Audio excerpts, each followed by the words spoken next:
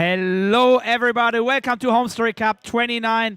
It's our first day here in Krefeld, Germany. Well, guys, it's early in the day, even for us Germans here, if you wake up late in the day. But we are ready for the first day here at the Homestory Cup. 3 days of pure StarCraft 2. And already some people are here in the venue looking great, actually. Hey, guys, let me say hello to some of the folks here. Hey guys, how's it going? First day of Homestory Cup, how are you doing? Doing very well. It's my first time, yes. Oh my God, sir, welcome to Homestory Cup 29. What's your first impression? What are you waiting the most for this Homestory Cup? So I'm waiting to see a lot of spectacle, a lot of back and forth, and a lot of fun. All right, man. Thank you for having you here for your first time. Let's say hello to some of the other guys here. Hey, man, how's it going? Are you ready for Homestory Cup 29? I'm so ready. I'm still on the quest of getting everyone of the crew signed here, by the way, so... Tell me, I signed it a little earlier. It's a coffee, but why on a coffee package? I like coffee. Well, I mean, what else, right? All right, is it a special coffee? I mean... It's a specialty coffee bag, so... It's just something I got from the local roastery. All right, man. Good luck with the signings. Nice to have you guys here. As you know, we are ready for the first day. We have 24 players here. We have great talent here as well. A lot of amazing people sitting here at the venue and a lot of amazing people watching from home. We have the German stream here. We have the Polish stream here. We have the English stream as you're watching it right now. And also the French guys from home. I can't wait for the Homestory Cup 29. I will sit in my small room with Naruto, casting a German stream most of the time. But this Homestory Cup feels a little more special to me. First of all, because it's the 29th edition and we're still rolling and we're still running. But as you know, after 29, there's 30. And we will be talking about the 30th edition this weekend. I'm super excited. I'm super nervous. And everything combined, I talked to so many people already that I really would like to have at the Homestory Cup 30. And I have a lot of information to share with you later in the event.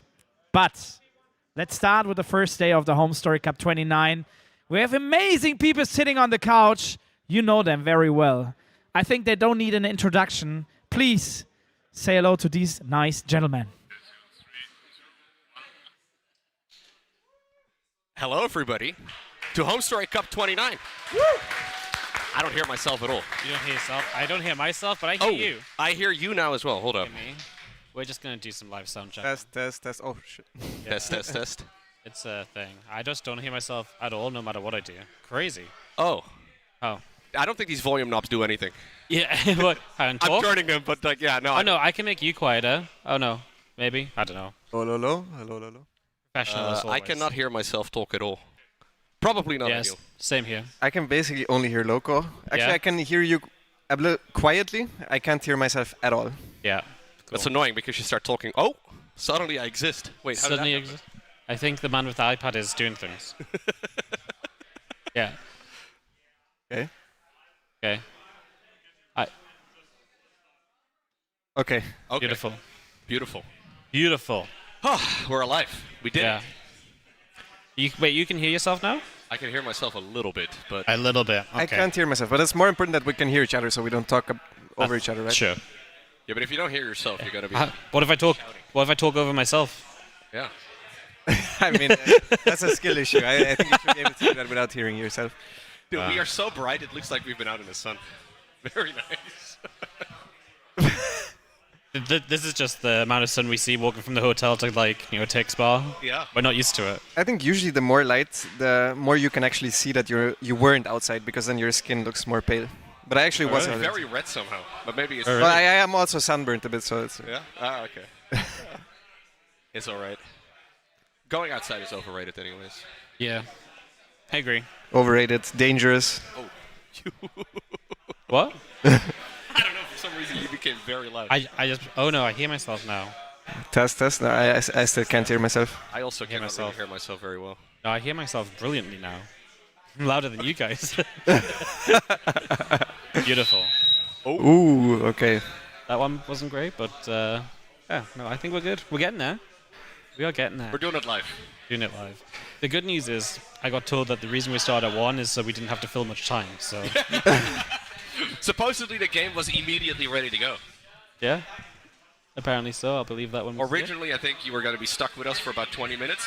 Instead, we get to jump to games earlier. Which is crazy, really, isn't it? Like, they don't want us to talk for 20 minutes before StarCraft. Nope. Unbelievable. That's crazy. Oh, I can hear myself. You hear yourself? Holy. Imagine, this is probably why they do rehearsals at all these other events that we complain about all the time. Rehearsals, but no, maybe they're useful. What about dress rehearsals now? Dress rehearsals, yeah, that's a classic, isn't it? Is it a thing that you guys Yeah. have to do? Yes, you have to fully like suit up At, and at everything. EWC, if you show up to dress rehearsal with a t-shirt on, they're like, but you're not going to wear that, right? And you're like, obviously not. I feel like I didn't have to do it at DWC. I don't think it was the year you casted. I think it was the year before. Mm. It was a thing. You got to take it very seriously. Well, yeah. I mean, I guess it makes sense, right? You want things to look good, but you just kind of stand around for I'm good. hours with a suit on. I also took the dress code very seriously, and then I arrive, and they say like no stripes, and the first thing I see is Ben wearing stripes, and I'm like, all right, I guess it doesn't matter at all. No way over the PDF. He's like, there's a dress code. No branded clothing. It's like Yeah. brands all over. yeah.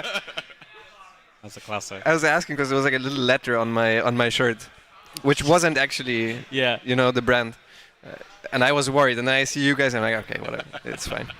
We're professionals. We know what we can get away with. We have got a double dosage of Gabe to start the day. He's going to play Shino, then Jumi. Nice. Okay. Raynor a bit later on as well. Very fun. I think this match now is more exciting than it would be on the last patch because the game is very different. Yeah. Openings still need to be figured out, especially from the Terran and Proto side, especially from the Proto side, like double especially. But even from the Terran side, I think they need to figure stuff out. And also Zerg seems quite good. Shino has been practicing a lot, even before the patch. He reached, I think, like 6-3 or something, which is very close to Gabe's MMR, actually. So, yeah, it's a closer match than I think most people would expect. Yeah, Terrans can't just blindly like triple TC anymore, right? Like that's the Yeah. or CC. That's the main thing you run into. And it took them a while to figure out the perfect build order for that even as well, right? But now they need to figure out entirely new build orders. Like some Terrans skip an SCV to get the Reaper out earlier, go double Reaper. Some Terrans go Marine first, because if you like naturally keep producing SCVs, you don't actually have the gas for the Reaper right away. So some Terrans go Marine into Reaper, some Terrans go CC first. A lot of them really like CC first because that's the only thing that actually feels like it lines up well. Mm-hmm. But yeah, nobody knows yet what the perfect build orders to do are from any race. Yeah. We obviously had like the latest update like a day and a half ago, right? Like not a lot of people really have practiced it, I don't think. Yeah, I played my first game of it downstairs just now. Sorry. You need to change your headset. Oh, okay. I can change. Loco always getting the wrong headset. Unbelievable. All right, well.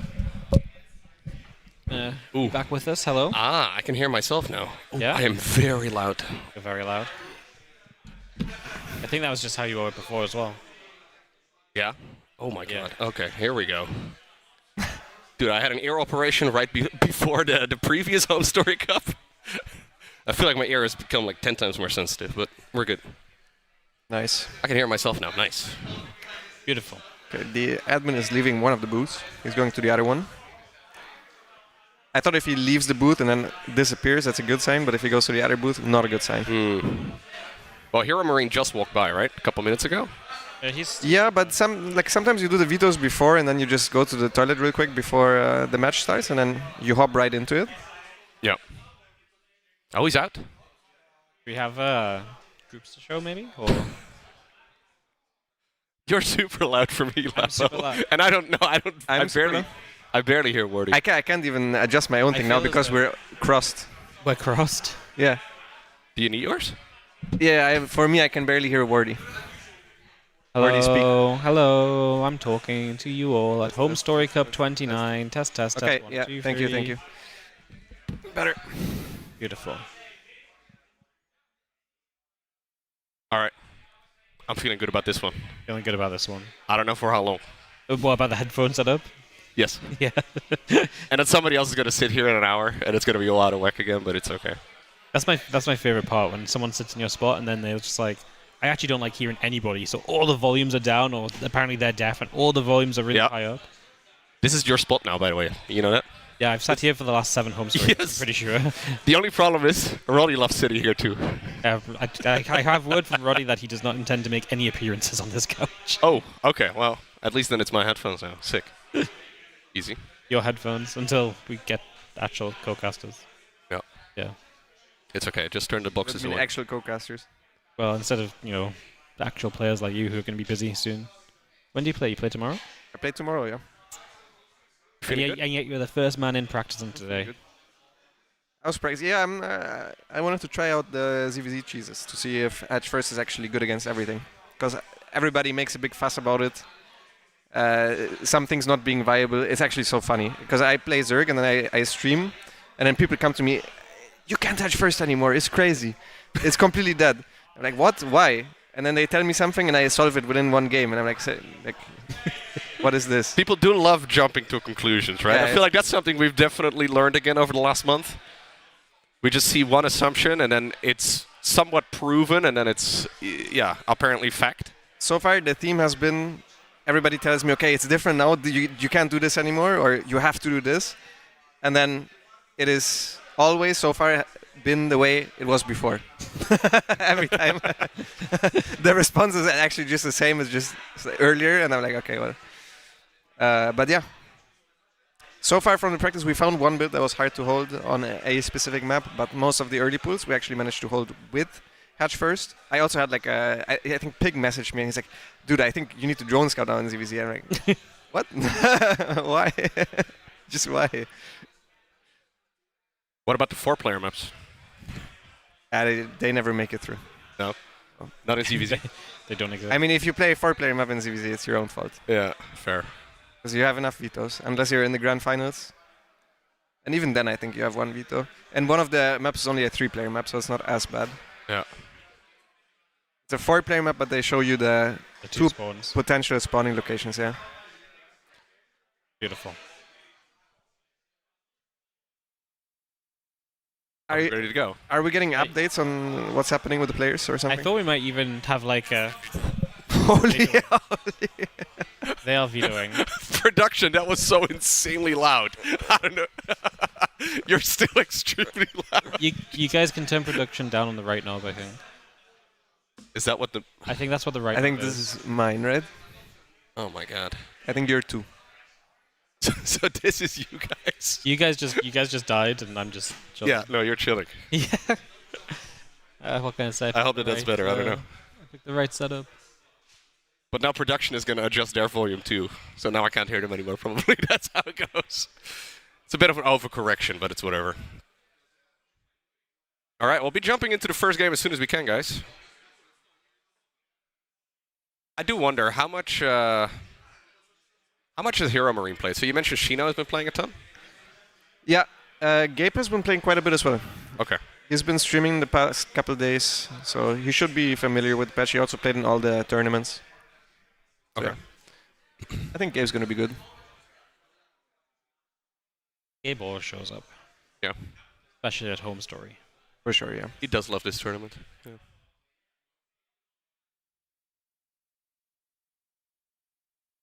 How was your Thursday night loco? Because you weren't even here. Dude, you know what I'm actually very excited for this tournament? To just sleep a couple of nights. Normally I sleep horribly at Homestory Cup, but with a 4-month-old baby at home, it's been a little difficult to sleep a few more hours than I'm used to, you know. So just being able to like sleep like 6 hours in one stretch seems really nice. Yeah. Pretty hyped for that. I didn't do that last night though. Last night I woke up. I've been up since about I think 3:30. Nice. The main issue I've run into is that if you wake up and you are like ready to go to bed at like 4, it may as well be 8. Like I cannot fall asleep anymore past 4 a.m. I see. Yeah. Some people are really good at falling back asleep, but I'm terrible at falling back asleep. yeah, it's Like if the dog wakes me up early, like, GG. I just can't go back to sleep. Yeah, if it's 3, I'm okay. If it's 4, it's like, well, Yeah. it's whatever. I guess I'm up now. So just being able to sleep a couple of nights seems like a pretty fun thing. I can imagine. Oh, we have a game! Beautiful. All right. Take us away then, Mr. Sleep Deprived. Mr. Sleep Deprived. Wait a second. Oh, we have the good old polar bear right here on the main hatchery of Shino in the upper right-hand corner. Game number 1. His opponent down in the bottom left. We have Hero Marine.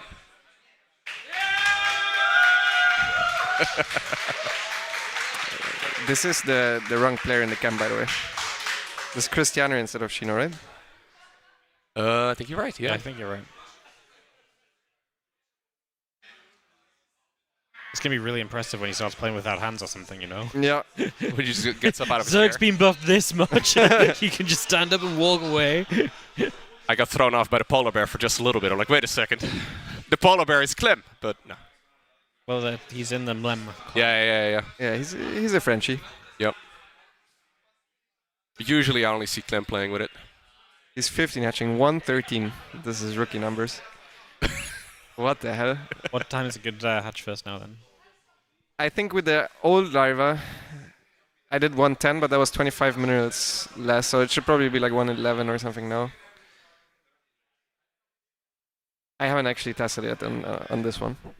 But I also saw he had a single drone only on a closed mineral patch. This map only has 3 closed mineral patches, which is insane at 15 supply to have one of them not double stack. Oh, yeah.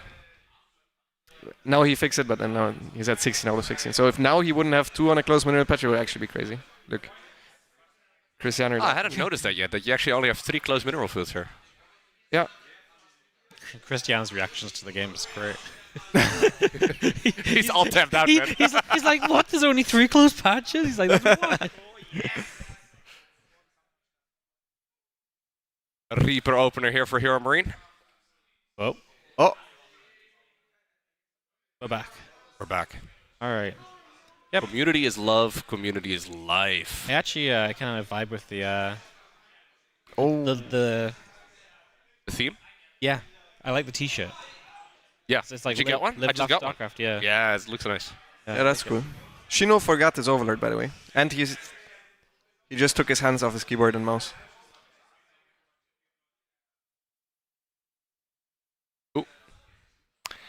Wait a second. I was gonna say, we got Shino, but Here we lost we go. Gabe. All right.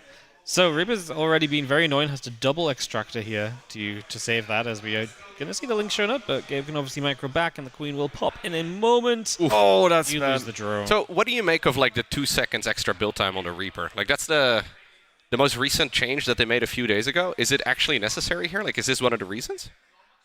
So in general, the Reaper shows up earlier than comparatively to the 12-worker start. Mm-hmm. I don't like patching stuff like that specifically for one problem because it feels like band-aid solutions. Yeah. But yeah, I mean, it helps with that. You still saw that the Reaper is Yeah. earlier than usual. Shino going for a 2-base layer, by the way. But yeah, if you're not supposed to lose a worker anyways, but there are some workarounds that you can do in this patch. For example, you can simply not saturate your natural until your links are out. You can make extra links if you spot an early Reaper. Like if you send your first Overlord across, it's a little bit risky because the Marine is also out a little bit earlier than usual, so you can lose the Overlord. Mm-hmm. But if you see the Reaper timing and it's early, you can go for 6 Zerglings. And if you see that the Reaper is late, you can then still saturate your natural.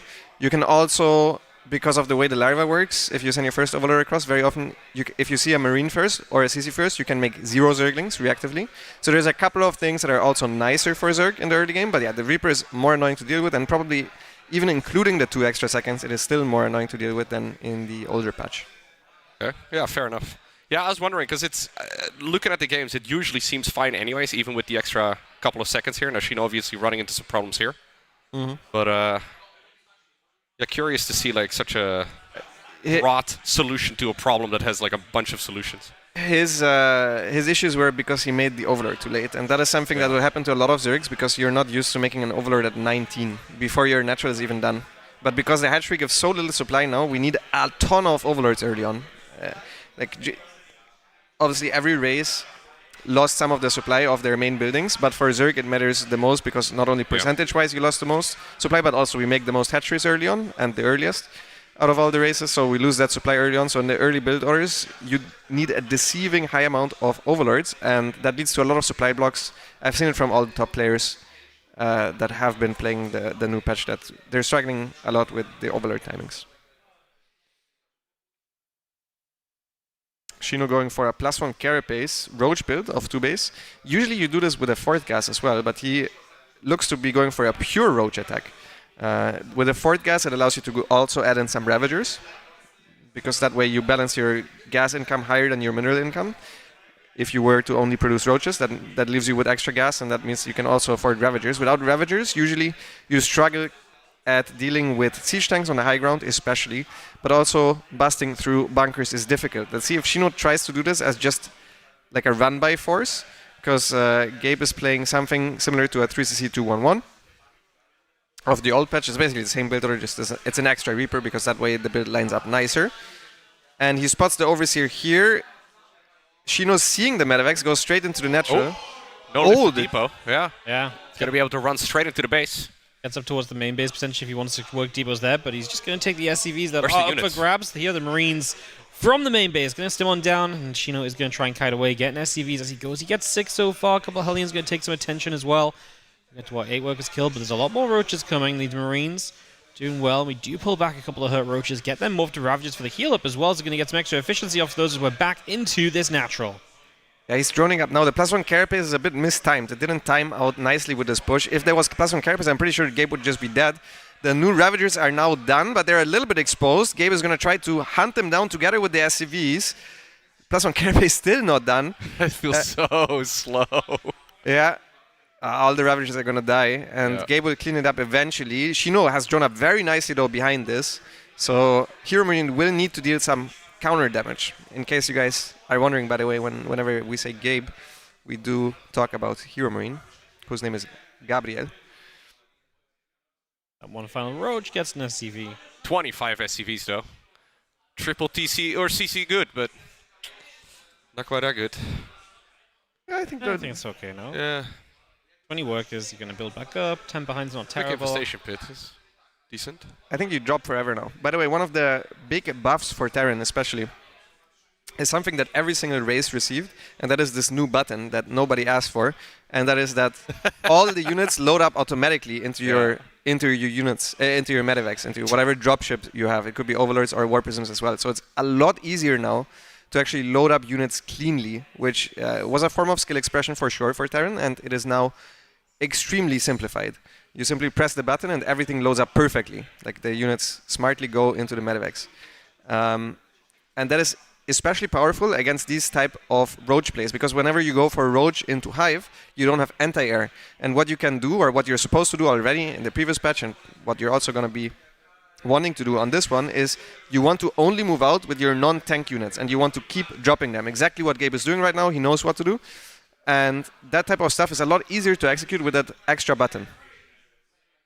The auto pickup button. I don't know what it's actually called, but very good for those scenarios, like you can see here. Crazy. Good for your playstyle, Wardy. Good for my playstyle. I've seen Wardy play a game of StarCraft today. Yeah? First time in many, many years. Yeah. I mean, still traumatized off that game we played on Frozen Temple, so takes a lot for me to get on the ladder, but you know. Nice little bit of dropping here, though, from Hero Marine. The roaches are back for some more over at the third. My load all button wasn't hotkeyed, though.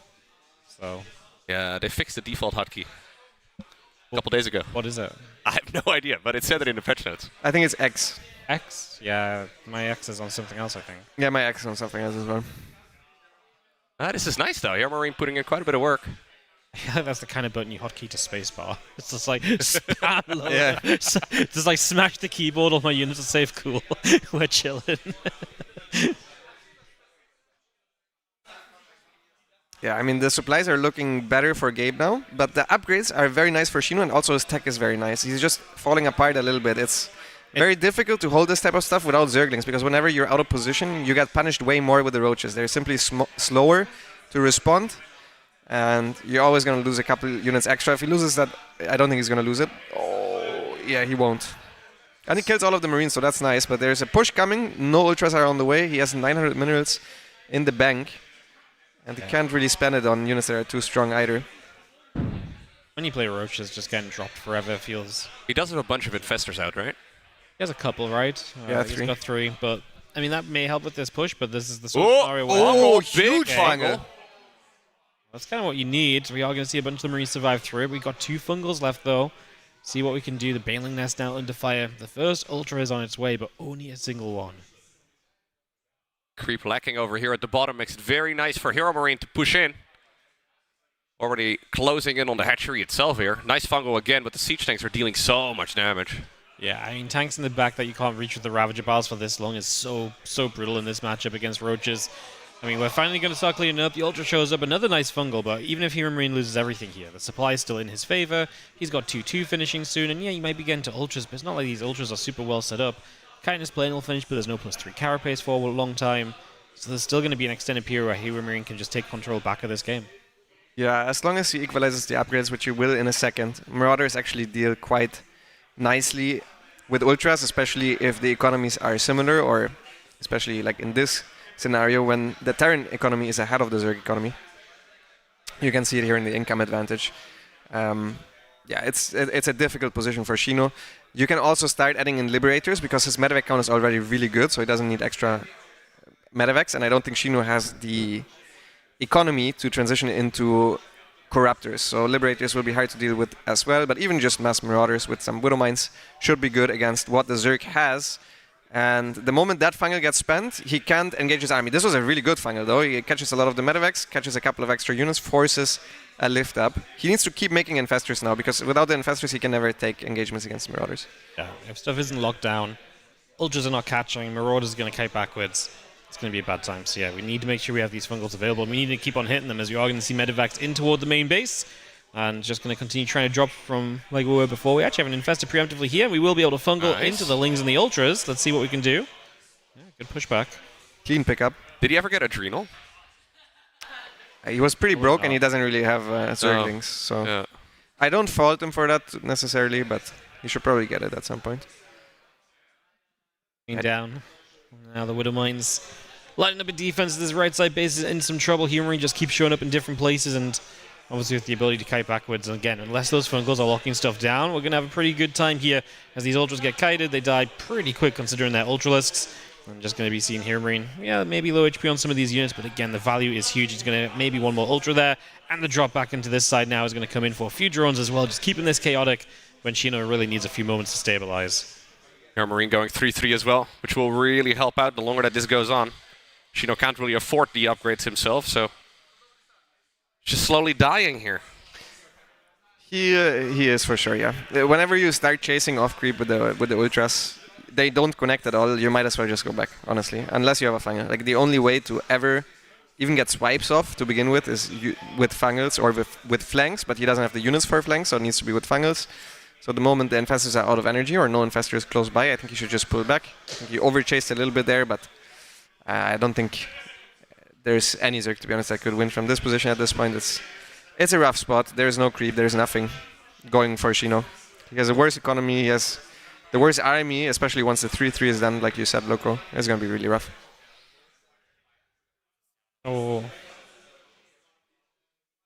Couple Ultras getting caught as we do get the update there. Christiana wins 2-0 over Jumi, so one of our first results of the tournament already in. And do you think we're going to have... I mean, Hero is getting pushed back again, but... You need to count the amount of times that they use this button in the game. You're going to notice that it's a lot. It's actually really good for Terran, right? Like for Protoss it's nice, for Zerg it's kind of nice, but for Terran it's actually insanely good. Because Terran's the one that drop and unload and reload. Yeah. Especially with like a lot of units, with a right? lot as well, yeah. Yeah, like a Prism, usually you're lifting up like maybe a few Zealots at most, right? It's like you lift like 4 Zealots or something, so it's but especially in a panic, it's kind of nice, right? You just like press the yeah, button, everybody runs in. It's great. Boost. You see Banelings, you're not prepared, you just don't take the fight, you just press the button. Before that was impossible. If you have like 60 supply plus army, you can't just pick it up, you're going to lose so much. It's so funny because it's one of those changes nobody really talked about. Because the gateway change and the 8 worker start and whatnot, I guess, was all the drama, and the ghost change, I guess, a little bit too. But then something like this will fundamentally just really buff Terran, especially at this stage. Does it take priority over, like if you have all your bio selected, does it take priority? Or do you have to have just medevac selected? I think it just picks up whatever's nearby until it's full. Yeah, I just mean like No, I think you have to tab probably. you have but to like I- tap to the medevac. Yeah. That makes sense.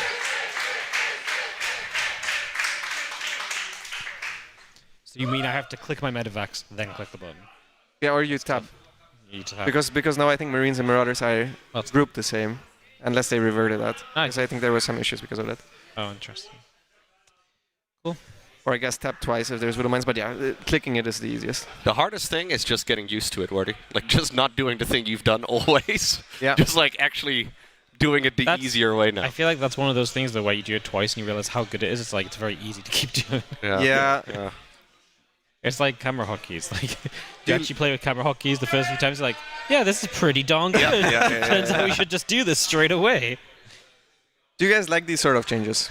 Because it think- also equalizes the players a bit, which I'm not sure It's if like that's a the good problem thing. is mostly skill expression, right? Like Yeah. it's kind of similar to like allowing Zergs to automatically inject or something in my mind. Like obviously that would be insanely broken and it would really just make things way better. But just I think how far do you want to go with automating? Like at what point does it become silly? it's always like a blurred line, right? And I think Yeah. this is one of those things where I think specifically in this case, it's like really feels like it's a Terran thing. Because like maybe a Zerg if you're doing like a mass drop or something, but like those drops work so much differently than how medevacs work, where you're unloading and reloading and pressuring. So I think I don't like it because it's something that Terrans learn to do, and you could like, you know, basically be able to, you know, you could tell how good someone is by like lifting up their medevacs. Like if you watch me try and save my units versus Clem, it's obvious who's who, right? Yeah. So I think that's one of the cool parts of StarCraft that you lose a bit on. I mean, it's obviously nice on the more casual side. People being able to do things more easily is a good thing to some extent.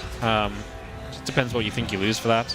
I think it's not worth it. but- Do you have a lot of in-game audio too right now? All of a sudden makes Yes. sense. Before I had none at all, so I was about to actually ask. I also have the You issue maybe that lower that a little bit. I'm pretty sure my right knob literally controls everything. Oh yeah. So now I can't hear you guys anymore, but I had to lower it because the in-game volume was, Yeah, can we maybe lower the in-game volume? for us at least. What do you I like the new music. It's nice, but You like the new music? I find this very distracting. I cast. Do you cast with audio on usually? Yeah. Like a little bit, right? Yeah, with music on. Okay, I think my problem is that some of the tracks are really loud, right? Yeah. So the OG like Brood War track or something is really loud. So it came on and I complained, and obviously now everyone in my chat thinks I'm an idiot. 'Cause they're like, You complained about Well, Terran because- 2, Wardy? yeah, well because Oof. they were like because I was just like it's obviously something I haven't heard before because I'm not a Brood War person, right? Right. And so like it doesn't feel very StarCrafty, guys, because it's like super loud as well. I can't hear anything else. 'Cause it's like twice the volume of like the other audio. Dude, this is tracks. like calling somebody's child ugly, Wardy. Yeah. People Yeah. love the original Ah. Terran music. And now when it plays, it's fine because it's a little bit better balanced. But like originally, it was just like, "Rah!" and I'm like, it's just so distracting. Having never heard it before. Some of the songs, I think they're from like the Nova Covert or Yeah, whatever, are kind of weird. Like they don't fit in. They're really out of place. Which is what I thought the OG like Brood War track was, because like at the very start, it's like a bit like weird, Yeah. and then it like kicks in. But I was already complaining at this point, so You're always complaining, man. yeah, I know, I couldn't help it. I hadn't watched as a game for the day, so I was just like, it's the music. Some of them are very intense. Yes. Some of the new tracks, like very. I honestly just think it's like we've listened to like the same things in the background of StarCraft for so long. It's like you're gonna love this one. You know what actually does get me? The Archon morphing sound. Yeah. It's kind of loud.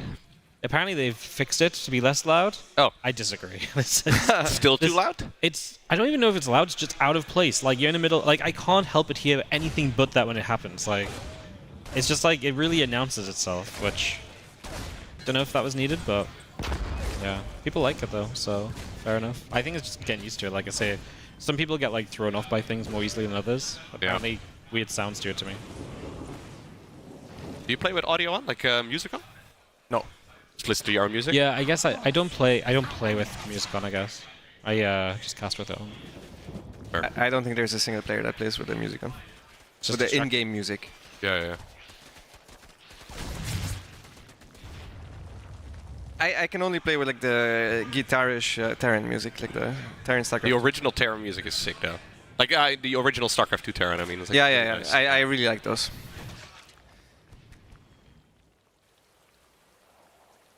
What are the QOL updates we're going to talk about? What, Just the Terran You know one, you Marty. can hotkey your tumors. Hotkey your tumors? You can hotkey your tumors now, and then what they did is if you hotkey a tumor and then you spread it, that tumor gets replaced with a fresh hotkey. So it's actually Really? good. Oh, didn't TLO always hotkey his units He again? always Like hotkey the tumor, but it's a huge buff for him. yeah, like the huge TLO buff. It's like a decade late, but That's wild. So instead of like, you can just press your hotkey instead of having to like click the tumor. Huh. Yeah, you don't have to select the tumor anymore. Ooh. Gabe trades the 2 Reapers for a queen. I think that's a good trade. Okay. so what if you double click the hotkey? Does it go to the new ones? No, it just goes to wherever. It works the same Closest as. Yeah, okay. Well, not closest tumor. I think it goes to wherever the most stuff is. It's just like if you double click your army hotkey, it goes to wherever. But since your it like most army updates to the new fresh one, it like changes the positioning, I guess, right? is. Yeah, but sometimes you have multiple tumors on one. Yeah, it I always know what you mean, changes yeah, the. yeah. It's like weighted somehow. Yeah. But it definitely saves clicks. Yeah. So that's also a Zerg buff.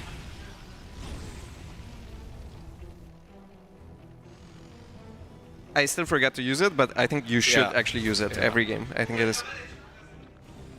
Or what happens for me actually is that I use it on like my 5th army hotkey, but then sometimes I use 5 army hotkeys in early game and god damn it. And I unhotkey it.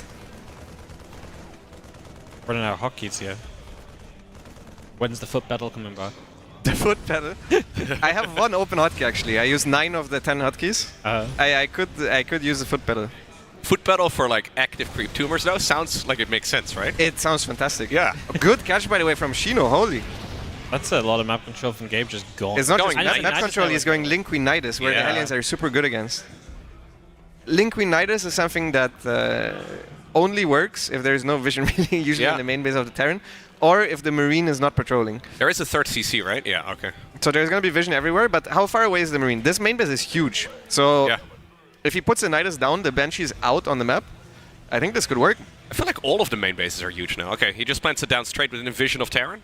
Is there much here that Hero Marine can even do about it though? Oh, the Hellions are clicked there, but they're attacking from the low ground. That actually is helping Gabe because it is intercepting the other Zerglings.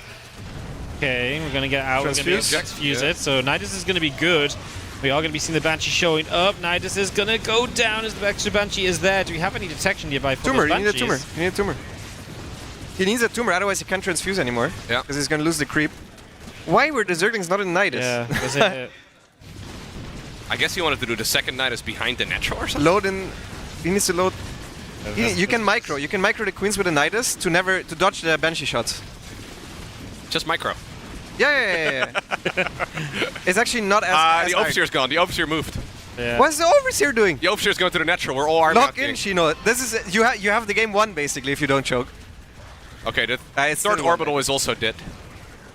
This was ugly. So those links should have been in the main, yeah. Stop F2ing the Overseer to the wall, please. Okay, they're out of. Banshee's out of energy, yeah. GG.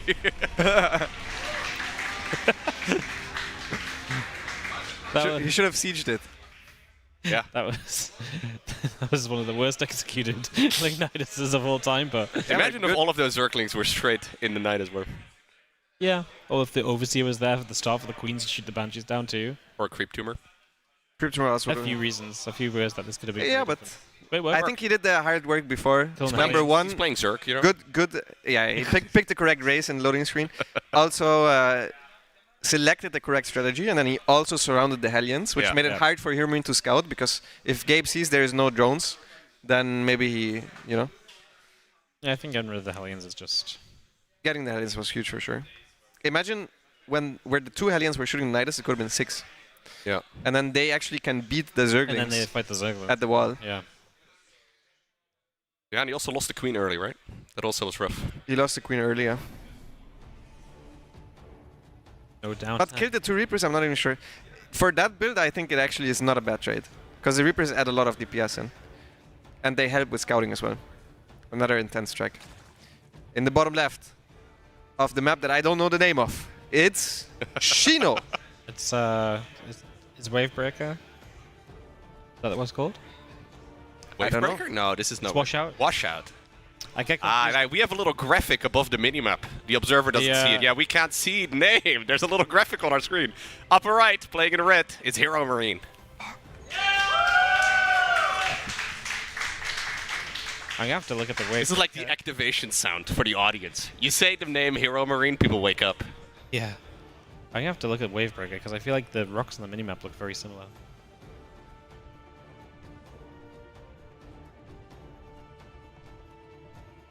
No, I think they're a little different. These are huge on the minimap.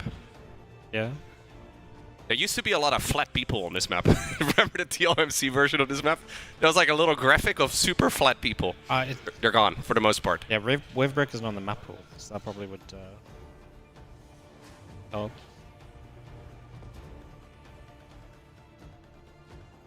This is one of those new tracks. This is I don't mind this one, but there's a couple that are a little bit funky. Yeah, I think you simply also have to get used to them, and then they start becoming background music. Yeah. It's just like you say, being used to it makes a big difference. I noticed because I had the exact same feeling for the Legacy of the White Zerg music and Protoss music. I also thought especially the Zerg music was too intense. But then eventually you get used to it and it's fine.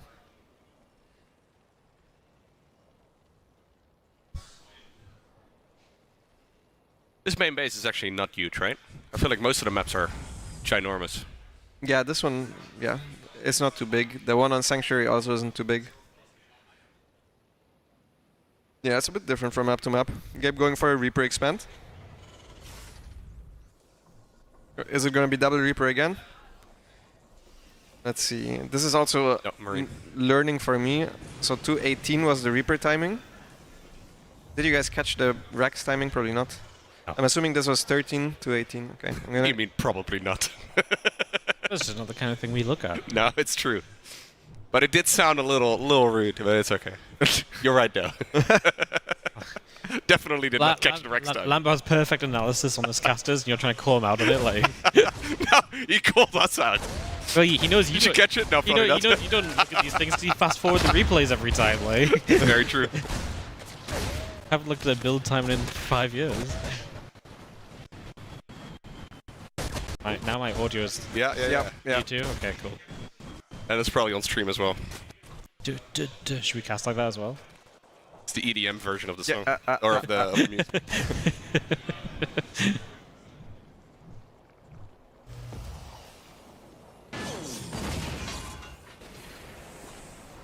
Alright, let's see how Gabe is going to mix things up.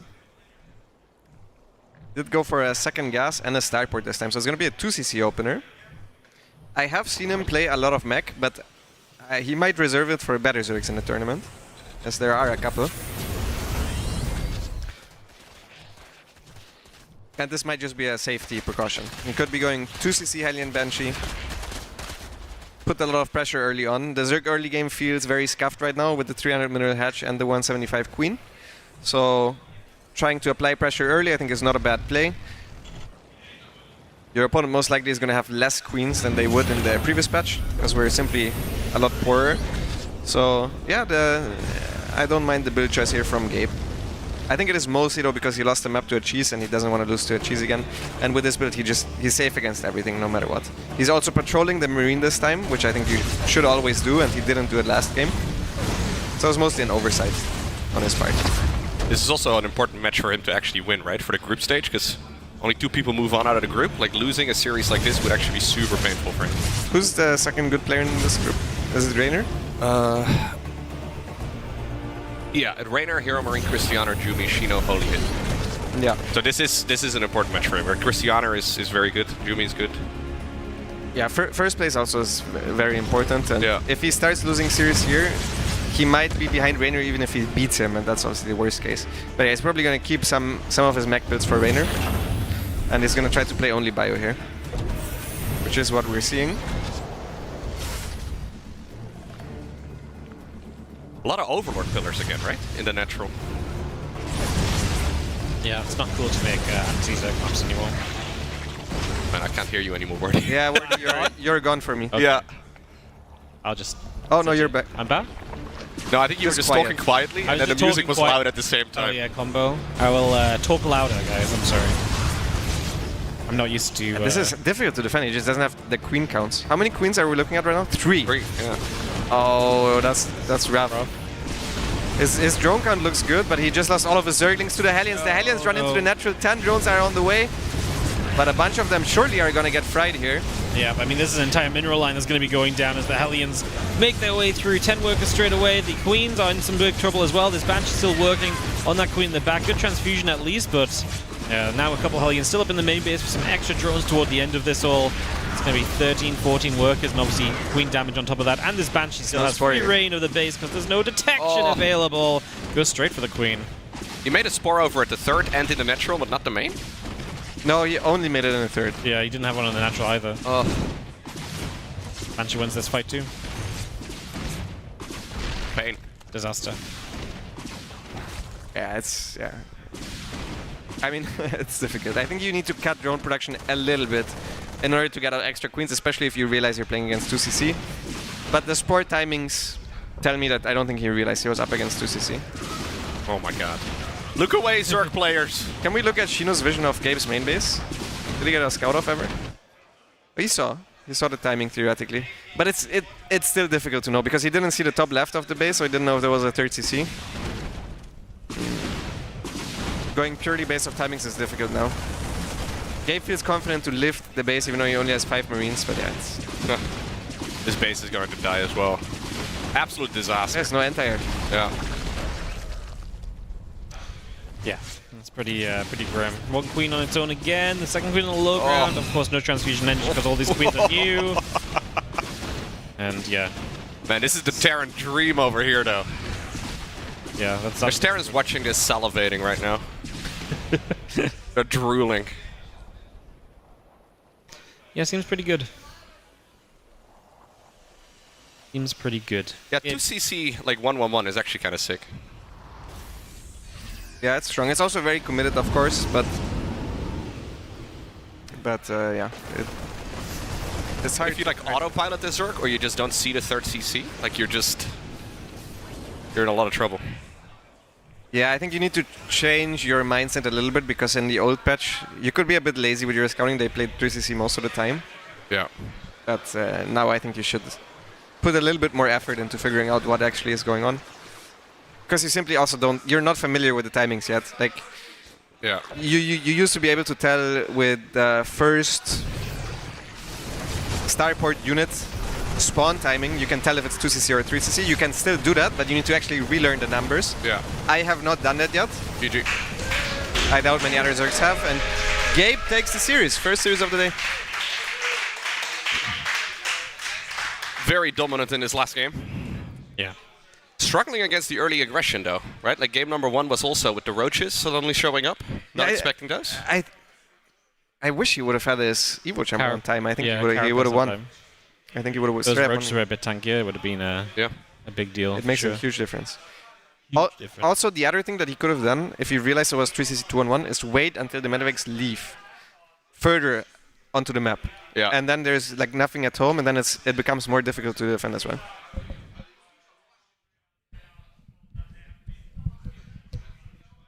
Hello, Gabe. Hello. Congratulations. Hello. Yeah, they can see me. Hello. Yeah, you're always going to be on camera. Don't worry about very it. brown here. You look good, man. Yeah, Been tanning? Not really, but I walk a lot, so when I'm outside and my face is usually exposed. Sure.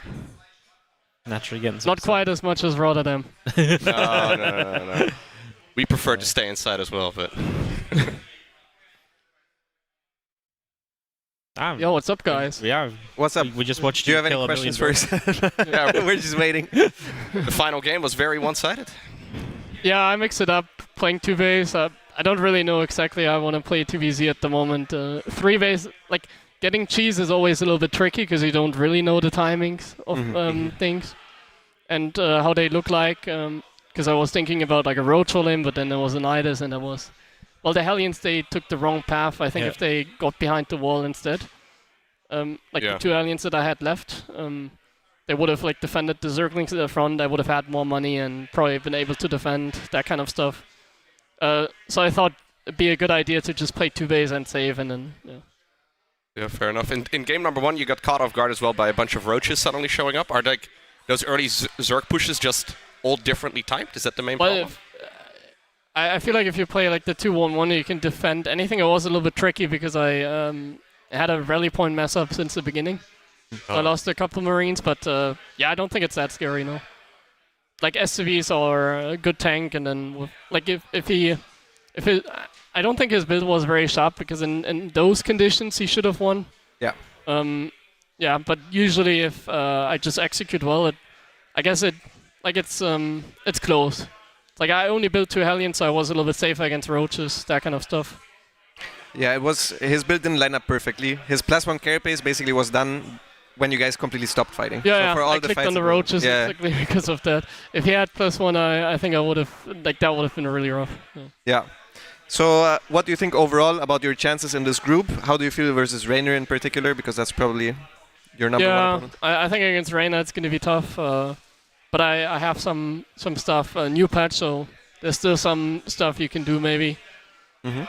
Against Christiana, the other difficult opponent, I assume, or like opponent that I'm about even probably at the moment, just because it's a new patch. So I don't think much has changed. Like new patch, like 8 workers, it doesn't mean like we're suddenly gonna see some mech in TVP or maybe we are.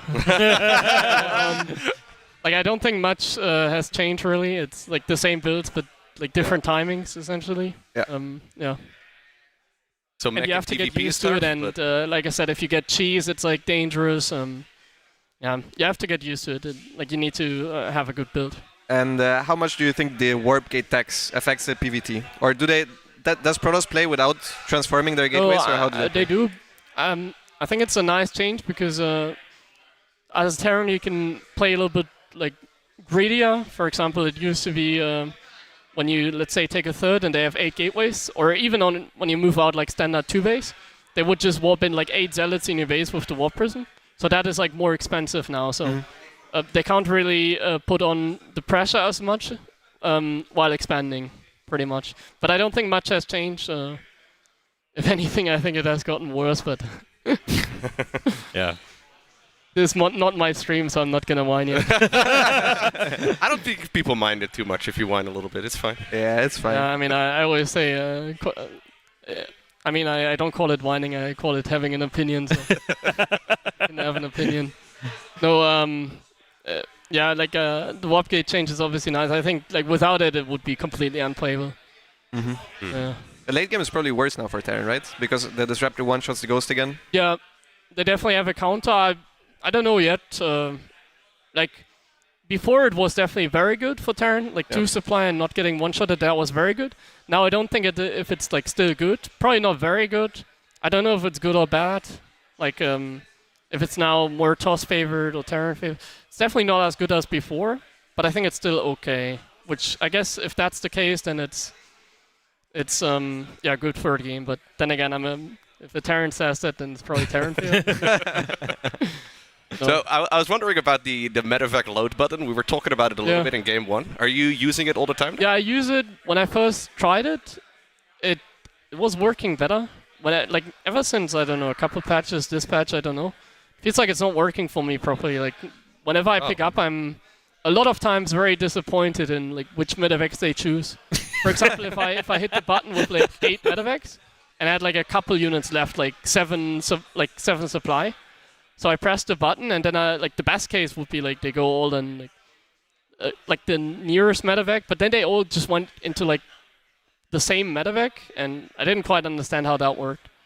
Like, especially when I had like high medevac pickups, it just didn't feel as good actually. I see. So they probably tried to fill up the medevacs one by one. Yeah, something like that. I don't know. Maybe I was just seeing things as I was during the game, but I've experienced this a lot at the moment. Also, like when I hit the button and there's like, let's say a Marauder standing right above the medevac, like what you want to have is that it actually just picks up smoothly, but then the Marauder chooses another medevac, And so it just might walks work like that. Oh, it doesn't Not do sure. proximity?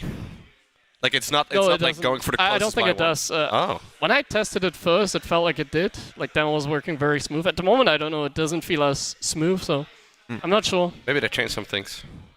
I'm not sure about it. Yeah, maybe it's just me, but it's a nice button. Like a lot of times, it's still better than me clicking, especially if you have many units left. But yeah, like I said, with smaller numbers in particular, it doesn't work as well for me. Like if the medevac to bio ratio is a little off. Yeah. All right. Fair enough. Any other questions? Think we got it. Okay. I need to go to the bathroom, so let's cut it here. I believe we're actually checking out your series next as well, so we'll be right back. Don't go anywhere.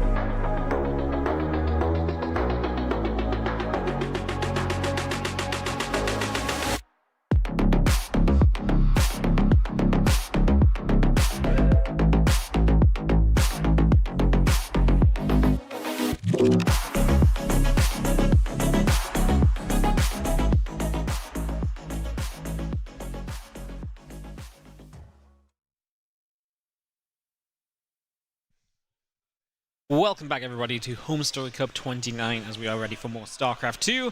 I'm Wardy, joined by the all-star Protoss lineup on the couch. How are we doing, boys? I'm good. How are you Doing great. It's fantastic. Oh. That's what we like to hear. How are you guys enjoying playing StarCraft lately? Has it been fun? Not at all. It's been kind of miserable. I didn't play much of the PTR because I was very hopeful that it wouldn't go through, and then I went in with an open mind, and I had a tiny bit of hope when I started playing. It's fresh, and then it was downhill from there. But Yeah, I kind of had the same feeling. It's not like I don't think Protoss is very good against Zerg, but it's not even like the balance that feels bad to me. It's just like in general, just the flow of the game that you had with 12 workers is just completely gone, and instead you have like 8 workers. So for the early game, just like it just feels like nothing happens for so long. I don't know. I don't really like it. I always thought that one of the interesting things in just gaming in general, right, is like being buffed always feels good, right? But being nerfed always feels bad. So the moment you make something slow, it's like, oh, like you don't realize how good it was when it was speedier. But yeah, this is the patch we play on, and we have 8 workers coming up, and it is going to be some TVP, which is apparently ready to go. We're going to have Jumi against Gabe. Do you think there's much hope for Jumi here? I think there is some hope. I think the PvT balance is fairly similar. Like, I think the matchup play is fairly similar to the last patch. I think it may be theoretically even better for Protoss with the gateways, but I think there might be some getting used to it. It doesn't feel that simple, understanding it might take some time, but I think Jumi is a very talented guy. I think he can pull something off. All right, well, let's see what we get. To start us off in the top right-hand corner, we are going to have the red Terran player, Hero Marine.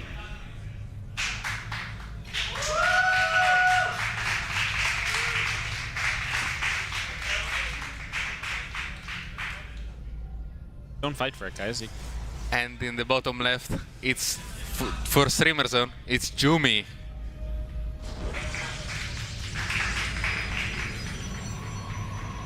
So obviously TVP, from watching games myself, I think plays very similarly, but what is maybe nice from the Terran point of view is it is a bit more expensive for Protoss early if they want to get the warp gates up right, which means you can be a little bit safer because either they don't pay that expense and they can't warp into your main base, or they do pay that expense and it's got to come from somewhere, right? So you don't have as many units to kind of take full map control with and so on. So yeah, from what I've played, the PvT matchup feels a lot nicer with the change than PvZ, because I do think you can actually afford to not morph the gateways. Like, again, Zerg, it feels like if you don't have the warp pins, it's just like, it feels completely miserable. Like your units spawn at the wall, right? They can like get caught by lings or some like random stuff. But against Terran, like the Stalkers, it feels like in the early game now, if you don't morph it, first of all, you don't have to pay the tax, which nobody wants to pay taxes, so obviously you're not going to want to do that. But also the gateway production time is so short that it actually makes you have more Stalkers in the short term, this patch, I feel like. So it kind of has its ups and downs, right? You can like get a lot of stuff still, but like at the same time you don't have the power of reinforcing across the map as much and so on. So yeah, I think PvT it does work a lot more. Like you say, I never really thought about it in PvZ about the aspect of you have to have a wall off, and so your units are producing from a wall, and if you actually want to like walk them over, like they're walking through a wall, and this is miserable as well. So yeah, no, it was definitely one of the interesting things where it's like we haven't really thought about that because you usually just warping your units wherever you need them, right? It's also very awkward because against Zerg, there's a big part of it is like you're trying to hide what you're doing against Zerg, right? Because they don't have that many good scouting, and like if they know like you're like either playing Stalkers or Charge, then they can respond like pretty well. So if they see what units are like making from the gateways, it's also worse in that way. Well, we'll get ourselves set on this opening from Hero Marine and Jumi, which is looking just extremely normal right now. Hero Marine has Reaper expanded, and Jumi is now getting his Twilight Council down and looking for a bit of tech with an Adept on the map already that is going to be putting some pressure onto that Reaper. And trying to poke back over, Reaper just walked back into the Adept is not enough for it to go down though. I'm pretty surprised Hero Marine decided to play low ground CC, because from what I've been seeing, most of the Terrans now play high ground. But did work out for him. He didn't really lose anything, so I guess the opening... Oh, that's not a wall. Oh. I thought that was a wall. Yeah, I thought it was a wall as well. That's how I've been walling or close to that. Yeah, but this feels very bad for Protoss. Recall back home is not great. to say the least, as they Reaper on the low ground. Will continue to put pressure on, and that probe is going to take a bunch of damage. 2 workers down. There's Reaper having a feast of an early game. The Adept is still trying to chase it out. Robo Facility coming up from Jumi. There's Reaper up into the main, because it's still not a wall. Uncatchable. Yeah, but It didn't start a toilet upgrade. Is that gonna be a Dark Shrine when the Reaper leaves, or yeah? No. Yeah. Yes, Yeah, but the it's so Reaper's late now. Yeah, this is not looking like a good start, and Delion gets in as well. More workers going down.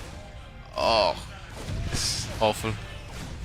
Yeah, this is the kind of game where you are very, very sad that you're playing as Jumi, because everything is wrong here. You've lost a bunch of workers. Your workers are off the mineral lines. The Natural's not mining. The main base is running around. Your Dark Shrine is about 40 seconds later than it wanted to be. You're going to have a robot out with nothing to do with it for a bit. Like, everything is so off here from Jumi. So Gabe, by the time Jumi may be able to do something with DTs, Gabe's already going to be hitting him again. He's going to know about the DTs because he's dropping. This is obviously meant to be so much sooner, and there's now a Raven already on the way anyway. Yeah, I don't think he can even defend this drop. Like, he has 2 Adepts or something. It's going to be very hard to deal with this again. Yeah, he's got a bunch of gas as well because he's waiting to warp in techie units, and then this is brutal. The Widow Mine does go down at least, so we do not have the Widow Mine able to fire. As we now fight against these Adepts. Liquid Clam. Okay. Love to see the use of the new load up feature. Very fun. It's also a buff to Terran in this matchup as well, I think.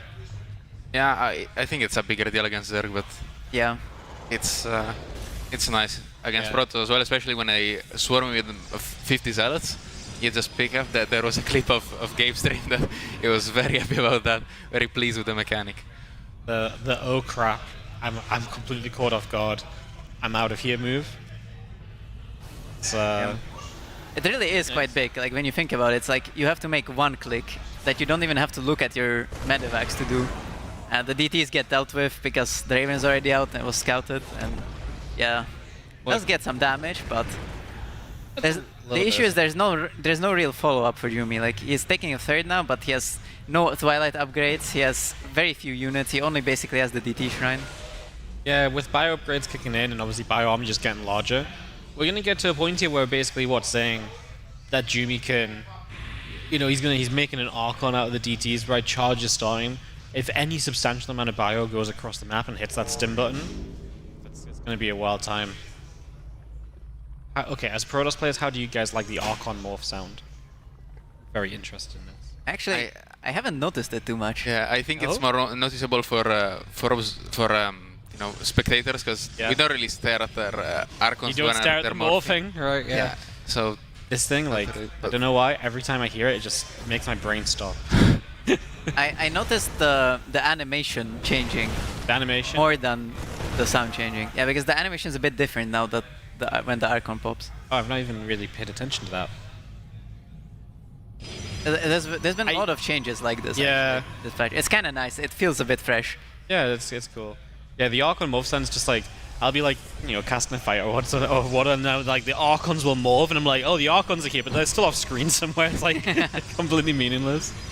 I mean, Gabe's upgrades are not that early, to be fair. So. No, I was surprised. I thought he was going to have bio upgrades way further along. But it's going to give Jumi like a chance to play around and try and do things, right? But it still feels like it's going to be like Kieran's still going to show up with a lot of stuff when he hits. Yeah, but he will have +1 armor and charge finished by the time it hits, so there is some hope for Jumi in this game. He's playing on 2 gas as well, so he should be able to get a lot of Zealots out.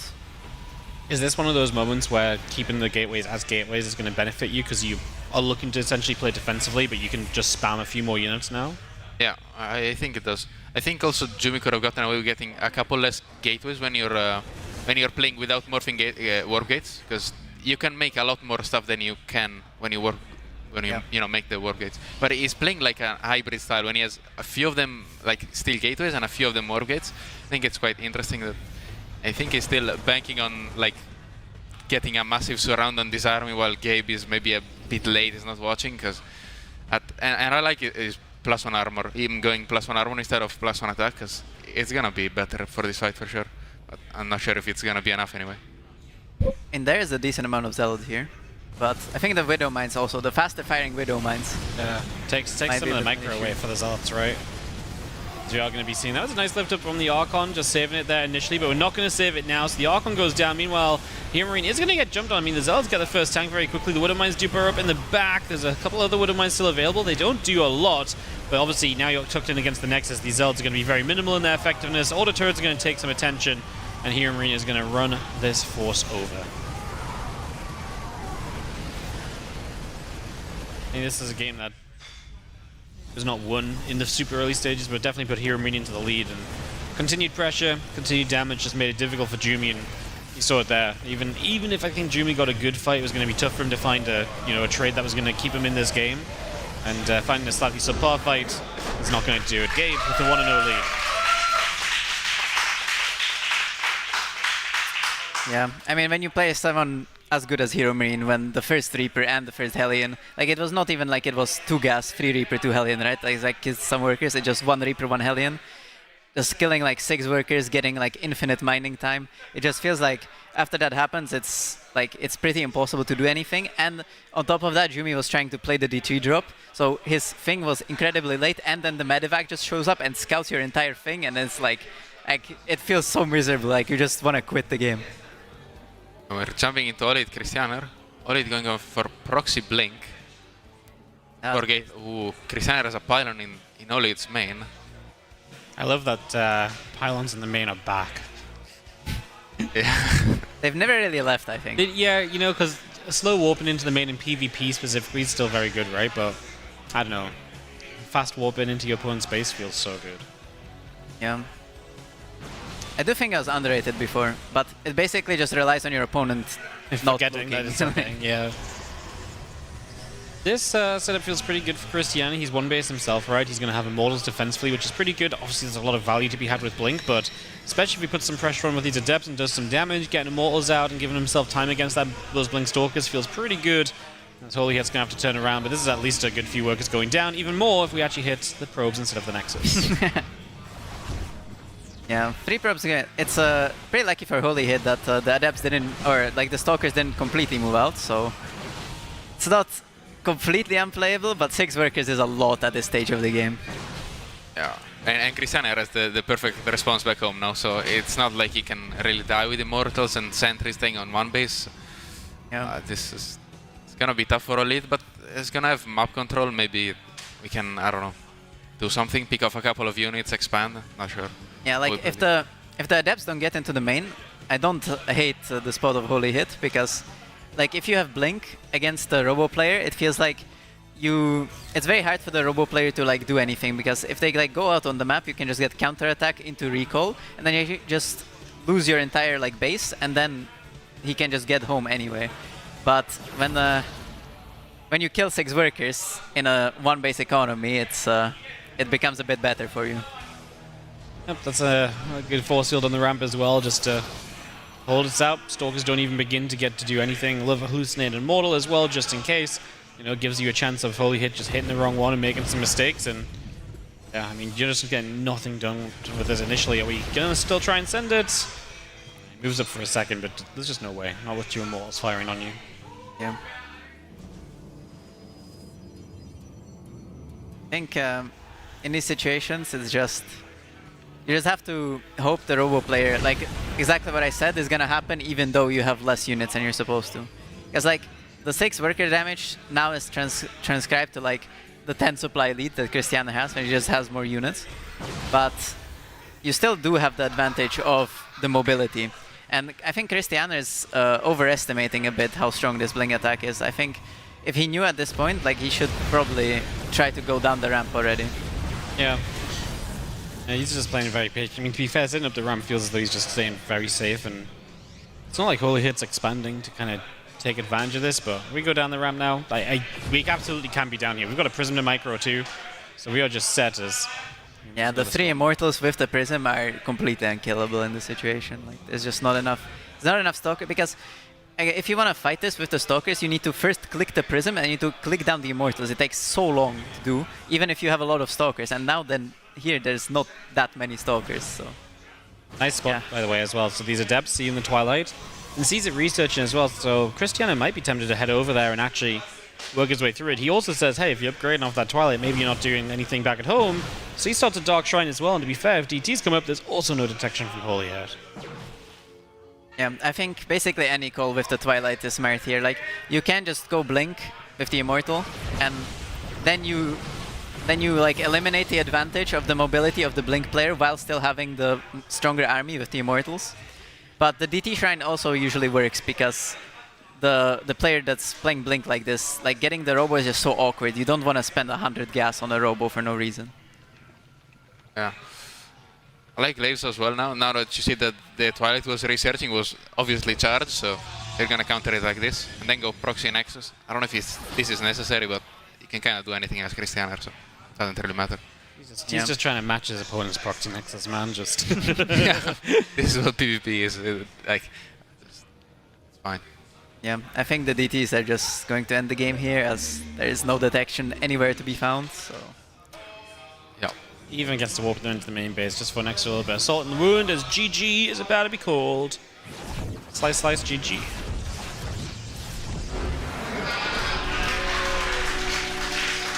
Cristiano 2-0 and 4-0 now in this group. What the hell is this? Yeah, okay, so Jimmy has a gate. Is that gate in the corner of the base? Yeah, Yeah. that is a gate. How do you get a gate up on a 4-player map? It's the worker path. You work a path over? Yeah, That's actually brilliant. I am very surprised this map got in the pool, but... Yeah, me too. And That's a lot of units from Jumi. Ooh. Yeah, I mean, this is actually a little bit scary. As you can see, these adepts though going down, so Humarine, if you can just turn back and then go and deal with the attack in the main. Jumi's still not going, waiting for one more weapon. I think this is a mistake, right? Because now you wait, but these units are going to be back home. Well, I guess But the Cyclone is moving across. If you can catch the tank as it spawns. Is about to pop, yeah. Here, Marine is under attack from the main base. SCV's pull. Tank pulls away. No. I think you guys are right in saying if you catch the tank right, then there really is a moment there, but tank surviving already feels... Yeah, but the slow Zealots are also slow. I'm not sure he could have even caught that tank even if he tried, but now you're just stuck with 4 Zealots. Like... Yeah, obviously here Marine knows how all in this is. So you just pull the SCVs, you can lose a chunk and be okay here. And that's exactly what he will do. 10 SCVs down. That tank is extremely safe though. And the thing is now is you're going to walk over. You're going to deny the gateway over in the corner as well, right? So you deny the gate in the corner. GG's. Hero Marine gets the 2-0. Interesting build from Jumi. Fortunately, it didn't work, but honestly, I can see that like walking through the tunnels be very annoying on this map. You really need to... Until someone just starts scouting the corner of their base. Yeah. But it's actually not that easy to scout because I died to this. Not to a gate, but to a pylon. But if you're looking for the pylon, it's kind of hard because there's like two areas of the main base next to the worker path that you have to scout. But I thought that if I just put them next to the worker path, it's gonna scout everything, but it doesn't. There's like an extra nuke there because the base is just huge for no reason. So I died to the pylon there. That was not fun. All right, well, that is Hero Marine going to 2-0 Jumi, so he'll be 2-0 in this group as well now, alongside Cristiana. We did get an update that Reno and Chino are apparently tied up 1-1. That's obviously the sort of result that can really shake up this group round robin. Only 2 players advance as well.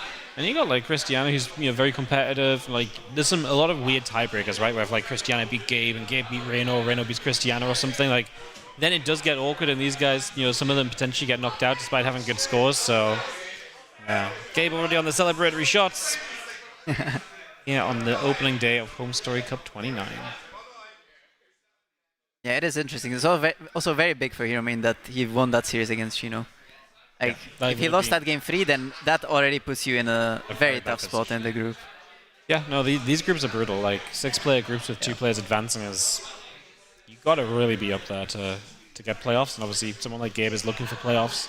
So yeah, it's really like tough. if you lose one series to someone like a bit lower than you, and then you have to play Rainer and you have to beat him to get out of the group, it's like, yeah, it's a bit rough.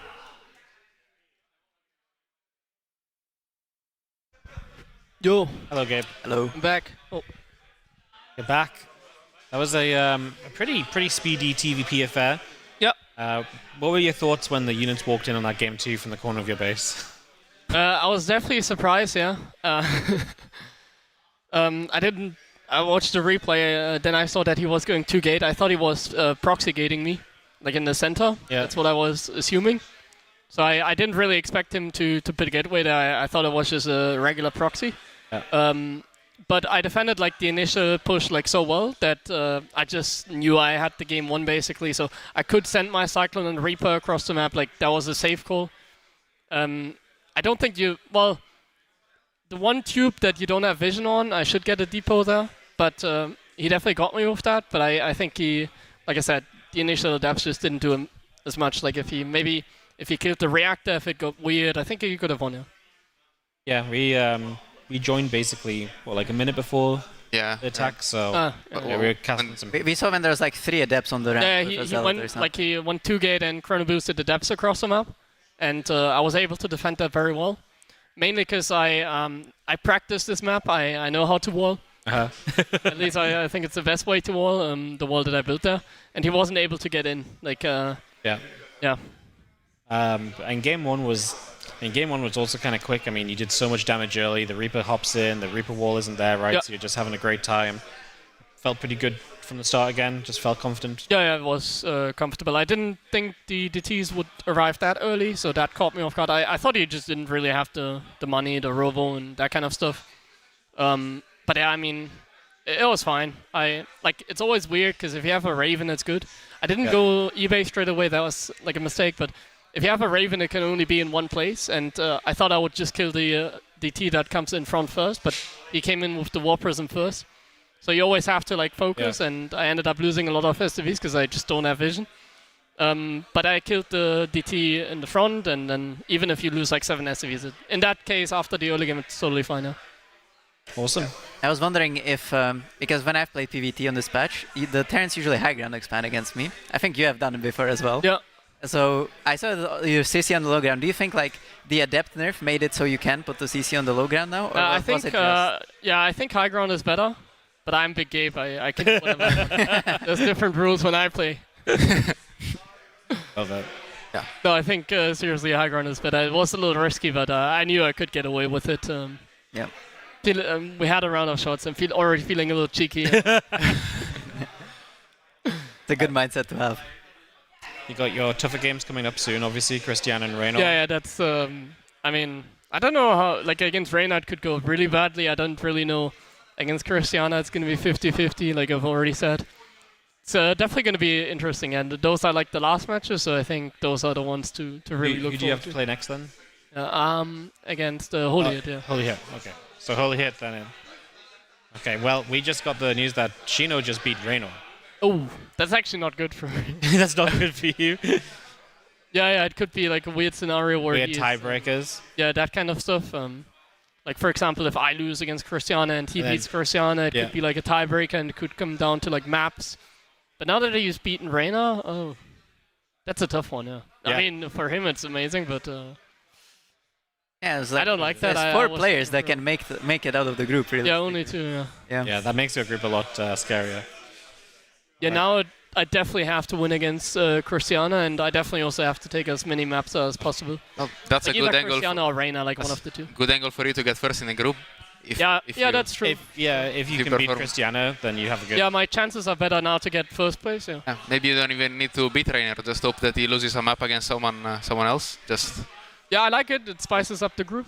This is gonna be interesting to watch for sure. Well, I don't like it for like advancing safe, but I like it to get first place. And first place is actually very good because then the other like top players like Clem and Cyril, they're probably gonna finish first, I would assume. And because of that, it's definitely nice to get first place to guarantee that you don't have to play them in the first round.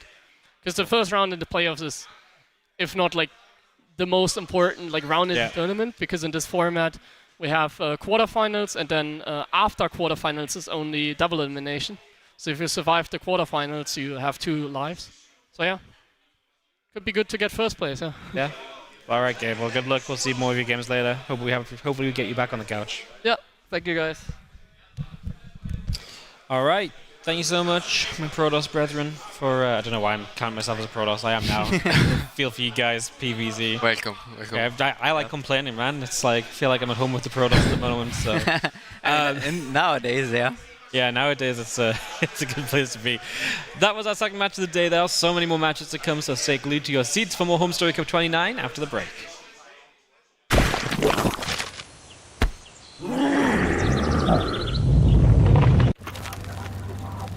So, Jungs. Erster Tag ist erledigt. Harter Tag. Wird aber hoffentlich besser morgen, nämlich dann geht's wieder richtig rund. Ich zeige einfach nochmal ein paar Impressionen von heute. Ja, der Junge hier will auf jeden Fall morgen gewinnen. Der ist ja auch der Favorit, nicht Favorit, der Titelverteidiger vom ersten Cup. Darf man ja nicht vergessen. Jetzt aber im Loser Bracket. Jetzt aber im Loser Bracket. Benny, do you have anything to say to the community? Yeah, I'm bad.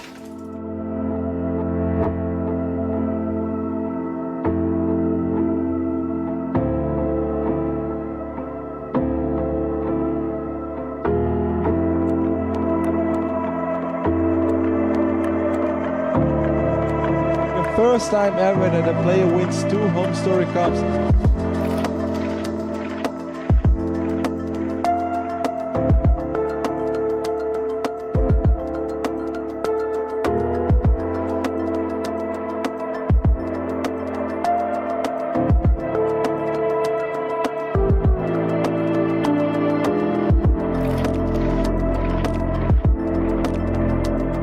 Like, oh no, all the camera people here, they must think I'm super dead.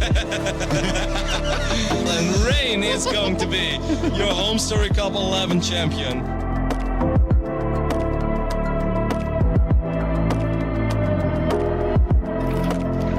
Kev, to be honest, I've never expected you winning the tournament at Homestory Cup.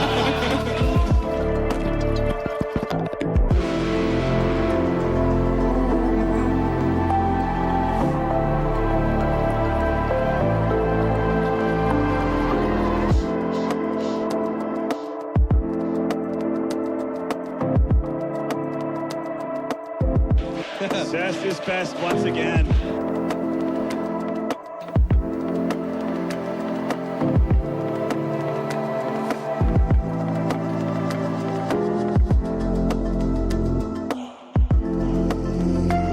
He's going. That would be nice, but can he stop this army? I mean, he has a couple of tanks, but there are Vipers abducting these tanks as well. Parasitic bomb being dropped in the middle of these medevacs. All of them go down. GG, and Cyril is your Homestory Cup 18 champion.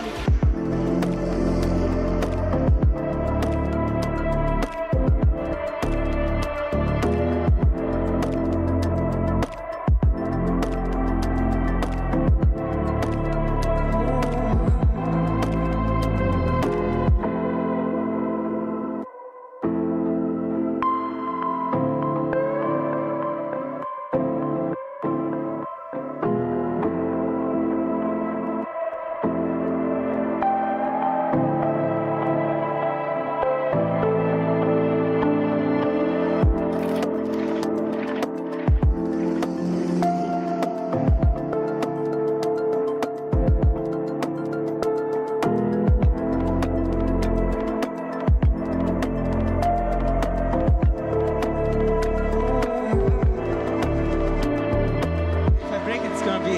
It's broken. Yeah. It is broken? Just if you break it, it's You broken. can lift it very carefully. This is the best I can do, guys.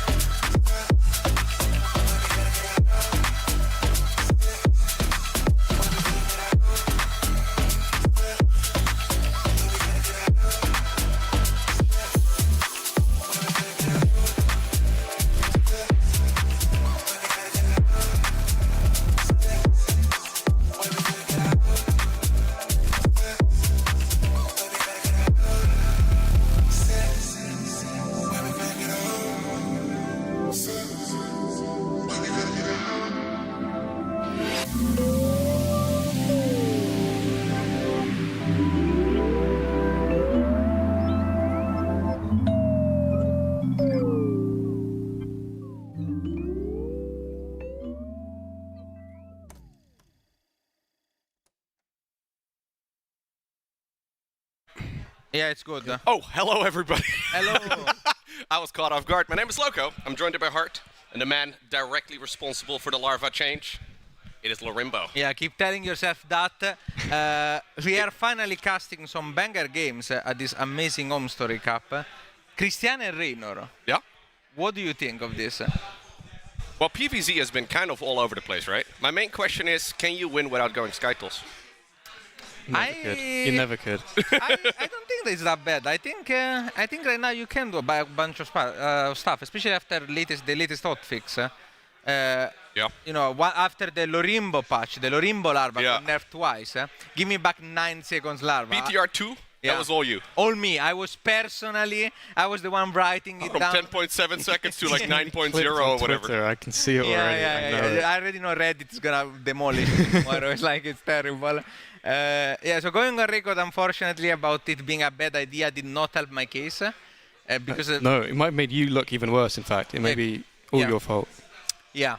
Well, whatever. It's okay. We need somebody to blame. Yeah, the Group A got shaken up by a big upset immediately before. So now these matches are more important because nobody knows. Shin already took him up off Hero Marine and managed to upset Reynor in a 2-1.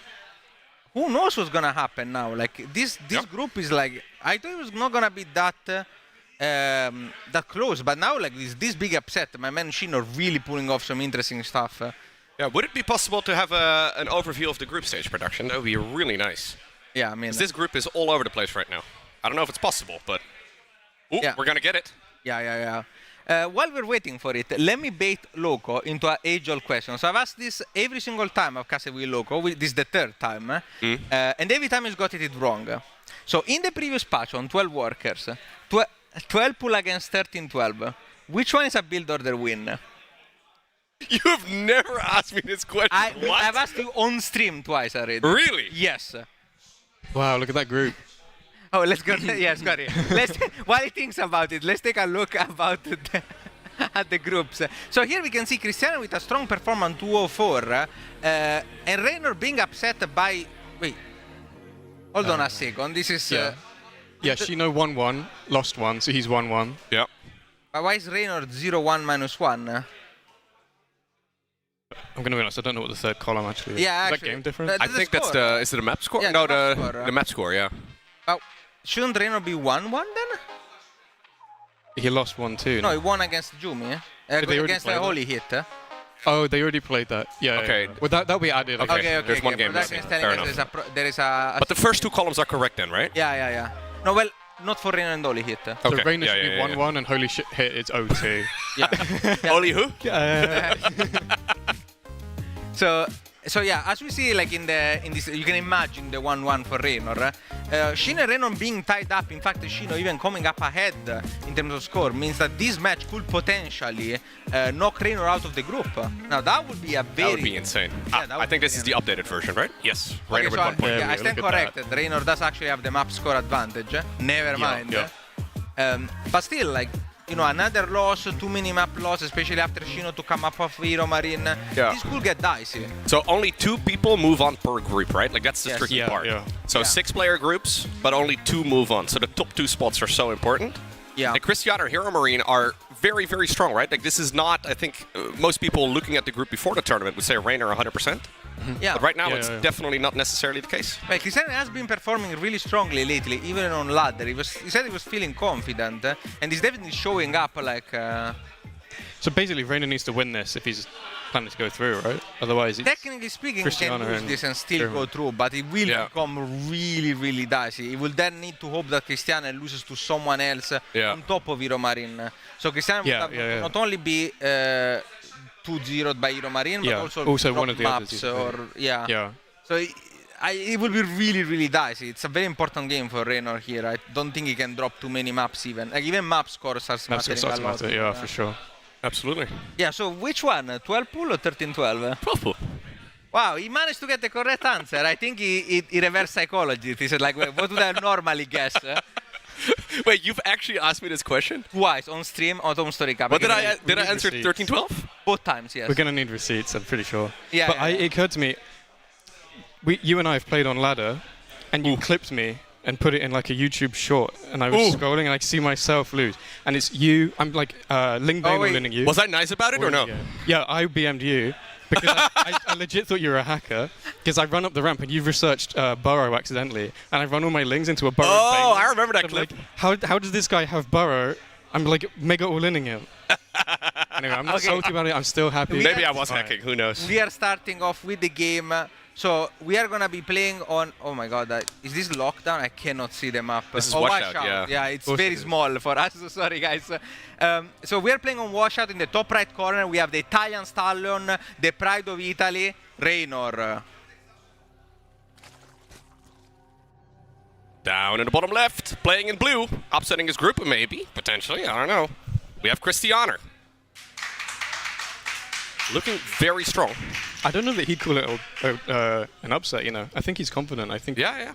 He's very good, but like I feel like in a group like this, 9 out of 10 fans would have definitely said Raynor. Yeah, I think it's a fair assessment, especially since, you know, the word on the street is that Zerg is really, really strong. Well, it's because of the larva change, right? Remember the larva Lorimbo, change? the Lorimbo larva change? Yeah, of course. How could I forget that? Dude, you just write one long Reddit post, the death of cheese, and yeah. Next thing you know Zerg's overpowered. I endlessly regret that I like the order in which I put the larva first and then the big time problem. Dude, people only read the first paragraph. Yeah, they only read the first paragraph. I was like, bro, I should have done it backwards. TikTok's rotted everyone's attention span. It needed to be way fewer words. Okay, so we're seeing a standard Dutch first here by Raynor. Doesn't mind getting Dutch blocked. Now, personally... Well, he took it straight at the third location. He like sent the drone straight to the Yeah, that's what you do. And then if you don't see the probe, you just go down. You just compact. But I personally struggle against Dutch block. I've been told it's actually not that big of a deal, but... you know, I'm a bad player, so... It's annoying with the Adepts, right? But they're 2 seconds slower now.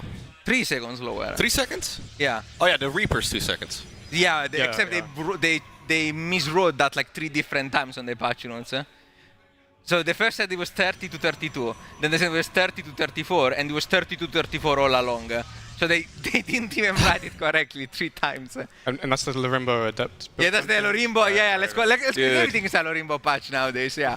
Are you the intern? Is that what's going on? Is that what we are learning here? Yes, I'm the guy of Blizzard, guys. This is confirmed. You heard it. Clip that. Everyone clip that. Anyway, so standard opening from Cristiano 2 doesn't seem to be anything going crazy. I'm so glad that we have 3 more minutes to chat about stuff nowadays.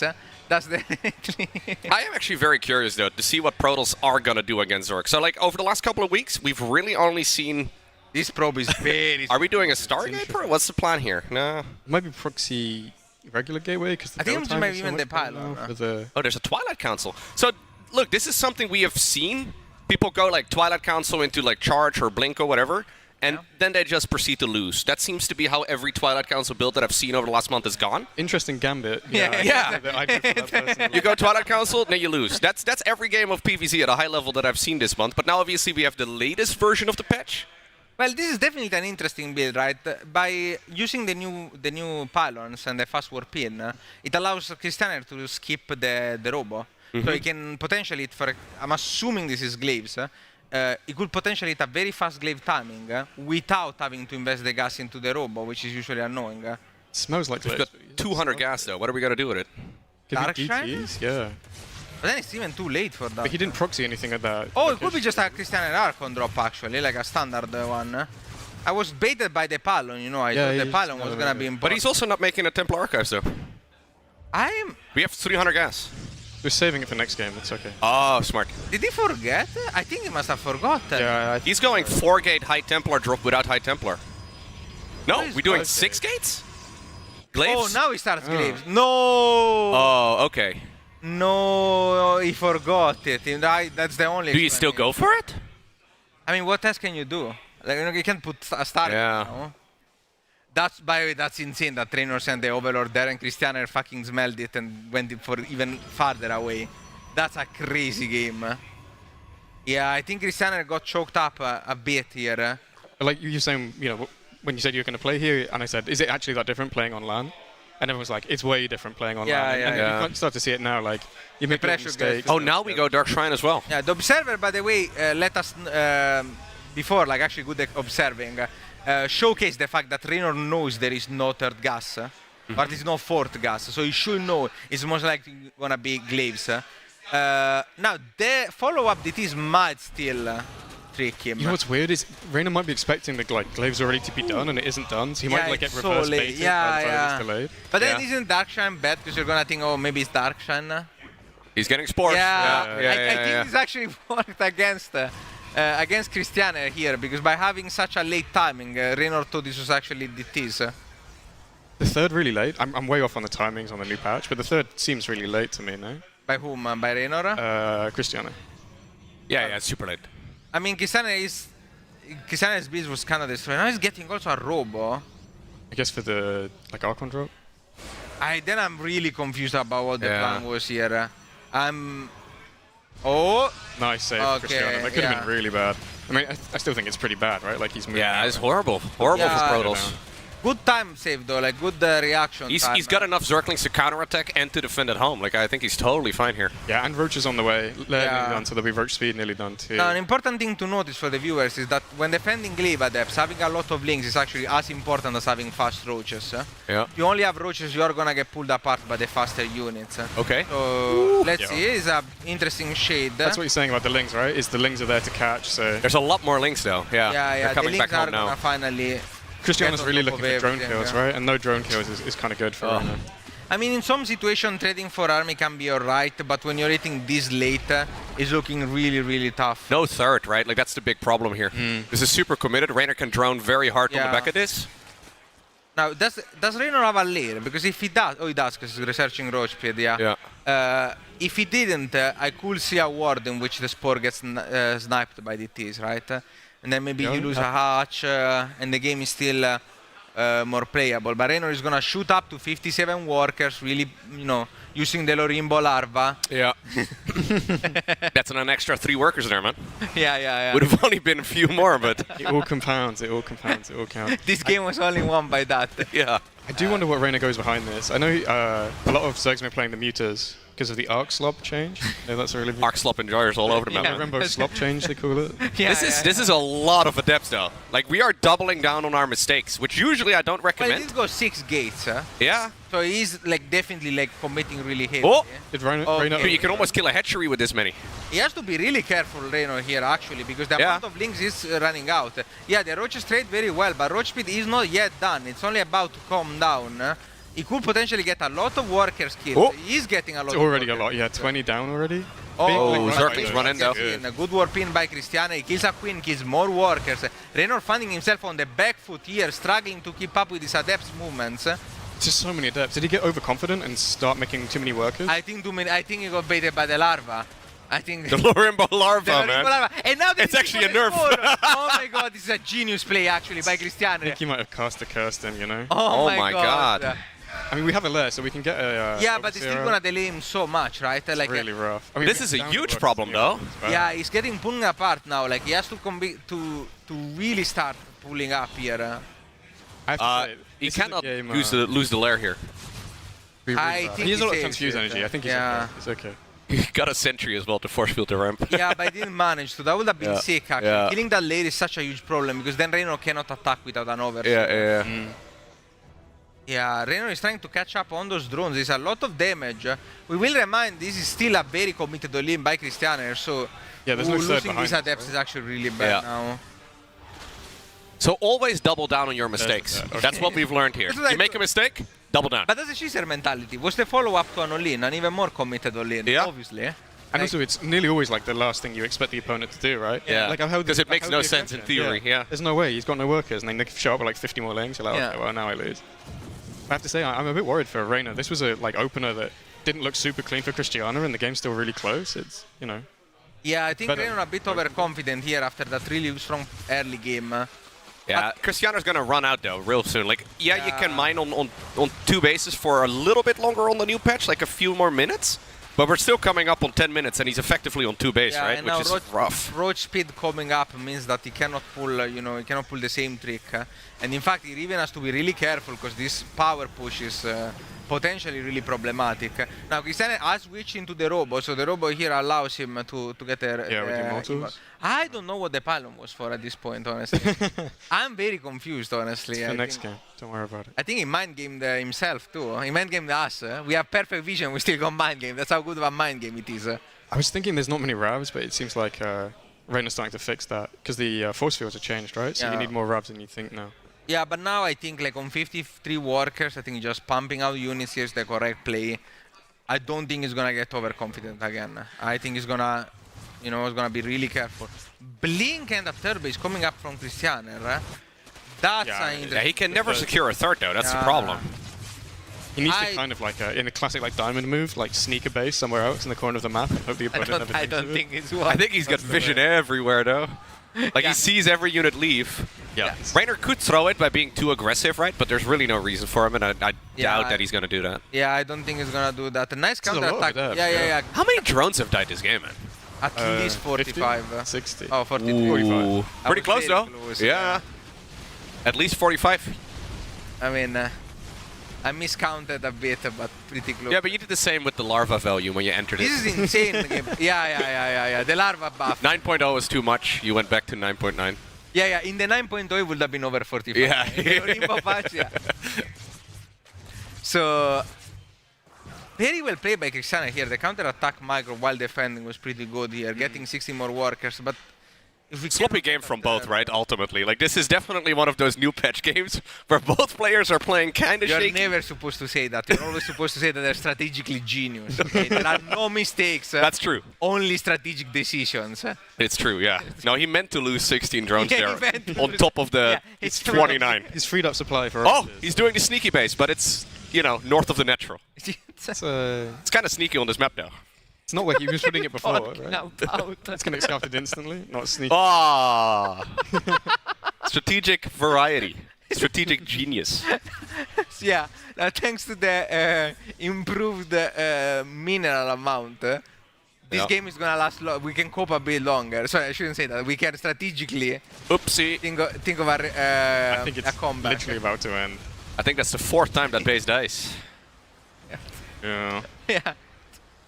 I mean, to be fair, it makes sense here, because, like, I'm gonna say something crazy. If you don't know, like, the supply can be really hard to judge, especially on the other part. Yeah. There are wards in which with slightly lower supply, slightly less army, especially without Banes, a max out on Immortals or, like, a close max out, you can do something. I just don't think this is the ward we live in, Okay, there is a ward, this is not this one. What you're saying is Cristiano is thinking, I've killed like 60 workers and still in the game. This Zerg race is crazy. This Lorimbo buff is crazy. More adepts always coming in. It's pretty mad. You know, I've said this before, and once again this game proves me right, that the Glaive Adept's power spike is actually never the first time. It's a 13-minute power spike? It's the second attack and the follow-ups. And you know, the first attack did nothing, and then he killed 40 workers. Yeah. So, once again, I'm vindicated on that. I mean, I can't blame Cristiano, though. This is still a scary-looking army. Banelings are not yet out. It has a blink, It's nice force fields. Wait, did he cancel the blink? It takes 2. It takes 2. Okay, I knew that patches helped them make the... Ooh, what about this, though? Yeah. That's a lot of roaches to commit to a counterattack. I think Cristiano is always just base trading though, right? Yeah, I think you're just full sending. Maybe that's what the pylon in the top is for. It's for the base trade. Immortals going in. That's a lot of Immortals, by the way. Some really good So many The Ravagers. force fields now take 2 biles to but pop the them. problem with Ravagers is that that's not that good of a unit. He's gonna break through the first line of defense, but I think Reno's Remax is very strong. Reino was already 48 banking. links coming. Yeah, before the fight even started, he was banking. I mean, he could pull back now and wait for the links, right? Try Yeah, and no, save but he the killed crowd. everything already, right? So like he killed everything on the other side. As long as you can even pull the worker. It doesn't Yeah, this is the matter. worst base race you can have as Protoss, where you don't kill a structure. Darth Rainer. It's locked in, bro. I'm telling you. The hood's up. That's it. So we definitely call it, you know, I've been told that there are two kind of players. The APM spammers and the strategic genius mastermind. This was definitely a game of strategic mastermind. So you go Twilight Council, 6 gateways. Then Don't go Glaives. No. Start it up afterwards. Yeah, then you go Glaives after. Go Dark Shrine. Don't make Dark Templar until 5 minutes later. Never take a third. Okay. Yeah. Shino Jumi, which is starting. There's not much to say. It's Hatch first. Another Protoss versus Zerg. Yeah, Shino has been feeling. Hey, so Ground Tools, by the way, again, lost. Haven't seen a game yet of Ground Tools winning. I'm just saying. That's true. It's all Skytools. And he didn't even make his Stargates. It wasn't even an Rainer just tried putting on his hat on top of the hoodie. I love it. Yeah, I mean, you have to stack it. It's, my question is he like contractually obligated to wear the hat because he's sponsored by Red Bull? Or, like, I actually don't think so. I think he just likes likes the hat. I just really think he likes the hat. Yeah. I mean, it's an early game. One of the early games. One of the two players is going to drone, the other is going to make probes. And then, if they're feeling spicy, even a core. I can see why they got You think he's going to make a Cyber Core? I believe so, yeah. I think He did it's a cyber core.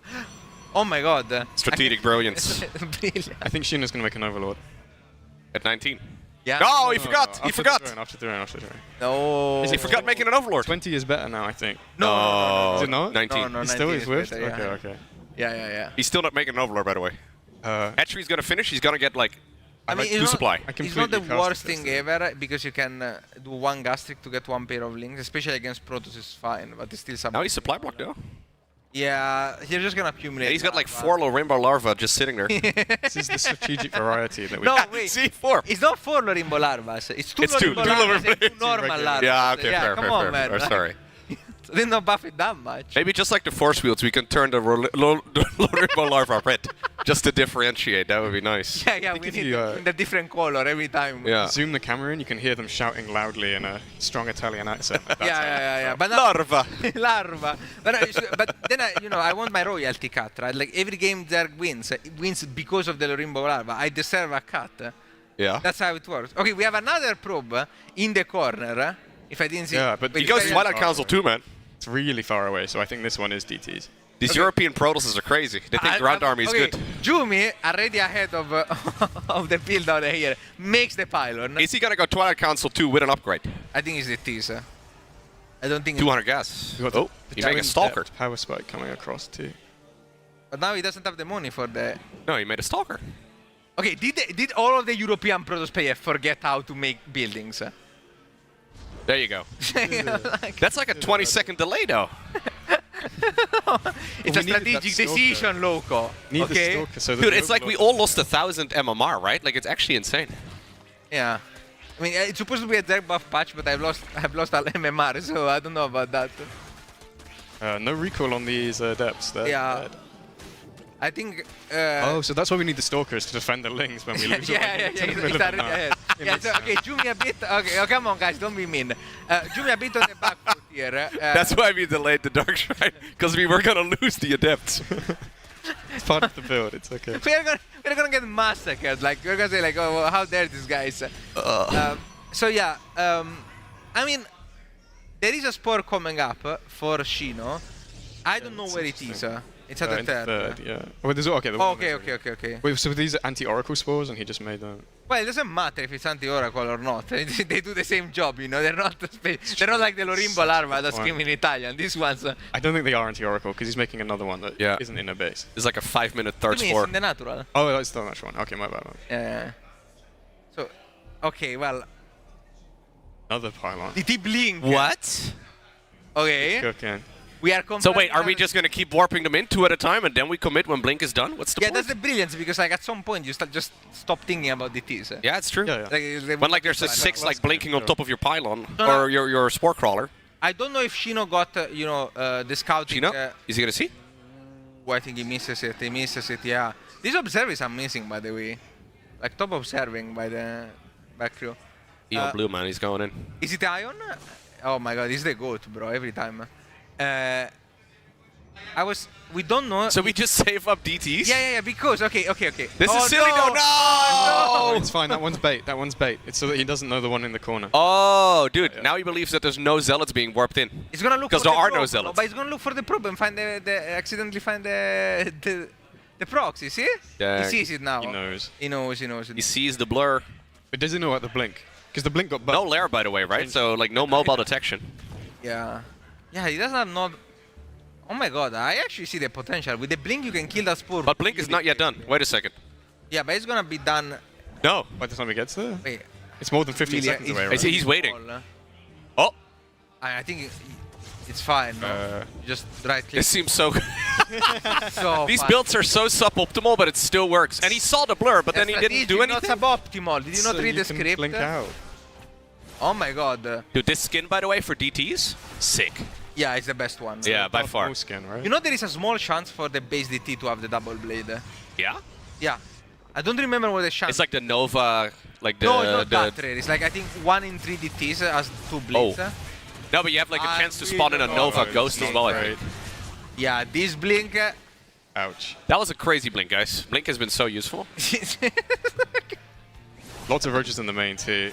Yeah, I don't think. See, my problem is though, like we see these builds, and then Protoss is still behind. Like, what are we doing with it? Like, this is. I mean, the build wasn't exactly what you would call optimal. To be fair. Yeah. I don't actually think he's behind. Like losing that third is very painful for. I guess he's not. Yeah. Workers. It's not bad. He's got third on the way, and if you can get that established. And more important, yeah. look at the time of the third for Shino. Those DTs delayed the third even after you build it, because you don't have a spore to protect it, right? So up until this overseas, Shino. Right. Yeah. Like you can't start it because the drone will keep getting sniped. Yeah. Yeah, but Jumi does have the third base now up, or almost up, I guess. So that's. I think here Loke is being. So maybe I'm being a little dramatic. Okay, and now I say that and he's gonna die like to the roaches or something. That's what I'm a little worried for. He does kind of need to go though. I don't think he got blink. Well, he got the wrong blink, I guess. He did get 1 blink. Is he gonna wait for roach speed? You're not ready for the June. There's nothing at the third. Yeah. There's like 1 immortal. I think this is throw. I think you should have just committed. It also seems like. He's droning behind him. Yeah, I think he's gonna go full Sandy, but now he's switched to drones again and Hydra. Then this is a weird decision by Shino here. I think he's a bit confused. Aren't we all? A strategic variety, bro. Come on. It's amazing what you can do with 8 workers. Yeah, it's amazing. All of these 8 workers, by the way, guys. It is honestly surprising, like how suboptimal all these strategies have been though that we've been seeing today. Like there's so many. Like, over the last 5 years, everybody's been refining a second here or a second there, and now everybody's like, I don't know what I'm doing. It's like my first time holding a pen. How do I write? Like, I mean, I definitely see the excitement. I don't think it's gonna last very long. Right? No. Like, but this is a crazy part, though. Like, of a new patch like this, like, it seems like everybody's kind of forgotten how to play. Yeah, I mean, that is true. And then Clement Cyril roll up and then. Yeah, I don't know about that. Yeah, I feel like Zero mistakes. It's exactly the same thing. But, Cyril just looks absolutely monstrous. Yeah, but like I thought we were gonna cast Christian and Raynor, but apparently now we're fully. That might be over already. Yeah, I'm a bit confused now. No, Raynor's still sitting there. Yeah. He looks like one of the Dark Templar with his hood up. Apparently, so this game I was like, this one is amazing. We cannot miss this. To be fair, it's pretty entertaining. Womp. It's been good so far. I see now waiting for that roach speed and going for the drones. I don't like Shino's position here. I really don't. I think he should have sent it when he defended DTs. Like he had an overseer. I don't think there was a reason to sit at home with the army. Maybe he was sit. scared about being sniped or something. Like you snipe the overseer and they DTs clear anything. I don't know. Wait, so he's kind of going for Hydra timing, right? With I +1, but I don't really feel like don't the like +1's it, that good. especially against Charge. Yeah. I mean, Roach Hydra is pretty good against this army, especially defensively. So I think now, like, this can be actually quite good for Shino. I thought he was gonna move out, but Jumi is moving out first. I don't know why he will take. I don't know why. He's gonna try to snipe this base. I think this is a misread. I think Shino believes he was super far behind after the DTs. Yeah. When it really was actually a very playable spot. How did these get in? Was it? Yeah. I think he just walked in. Burrow just walked in. Okay. Protoss needs a wall, guys. I've seen it on Reddit. Okay, big recall, so this will get cleared up. That's bought Shino a bit of time. Yeah, it will kill 10 probes, maybe even a bit more. But he did trade quite a lot of units now suboptimally, and he lost the fort. So I actually don't think this improves. He's gonna jump on his third. Are we gonna sniping the third? Is that the plan? plan? Kill the third is huge. No, I don't think he can. Yeah, I don't think. Are there force fields? Even without force field, I don't. Used a bit of energy to keep the roaches in the that's base. a lot of Guardian shields. Shino has to play this very careful. Jumi is feeling really confident. Yeah, he's going really aggressively here. I don't know, man. There's a lot of Hydras. Yeah, I think this I might don't be, like it as much as Jumi likes it. beginning of the end, you know. 2 more Robos on the way? Can you he's playing Groundtools, man. I'm telling you guys, Groundtools, horrible. No, but now if he wins, you are proven wrong. No, he's not winning. He's dead. Colossa is a crazy call here. What? I saw Holy Hit going Colossa as well. No range Colossa? Okay, you get the range too. Okay. If you skip the range, it was strategic, okay? No mistake, it's strategic. Okay, we're sending the Overlords. Is he walking the queen too, or are those for dropper rolls and shit? I must just creep? Yeah, there is no queens, or did I miss them? I mean, the rest of the Zerg army also is nice on creep. Yeah, but usually when you see something like that, it's... I've seen, you know, there's another French Zerg player called Hino. No relationship with Shino. That guy really likes like doing a bunch of dropper lots in your main when playing this. And you know, this is pulling apart Jumi quite a bit. Oh no, overseer on the right side. But he does the base that dies, it doesn't get cancelled? Yeah. You know, like, Jumi's lost a bunch of eco. He did trade for the fort.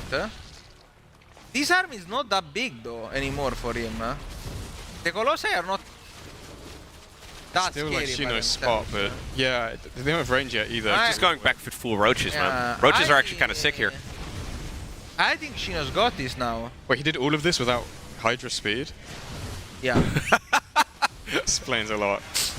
Well, no +2 needed either, man. Oh, that's what the Overlords... I mean, skipping +2 is valid here because it's so expensive, but the Hydra speed you really should not skip. Those Ravagers are so expensive, and we do kind of need more than you think you need, because like we said, the force fields and stuff. So. This is an interesting position. Yeah, now he's going for those droppers that I talked about before. A bit premature sending the Overlord there, but I guess that works out. It's a long-term plan, it's okay. Okay, so we are going to have 2 more Colossi. 4 Colossi with these sentries, new and improved sentries. I think that's very scary.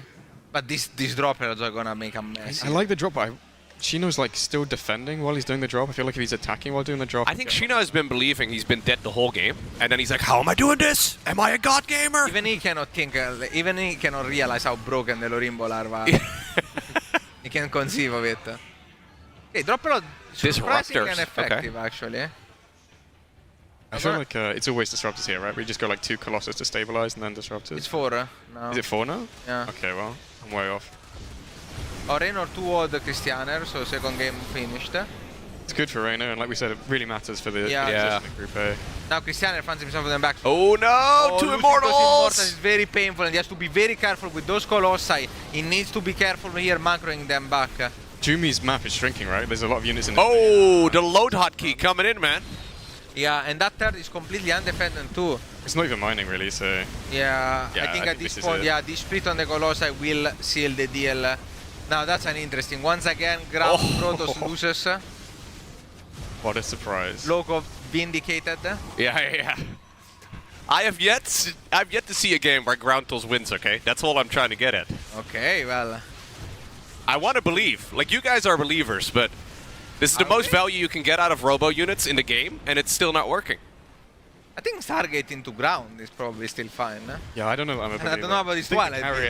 Yeah. Carry is the way to go. GG takes map number 1. Yeah. We stick with the series now. We're going to finish the series. Well, I think so. Rain or Cristiano is over, so I we could do a replay. Or they could get rid of us. yeah. We're just kicking everybody off. Like that guy. Like We just throw it to a 20-minute commercial break. Nah, I think we do another game. Yeah, we probably do. You can definitely join us. Okay, no, we have we have an interview for a game that we didn't watch. Yo, congratulations. We actually didn't see your second game. Yeah, we just saw yeah. game 1, and that one was a little shaky. Yeah, so if you had to describe game 2, in as few words as you could, what happened exactly? I lost like 30 drones game 2. Oh, and then you won thanks to the Lorimbo larvas. No, I would say he kind of suicided himself. Because he went like double adept, and I lost so much to the double adept. And then he went Archon drop, and I was kind of dead. And then he went for a 3-base push with Stalkers, but he just blinked in instead of actually microing. And then I won because of that. And then like he left, but the game was playable, I feel like. Okay. So I don't know. It was a bit confusing. Like he said GG, and I was like, oh, I won. This Zerg is so imba. You heard it first, Zerg is so imba. Raynor doesn't even realize when he's won. That's how it's imba. That's how imba it is. We're gonna clip this, show it on Reddit tomorrow. Yep. So, wait, okay. Game 1.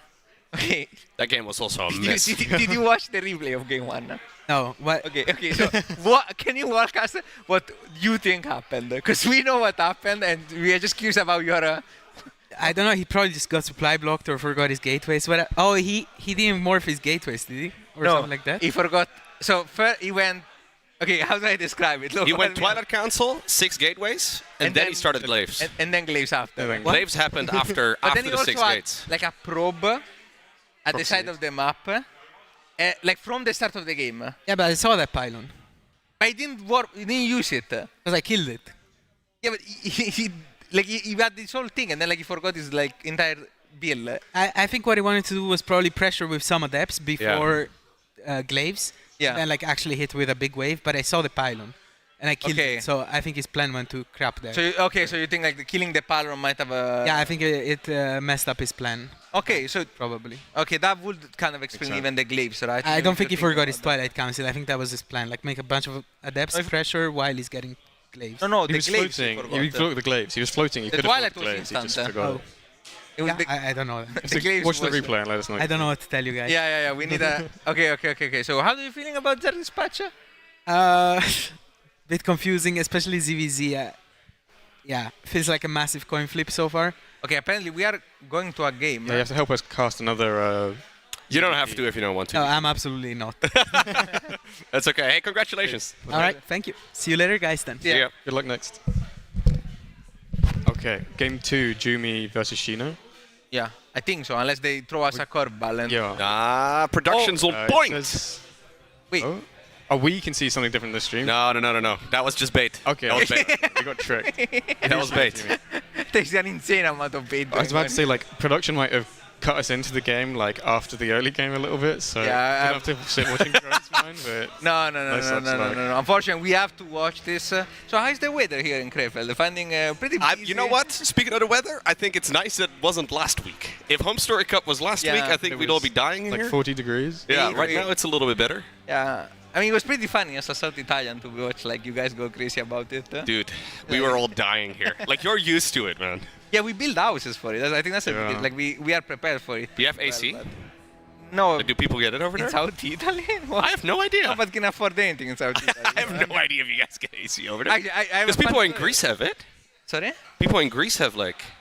Maybe hotels and stuff, but it's not that common. No. But we build our houses so that they're pretty... Like, we have ways to, like, keep fresher than usual. I have something we can fill time with. Yeah. Here's a question for you. Do you remember the last thing we casted together? Was it not Epic Clan? No. Oh, it might have been. It was Stormgate's Mixu Stormgate. One of the two, I don't remember. Yeah, I think it was Mixu Stormgate thing. No, actually, I wanted to... Before it's almost started, okay, guys? 1 more minute. 3 minutes. 3 minutes is when the Twilight or the Cybercore is done. Yeah, I suspect he might get a Cybercore again. I think he's gonna get one. It'll be done at about 2:50. That's when the cast can begin. Yeah. So I was saying, fun fact, I can give you, like pity points for the South Italians.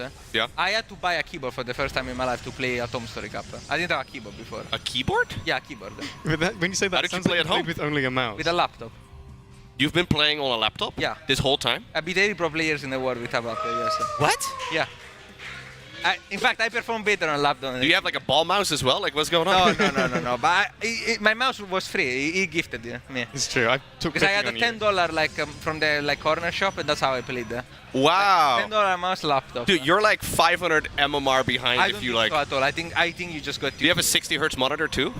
It's a laptop monitor, but it's a square. Well, no, the new laptop actually is like 144, I think. Dude, all these guys are like they refuse to play on 60 hertz. They're not doing it. They didn't have the money. Yeah. They didn't have the money for it. Like it's, Dang. Anyway, you were telling us about your laptop that you bought. No, the keyboard that you bought. It was good. Except, like, it's been 3 weeks and I still cannot get used to it. It's terrible. Wait, you've only 3 weeks ago. I mean, you got a keyboard. Yeah, because I didn't know. That's when I knew I was gonna play Homestory Cup. Oh, dude. Why would I buy it before? It's expensive. Wow. Oh, we see a proxy bound, by the way. Yeah. 250. You called it perfectly. Okay, starting with the And it's Stargate. not ground toss. Yeah, it's proxy Stargate. That's actually an interesting build. That's a throwback. Like HOTS, it was proxy Oracle all the time. Is this that build variety I've been hearing so much about? I actually was. I wanted to ask you before, and like if we had to ban the word variety or the word like strategic diversity. I like the memes. It's good. Yeah. But Lorimbo Larva, I feel like that's important to remember too. It's a good meme. Yeah. Almost a Warcraft 3 surround, man. What the hell is a Warcraft 3 surround? Have you ever played Warcraft 3? Yeah, but I don't know what you're talking about. Not like. You can like people surround heroes and force the TP. It's okay. Okay. Yeah, it's okay. You have to be there, man. Yeah, that's how. That game is too old, man. Don't worry about it. That's how you know that logo is truly getting. Yeah, I'm old. Yeah, I'm sorry. I'm washed up. But but didn't you start playing Warcraft like after the patch dropped? You've been playing like everything apart from StarCraft after the patch dropped, I feel like.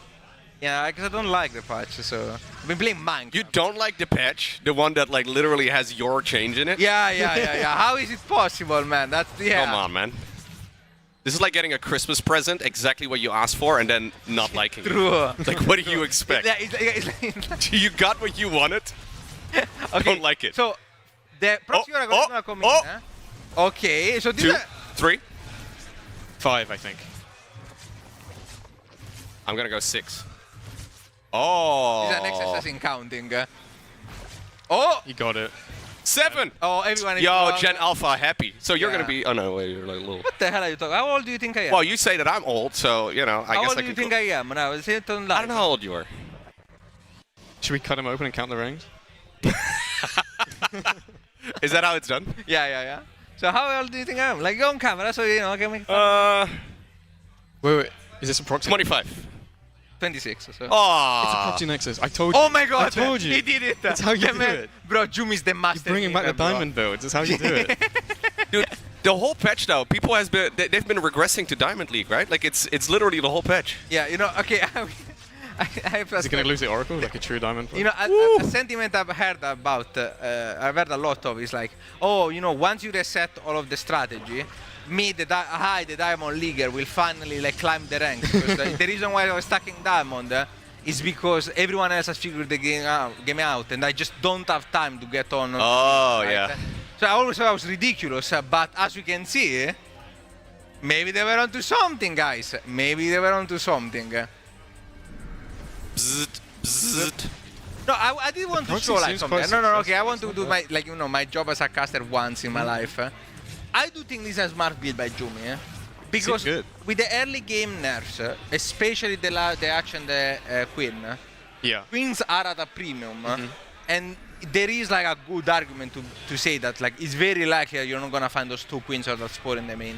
The way he played it as well was to send the Adepts in, so the Queens were kind of out of position from the kind start. of using abusing this early game weakness. I like it. I think it's a good preparation. It's such a big risk though for Protoss. Like he killed so much just now. It's probably like the best case scenario. Yeah. And it's still I don't know, man. It still feels very shaky to me. Yeah. Like he's pretending to go for a 3rd base right now. I mean, I think that's probably why it's shaky. Yeah.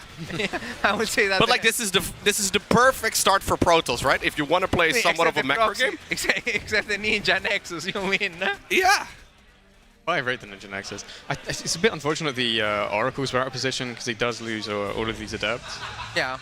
My question about the proxy Oracles is, all the time now, you see people make the oracles at home because then you overcharge them and send them across. Yeah. So when they spawn, they have less energy. Does that not make it like kind of weak? Like he kind of got all of the drones that he could have run out of energy. You never run out of energy with. No. Your Zerk is showing, man. Yeah. What do you mean, my Zerk? It's just not. Did you? He killed 6-7 like the Zoomers without. Hey, that was for the fans. Yeah. Whoa.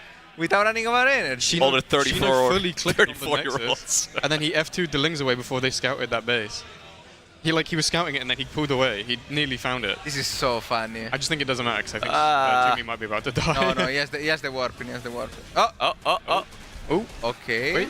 Wait, slippery Zerk. Okay, oracles are back. Where are these oracles, by the way? I swear they're like in 7 positions at once and never at home somehow. Quantum super position. Did he lose one? He must have lost one, right? Oh, no, it's over there. Okay, yeah. Yes, 3. Spire, by the way. Yeah, I've been liking Spire. I think Spire builds are pretty strong. Okay, so here's the question. What is Arc Slop? Explain that. Okay, now I'm sure there is someone in the chat who knows better than me. My understanding... Some math guy, don't worry about him. We have the loco cast, the loco announcer. Wait, was that me? I think so. Wait, who's playing with the loco announcer? Yumi? I heard the loco announcer. No, that must have been Shino. Yeah, probably Shino. I mean... What a gamer. So I was saying... It could be literally anybody else, but it's okay. My understanding is that it makes like the amount of times the mutas have to turn around to kind of get the shot lower. Like you have a bigger arc that you can shoot. Like now, I personally have literally never noticed mutas not having a arc slot wide enough. So I don't know if that's what I've been told. That's my best understanding. I might be wrong on this.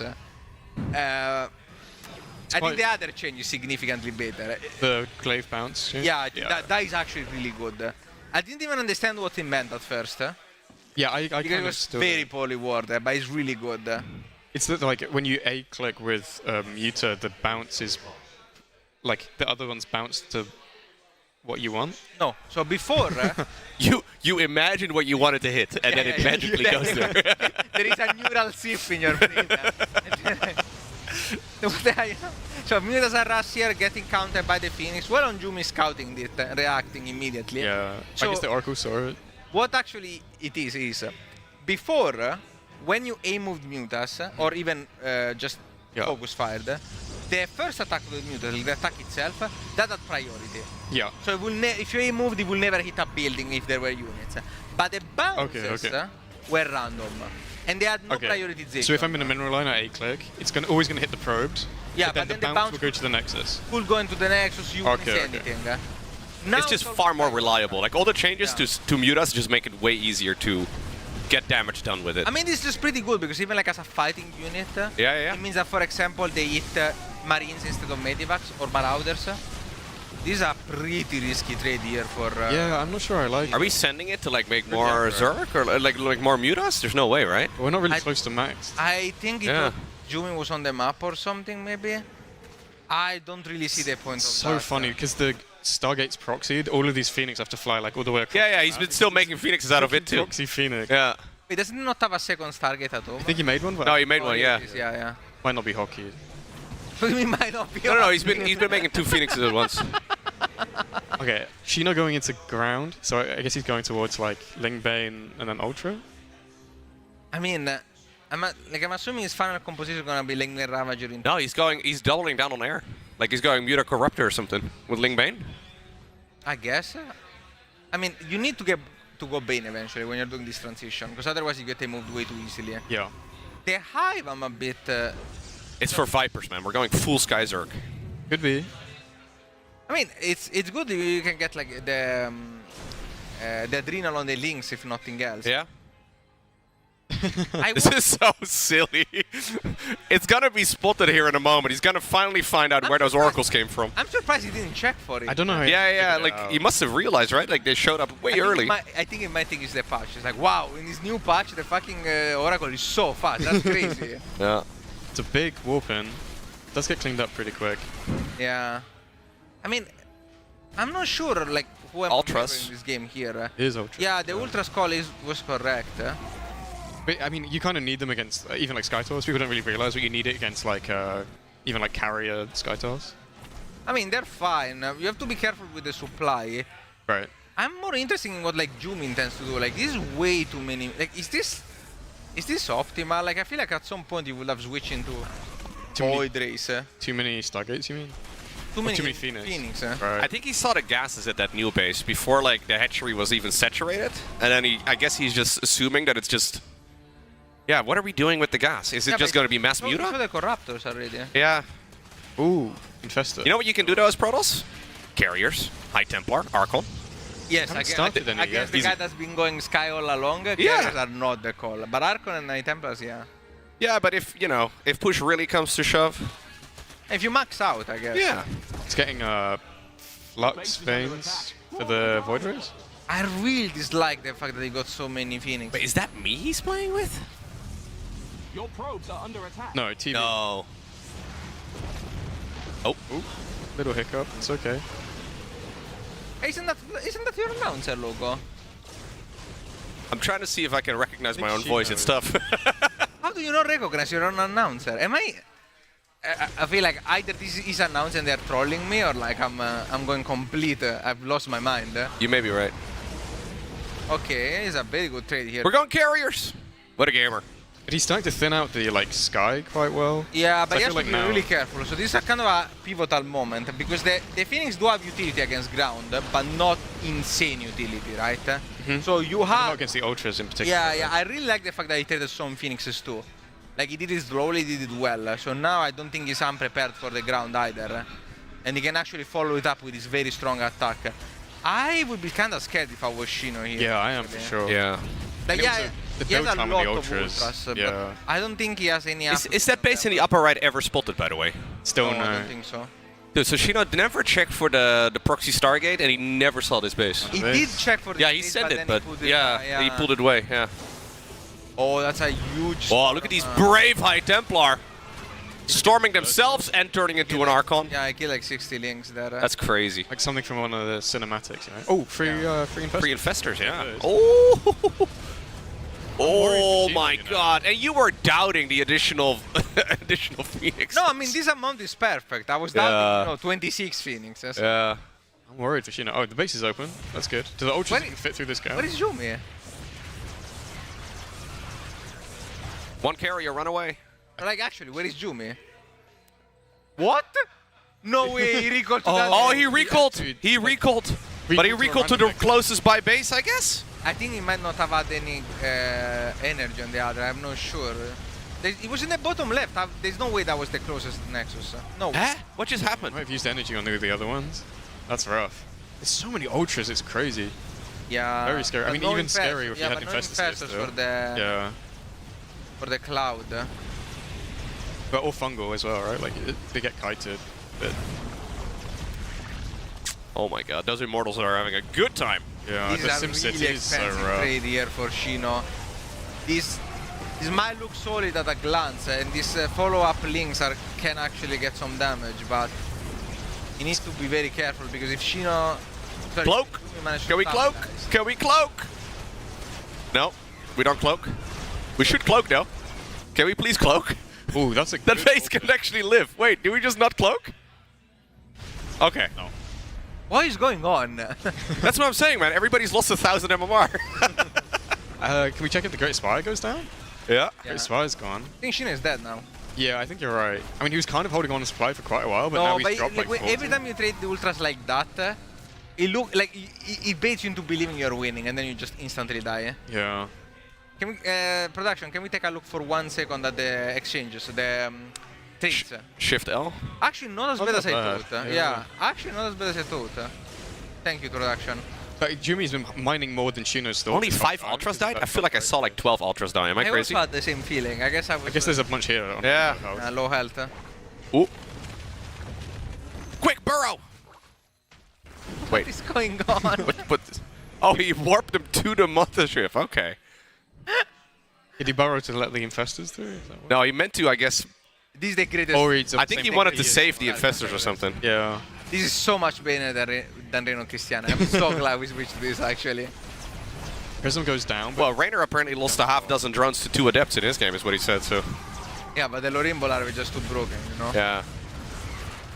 We're trading for cannons right now. That doesn't feel great. It's not like Shino can really afford to lose these units even. It's not like he's got a massive bank still. Yeah. I mean, the problem here in this situation is that it just feels like as the Zerg, no matter how much you base trade, you can never like win a base trade. Like you can just kill every building. That's never happening. But you also can never fight the Protoss army. Is he gonna finally find it? No way. Shino must be so confused, by the way. It's like, wow, this guy, 3 bases has had so much more. Like, and the minerals are buffed as well, right? So like if the proxy base is mining for even longer than... Yeah. So many of these Phoenix still alive is pretty crazy. He may have been under the assumption that Protoss is bleeding out for like 10 minutes, and then it never happened. That's what I think happened. Yeah. I think that would explain a lot of his... This is one of those moments where you like rewind the game and you see that Nexus in the top right, you're like, yeah. And it's been up for like 12 minutes. It's been there for ages. Skip back and realize yeah. the whole time. I think he must be very confused, sure. Because he did send units around the map, he just all army hotkeyed. Yeah, I mean, that's really I think it's all army hotkey. I think that you're projecting here, Logo. Maybe you are. Yeah, maybe you're right. Shin is a god gamer. But that's like rough because you think that you actually have scouted there. Yeah. Like you've convinced yourself that you've done it and you haven't. It's unfortunate. I really like Jumi's position. He's got a really good number of Void Rays. He can start to go back into the carriers. Any amount of Void Rays is a good number of Void Rays. I mean, 0? It's a good unit. 0 Void Ray actually also good, yeah. Yeah, any number of Void Ray is a good number. Yeah, but you're not you don't wrong. believe in 0 being a number? Is this Oh no, I'm not gonna have that discussion. What discussion? First we do arc slop. That's already math. Now we do this. I don't know, man. You never got a sneak in my trade every once in a while. So we never got Blink in this game for the DTs. Interesting. By the way, I never see ground toss win. Okay, I'm just saying, guys. He did go ground toss. Yeah, but like, look at where we are. Are you looking at the game? Yeah, but that was forced. Yeah, but that was forced by the Mutas. It's actually Shino's fault here. I'm victim blaming. You are victim blaming. He invited Skytos himself. Yeah. He shouldn't have played Mutas if he didn't want to play against Skytos. What can I say? Like, you know, he should have known the risk. Wait, there's no sport here, right?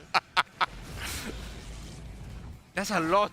That's a lot of corruptors. Million times no sport. Yeah. I mean, Shino is getting back into this game a little bit. He was down at like 140 supply for a while, but he is starting to get there. Yeah, one thing that's quite good for Shino is that he has very good upgrades compared to the average Skytos game.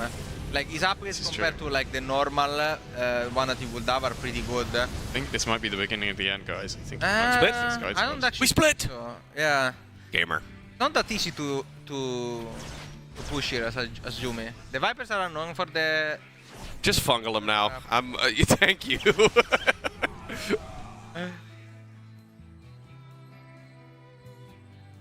Okay.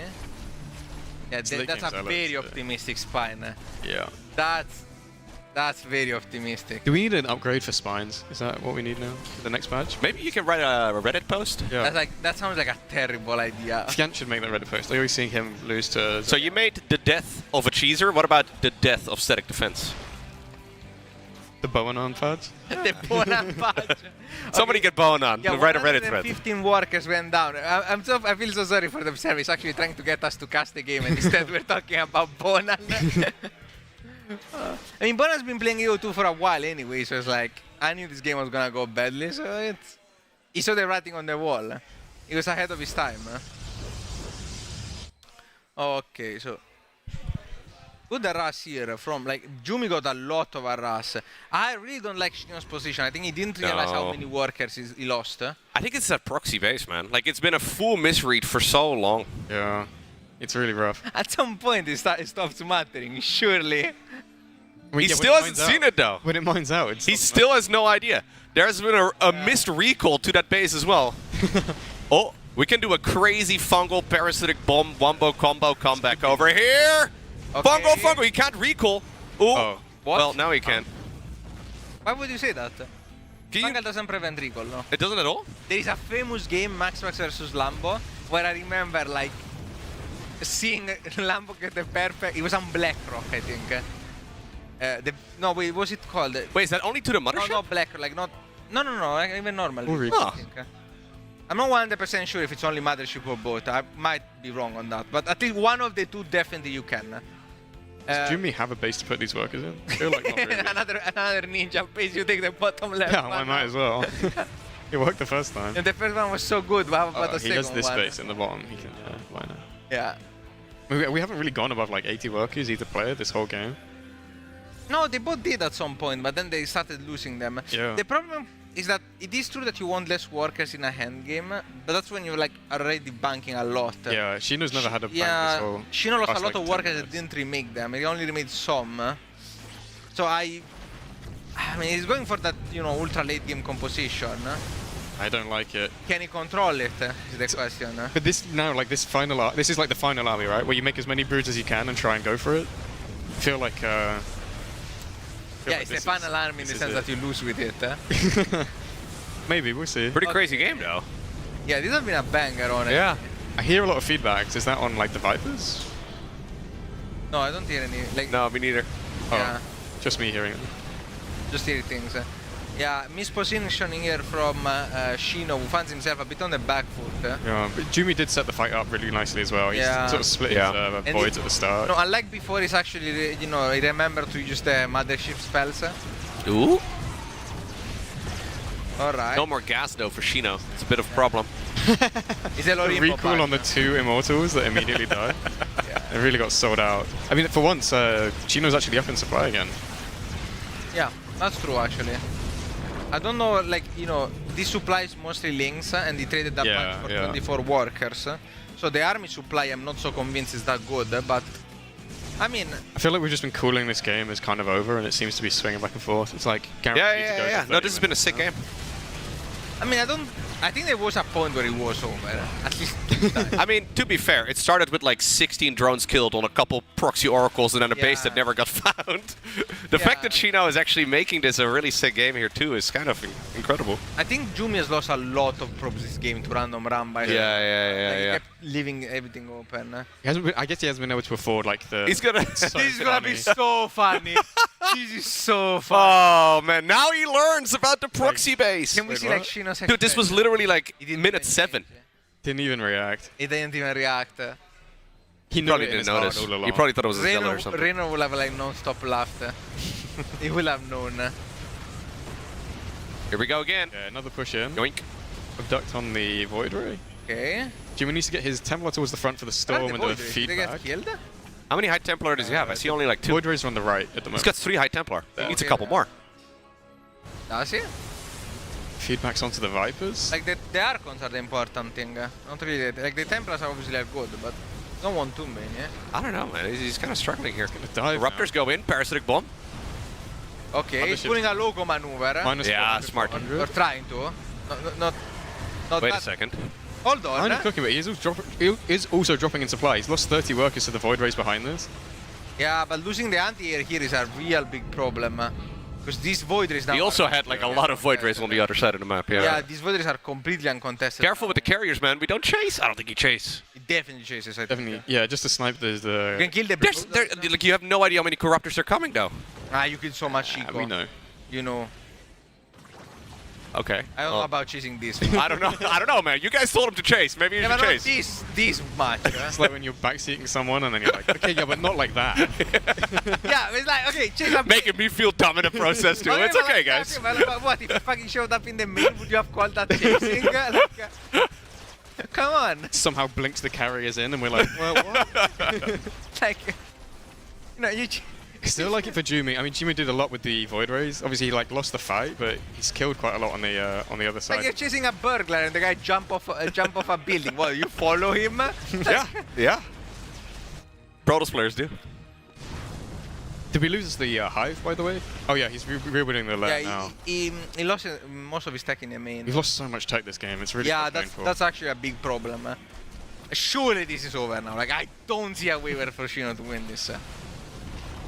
I really don't see. Like, if he wins this, like, I'm gonna be. I just think like once everything stabilizes, it's gonna be. I feel like this is one of those games though where both players kind of hate how everything's been going ever since the very start. Like, come on, this game is over. Hey, he's killing the proxy Nexus. Very nice. Yeah. Can't accidentally recall to it anymore. I don't think Jumi cares about that one. No, he's actually happy to leave the go.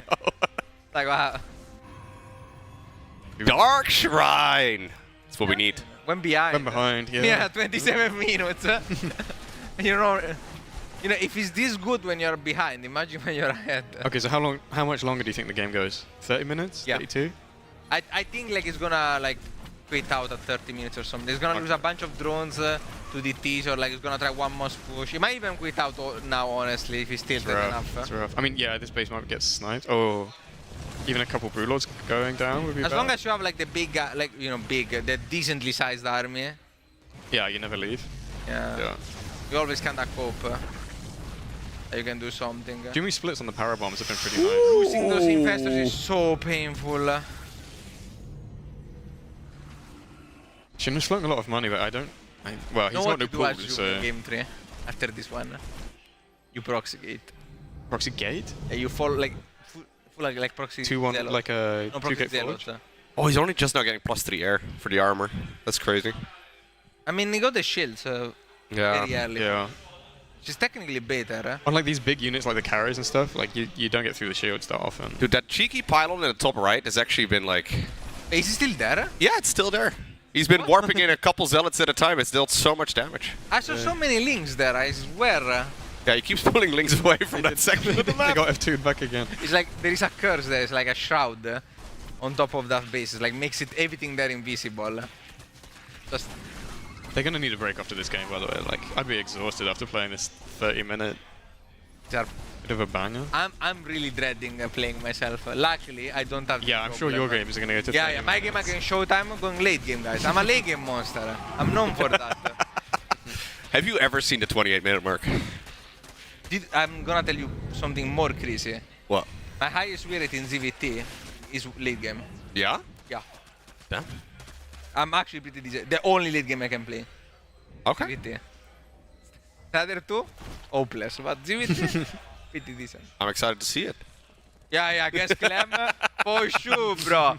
You're gonna late game Clem easy. Yeah. If I get to late game against Clem, it means that he has drunk a lot. No, just no rush 20. It's rush. The least he could do.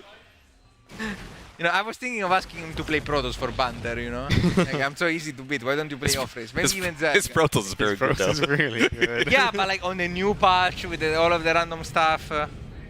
Yeah. He's still gonna be like 6'8" or something. I mean, technically speaking, before this patch, I did win more games against Clem's Terran than I did against Protoss. Yeah? Yeah. How many times did you play as Protoss? Maybe 2 or 3 total, and I won 0 times. But I won 2 games against him in Terran, so... You know, I've never lost against Clem, so... Me neither. No. But I have lost against Loco, so... Yeah. Imagine losing to Loco. Imagine losing to Loco, bro. Don't need to imagine, and then maybe makes you into a clip. You call him a... Like, I can't... Someone else clipped me, but I don't remember who it was. But yeah, I'm kind of...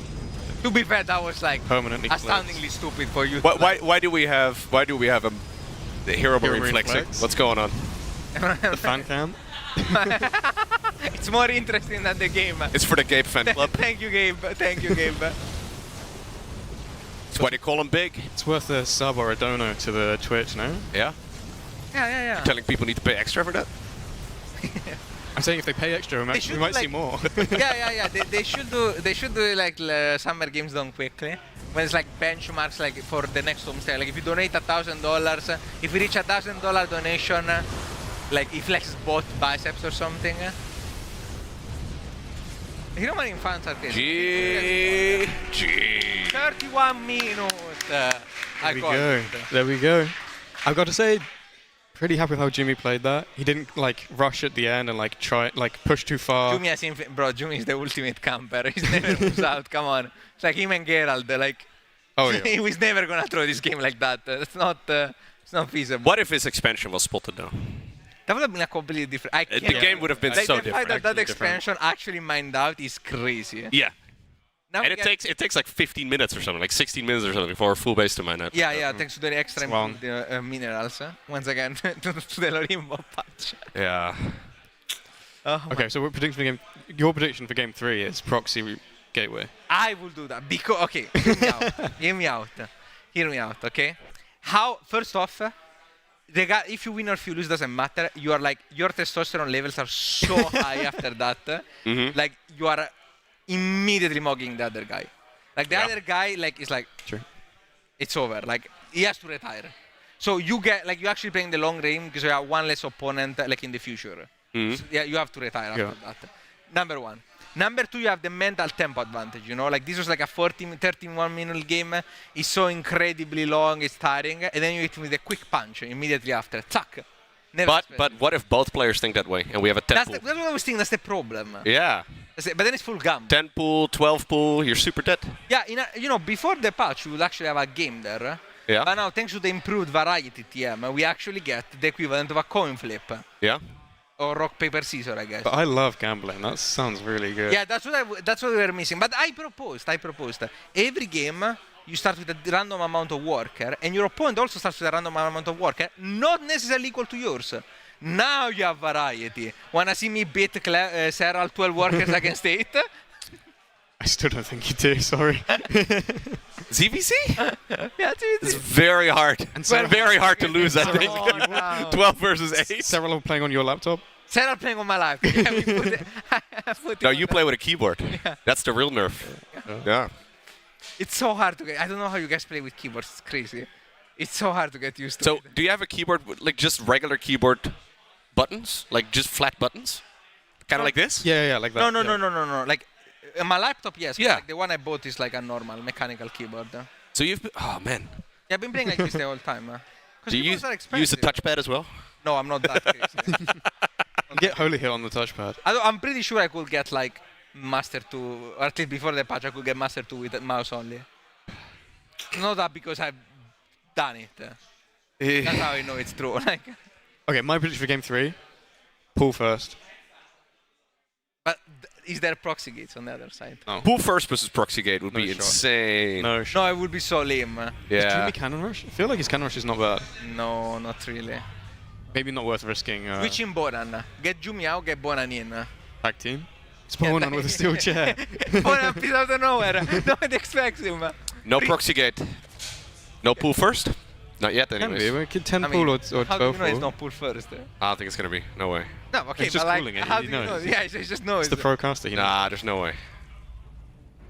So I can see it in his drone micro. He'd be stacking the drones on the coast. But like, sure. Shino prox like playing something weird is not that like possible because he's like he's a very upright guy. Like We're both on both. You were wrong on both fronts, Lorimbo. I mean, I was hoping. Yeah. It was a wish list. Did you call my dream wrong? What the hell? I can't believe it. What the hell? No, I was saying, like, Shin is a very upright guy. Like, after he lost to me twice in ladder, I cheesed him both times. He asked me, like, what's the point of playing like this? Like, you don't improve. Like, what? Apparently, he only, like, plays to, like, play, like, Sarah, or, like, being the perfect player. Yeah. And I replied, I thought installing video games was supposed to be fun. I already am a mathematician. I don't need another very boring activity in my life. You know, like, I need excitement, fun. 3-minute games. We're still not at the 3-minute mark. Oh my god. Cybercore? Cybercore check. No. It's not starting yet, guys. But there was, I was going to say, there was a time where you didn't need the Cybercore because you could get Warp Gate on the gateway. So there was actual genuine build variety, kind of. It was a brief moment where local would be wrong. Yeah. Stop trolling. Yeah. Bring it back. Those were the days. No, okay, it's time for Yeah, another those 2 Lorimbo weeks. fun story, okay? Sure. Because we have nothing else to cast. So last time I came to Homestory Cup and I casted, I got trolled by production. So they had a jar of candy in front of me and they told me, oh, you know, you should interact with it, like open it and eat it. Interact with the candy. Hold on. I thought that everyone heard the same thing from production. But they didn't. They only told me this. So from my other two caster perspective, I just went fucking insane. I started fiddling with this jar of candies out of nowhere. I started eating candy, just like, and I was non-device the whole time. Like, I just thought, you know, we were all instructed. We all got the same instruction. But I was the only one that actually got it. I was just told. Trolled by production, man. Yeah, I was trolled by production. Good job, production. Very well done. I was like, looked at me like I was insane. Okay. And still, finished. not much of them in the game. Maybe we can get you some candy again. Is it stored Production, do we have any candy for It Lorimbo? was good candy. It was, I can say, German candy, good candy. Yeah, nice. Yeah. Did you request now, like M&M's with all the brown ones taken out? They only got to bring them Wait, now. who was that did that? I remember there was a band that did this, but I don't remember which one. All right, guys, 3 minutes. There you go. There we go. Stargate. Here we go. Loco reminding us of our job. But it was no adept, right? He skipped the adept, went Stalker first. Yeah, I went Stalker first, but Yeah. Why we're a little bit late. like, went in with the Overlord immediately, so What if he kills the Overlord and cancels the Stargate? I will gain so much. Oh my god. Holy fuck. Dude, this is the... No, sorry, I can't say the variety word. I'm so sad that viewers don't get. Oh, it's Lair as well. They don't have the camera. They didn't see us jump. So wait, this is a lair though, but the natural was blocked, Oh my right? god, he counted himself. Wait, did he see it? No. Because you have like vision after vision for like a die second. Yeah. Why do I look twice as tall as you guys? What's going on right now? Why? Because I think they wanted to capture. Wait, I mean, I'm not sure. They're like. I look like a giant on that little. I mean, you are like 20 We'll lock meters. in. I'll go sit back again. I'm sorry. Yeah, The what Dutch hell? buff, it's not What fair. the hell? I heard something about candy, so I decided to sit forward. Yeah. Oh my god. I feel like we look like a But it planned out didn't for two see us hobbits. jump. Like, you guys missed it because we weren't in camera, but we all jumped when it was on the Stargate. We actually jumped. Wait, what's the left for? Is it Nidus or like Stormhost? Yeah, but now he's gonna accidentally counter the genius. Like, this is like too. An IQ too high. An IQ too high from both players. Hydra then. What? Dark That Shrine. seems bad. And what is that going seems- on? Yo, this is a clown show. Bro, this is the best game. Actually, what the hell? So glad we got cast this. And you thought I was a fool for calling Proxy Gate. This is way crazier. I'm sorry, man. I had This no is way idea. crazier. I didn't know what was possible. Variety patch TM. Yeah, they have made you look a bit of an idiot. Yeah. Yeah. It's true. You never get variety like this in a normal series. Yeah, I don't, it's just because usually they don't cast Jumi. So what are we doing with the Hydra then? What's the plan? Hopefully cancelling it. Oh no, I already finished.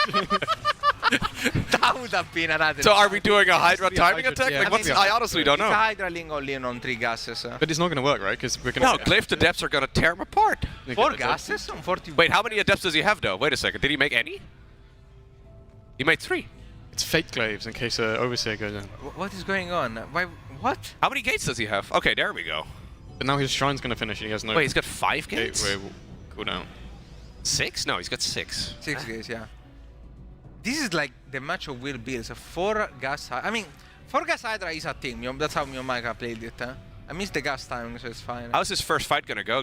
This is... If Shino manages to like...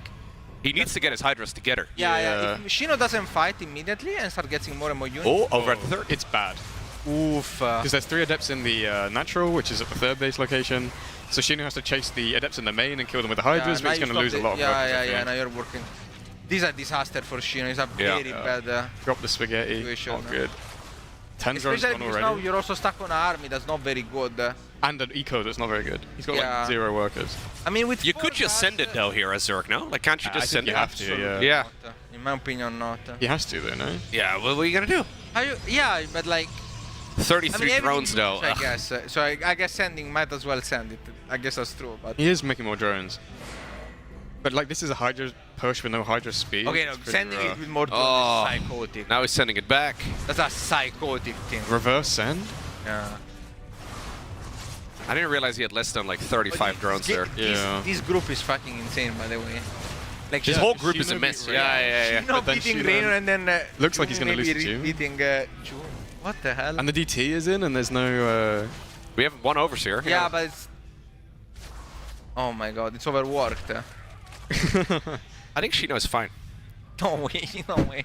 You're gonna say There's no 3rd for Protoss though. I guess No, the that's main doesn't mine out for like 20 more minutes. and he also doesn't have a... Yo, the speedy transition. Did you see that? That's crazy. Yeah, and he also doesn't have a... Like a robot here. Wait. Was that the overseer on the bottom right? Is it gonna Yeah, have to go all the way back? He's chasing the DT too far. Oh. Yeah, but Jumi, I don't think realized It's there's only 1 overseer. It's nice to watch, Jumi but needs a 3rd though. I don't know what Jumi needs. Maybe another ninja bases they play. Yeah, might as well put it in the corner. It worked last time. Yeah, I don't think. Surely Shino doesn't fall for it twice. Oh, Sneak is. Oh no! Oh my god. Okay. So dude, what? It's a conga line. It's a line of adepts. Does that many adepts beat that many Hydras? I feel like it's close. I think it's pretty. I think the Hydras destroyed him at some point, though. If they can all fire at the same time, with some Lings in the front. I don't think you have to. I play this interaction. It doesn't go nearly as well as you think. But you have to be careful. Shading in is. Dude, nah, that Hydra's win here for sure. There's no way. If you shade in, it wins. But if you don't, it's fine. But I think Jumi just gets the base and leaves. No, it's. Oh, maybe not. There's enough Hydras here now. Yeah. Oh, no, you can't split though here, Zerg, right? Yeah, like, we have to go back for the base. Yeah. Oh, he commits. Yeah, I really don't like this. What? I mean, he's gonna shade out, right? You should take another hatch on the left or something. You should take a ninja hatch. Yeah, just take somewhere. Especially the first game, you know. It's like just these games are insane. There's just like DTs and Kalima Debs running around. You can snipe the third with the DTs pretty easily. I feel like Shino can just never go across the map. I mean, so I feel like Jumi could have expanded behind this probably. It remains to be seen if Shino can even stay on this side. I think both players could have expanded, man. I guess Shino's worried about the DTs, maybe? Oh. The DTs can just kill that base, no? Yeah. One. Maybe target the base for 1 sec, please. I actually think killing the. Yeah, this is better for sure. For sure. Yeah. Yo, ground toss is winning, guys. On ground toss? And even in the previous game, so two games that proved. Well, that previous game had a lot of flying units in it.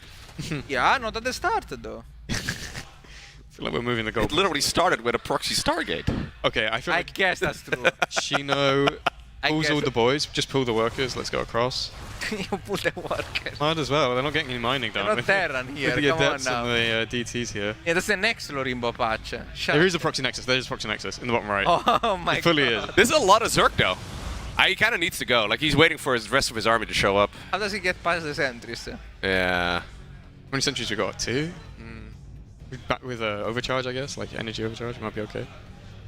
I do not think that Shino can ever go up that ramp. I don't see how. He kind of has to though. He has no choice. Yeah. I think Jumi actually somewhat sitting on the ramp is not good for him though, right? Yeah, like, that's a stupid move. I don't. Why is he not just sitting behind the wall? Immortal's really so important. Positioned. That's pretty horrible. What is going on? Like part of me is like, kind of kill your own gateways so that you can actually fight. We gotta go lower in MMR. We're killing our own gateways as part of the strat. All of the diamond players were right. Like, yeah, that's what I was gonna do. Yeah. Massive Void Ray was the strat all along. Wait, did he just send 2 changelings around and they still did not see? Not the bottom right. Yeah, I mean. Oh my god. I would be fuming so if I was. Dude, that's just so many times in this series now. Yeah. That Shino's just barely not seeing the proxies. Oh, there we go. You got the important scout though. But this lets Jumi down the ramp? Okay, never mind. No, it doesn't. The good Back bait. up the ramp. Get up there. He shouldn't go down the ramp anyways. Wait, he doesn't have. He has no business going down the He ramp. doesn't have any sentry anymore and no energy. Wait, is Jumi gonna throw this game? Might be playable for Shino. Because of the ninja base. I mean, he is playing ground toss. Did he shade forward? Never mind. Yeah, he said. Okay. Holy, bro. Okay. And you didn't believe in the adepts. They're plus bro. 1 adepts. It's their plus 1. Yeah. Plus 1. Loco did the calculation. I did not consider the plus 1 upgrade on the depth, man. That's crazy. The plus 1 adept. I think the. Okay. Hydras are so bad. This unit is am I so crazy for fake. believing? I think this actually does change with plus 1 adept versus Hydras. We have to go unit test. I don't know what the interaction's like between plus 1 I have Hydras and vague 0-0 recollection Hydras. that is like the one interaction that changes in this matchup. It was nearly plus 2, so it's definitely going to change in a minute. Anytime now. Proxy base is up. Yeah, and he's got a few adepts here to defend as well. And Shino can really only afford to commit like a few lings down there, so that's probably staying up. Ground toss pretty strong. Yeah, this game has convinced me that ground toss is viable. All you need to do is make 1,000,000 adepts and a bunch of Dark Templar. Against someone who's and a proxy nexus themselves. And a proxy pylon. You're just not seeing the vision, man. You just treat the whole map as your main base. That's what you gotta do. Interesting shade for Jumi. Not a fan of that.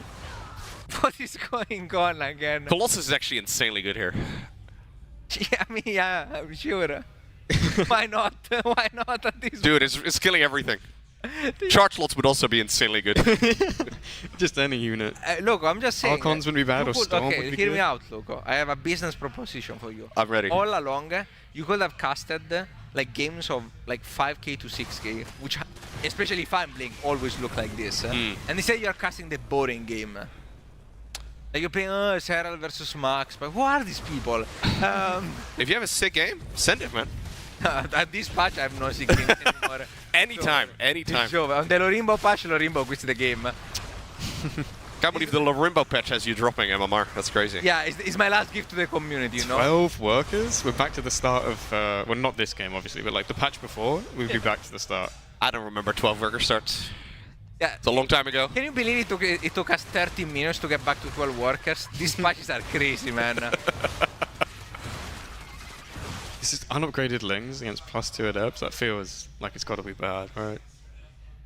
Jimmy does lose the base on the bottom right, but is going to restart a third anyway. I Why mean, not? what a crazy set of games, though. Like, genuinely, this is... I mean, we can joke around all we want, but this is exactly what they tried to do with the patch, right? This is so far from what we are used to. Even though it feels kind of sloppy and dirty and like it's an absolute mess, this is ultimately what the goal of the patch was. Look. If you tell me we play like this, like we do this clownery for like a couple of months and then we go back, once this gets figured out, I'm down with it. Yeah, it's fun, no? Yeah. But it has to be temporary. Okay. This is the beginning of the end. Yeah, I think Shino is trying one last attempt. Count down the Hydras as they absolutely melt to GG. That's it. Unfazed, look, like he knew it was going to happen. Jumi's like, yeah, I could have played It's like, two more yeah. Skytos games here. Oh, are we going to get Jumi for... I have no clue. He's coming. I think see that him. aren't we strict for time? I like this, like, the player Oh, enclosure. it's coming. I like the enclosure, like they're creatures at the zoo, you know? We need a big sign. The booth? Do not tap on the glass, yeah. Don't feed the monkeys. Yeah? We are going to get Jumi in for an interview. The goat. He's here. Hang on, bear with. It's a bit tangled. Rainer did that, so... Yeah, we blame Rainer for that one. Actually, does look like he broke it. Hello. Hello? Hello, Jumi. Hello, Jumi. Congratulations. Well done, bro. Thank you. Jesus, what is this? Okay. That second game was very long, man. Yeah, that was something. So what? So, Jumi, what did you think of these games? Second? What All did of you them, think in of the this? series All in of them? general. Just the whole... All of the games? Yeah. I don't even remember the first one, but yeah, they were really chaotic. I really feel I'm not really in shape anymore, I would say. So, yeah, it was something. I don't know. I felt quite slow. Yeah, Yeah. like I asked this question open-ended, and I'm like, he's gonna talk about, you know, the cool stuff I did, the proxy nexus, the glaives, the bling DT, and what he chooses to say is, I don't feel that good about my form. Look, you have to hype yourself up. That was cool. Need some confidence. It was good. Those Fun were cool games. games. Yeah. Yeah, I had the feeling I had to play something creative, or I don't know. So, did you immerse yourself in the mind of a diamond players with those builds? Yeah. You were going full back to the beginning.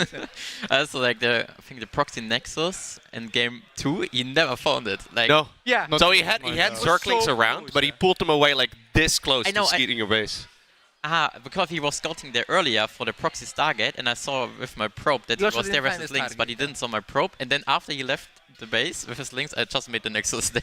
Yeah, It's you the same find in this last game. Like he was scouting around, but he never saw the pylons. Like he just barely missed it every time. That's Yeah. very unlucky. This is one of the things that the patch changed, right? Like by proxying only a pylon compared to the pylon plus. Oh, eight yeah, combo. it's less visible. Yeah, it's it's very true. It's very easy to do. How do you feel about the patch? What, the patch? Yeah. You're a fan? No, I was not a fan of the worker start, the 8 worker start anyway, and also the gateway change, not huge fan of this. Yeah, the new lava, the Lorimbo lava, I think. How do you know about that? Honestly. Is that already spread? Everybody's already talking about it, man. How did Everybody read the Reddit I was post. just watching the stream and you were like saying it 10 times in the game. Lorimbo larva. What the hell? Everybody saw the first paragraph of the very long post, man. Yeah. I brought it. That's all we saw. 3,000 words. They only read the like first 3 paragraphs. It's crazy. ChatGPT, please summarize this very long Reddit post. Lorimbo wants more larva. This honestly could be a ChatGPT patch. I get totally it feels so weird. That what I also like. Some of the things were so random. Yeah. I was so confused. But okay, let's talk about the games a bit, since we are supposedly we are caster, allegedly, I heard so. We are supposed to do an interview. Do you think that such builds you would not have done if you weren't for the patch? Let's ask an interesting. Like, do you think it? Yeah. Okay, so it did push you to like try. Well, I feel super. Like before the patch, I felt even like before the last patch, I felt super confident just in PvC playing standard macro. Okay. But yeah, I got so hard destroyed in the last BBB against Gary. No. X. Yeah. In normal macro games that I didn't feel confident playing. Not Okay, totally so it like was I actually ape nerfing PvC Protoss win. that pushed What? you. It was actually nerfing Protoss that pushed you to try. So not the 8 workers. No. Okay, guys, you heard it We heard here. it. More variety, nerf Protoss. That's we have cracked the code. That's how you do it. Are we going to the bracket? Are we seeing the Do you next have any game? questions? This whole group is kind of crazy, right? Yeah, how do you feel about I felt like I have a question. I don't know from like real perspective, but it could be like I had in mind that it could be the case in game 2 that I was always able to maybe kill him, but I just was too afraid because I wanted to play it safe. Some situations, yeah. When he got Viper Infestor, I think you cannot. Yeah. Yeah. I think that might have been some cases where I could have A-clicked him, but I was never confident enough. And also I had shit economy, like I had never enough to rebuild with like gas. Yeah, there were a couple of situations where you could have done that, but once it got to the like super late game, I think you had to play it slow, otherwise you would. I think you would have thrown. This was one of the most chaotic PvC sides. We had no clue what was going on either. Like it was also in the last game, always something going on in some of the bases. So yeah, I mean that's actually interesting. So, any questions for our? Well, apparently we got an overview of the group, from what I understand. That'd be cool. So that would be pretty great. Yeah, so this is where we're at currently. So your next opponent is Raynor, if I'm not mistaken. How do you feel about that series now that you're warmed up against Shino? Yeah. I mean, Shino did win. Like I already against said, Raynor, in this so patch right now, I don't feel good in PvC. Like bad. But Shino did win against Raynor, so. Yeah, I saw that. Do you think that upset changes the group? I mean, top 3 favorite are Himrin, Raynor, Kusena anyway, right? Maybe you could sneak in. Maybe you have an insane performance. Maybe you have an insane performance against Raynor. How do you know? When last time?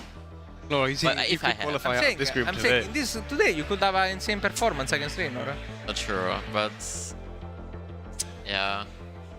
I think maybe Shino can get top 3, maybe.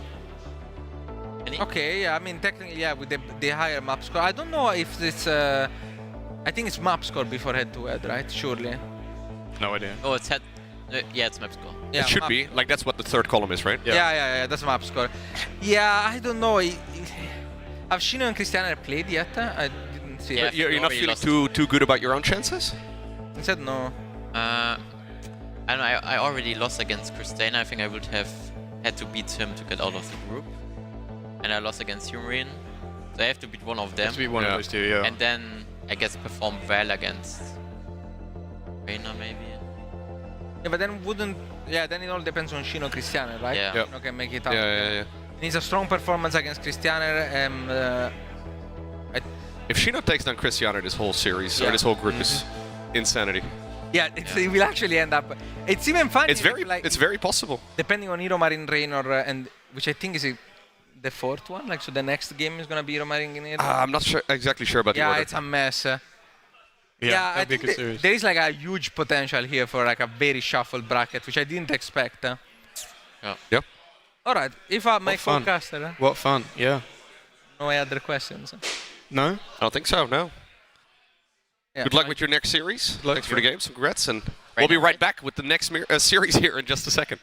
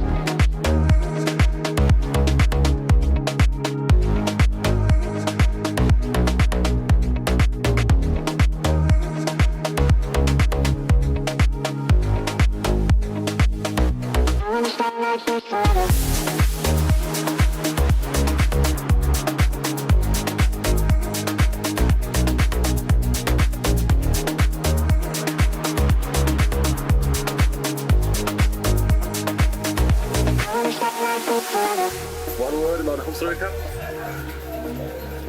Fucking dash awesome. Nice. That's freaking awesome. 3 von 4. Fucking cool. That's all that. Awesome.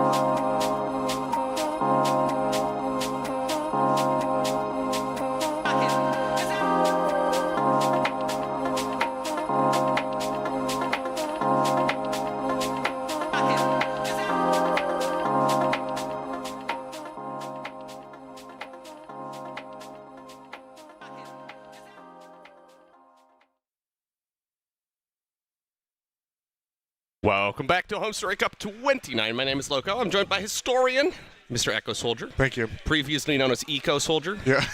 Sadly, no longer the case. Not Echo Steel again. Yeah.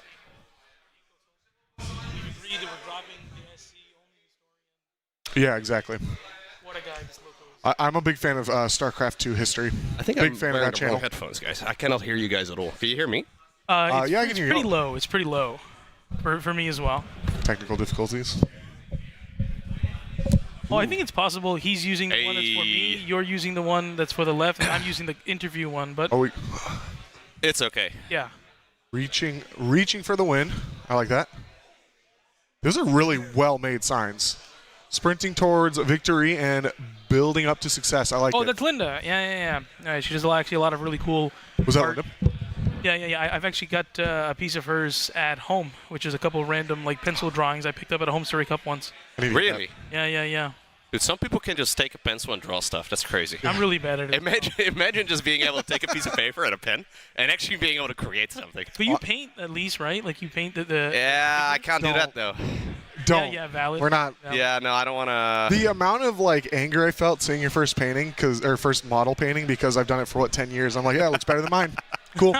Like I'm sitting there with like a painted Angron, and I'm like, oh, this will look pretty good. And then I saw like Kelzer's, and then I saw Kalaris', and then I saw your. His Angron looked really good now. That was a sick baby. Yeah. I was talking to Kalaris about it, and he was like, yeah, I can't spend like 100 hours on a piece like Loco because I play the game. I gotta paint them to play. Yeah, he actually plays the game. I've never played the game. I don't know. I've never played the game. On the car ride, you were talking about like you absolutely hate like the assembly line army process painting. Yeah, it's brutal. Painting the whole army doesn't seem very fun, but painting one mini is fun. Yeah. Yeah. Painting one thing because you want to, as opposed to painting something as like a task, right? Yeah. I feel like feels very differently psychologically. Yeah. Dude, that ratkin, that giant rat. That's a cool mini. This is a Warhammer stream now. Yeah. Let's talk about Warhammer. There's StarCraft minis too, though. Yeah, those are coming out. They're on the way for me. I got my my thing. What's it called? Nice. Tracking number. So I got the. Yeah, I'm excited. I'm probably gonna do the Protoss, like all the different tribes, because that'd be dope. And I don't know. I want to do like the Cyan for Raynor, for like Brood War Cyan. So that's where like my StarCraft started. So that'd be dope. But are you gonna paint any? Oh, okay. Yeah, that'd be cool to do the Cyan. Yeah. Holy Hit did like one of the greatest Zeratools I've ever seen. Have you seen her? I'll show it after this. It's legitimately amazing. Okay. I haven't seen it, no. I might make her show it to you just because she might have it like in her camera roll. It might be her. She doesn't want to. He's gonna make her. Yeah. No. Show it to you. I'm interested. No, I'd like to see it. Yeah. Yeah. So, well, what series are we casting again? Yeah. Jumi versus Jumi Raynor, I think. Raynor, I think so. Oh, a little bit of a bang. Something happened, but we're okay. This whole group, by the way, is an absolute mess. Yeah. Have you seen it? You want to bring it up? Yeah. We can definitely have a look at it. I was looking at my phone, but I think I might have gotten an update. Hero Marine has been looking very stellar, right? Maybe not too surprising, but it's also been a little bit difficult just across the board. This whole patch, like nobody really seems to know 100% certain what they're supposed to do in any of the matchups. Hero Marine, the winner of the highest prize per StarCraft 2 event of the year. Yeah? 2v2 event. Oh, is that true? That's true, yeah. He knows his history. Very recent history. You can ask him about any type of history. You know that? Really? Yeah. You can ask me. You can. Doesn't mean I have the answer. You can ask anything you want. Ancient Egypt, the Dutch Golden Age, American history. He knows it all, man. StarCraft as well? Yeah, it's a StarCraft is the footnote. Yeah. I just one of the things you know something about. Yeah, I've never heard the Dutch Golden Age. Are you referring to like the Dutch East India Company, like you know what? Empire? I just said it, and then I realized we're not supposed to call it that anymore. But we call it the 17th Age. Exactly. This changed like 3 weeks ago. In my defense. Dude, they were doing some awesome shit in that period. Yeah, a couple cool things, couple questionable things. True. Well, anyways. I mean, haven't we all done? But you knew about the history. Yeah. See, you called me out on it immediately. Yeah. So if you ever have any history-related questions, that's the historian you want to be talking to. Yeah, he dropped the StarCraft 2 from his name, but yeah, he's no longer StarCraft historian or SC historian. It's just historian. Yeah. Just soon he's gonna be history now. Oh my god! All right. I just got threatened by Loco on camera. Oh, you are in Krefeld, so. This is a whole new era. What is my guy? Hey guys, see, as soon as my game we transition, as it should be. Well, we do have a game here. Oh, silencing polls. Usually I'm the one that's keeping us off 2015. track, but I'm keeping us Sorry, on yeah, track. no, right it's now. okay, Come on. it's okay, it's We okay. have to talk You bring about us in. this. Yes. We got those the 8-worker start, so there's a lot of action here at the beginning. 2 minutes and 45 seconds is what we've determined is when the game starts. Oh, dude. Let's talk about the Dutchies thing. You can't call him anymore. Let's keep it. He's not going to be able to come back to the Netherlands. Okay, we have a proxy going on actually right now for Yumi. Okay. Is it Yumi or Jumi? I've heard it both ways. Whatever you like. Okay, Yumi. He says Jumi. Oh, he does? Okay, Yeah, I'll respect what he asks. I feel like I, for some reason, mix between them because I've heard people say both, but I'm pretty I've sure heard- it's technically Jumi. Yeah. Well, I mean, I've heard people refer to you as Eco Soldier. Yeah. So. Or Echo Steel. Echo Steel, yeah. Well, this is interesting. So the obviously with the gateway that doesn't matter as much, but the proxy pylons. We were talking to Jimmy after the previous game, and he says he really does not feel comfortable in macro games. So he is just kind of sending it and trying out some creative stuff. I can't really blame him because the entire early game of Pro Tools is a bit all over the place. Wow, that was a late Oh. good luck, have fun. Yeah. When you get that on the ladder, you know you're getting cheesed. Which hey, look at that. That's 100% true. Yeah. You get the 1 late minute GLA. So how are you? That's the next question. Yeah. And Trader's got to see it though, but before the patch, it came at like 35 seconds. Now it comes at like a minute 15. yeah. The GLHF is delayed too somehow. Raider sees it. Oh, he pulls back. One gate apparently is enough. Yeah. Oh, he might go for try to see the second one. Nope, he's going to stay still there. He is going to pull the we're going to drones. pull the boys. Okay, so this is Okay, so so interesting, but big commitment from Raider. He's respecting this maximum. The shot is live. So what are we going to do? yeah. Play a ring around the Rosie? Second pylon gets planted down. Zealot number Zealot 1 out. pops out. Yeah. Supply block right now, by the way, for Jumi. How in the world did we hit a supply block with this strat? Yeah. Usually with this patch right now, you see a lot of supply blocks on the Zerg because Like watching one of your games. Okay, dude.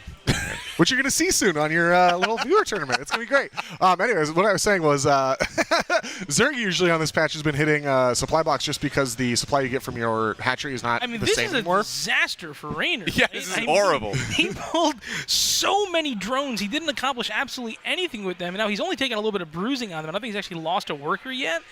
But there are zealots coming his way. There is a spine crawler in the main here, morphing in, but the natural here is relatively undefended. A couple zerglings coming down, but they do not have enough firepower to deal with these zealots. They're going to run right past them. Oh, they're actually going to go across the map? I thought they were going to go to kill the pylon here, but... Is that the Cybercore proxied as well? Yes. Yes, Oh it my is. god. It's the Cybercore prox. I guess he wants to be able to defend it. Yeah, I don't think he has a pylon anywhere, right? In the main. Oh, right. That was the first pylon. Oh, he has one. Okay. Okay. What a miss. What'd you say about 1,000 MMR? Dude, I do feel like everybody in this tournament has dropped 1,000 MMR. Yeah, but it's been really fun to watch. Oh, yeah. Oh, Jumi was missing pylons before the patch, don't worry. Okay. To be fair, Rainer was playing League of Legends. I got the Twitch notification about 3 days ago. I'm like, all right, playing League before a big tournament. But the Lings are going to try to run across the map there. Rainer probably is well aware that that main base is going to be undefended. So that has a lot of Lings. What are the next steps It's still here, a hold, though. for Jumi? Like, I don't actually see a super clear path to victory at the moment. F10 and then N, probably. If you can't, you're getting surrounded like that, I think that's the next step. Yeah, this is... I mean, doing a decent No, amount of that's damage. okay. Yeah, he doesn't get the full service area, but he can't really kill the spine very well. Yeah. He has to kind of double down, though. Zergling's on the other side of the map. Yeah, honestly, there's also with the shield, no more yeah. drones in production here. Yeah, it's going to run out of energy, though. This is super painful for Jumi. Yes. Yeah, we don't want to lose 3 probes right now. I mean, okay, so there is a critical mass building here, little by little. There is, Warp Gate is on the way here. It's about halfway done. Yeah, but on this patch... Yeah, we're but moving the you mean a spine. lot. Yeah, the spines are moving in with a big with the surround. queen support here, with the spine getting burrowed on top of this, these zealots are going to fall one by one. The stalkers are going to be left defenseless, and Jumi's hopes in this game are going to be pretty much nil. That was really Dude, good. the Lorimbo larva does it again. You'll love to see it, man. No injects needed. No. That's transfuse energy right there. Yeah, I don't... think you. So this kind of feels like the near best case scenario for Jumi, right? Like obviously he got spotted, but then the drone pool went horribly wrong. So considering the situation, yeah, this really wasn't even that bad for Jumi, but then it still did nothing. Yeah, I guess that's just not a good build. Yeah, that's what I'm thinking, yeah. Because he tried out the variety that we've heard so much about. Strategic variety. This is the strategic variety that we've been yearning for, but I don't know. Yeah, that 8-worker start really changed everything. I huh? mean, listen, maybe getting supply blocked was consequential at 1 minute 40 seconds. Yeah, that or was whatever. silly. That Forgetting could the be third pylon was. It does not help. Yeah. As he said, it's like one of my games. Yeah. That was mind games. Yes. Oh, we have a Hero Marine and Christianer. Okay. Christianer. Okay. This one's going a little bit deeper here. Looks like nobody's trying to kill each other right this second. Do have a couple stalkers here to defend. A big push here. Oh, big timing by Hero Marine coming across the map. See if he gets anything done. Christianer would really love to win this match, by the way, for the group. Yeah. This is huge for him. This is huge for him. I mean, Hero Marine is looking it's pretty really much strong. These but two guys, right, for getting second place, I would say. It's Ooh, that's a good pick off there on the SCVs. I think if Hero Marine wins this, he has a really good shot at winning the whole group. Yeah. Yeah. This is a really good interception, though, here for Christianer. Getting all the SCVs before, well, not all of them, but most of the SCVs before they arrive. Yeah, you just kind of kite them back to your shield batteries here. Hopefully get a couple picks off on the Marines, which we're doing here. That's, I was going to say, that Cyclone doing quite a bit of annoying damage here, but the sandwich on the other side there, these tanks can't siege up because they've just been getting pot shotted at, so. Yeah, but little by little he can do this where, yeah, he'll unsiege that last one, leapfrog it forward. There are This is good, though. This is good, though. He decides to commit, try to come in from multiple angles. Hero Marine is going to get cleaned up, I believe. GG. Absolutely. Fantastic play there by Christianer to get a really nice moves. 1-0 win right now. Yeah. Yeah, that was there's really not a lot awesome. of bio on the ground there for Gabe. Yeah, losing all the SCVs like that, right? Like the two split groups of Stalkers was really nice. Christianer kind of on fire, right? Yeah, he's playing good. Yeah. I was out in the main area there, and we were all watching intently, and like every single time, like, you know, the underdog, right? I don't think Hero Marine's an underdog as much as we love them. Watching like the Jumis, watching the Christianers like get games off those guys. It's super hard Christianer to has see. been really good for a really long time, but I agree that normally I think Hero Marine would be the favorite, but like this whole patch has kind of like pulled everything from the top down a little bit, right? And It leveled lowered it the all a ceiling. little bit. Yeah, I don't really know exactly if it's gonna stay like this or what we're really supposed to expect moving forward, but like Terran is hurting from this patch. I've heard like a lot of Terran whining. That's I heard Terran's players say that they're hurting. Yeah. Terran players I've heard said Terran that? players Okay. say that they're hurting. Yeah. I've heard Protoss players say that Protoss is hurting. I don't know, man. 50-50 for warp gate per gate. Oof, I don't Zerg know. players are all Zerg cheering on players love Lorimbo. this. Yeah. Every single one of them, they go, there's some problems, but it's pretty good. It's pretty good. But I also wonder if that's not a little bit overplayed, though. Now with the latest changes, like I think it's actually all looking pretty stable. I mean, it's all over the place right now, but I don't think the patch is. It's really hard to predict, honestly. I honestly think the community likes to meme on it just because like it is genuinely very huge changes for StarCraft. Like when's the last time we've been at 8 workers, right? Never. Like never. Yeah. Yeah, exactly. Right. Yeah. A long time ago. History. Yeah. You asked the wrong couch, buddy. Exactly. Maybe the Egyptians played with it, do you know? Well, in the 6th pharaohs century used to. BC. Yeah. During the 4th dynasty. Yeah. That's Age of Empires. You said The dynasty, first not too and second obviously. It's more Punic Wars. sophisticated Yeah. than dynasty. Wow, we are so excited about Rainer Jumi. Apparently, we're going to switch actually to the other game because this one has crashed and they're going to restart it. StarCraft moment. Yep, it's okay. It's what 16-year-old game. They have time to patch it. What in the world? Right. Okay, hey, we're going right into Hey, it this didn't work one. against Zerg. What about Terran? Oh, it's a different person. Christianer to you. It's okay. Yeah. Same. You're saying he's going to make a third pylon? I was gonna say, do you think he's going to also get supply blocked? And then we're going to find out that's part of the build. Well, Protoss players all share the same brain cell, okay? So, like, it was tactical. Jumi's like, oh, it crashed, guys. Like, Christianer, you can take the brain cell. Go, go, go, go, go. And he's like, okay, I got you. Oh, my God, the pylon's in production. Let's go. We did it. Innovative. They put them all in a room together. One half of them is proxy zealots, the other one's proxy void rays. It's like, oh man. What, 2020 proxy void ray shield battery? Oof. Hell yeah. That was a banger. I kind of miss Transition it. into Tempest. Yeah. There you go. It was very fun to watch. Very painful to play. There was a gentleman by the name of Velharnen on Twitch who would always, literally for 6 hours, do that build nonstop, and it was awesome.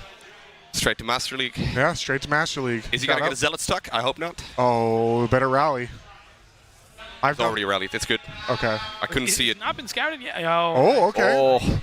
Dude, these new maps though really have really big main bases, and like the layouts of the expansions and whatnot is also a little bit different. Yeah. I think being harder to scout is a good map feature for Yeah, for sure. for game quality. And the 8-worker start does make scouting in general a lot more costly, right? Like it's, all jokes aside, it's not as easy to check these things out. Yeah. Well, it's kind of like that intricate balance between like map balance and patch balance, right? Like a lot of people. Is this like, one Marine into Reactor? Yeah. Yeah, it is. Oh. All right, canceled. Ooh. Oh, all right. Well, I mean, Christianer 2-0? Is that what we're about to see? I mean, a lot of workers are about to start falling. One Marine is out, but the Zealots are going to serve as a pretty good body block. There is no wall here. Inevitably, more and more SCVs are going to fall. 4 have gone down already. Yeah, this is a disaster here for Gabe. 10 workers go down. He does have a second base, so at least the command center is going to finish up, but yeah, but you also need to do a lot of work. Are chasing stalkers. Yeah. With one more that really just gonna popped out of the proxy with another one on the way. Yeah, I mean, can't really. 2 stalkers kind of body a Marine there. We have a couple more, but you want Cyclones here, but it's a little a little ways off. We're going Widowmine. No, I think Gabe is cooked. That's a really good play here by Christian. Really good. Yeah. I mean, we're down to. I'm trying to think. So last Homestory Cup was his first, I think. Oof. I'm not sure, but there we go. Oh, look at that! Yeah. You love to see it. Slam, pounds his chest. Woo! The young Polish Protoss player. So excited. That's a big win for this group, though. Again, this format is brutal, right? Like 6-man groups, 2 people moving on. You have Raynor and Hero Marine in your group. What do? Yeah, you win against Hero Marine. Yeah. That win was super valuable to Cristiano right there. So yeah, no, it's gigantic. I mean, that makes it pretty darn likely he gets out, right? I think. Yeah, with Raynor dropping a series, I would have to look at what the group finally looks like, obviously, but like that definitely makes his chances so much bigger. Sorry, he could even move on in first. Raynor lose to? He lost to Shino. Oh, yeah. The ZBZ, there he is. Give it up for our man. You know what?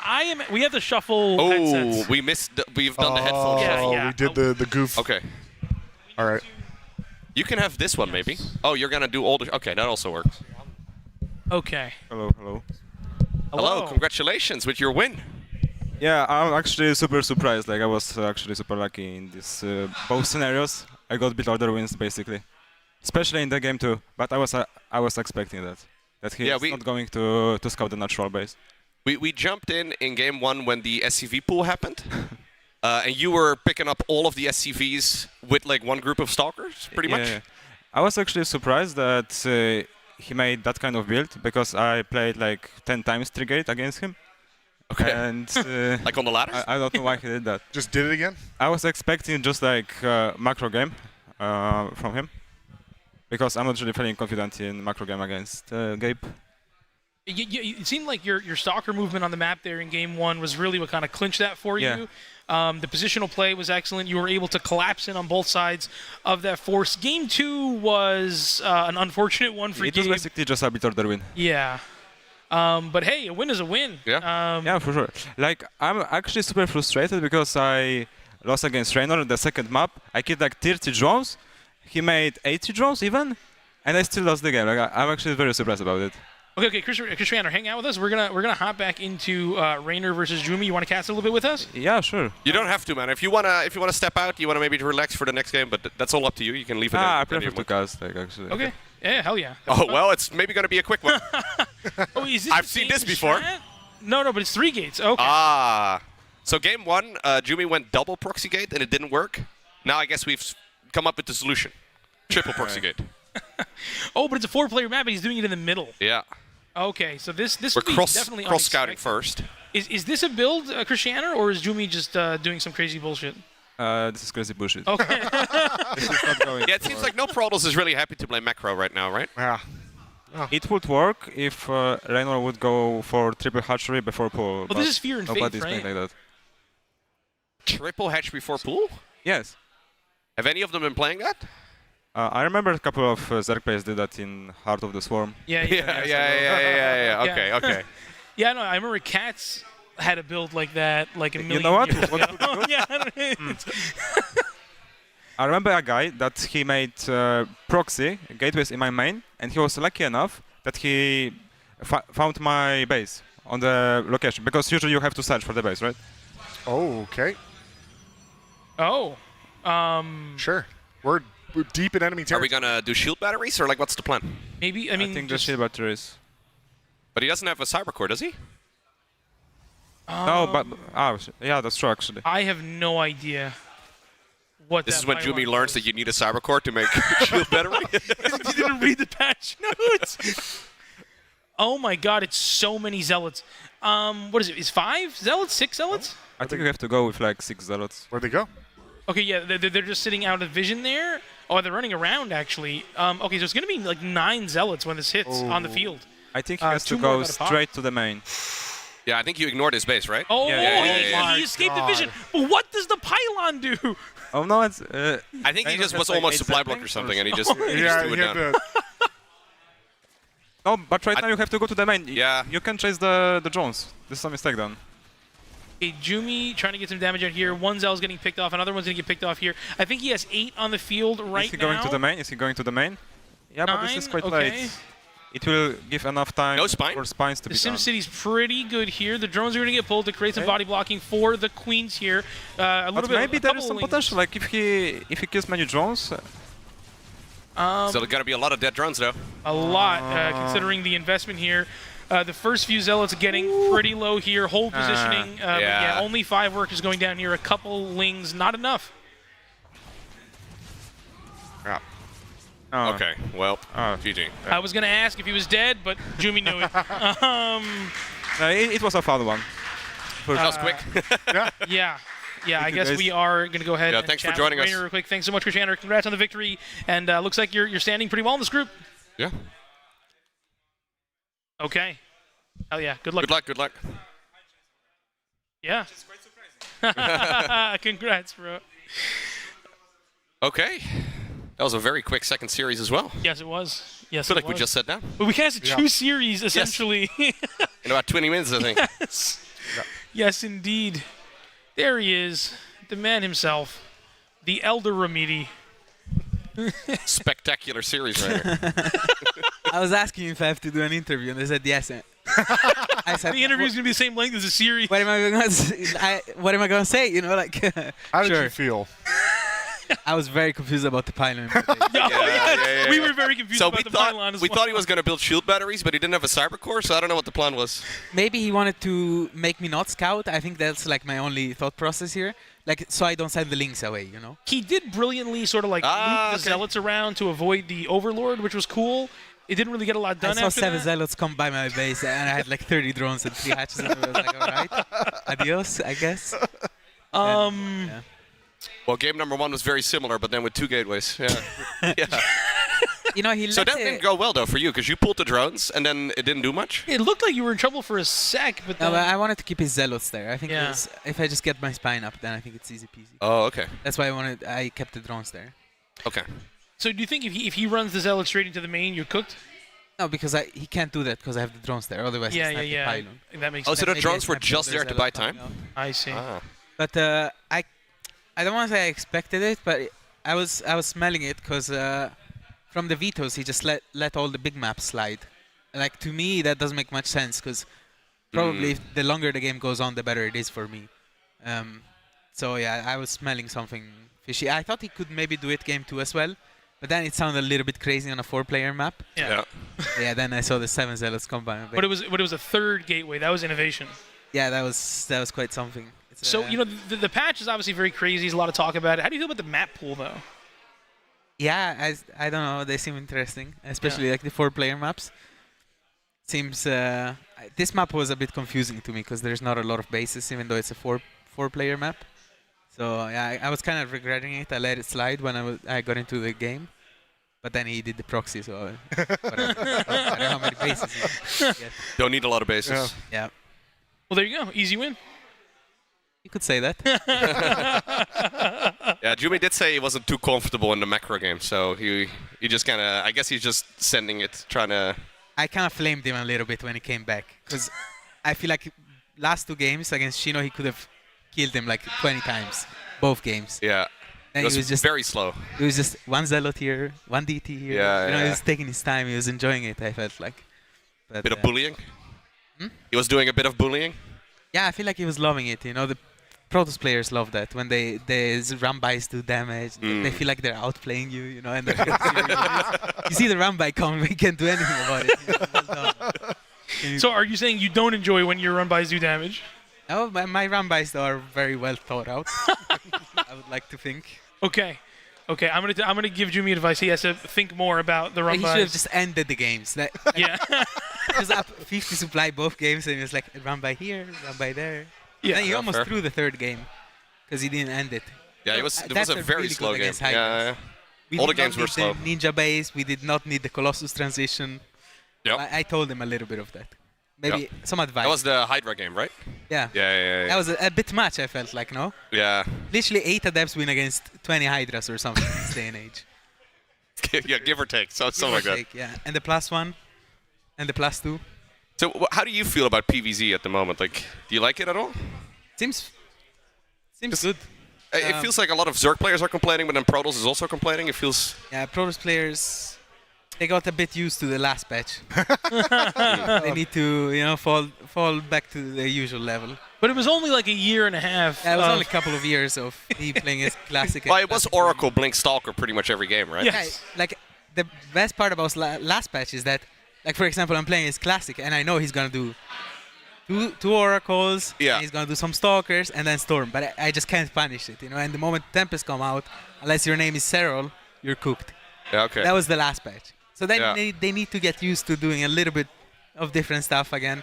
And I will say that early patch always favors Zerg. So, because they need to figure out the builds, and with Zerg it's just hatch first, queen, and drone. You know, it's very...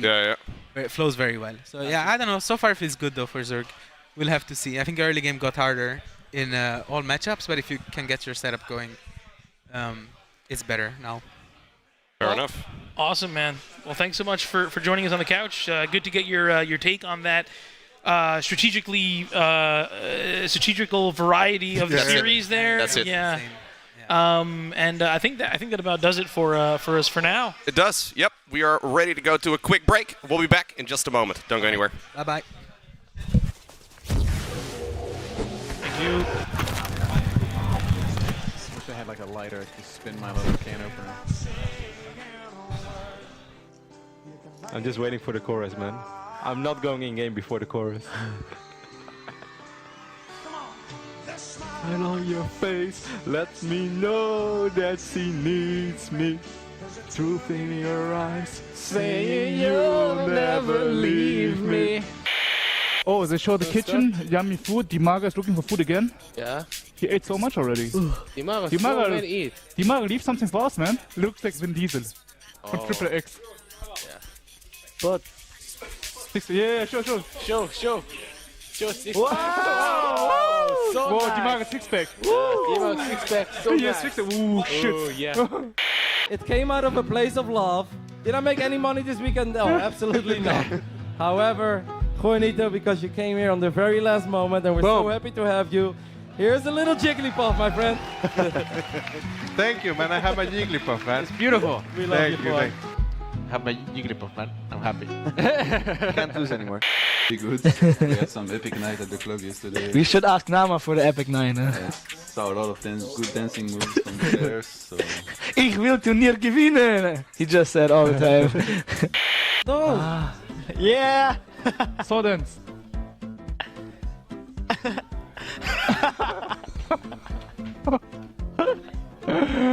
Okay, this is so dance. Start scraping your accounts, transfer your Venmo, find your PayPal, sneak that credit. Nope. You know what?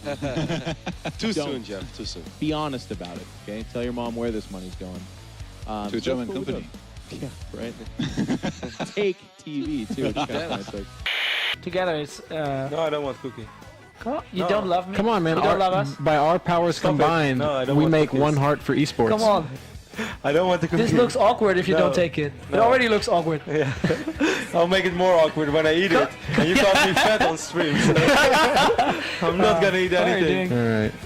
Like half asleep on the couch, and the guy's like, "Hey Kev, we're gonna need some casters." I'm like, "Yeah, sure, sign me up." And then I hadn't looked at the bracket yet, and I look at the brackets like first match laser solo, like he can't be serious. Right? I'm like, "Hey buddy, like it's not the CVC." He's like, "Yeah, we have no one else." And I go, "Oh, for fuck's sake, not again."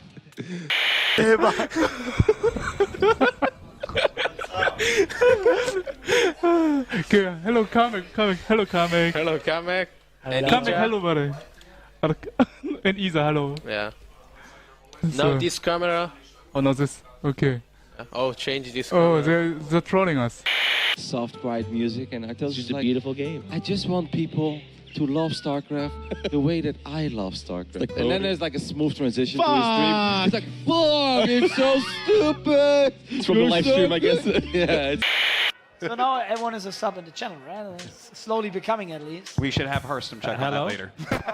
Hello? Kevin, where are you? Oh, there he is. Oh my God. That was not planned, I swear to God. I was actually honestly surprised. Let's do a double introduction. Double introduction. Here's her expansion. Give us a TLO. Yeah, in the bottom right. That's not TLO, it's just a standard German. TLO's action is. I can do a German now. In the bottom right, spawning is the red Zerg player. It is Scarlet. Yeah. What is TLO on in this impression? Hey, this guy did some stuff. And in the top left, spawning as the blue Protoss player. It is none other than just. Yeah.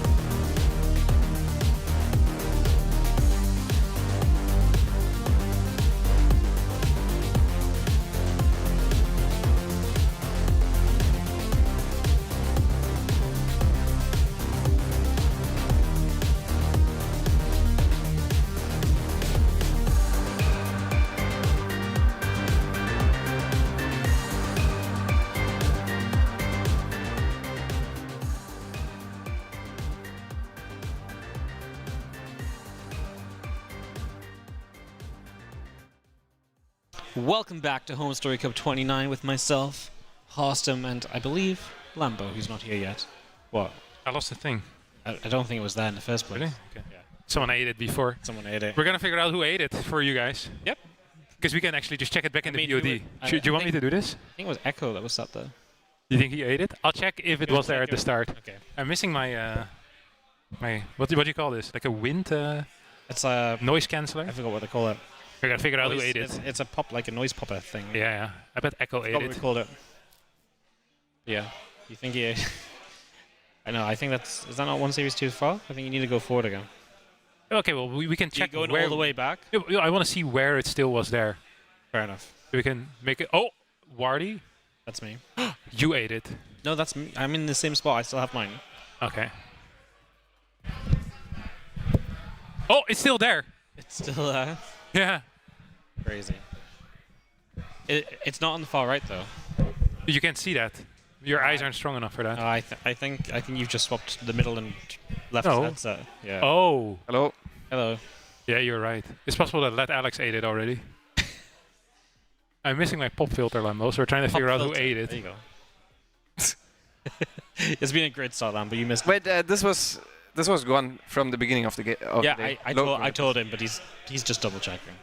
Doing his due diligence. It was Locos. Loco ate it? Check the very start of the stream. If Loco had it, he ate it. Or took it home, maybe. Took it home. They're struggling YouTubers, man. Gotta feed a family.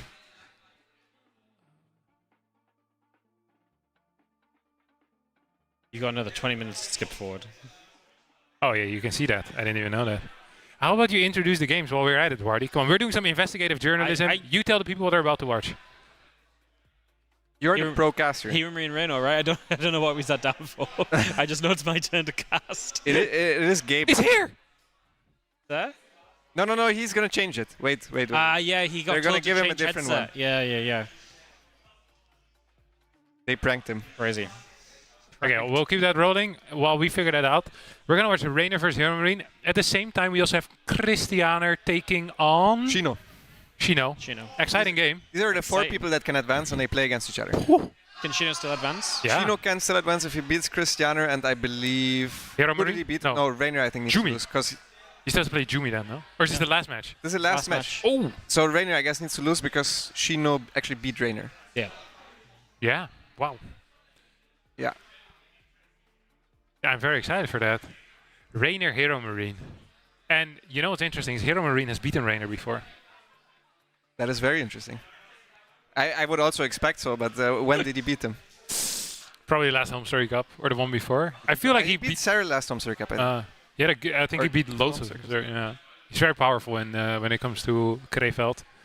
He's a bit of an unfair buff. Yeah. Gabe and Krefeld. Yeah. Have you seen his muscles? Talking about being buff. Holy crap. This guy has arms for days. If I could steal some of his arms, I would do that. It's much easier to eat as well than a pop filter. Makes you wonder what Loco was thinking when he ate it. You're obsessed with this. Yeah, it's still on his thing right now. I bet I'm gonna go to after the first game of the day. Fast forward a little further. Okay, I'll do that. There's a moment where a guy literally tells him to change headset, and then he quickly eats the pop filter. Yeah, well, actually, if it's off screen, maybe we can say it. Oh, here we go. Maybe, possibly. Yeah, he's gonna turn back around and bam, it's gone. He ate it off camera when he moved his head to the side. It's gone! He ate it. He ate it. Okay, so this is the moment where he ate it. Can we show this on the screen? It's already on screen. Oh, it was. No, it's not. It was on screen. Okay, go back. So here, where's the production when we need them? Hello? It's like a classic magician's trick. yeah. So a misdirect. You turn. Look at this. So before, Loco still has the pop filter, and now we see him chewing off screen. And to the side, and then he turns back in a couple of seconds. 3, 2, 1, pop filter gone. Freaking crazy. That's how he sounds so good all the time. He's eating pop filters. He's eating pop filters. He puts it straight on his vocal cords. What a guy. That was the secret. Dude, I've been tweaking my sound settings at home for years, trying to sound like Loco. Need some pop filters, man. Straight pop filter into the brain. That is crazy. That's how you know he's on a different level when it comes to the YouTube game. What a guy. He's been doing this for years. That is commitment. But that's the first time he did it even for a Homestory Cup. Yeah. He really loves the Homestory Cup now too. Yeah, he got challenged to do it live on camera by his community. There's no way you'll get away with it. I mean, he nearly did until Detective Yeah. Austin came to the scene. Yeah, I immediately knew that someone ate it. 4 series later. Yeah. That is impressive knowing there out of him. Beautiful. So yeah, this is such an interesting group because of Shino. Shino also almost beat Hero Marine. Well, I don't know if he almost beat him, but he took a map. It was pretty He close. took a map. I don't think the maps that he lost were very close, but yeah.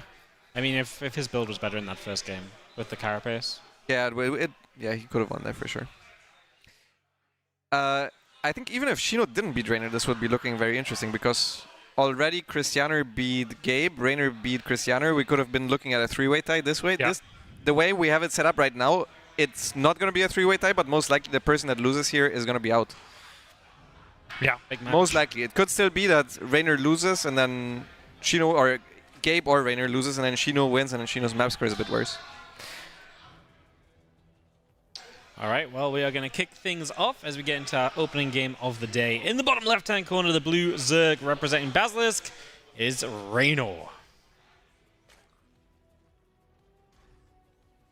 And his opponent in the top right, it is the German player representing Mouse Sports. It's Hero Marine.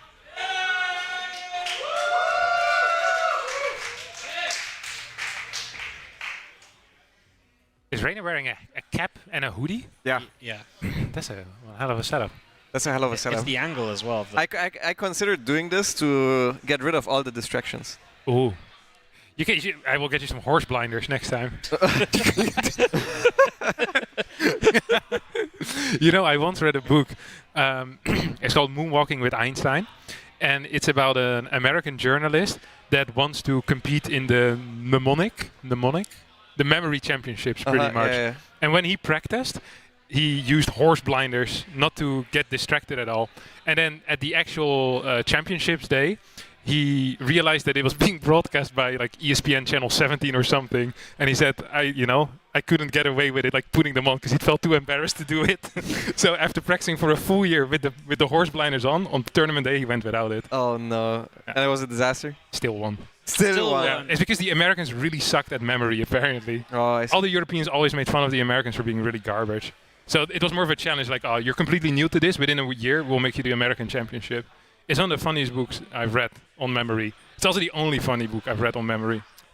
How does the competition go? He just needs to remember numbers, or? There's you have like a facial recognition competition, so you need to remember faces. So like, does this guy have a mustache? I think. Then there's decks of cards that you need to remember. There's like 4 different things. Like, I think maybe there's also numbers. That's cool. Yeah. It seems it's a very niche sport, but it seemed pretty sick. No matter the sport, the Europeans make fun of the Americans. Yeah. That's why the Americans created their own sport. Football. American football. American football. God bless him. All right. What are the openers here, Lambo? How familiar are you with this matchup? I'm quite familiar. I think this matchup has been played out the most similar throughout all the different iterations of the patch. Zerg players mostly went for hatch first, just like Rainer is doing right now. I don't think Hero Marine also ever was known to go for a proxy barracks, so I think against him you don't need to worry about like a proxy Reaper or something. Gabe's also not very known for his Reaper micro in general, so I would definitely be surprised to see something like that from Hero Marine. So far, against Shino, Gabe has been playing very standard. I believe against Rainer he's going to play super different. I'm expecting mech here, to be honest. Yeah. Cool. Is 3-base still very common, like triple CC? Yeah. I thought I saw more like double CC openers, at least for a little bit. For sure, there are more double CC openers. They were very rare in the last patch, and now they're less rare. Like we can see here, for example, that's already what I was alluding to. It's the double factory opener from Hero Marine. But they will still play a decent amount of 3CC, especially if they want to go into bio. We used to have a build like this with triple CC though, didn't we? Like second factory triple CC, and then he would always go for the Blue Flame Hellion attack. This is like a Hero Marine classic for a while. Yeah, he would do that a lot. But the same build also exists from 2-base. Yeah. So yeah, it's... But usually if you would go 2-base, it's triple factory and then it's straight to Cyclones. 2-base Blue Flame is very uncommon. I'm just enjoying listening to you guys talk. Yeah, we'll keep going then, Wardy. Yeah, no, I mean, sometimes it's good to just let the pros do it, you know? That's true. It's here to make sure you guys don't get in trouble.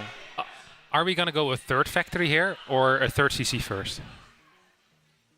I would say it's a third CC for sure because he's only on one gas. Okay. So he cannot afford it. Yeah.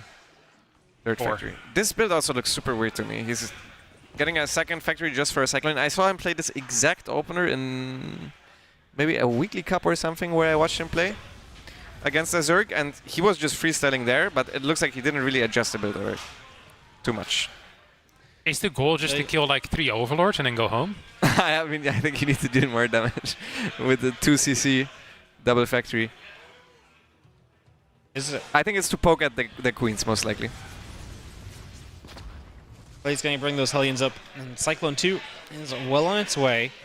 As Reyno sees a Cyclone now, this is like the first time he sees it, right? So Overlord up for grabs if he wants it, but we instead, like you say, will probably poke at those queens. Going to dive in for them.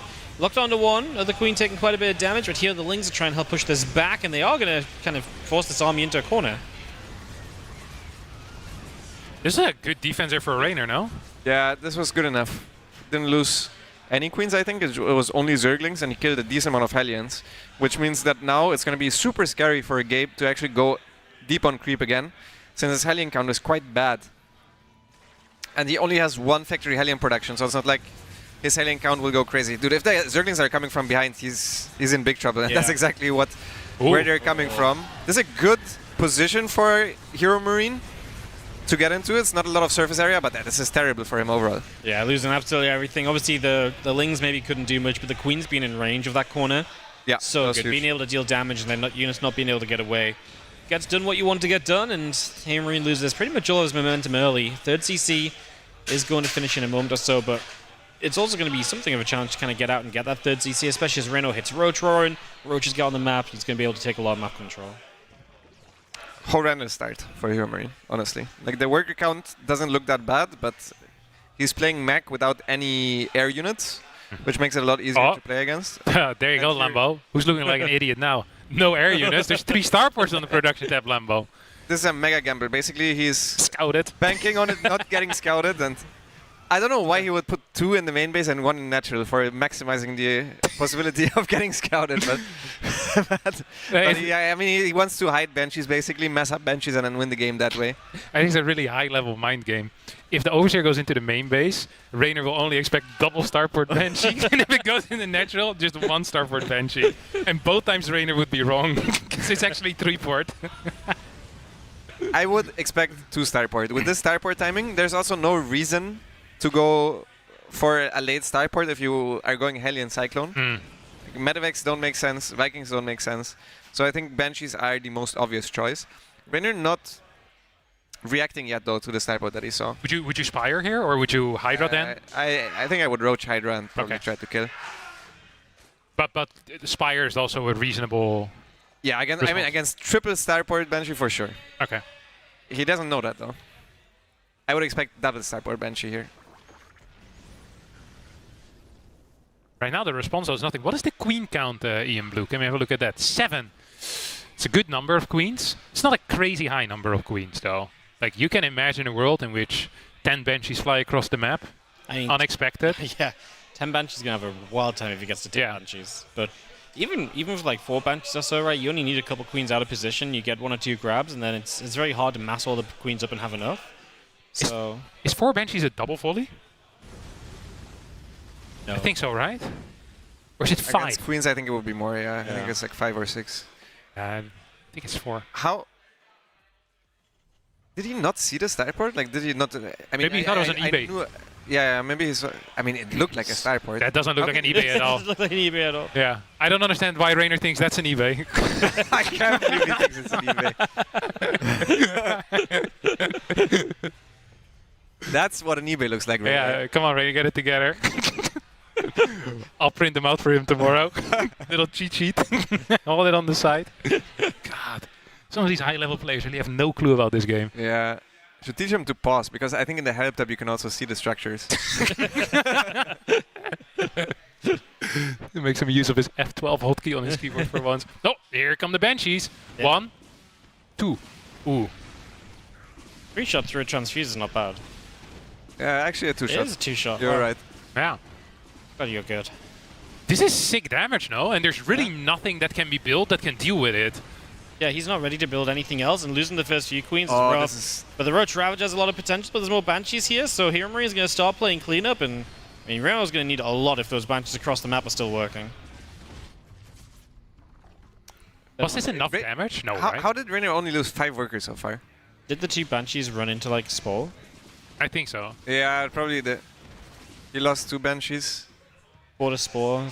There's still no real anti-air though, is there? Did he make a Hydra then? Can we see production tab? Vipers and Queens, okay. So he wants to deal with it with Queens only. At this point he has amassed enough. Oh, he lost another Banshee to a Spore. I think with a little bit better control around the map, Gabe runs away with this game, but obviously losing the Banshees takes away the big advantage he had, and now you get reset back down to position, especially as Reno gets answers to the Banshees. Gabe's army does not look impressive, like 4 tanks, and considering we have Vipers available too. He just now started +1. Gabe, that is. Yeah. That is a very poorly upgraded mech army. Yeah. And yeah, Rainer is going up to a Greater Spire. He does have the 100 drones. How are there no spores here? Yeah, that's crazy. A couple more drones going down. Vipers now showing up. Maybe it was bait, as the parasitic bombs are going to connect big time here. And the Queens will finish a majority of those Banshees off. 17 drones have gone down, but there's still 104 drones remaining. Spire also on the way. What is the... What is our composition looking like from the Zerg POV here? I think it's Lingbane, Ravager, Viper. And then eventually into Broodlords. He might actually add some Corruptors. The issue with this type of composition is that you actually just cannot move out on the map at all. Because Vipers don't reliably kill Banshees. Ah. And yeah, if you move out with the Ravagers, the Banshees can just target down the Ravagers. Split up and target down the Ravagers.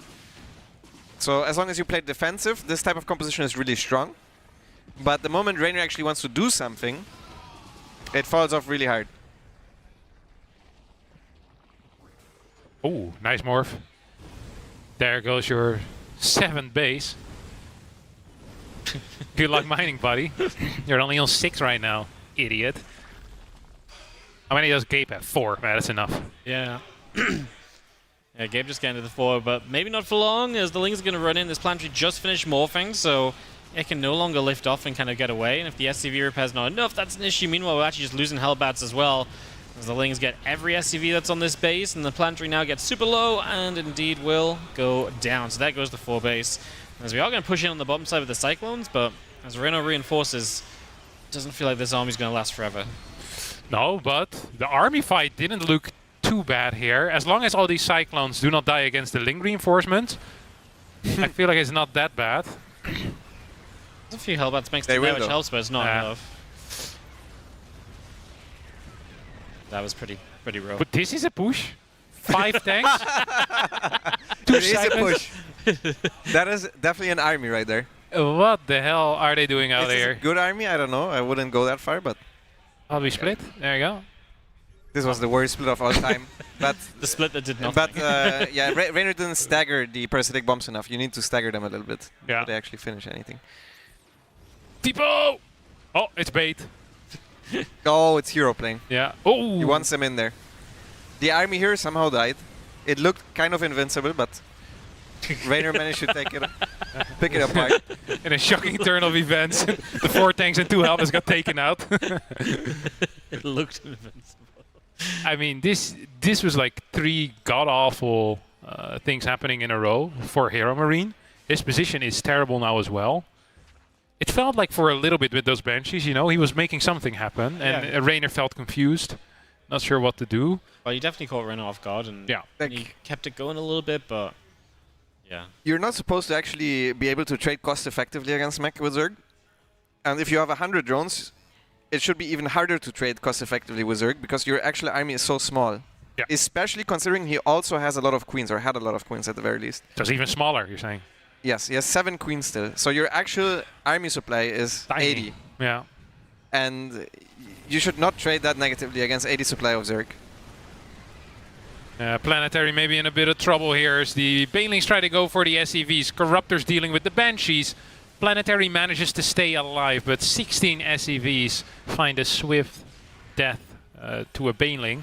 Oh, Cyclones move forward. Get a trade.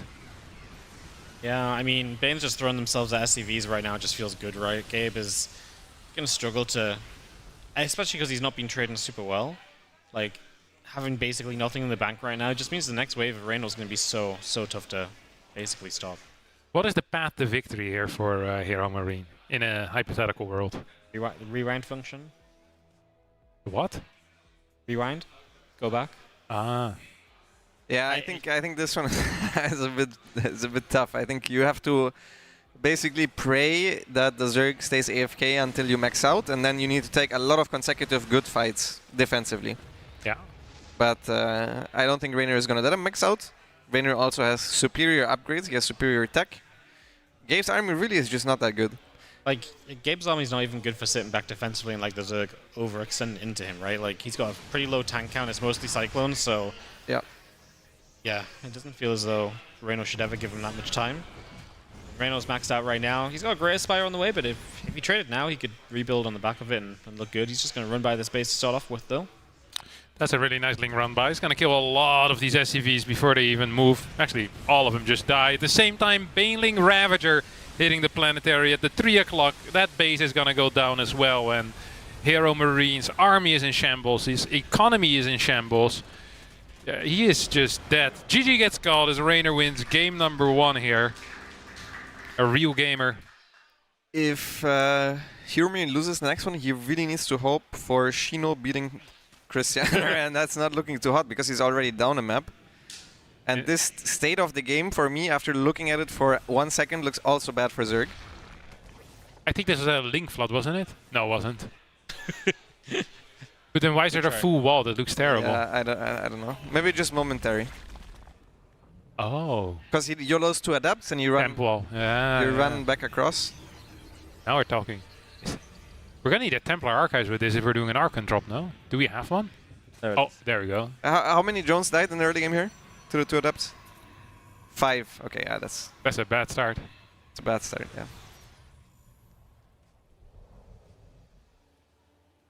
Yeah, doesn't look good for Shino, and hence doesn't really look good for Gabe.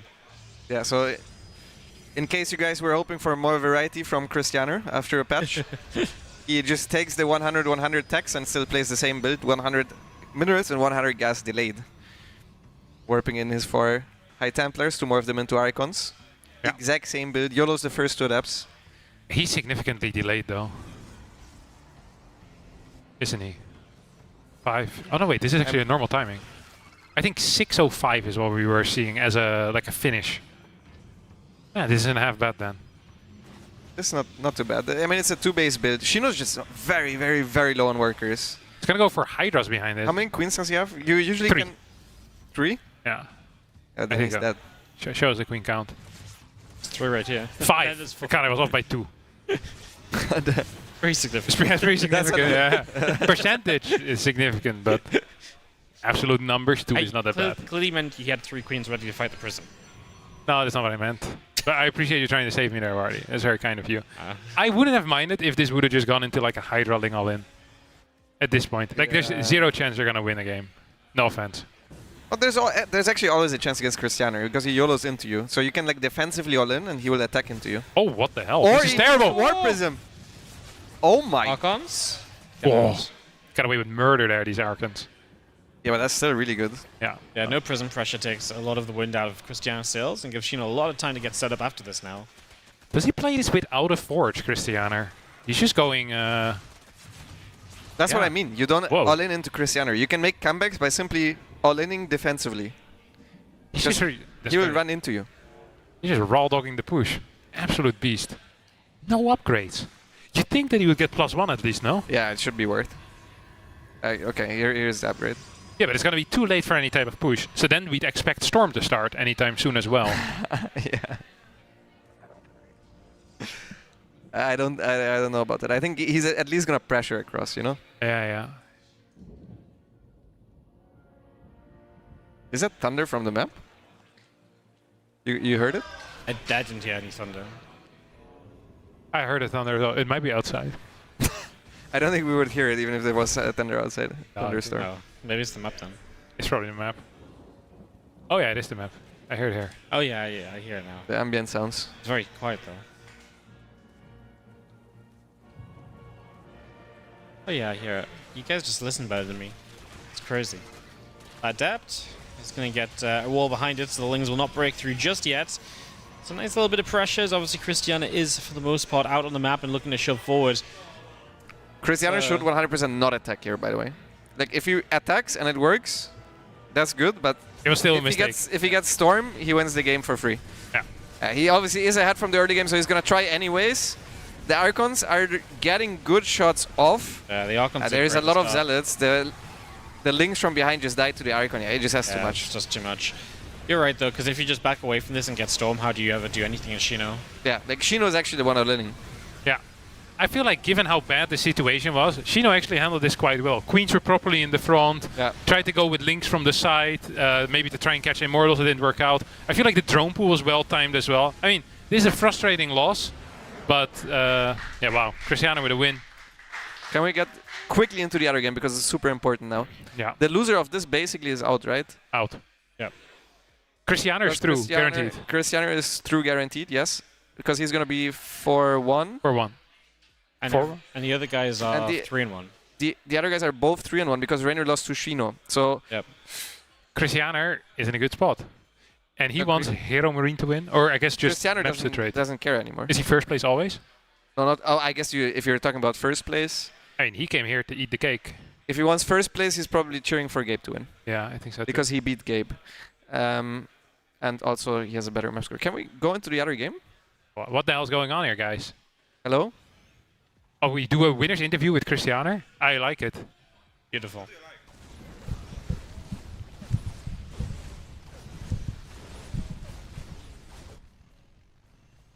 Hello. Hello. Hello.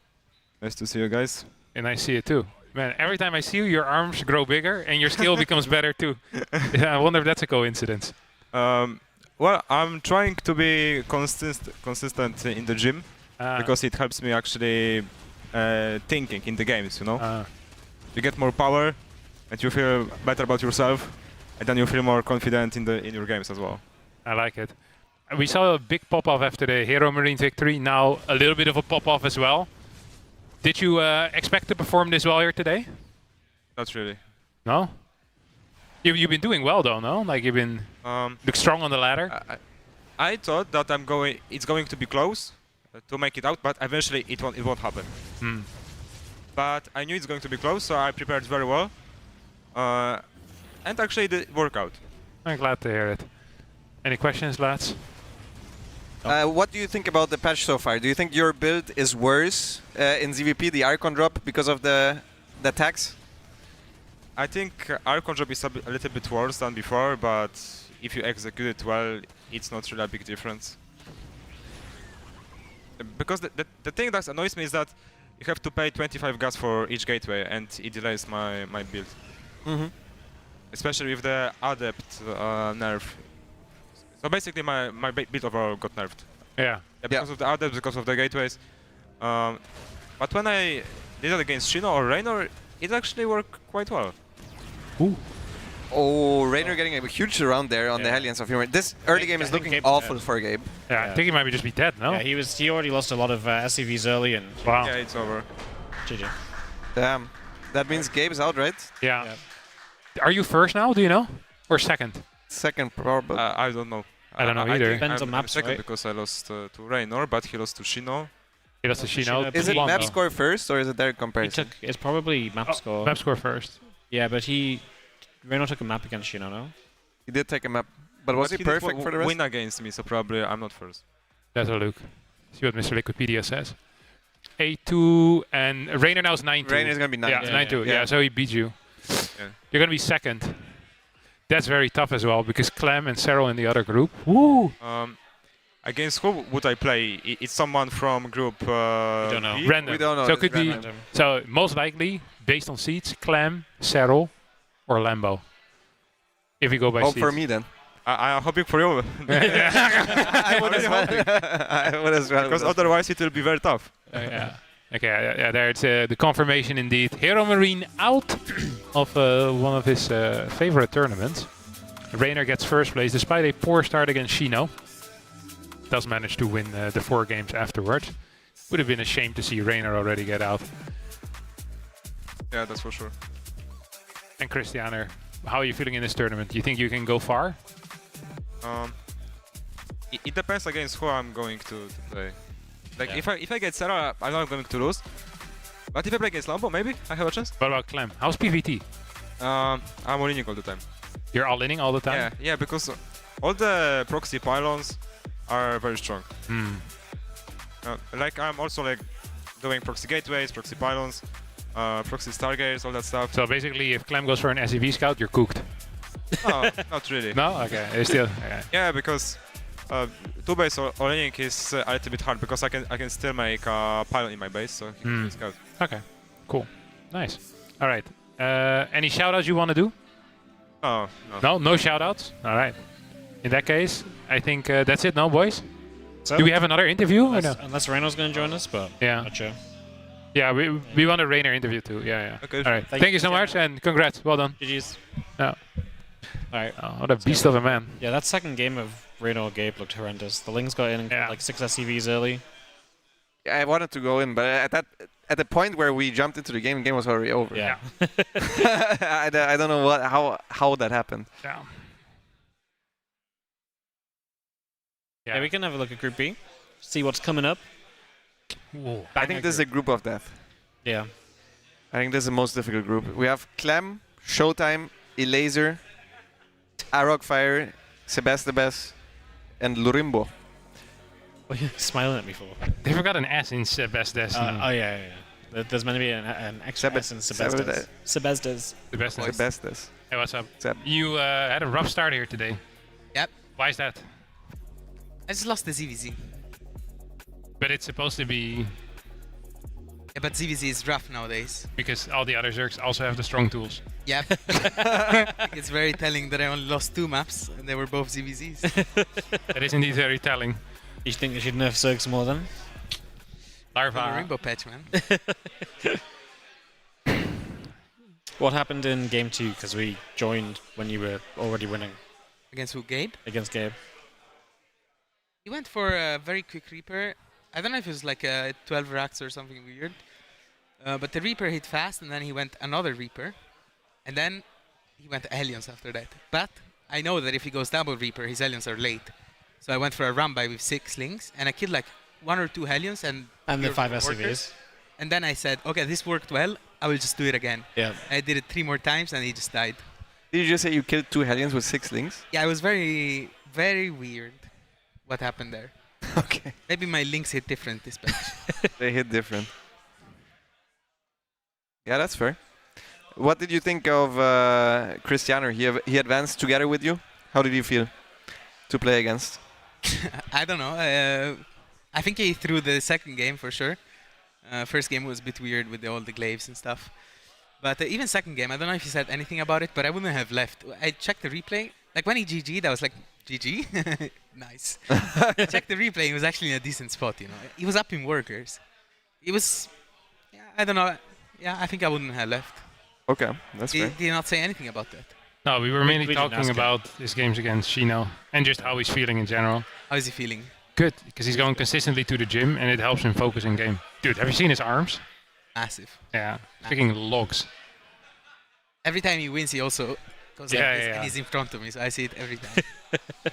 Blocking the view. How do you feel for the rest of the tournament? Because there's going to be a bunch of Zergs still waiting for you. There's basically Zergs and then Who Clem. said that? Is it for sure? Well, you and Miko, right? And Yona. Lorimbo. Right. Lorimbo as well is in there for sure. Well. Miko, Lorimbo, Celsius. That would be a tough Yeah. one for you to fight as well. That's a lot of Zergs. Celsius is a very cheesy Zerg, you know him? Yeah, I know.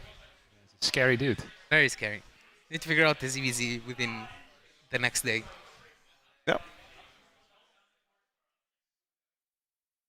Yeah, you will have to do that. Do you have any thoughts of, are you grateful to anything? Yeah, grateful for life, grateful for Red Bull and Basilisk, and grateful for the larva buff. There's 4 things in this world. A man's team is sponsors. Grateful that I only had 1 Zerg because I had ZVZ. That's true. Imagine if they would have put Lorimbo as your seat 6, you would have been out already. It would have been rough. Yeah.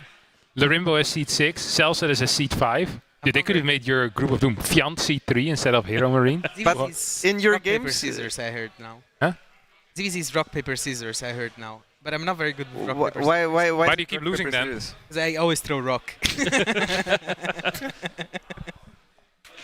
In your games against Shino, though, there was one just standard game that you lost, right? No, it wasn't standard. I went pool first against Hatch first, and he blew up 7 of my drones. Okay, I didn't see that. They went rock. All right. Well, that was a great interview. Thanks for your input on all things StarCraft 2. And we're going to be heading into a short commercial break. But do not go anywhere, because after our short commercial break, we're going to be back here with a push-up competition in which Rainer will be taking on Christianer. See you then.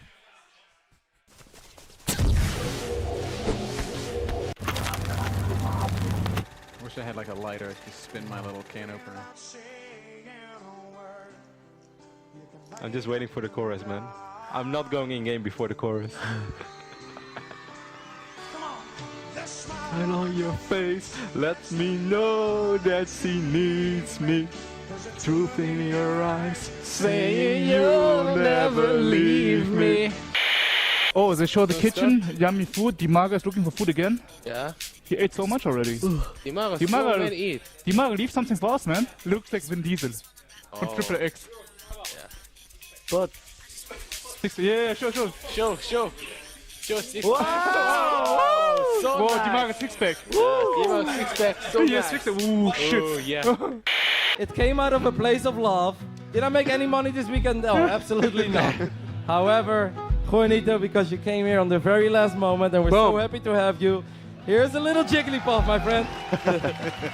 Thank you, man. I have my Jigglypuff, man. It's beautiful. We love you, boy. I have my Jigglypuff, man. I'm happy. Can't lose anymore. Be good. We had some epic night at the club yesterday. We should ask Nama for the epic 9. Saw a lot of good dancing moves from the players. So. Ich will Turnier gewinnen. He just said all the time. No. Yeah. So dance.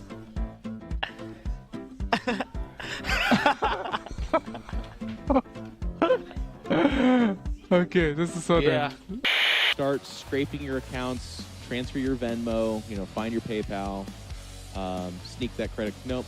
You know what? Too soon, Jeff. Too soon. Be honest about it, okay? Tell your mom where this money's going.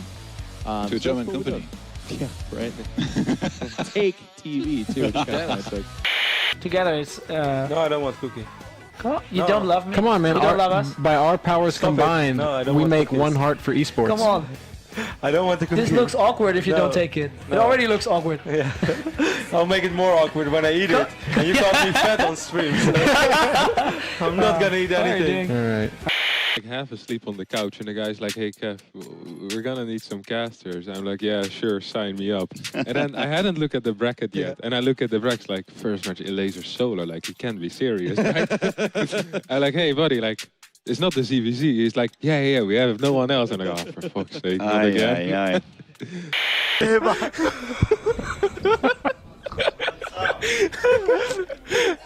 Okay, hello, Kamek.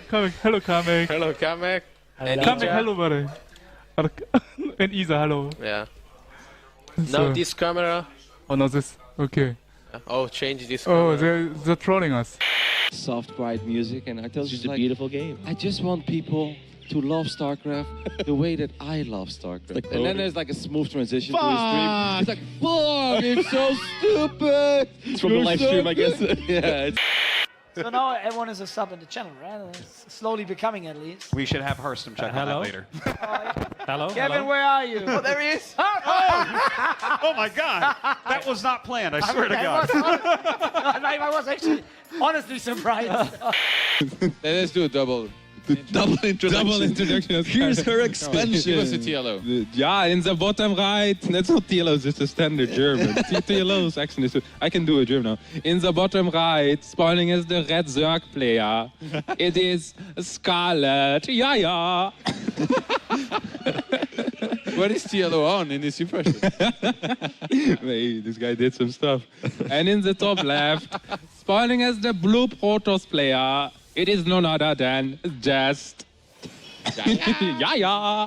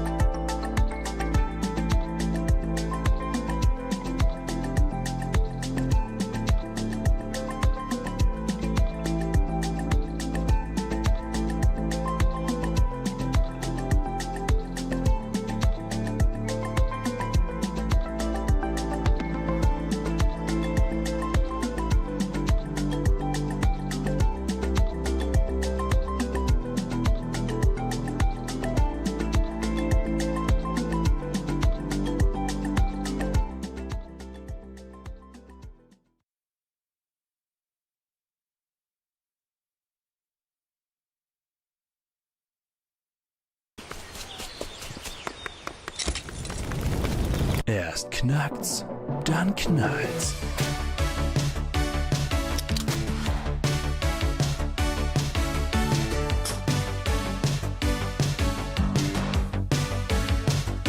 Spritze.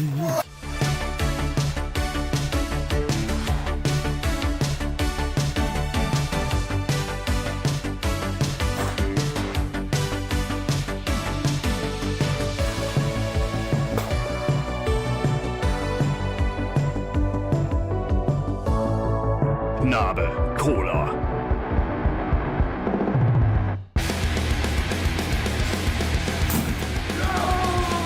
Erfrischend.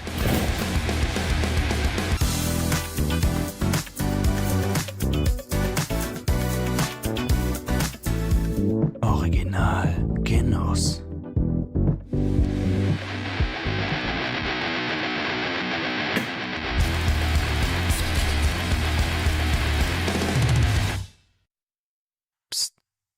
Narbe Cola.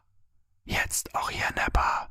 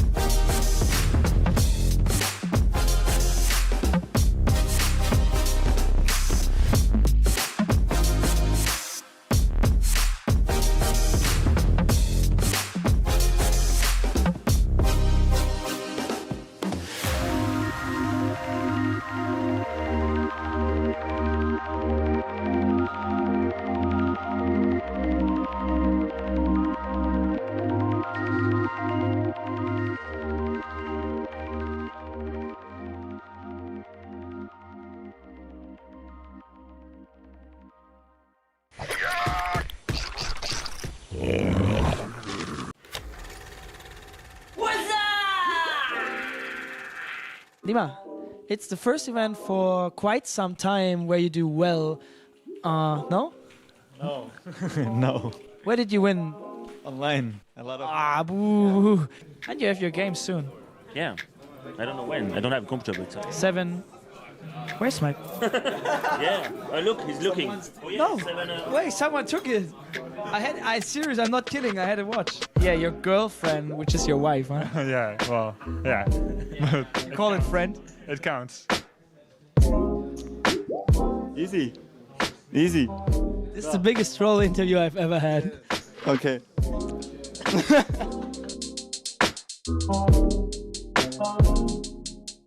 Alter Watter-Angriff!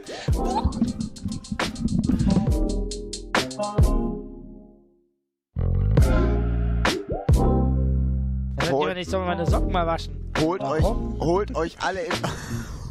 Hallo! Wo ist der Text? Wo ist der Text? Wo ist der Text? Mila ist... Willst du mich verarschen? Wo sind die Lyrics?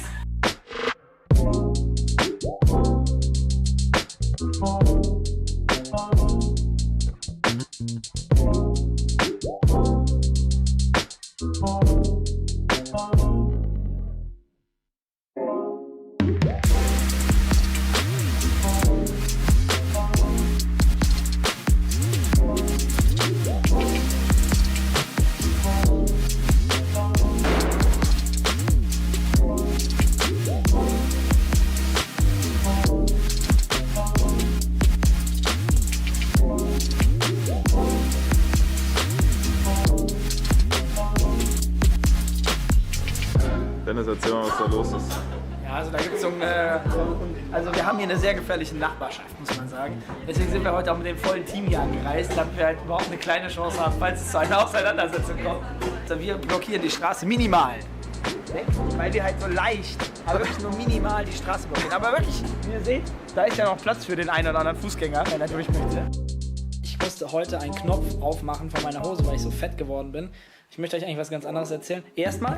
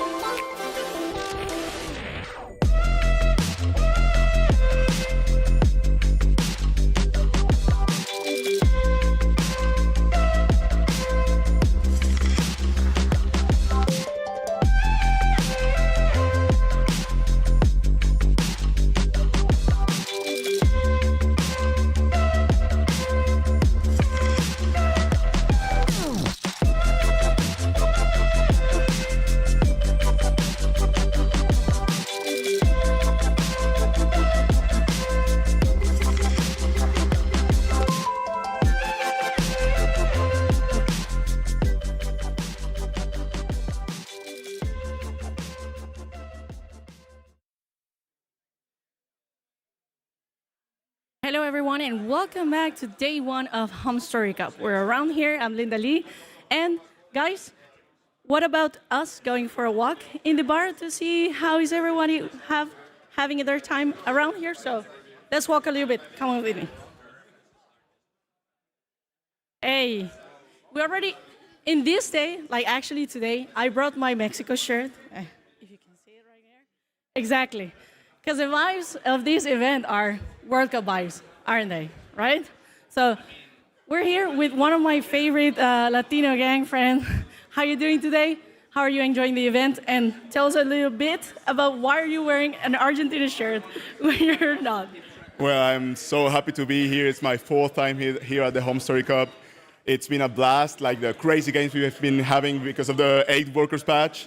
And I'm wearing an Argentina t-shirt because I'm actually from Panama, as you might know from the last time. But I actually grew up with my Argentinian grandmother, which is of German and Russian origins. So I come from a very multicultural family.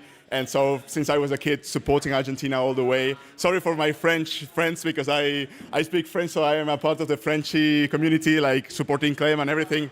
But like, viva Latinoamérica, hombre! We have to support our people. Viva los hispanos! So, thank you so much. So, I'm gonna keep walking around here and see everyone else. So, have a good time. Let's see.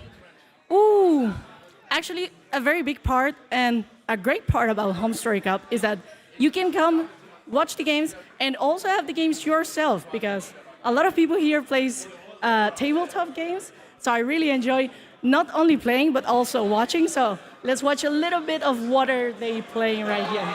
Hey guys, can I see you right here for a moment? Hello, hello. Hey guys, what are we playing right here? Sorry, my English is not. It's fine, it's fine. Let's see. Okay. Hi, Vitamin. How are you doing today? Can you tell us a little bit of what are we playing right here today? It's a game called Flip 7, and the goal is to flip 7 cards. I could have never imagined that. That's very interesting, but that's also German, so there's no way I could have known that, right? So, as I know, you also have a Latino girlfriend, right? Yes, I do. Right here, Latino wife. So, how are you having your time today? Are you watching the World Cup games and the games today? How are the games today, and how are the World Cup games? Or maybe I shouldn't ask about those to you, right? But what about the games today? Yeah, the World Cup is kind of a touchy subject. I'm German, that didn't go well. My wife's Panamanian, and they managed to not score a single goal in the whole World Cup. So we don't talk about that. And the StarCraft games, new patch is a bit odd, but we're enjoying our time here. So yeah, fun. Amazing! Thank you so much, guys. Keep enjoying the game, and I hope you guys win and flip 7 cards, of course. So let's join a little bit of the cinema area. That area is a bit like darky. So, and I don't know if we have the reach. Do we have the reach there, actually? Yeah. Let's go. Let's see a little bit of this area, because it because it is very interesting. This is the area where you can come and see the games, see everything that's going on in Homestory Cup as if it was a cinema. So it's kind of like a VIP loungy area. Guys, hey, how are you doing today? Hey, guys, how are you enjoying the games? What do you think about the groups today? What races do you play? What about the patch, 8 workers? How are we feeling about everything? Sorry, my English is. It's okay. Any of you want? Yeah, sure. Go ahead. Tell us. What are you feeling with the games today? Well, they look pretty interesting so far. I don't know about the 8 workers starting patch currently because I haven't played any games, so I just watched the games here. They look promising. Yeah? A little bit of cheese there, so let's see. What are you? Are you more like a long game guy or cheese? What do you like the most when watching? Well, it depends. Both of them is fine, I guess.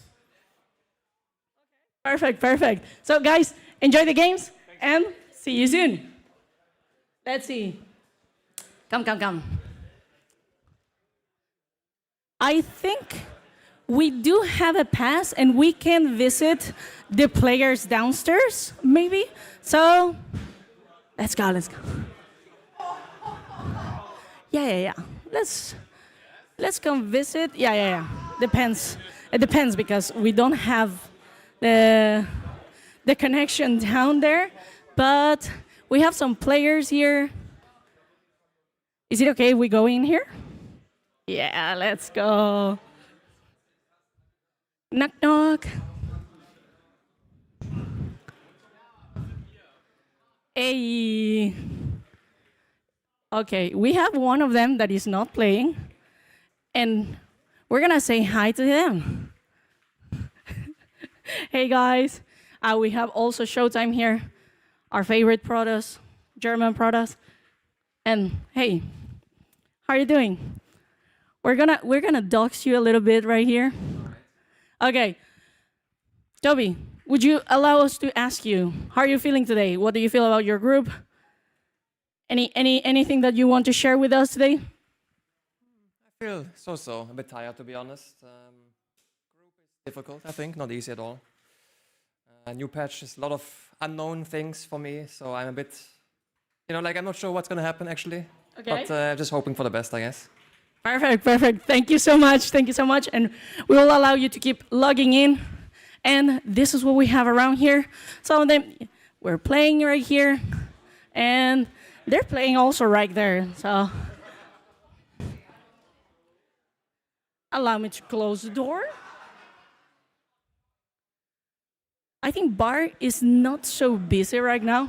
It's usually busier as the day goes on. So it's definitely going to be very, very busy later on. So maybe we can come close to the bar and see. What are these? Hey, hi. Hey, hello. Hey guys, can I ask you a couple questions? It's gonna be easy questions, okay? No, it's not. It's not gonna be questions. But guys, how are you feeling today? What are the games? How were the games? How are you feeling? Is this your first time in Homestory Cup? Is it your second, 10th time? Hello? It's our first time here. Really? Yeah. Oh, We're super hyped. I really like to have people on camera when it's their first time in Homestory Cup. How are you feeling today? How were the games there?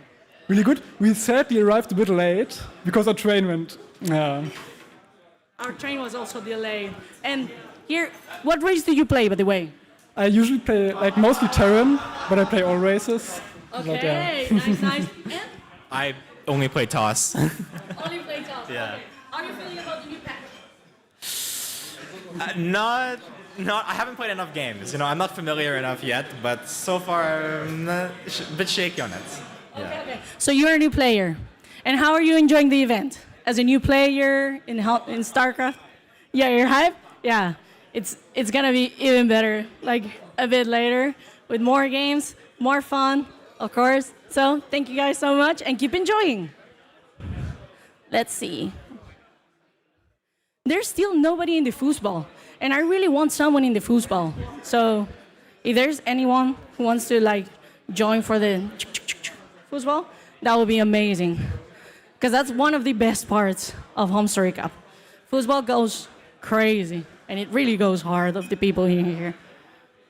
And let's see. Bar looks very calm.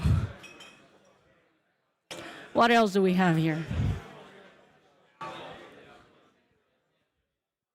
Hello, hello. Is it okay if I ask? Hey, hi guys. Guys, how are you doing today? Good? Are you enjoying the games today? What about the last group? I enjoy Proxy Gate. He enjoys Proxy Game. Are you a Protoss player? Protoss, yeah. Nice. How are you feeling about the 8 workers thing? Everybody's talking about that, so I thought I should maybe talk about that also. Like I said, I like Proxy Gates. Amazing. And around here, race? Caucasian European. That was a very good answer. So, what race do you play in StarCraft? I do play Protoss and I don't enjoy Proxy Gates. Okay, we have a little bit of a not agreement right here. Why don't you enjoy Proxygate? Actually, I think it gives the players. It kind of reduces the creativity of the players because like they just tend to play Proxy Gates because it works. I like to watch longer games in macro, so it's more like more for me. It's not that the players shouldn't do it. It's just I enjoy watching. You enjoy more the long games. What do you play in long games? I don't play. I don't play StarCraft. I generally just watch. Really? And what do you think about the matches today? And everyone like in the group, how were the games for you? I enjoyed watching the matches, but I'm pretty sad that it's like Hero Marine is already out because I would have definitely liked to see him advance. But other than that, was pretty cool. Some upsets, was really nice. Okay. Nice. Thank you so much. Thank you so much, guys. Keep enjoying today, and yeah, we hope you can still enjoy even if Gabe is not there, of course. Okay, so. It was very sad. Also, I really like and I really enjoy watching Hero Marine play. But unfortunately, this time it's not that. We're not gonna see it anymore. And I'm making sure that the camera is following. I'm kind of like running away from the camera. But look, I really want to go downstairs. I really want to go and check on the players and say hi to some of them so they can say hi to you guys. But yeah, let's see if we don't lose the connection, shall we? Into the Takes VIP area. Hey, I think I know you. How are you doing? Hey, what do you think about the games today? What do you think about egg workers and things like that? Can you tell us a little bit today? That's some deep questions. I think the games are always great because it's at Homestory Cup, first of all. 8 workers are just questionable, but once again, we're still at Homestory Cup, so I'm sure we're going to see a lot of good stuff. I hope that we have a little bit of race diversity in the playoffs to keep it fun, but we'll see. Okay, perfect. How do you feel about your group? You play tomorrow, right? Yeah, I think my group is quite easy, actually. Easy, okay. Yeah, I'm not saying I'm going to advance, but if I was going to advance, it was going to be in this group. So. Great, amazing. Are you going to play Terran, Random, Protoss, maybe Zerg? I would like to play Terran, but that would be too tragic, I think. So I'll stick with with Terran. Amazing. Well, then we really want to see your games tomorrow, and we wish you luck tomorrow. And I'll see you soon. Thank you so much.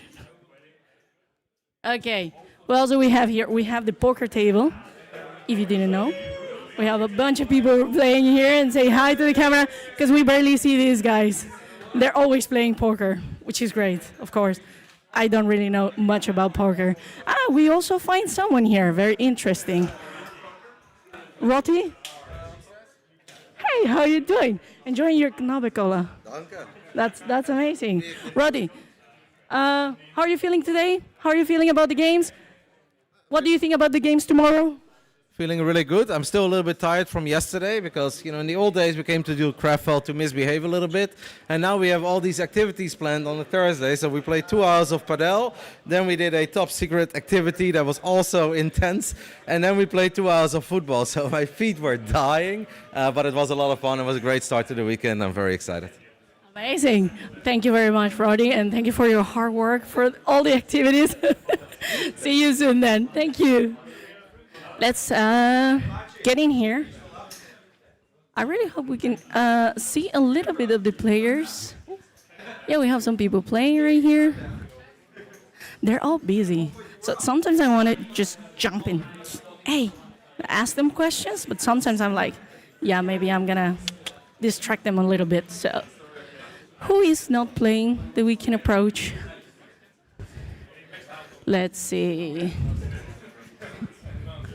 Hey, hello. What do we have here? You're checking some stats.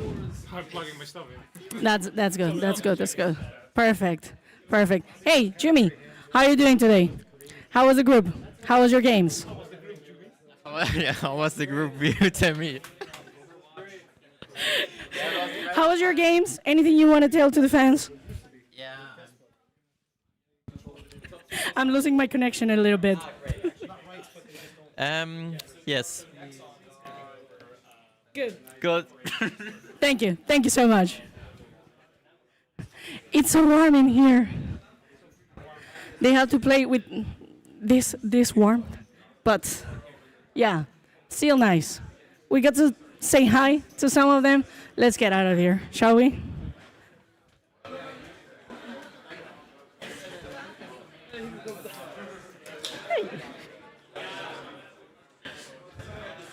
We're doing a little bit more work, but let's just come. Hey. Yeah, I'm like walking everywhere. Oh, wow, that's a really big kebab. That's a really big doner. Can we see it? Can you actually see the size of this chunker? That's so good. I actually really want to eat a kebab. I got denied my kebab last night because it was so late. Because we were actually late. We missed our train and we had to Uber all the way here to Krefeld. But it was amazing. And I hope that I can get a really good kebab tonight. Or maybe in a couple minutes. Who knows? Yeah. Ooh. There's no one in the kitchen. But there's something cooking in there. Let's see. Ooh. Oh my God. That's chile con carne. Well, if you say it in Spanish, it's chile con carne. But yeah, if you go to Roman, you do as Romans do. Or how was the saying? Anyways, chile con carne, which is very good here in Homestory Cup. And it smells so good. We don't have anyone in the kitchen, so I don't think I can pry anymore here in the kitchen. So let's say hi around here. Hey, hi. How are you doing today? Do you speak English? Because apparently now I have to ask if they speak English, because I have already come to the microphone to some people and I was like, hey, I don't speak English. I'm sorry, guys. I'm sorry about that. But hey, guys, how are you doing today? Are you enjoying the games? What race do you play? Taryn. Absolutely, of course. That's nice. You're my sister. Yeah, let's go. So, what do you think about the games? The last group that you watch? Any favorite games? The trains delayed us so much, we just made it for this group. Okay, who are you rooting for in this tournament? No one in particular, really. I just kind of want to watch. I mean, I like Clem. I like watching Clem and Cyril, of course. Yeah. But I just want to have fun and see the new patch and, yeah. The absolute best games. And around here, race in StarCraft, because also I need to be very specific. In StarCraft, what race do you play? I also play Terran. Nice. My brother in Christ. Okay, nice. Yeah. So one of you was like the older sibling. Which one is old? Okay. So he was the one nagging you like, No, you can't play anything else but Terran. Yeah, exactly. That's how I got into Terran, you know? I used to play Protoss, and then I got with this guy together. And then he was like, no, you're playing Terran, like, doesn't matter. And then I have been in the misery for 10 years already. with Terran. With him is a blessing, but with Terran. So guys, what games are you most excited about in this Homestory Cup? Did you come to see a specific player or a specific game? New patch, I don't know any of my builds anymore, so I need Klim to teach me how to play Terran again. Let's go. And about you around here, Race. I'm one of the few random players, actually. I hope I don't offend anyone. Like, I'm not the cheesy kind of random.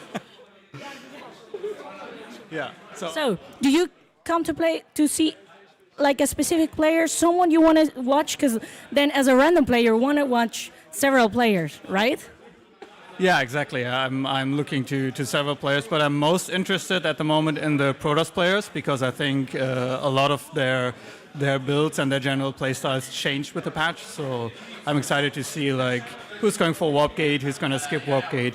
But also I'm excited to see the young players, the new players. I'm excited to see Baby Marine play. So yeah, there's basically no game that I say like, oh, that's boring, I don't want to see that. I want to see everything. That's great, amazing. And that's actually the nice attitude, you know? Because when you want to see everything or when you're not like waiting for a specific thing, everything is very enjoyable, especially when we have so many talented players in this edition. And of course, we're going to have amazing games. I'm sure of that. So guys, keep enjoying today. Thank you so much. It was very nice to see you. And then, well, I think we already saw a little bit of today at Take's bar here in TaKeTv.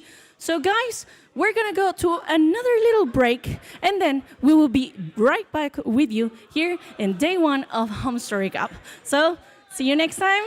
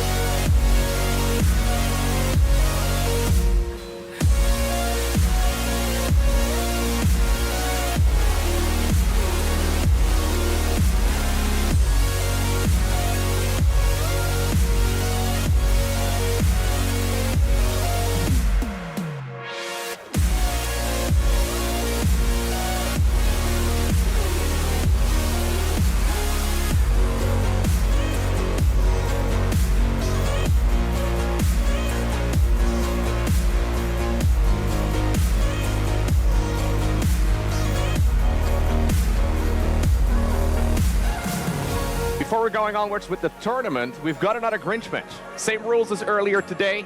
This time around, however, we have the biggest of Gabriels facing off against one of the audience members here. All right, we can get the game started.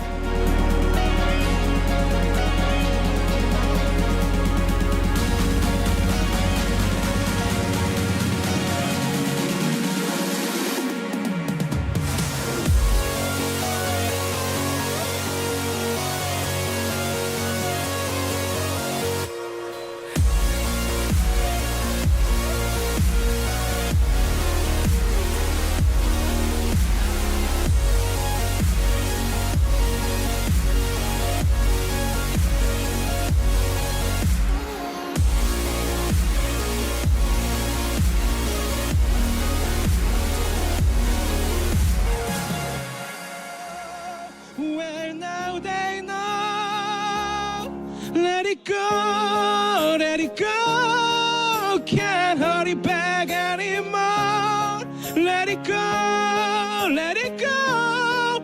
Turn away and slam the door.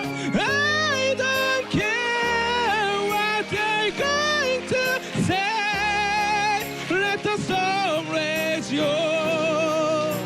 The cold never bothered me anyway.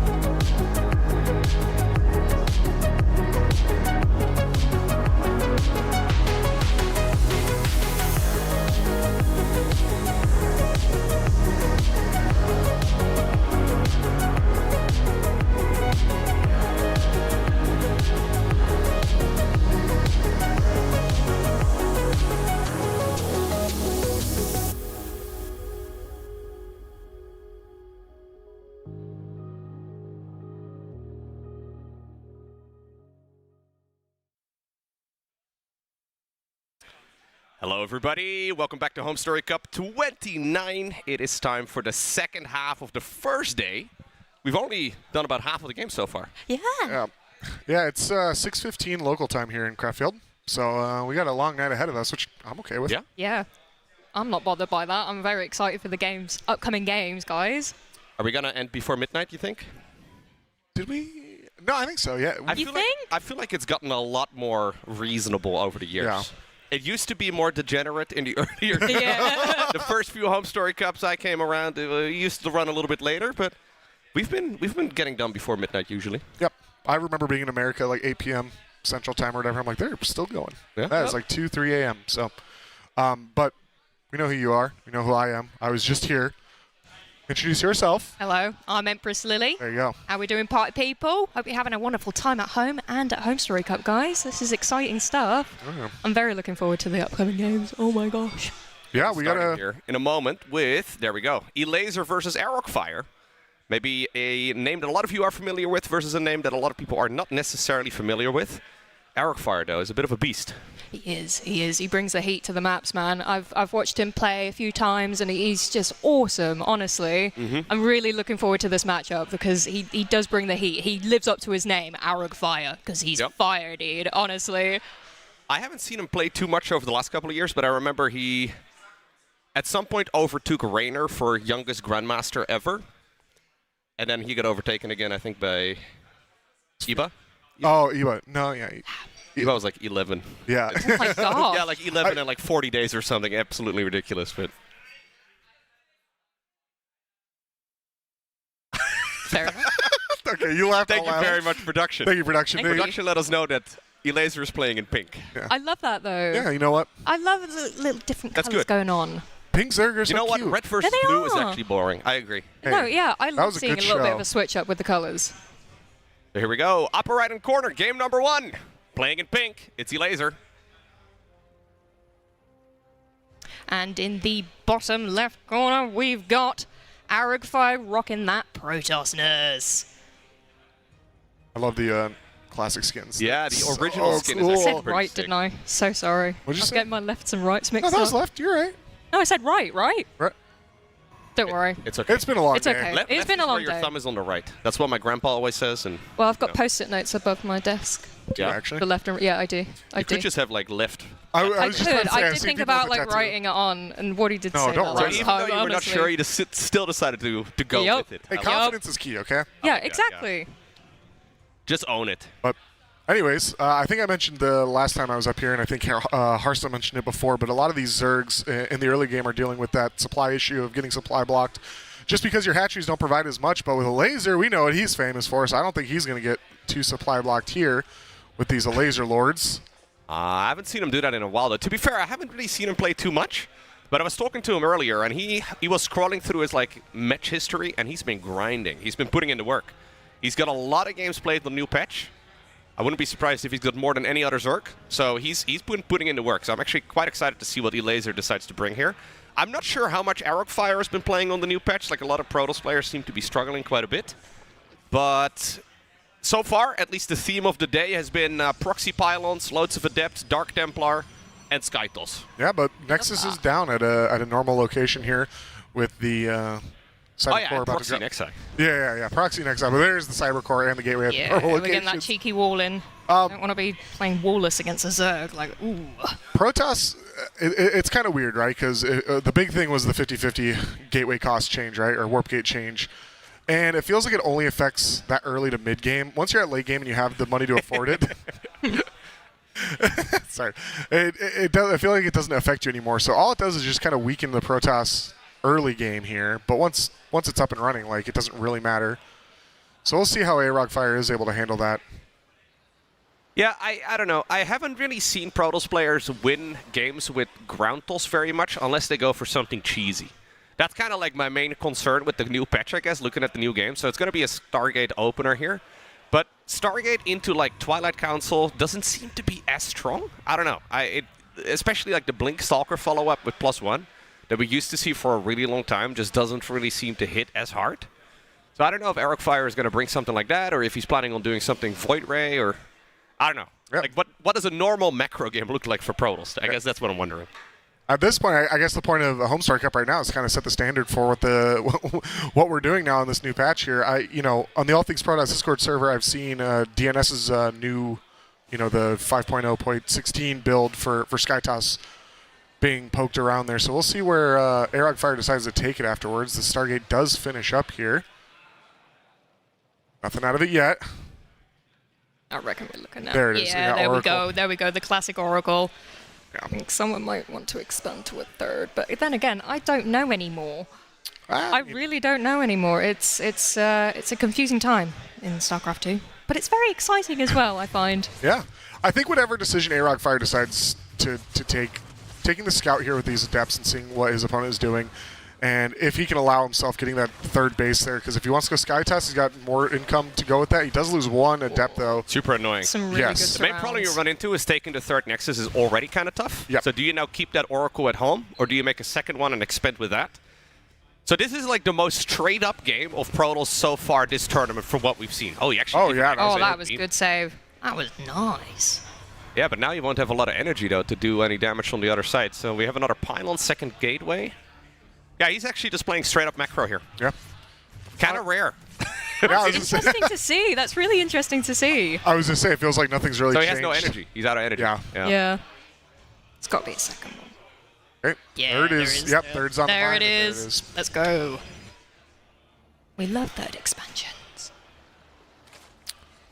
So what a lot of Protoss players are a little worried by at this point is that those extra larvae early on just allow Zerg to get way quicker up to that 3-base saturation. That's the main scary thing right now. Elays are already starting to make drones for the third base.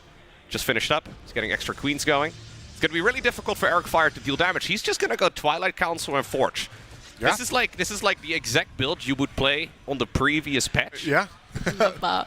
The thing that's very interesting to note too is you said with the larva increase that the saturation goes by a little bit quicker for the Zerg, but Arog Fire is still up there with workers, 46 to 51 now as one goes down. I think Arog Fire is doing a pretty decent job. Obviously, a ton just pop out. We're at 59 for the Zerg, but for the most part, I think he's keeping up right now. It's just a matter of trying to keep that third base alive and safe while trying to get into your tech and your upgrades. That's why we got the Oracles, isn't it? Yeah. A little bit of Just a... got to go Blink. Blink together with +1. Oh, Yeah. I love a bit of Blink. Yeah, it's quite literally the most standard for the last year for Protoss. So. Oh, it's awesome, though. I love the Blink macro that comes out of these players, dude. It's awesome. So, yeah, I mean, it just feels like Arog Fire looked at the patch notes, said, wow, this is cool, threw them away, and said, I'm going to keep doing what I'm doing, and nothing's really going to change. The only difference is you're going to be down 50-50 for each warp gate you want to create, but... No, it's 25-25. Oh, 25-25, yeah. They made it a little bit better. Yeah. But it's still kind of painful, though. So are you going to make Stalkers one at a time out of a gateway? Yeah. Or do we make warp gates? No, he already did transform a couple. Yeah, I don't know. I feel like this build for Protoss is just straight up weaker. Yeah, I think we're seeing that in action Dive, by right the way, now. to Banelings over at the third. Yeah. That was a nasty hit there. Yeah, I think you're kind of proving your point here with the weakness of this build. You're just kind of... I don't know. So that's the thing, right? Like, I don't know if this build is actually weaker for Protoss. It's just that nobody's really successfully been able to play it in the games that I've seen. Maybe that is Arog Fire, though. Maybe he will be the person to successfully play it. We never know. It's straight Storm. We going Storm? Yeah, going to Storm. Ooh, yeah. Okay. So Storm, Blink, Oracles, yeah. I honestly thought we'd see a little bit more Skytoss out of this, but I guess no beacons down, nothing else out of those gates as these Lings are going to come in. Banelings are going to come in as well. Do quite a bit of damage, but good pulls there on the probes for Arog Fire to keep some of those alive. Hydra's coming out, yeah. We got those half golden bases on the right side of this map, which is pretty sweet. Those are fun. These are, by the way, big bases. Like, normally a base has 8 mineral fields. I think there's like 9 on that one, and 3 of them are gold. That's it's a lot of income here for Zerg on one base. Well, somebody had mentioned, too, that the map makers for the TLMC for this said that they had made it with the previous patch in mind, right? So Yeah. Like, Zerg underperformed a little bit maybe on the previous patch in some scenarios, so they put like little pillars in the natural expansion as we see more Banelings getting in.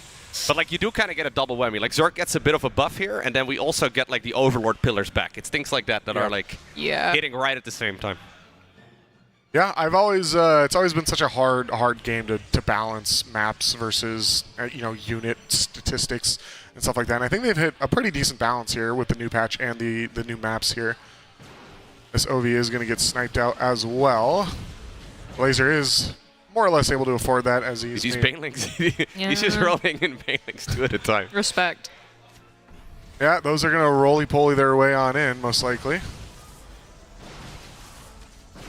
Oh, while he's distracted, here comes some banelings. There is Storm, but more banelings, yeah. That's very We lose the nice. shield battery too as well, which is not good for A-Rock Fire. The mineral line shield battery is down. That helped him I a little wonder bit, if but- Zerk can go like a what's it called? The Infestor ability. Neural? No, not the neural parasite. Fungal growth? No. What? What the? Say that again. Sorry. Wait, was it? I'm completely losing What my building mind are we here. talking about? Sorry, I'm like. They buffed the Microbial Shroud. There you go, Jinx. Like, can you go Microbial Shroud with this? I think you could make like 2 Infestors. It'd be actually really sick. Oh yeah, that would work really really nicely. But against Stalkers, it does. Yeah. We have a large Stalker army here. comes These the banelings. Banes. My God. We love bangs. A-Rock Fire, please. Oh, Beautiful. good pull, but we do lose a little bit there. These storms are landing. Storm has been nerfed as well. Got to mention that. Yeah, we want to avoid. Oh my gosh, a lot is happening all at once. Storm not as strong as it used to be, but it is still a great. It's zoning such a tool. I feel like Microbial Shroud timing attacks. We haven't really seen Zerks mess around with it, but in games like this, it'd be so sick. Like you get a 50% damage reduction. It's massive. Yeah. Well, not against Storm, but considering 75% of this army or this supply right now Yeah. is in Stalkers. Yeah. Zealot run by. Can't go wrong with that. Oh, heading straight I don't for know. the gold base. Everybody's talking about like all the early game shenanigans, but I feel like Microbial Shroud is really good. Yeah. But maybe I'm wrong. I don't know. I think I would be inclined to agree with that for any non-mirror matchup, right? Unless they're going Hydra versus Hydra in the ZVZ. I think Infestors always. Microbial Shroud in Roach Wars is actually something. Yeah. Dude, here this comes the third Banes. base has been the absolute bane of A-Rock Fire's Ooh. existence. My God. That's pun diabolical. intended. Diabolical.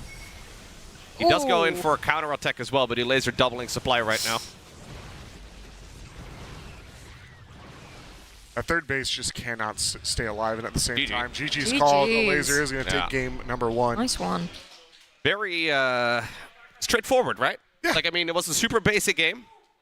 A-Rock Fire not really making any new patch adjustments. Oh, there we go. And just getting overwhelmed. Got a Ooh, PvP bit here. PvP. I love a bit PvP action. Dimauer. Especially and, with all these changes. Yeah. No, I do. I swear, I love casting it. Maybe not playing it. I'm not a Protoss player, mate. That's a little bit complicated for my head. Oh, good force fields here. Just Oh. love the cheekiness of the build orders that you can pull off in PvP. It's just Yeah, the hilarious. proxy 4-gate. Yeah, just proxy. Oh, GG's called. Showtime is gonna win that one. Hype. We caught the last 5 seconds of what seemed like a very spicy game. Oh, Yeah. yeah.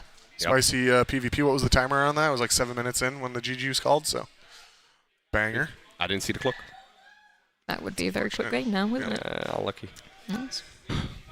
Can we maybe have a little overview of this particular group production? Would that be possible? Because we are playing the second group of the day. Indeed. We're doing, of course, 6 players. Only 2 of them move on out of a group. Brutal. Yeah, it is honestly a pretty brutal format. So. Maybe we can, maybe we can't. There. There we go. Nice. Showtime. Showtime and a laser on the top there. I think that was more or less expected. Clem not played yet, but I think we can expect Clem. He's probably playing Lorimbo right now. Yeah, I think so. This is a tricky group, though, right? Like, these are the types of games, so Showtime and Elaser here, they kind of need to win these matches. Even map score is really important. Like, a 2-0 win here is really big for them. Because Clem is very expected, I think, to make it on out of a group like this. Now, he's not really been enjoying the patch too much, I don't think, but Clem is a bit of a monster. Yeah. No, world champion, so. But maybe, I mean, there is a world, definitely, where Showtime and Elaser move on here. Oh, yeah. Over Clem. Like, there's easy upset potential. Yeah, like and Lorimbo, he was like the chieftain of the Zerg during this patch, so. I heard he's the larva man. Yeah, I've heard the lava man. He wrote a very Lorimbo, long Reddit post, and yeah, it was really nice read. But yeah, you made some really good points in there. You actually read the whole thing? Yes, I did. I'm sorry. Yes, I did. Most people I only read respect the my opening fellow paragraph Zergs. about the larva. That's fair. That's fair. Oh, we are getting into game Oh, number lovely. 2 here. of this best of 3, and in the top right of this map, don't know the name, it is the Protoss player A-Rog Fire. And in the bottom left, currently 1-0 up, it's Elazer. It's the Polish. It's the Polish player, Elazer. Okay. I didn't do that for A-Rog Fire. Yeah, no. My bad. This map is called Black Rock, by the way. Thank you. Let me just flex my caster knowledge. Wow. You know one thing they did on this map? They replaced all of the orcs with like the Tauren dude. Oh yeah, the little like sprites or whatever. Yeah. Was this the one that had like the 2D sprites and they changed it 3D, or is this a No, different one? there were 3D orcs on them all over the map, and now it's there's still this one. Like there yeah. used to be a lot of these orcish things, these orcish watchtowers all over the map. They got rid of most of them with little fires, and then put down the little chieftain dudes. It's like I'm going back to Ogrimmar back I in really like this 2007. map. It's really cute. I think this map is actually pretty sweet. It's really pretty. Were you Horde or Alliance? I played both, but I played mostly Alliance. Yeah, Really? buddy. There's dozens of us. There's dozens of us. Really? Everyone's like for the Alliance? Horde, and I'm like, ah. You played Horde? Yeah, I played the Horde. But have you ever listened to the Stormwind music? Okay, fair enough. Have you ever walked from Elwyn Forest into Stormwind for the first time? I will say, when did Burning Crusade? 06, right? That was because it was 05, 06, 07 for Lich King. I think it's 06. Yeah, you're probably Yeah. right. So like 8-year-old Josh was like so confused on how to get out of Silvermoon City. I was like, I don't know where I'm supposed to go because all the teleporters to get out. Yeah, that was a banger. But I love Blood Elves. Blood Elves are so like the coolest race you can run. Yeah. But that was Horde. So, but their lore, you know the lore of them. They're by far the prettiest Horde, though. You got it. Oh yeah, no orcs are. Yeah. Yeah, they remind me of home. It's okay. Hey, my bad. Happy birthday, America. Anyways. No, it's tomorrow, dude. Yeah. My bad. You got to add like 6 hours as well. Yeah, I'm coming in here head to toe. You you got your fireworks with you, yeah. Yeah, are fireworks legal in Krefeld? You got your 150. Yeah, 150. You rented it. 350. You rented it for the weekend. No, I own it. F350. Oh. Yeah. Like over here in Germany? Yeah, a whole garage of them. Wow, you take it seriously. Because when people are like, "Oh, trucks are so lame," I'm like, "Here, go drive my F350," and they're like, "Cool, I got you." It doesn't even fit on the roads here. I know, it's so problematic. funny. There's like a little mini car that's on the curb right now that barely fits in the road. Is Anyways. Eric Fire just doing the same builds as he's been doing over Yeah, the I was last just 5 about to years? say, it looks But, like he's doing a with very no similar build. adjustments? I was hoping to see him play less safe this time round. Because I feel like it's safe. maybe I'm wrong, right? But like I feel like in a straight up game, it's just better for Zerg across the board and worse for Protoss. Maybe I'm wrong. Like it's really I feel like that's too the early to general say. consensus But I about feel like things. if you go Oracles into Blink Stalker, it's just slightly worse than it used to be. Now it was always very good, but you needed to deal damage to Zerg in some way. It's just very figured out. Elazer is going to be super comfortable playing against this too, and his early game is just a little smoother, I think. I mean, obviously the hatchery is like everything's a bit different, but I feel like Elazer is happy to play against this multiple times. Yeah, I think a laser is probably kind of happy because, for the most part, it's something familiar to you. It's not someone doing a crazy different build for this patch or anything. It's quite literally, like you said, it's the same build, just kind of tweaked due to changes for whatever reason. You have more larvae now. Maybe your hatcheries cost a little bit more this time around. They give less supply, but for the most part, the muscle memory is there to do this exact same kind of style. And once you get into the later segments of the game, it doesn't really matter as much. Same with like the gateway changes. It doesn't really matter as much. You're not floating, but you're not starving for 25 minerals and 25 gas. So for both these players, it's a little bit of familiarity, which I think is nice. Yeah, I think we're going for the same thing again. Yep. Oracle is going to come in here, try to find something.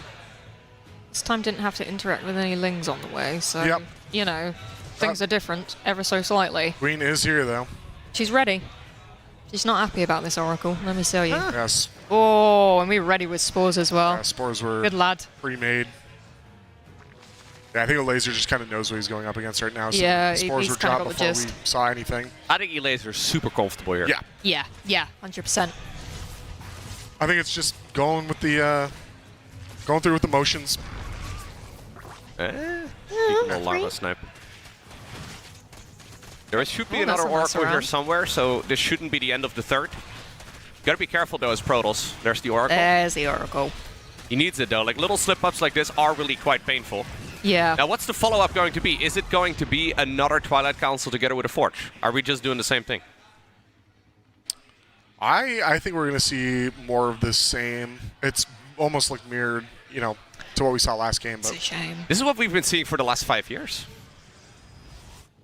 Showtime 2-0. Yeah, I heard that. Exciting. Sorry, we It went was very loud. Yeah. Oh yeah, there's Love the it. Twilight. Twilight is coming down.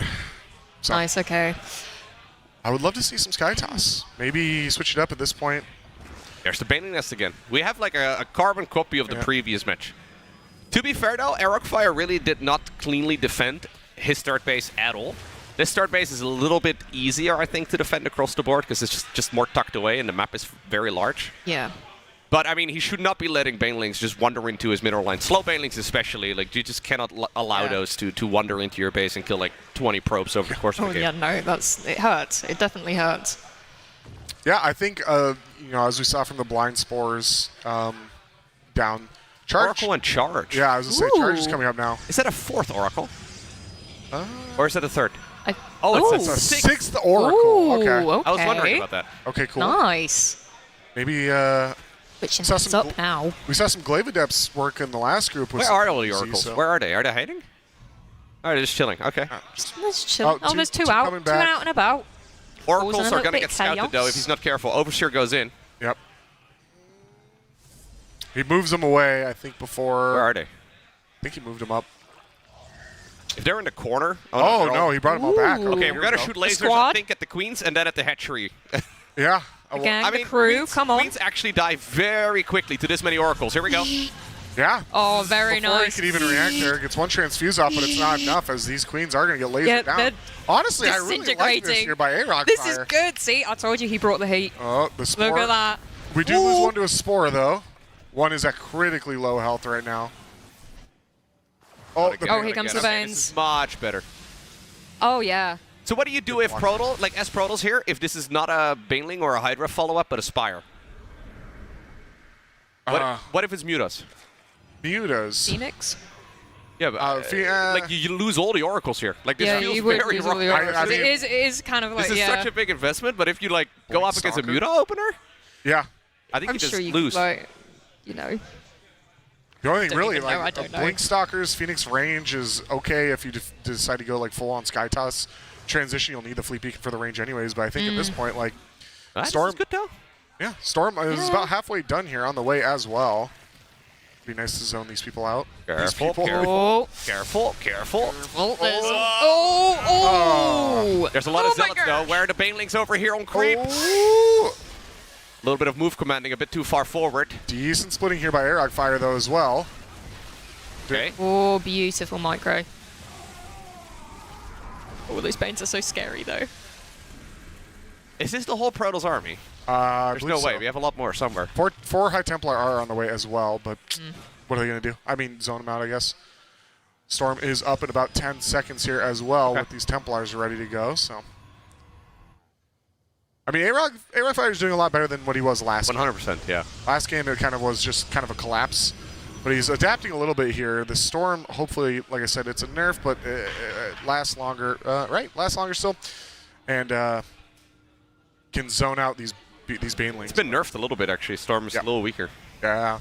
Comes the Banes. Decent block here again on Just this. do this. Yeah, it's awesome. okay. Oh, no. Mind. Oh, no. They slipped by. They slipped by. No. Oh, dear. I Oh, dear. cast a curse. Oh.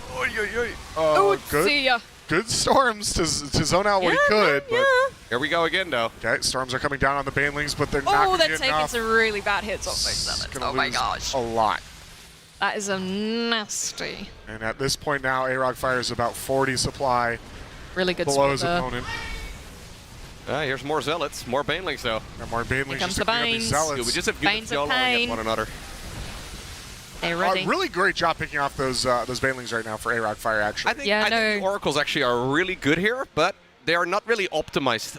Like, we could have done a lot of stasis wards. The map is very choked off. There's a lot of really easy spots to stop Yeah, these kind of especially like run-bys. around where the Banes are causing the most chaos. Yeah, really, right per there, base, you know? I think he's getting a little bit stressed out here by Elaser, and obviously the fact Yeah. that he's playing in front of an audience and Yeah, it's away it's a from bit home. spooky.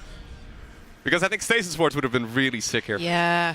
I mean, I think some of these players get in their head too about A-Rog Fire is a fantastic Here we go player. again. No, not Here again. we go. Not again. Not again. Here we go. Oh no! Oh no! No, good split, but Run away! Yeah, we're Oh, gonna and a get- Ling run by we're as gonna well. get Ooh. Baneling nightmares. that's what Raynor was saying in his post-game interview about just run by after run by after run by. Yeah. But you got to do damage with them, which is, oh my, we almost lost a high Templar. Ugh. Oh, there we go. There's a stasis wall. Stasis are coming down. I think he's just Beautiful. getting fed up. I just thought about it. Yeah, it is like, oh. It's like these damn Banelings won't leave me alone. I like how E-Laser prepared special strategies, a.k.a. Hydroling Bane. Yeah. Oh yeah. I love There's- a bit of we just Hydroling send Bane Hydroling though. You Bane. can't go wrong with a bit of Hydroling Guys, Bane. I'm saying Microbial Shroud. It's well, maybe not against this. Against Yeah. Stalkers, yes. Maybe not against this, but Yeah, this is too heavy on the Zealot Storm right now. yeah. I mean, life, death, and Hydroling Now Bane. there's Stasis though. There we go. It's not going to stop. Oh, he walks right into him, though. God, no, no. Yeah, 13 go down. Ugh. Stasis doing a decent job at holding up some of this army, but the storms are coming down. I feel like they're just tickling it. My bias is coming out. These Hydras are just pushing right through this storm. We're And forced Hydras to are make like the worst Archons. unit, man, that Zerg has. Like the absolute is so bad. What about Broodlords? Okay, they might be worse. Yeah, I was going to say. Broodlords do exist still. Swarm hosts. Okay, fine. No, Storm Hosts are... if you do like a Nidus Storm Host, they're pretty good. These Hydras are going to get picked off, though. Eric Fire's still alive. Yeah. He's got These decent Banelings are upgrades. pretty expensive, right? Like they're 50 minerals each. They're not cheap. +2 is on the way right now with no upgrades for a laser. So, I mean, I don't mind seeing this. And honestly, the counter push here is looking really good. Oh yeah. This is nice. There's one spine crawler being annoying. Yeah. Here comes the queens. Okay. Gets the base. Banelings into the Archons is perfect, actually. Let's soak up all that damage. These Zergling Baneling run-bys are actually dealing so much damage. Big storms here on a choke point. Okay, these queens are pushing in a little bit further. Those Banelings are forced to retreat as Storm is weird. doing enough damage to them, but... They're going crazy. You know what? The only thing I don't like is the base count right now for A-Rog Fire, but what can you do, right? The next closest base... He's actually doing quite well here, considering all the losses. And considering we kind of lost all of the oracles, which really didn't need to happen, he's actually somewhat okay. I guarantee there's so many Banelings here, but there's no probes to kill. I guarantee you if you pull up the Resources Lost tab, you're going to see something way in favor of Zerg. So the fact that A-Rog Fire is doing this... Yeah, it's inefficient towards Zerg, but that's fine. A 5,000 or 4,000 deficit is not bad at all when it comes to a PVZ. I think these Archons are doing quite a good job here at helping zone out those Hydras and Lings. What a bloodbath. Yeah.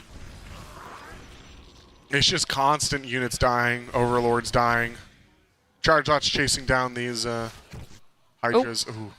That looked nasty. Yeah, free Oracle is not what you want to give away right now. Eric Fire actually ahead in workers, though. Ooh. Okay, he doesn't have a lot of mining going on, but still. Also, but it's still slow. yeah, That's yeah. still awesome. Look at this. Look at this absolute roller coaster here, man. Dang. Yeah. Remember Line Rider? Okay. You remember the... Oh my God, do I remember You could write Line that one. Rider? I think you could write Yeah, absolutely. Oh. Set to some like Nickelback or whatever they were on YouTube. Oh no, Banelings are coming back in that's here. gonna be I mean, a lot go into that pylon, 7. but 2 more are going to live to be able to Yep, goes up 12. total of 12. Yeah. That's nasty. We're Those gonna- Banes are doing bits. Oh my gosh. We just need something to defend. E-Laser's making an upgrade. E-Laser went for an Evo chamber. Oh my goodness. This is insane. +1 Upgrades? missile attack. Hello. Variety? Hell yeah, dude. Ver- We love Strategic upgrades. variety is here in StarCraft in 2026. You'll have to see it. This 17 is what I've heard workers. so much about. That is a pretty hefty. 17 additional See, probes. in the last patch. How many probes have died this game? How many are we on? Yeah, that's a good question. Yeah. 69. Oof, that's pretty nice. It's pretty nice for a laser there. We're going to try to get some Doing it for know. defense. Oof. Okay. Another round. Oh my gosh, 20. Oh no. Can we make That can we make hurts. it just one Hey, remember when A-Rog Fire was 21. ahead of workers? 49 to 76. I feel like the theme of this series is Eric Fire slowly dying Yeah. the entire way through. Well, slowly. He GG'd pretty quick out of the first one, but yeah. It's sad. He's holding It's his like ground. many I little love waves it. of banelings. Yeah. Here we go. We're just sending them. I think a laser found out what works for him, and he's just going to do it right. Oh, fair I enough. think it's straight up games. Ooh. And you got the probe transfer You need too. to keep the oracles alive. If you don't have oracles, triple digits, by the way. Yeah, triple dear. digits. To 27 workers. Yeah, that's not nice. Yeah. That's not nice. A base and some change there. We are going to take down a hatchery here, which is not terrible. We are going to stasis all the larvae here as well, which I actually quite like that. And then they go boom. Broodlings. Oh, broodlings. Yep, sorry. Yeah. My brain no Turns out good. broodlings are the only units that can die in a stasis. Yeah. Yeah, that's true. That's cool. No cancel. No cancels. So rough. No, I didn't see any minerals pop up. Oh, and a storm. Oh my god, the High Templar's going to kill himself. No, See, he's good. It's good that they deal less damage. On the old patch, Yeah. that High Templar would have died. In Yeah, a storm. yeah, hey, you know what? True. See? The High Templar You're right. nerf is actually a buff. As a Spit some Protoss fan, facts. I agree. Oh, Good that's a choke nasty point. choke. That's a nasty choke. Oh, and some lings in the back there. That would stress me out. Oh, GG. Yeah, was GG, called, well though. played. Nice one. Yep.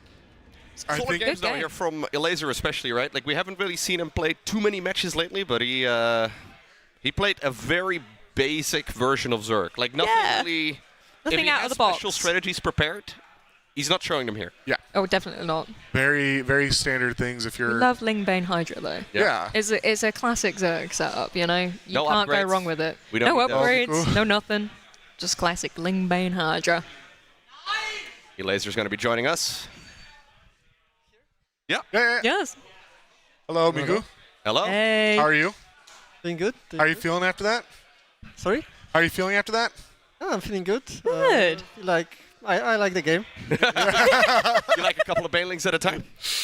That's my style. Yeah. Dude. No Evo chamber upgrades needed?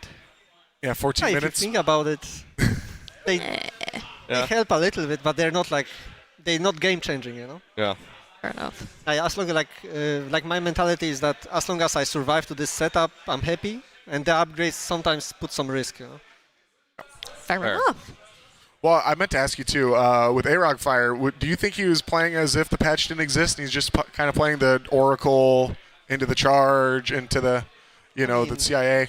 He was playing, as if the patch didn't exist. I mean, the game is pretty much the same, to be honest, right? Like, I actually grind new patch a lot.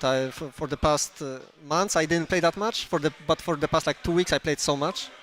And I tried a lot of different stuff. I tried free queen openings because the queens are expensive and so on. But in the end, you need to still open 5 queens, free base setup. It's kind of the same. Mm-hmm.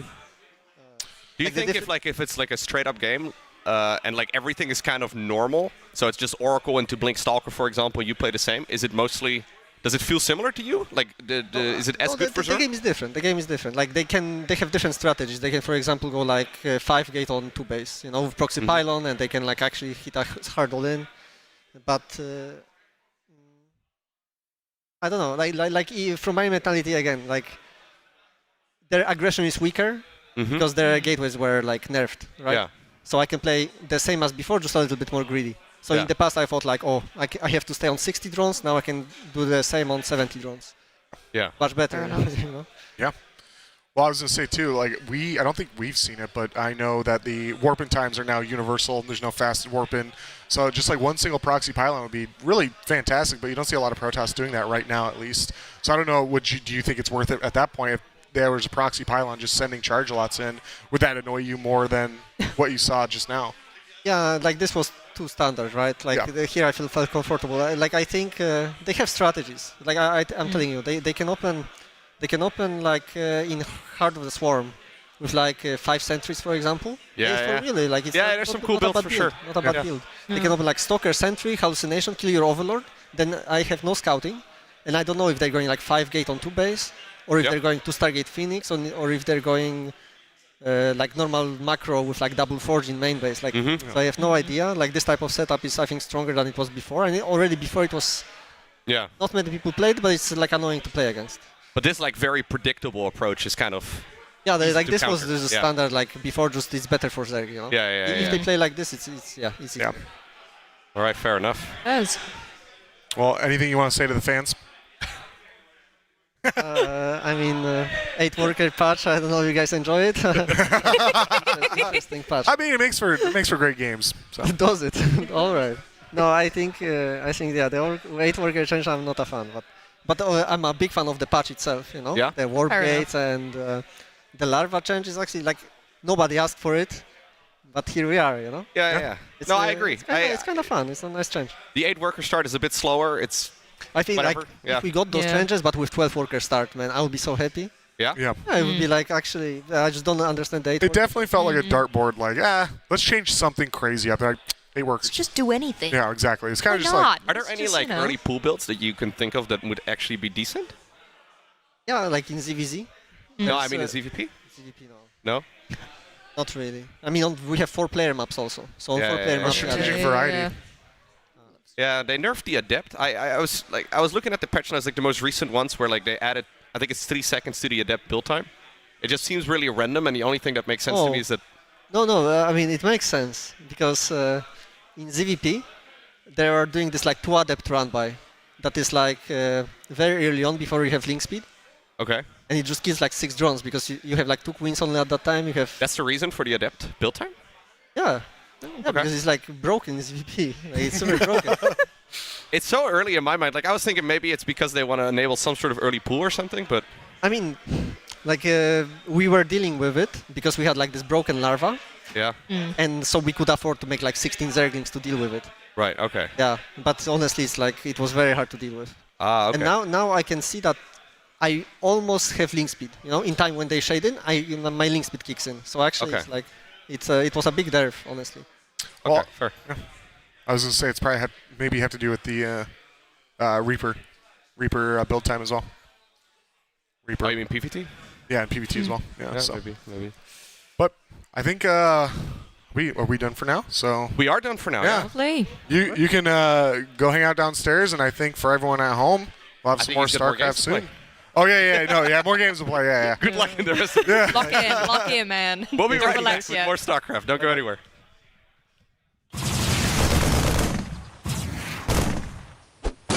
Erst knackt's, dann knallt's.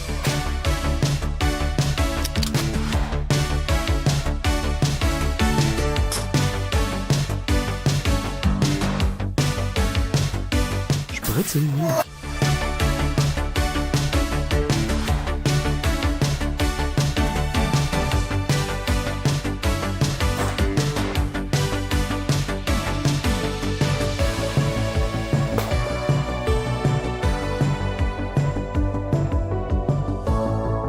Nabe Cola.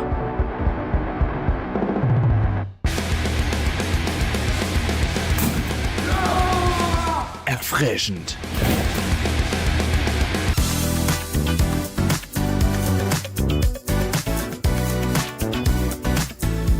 Original Genuss.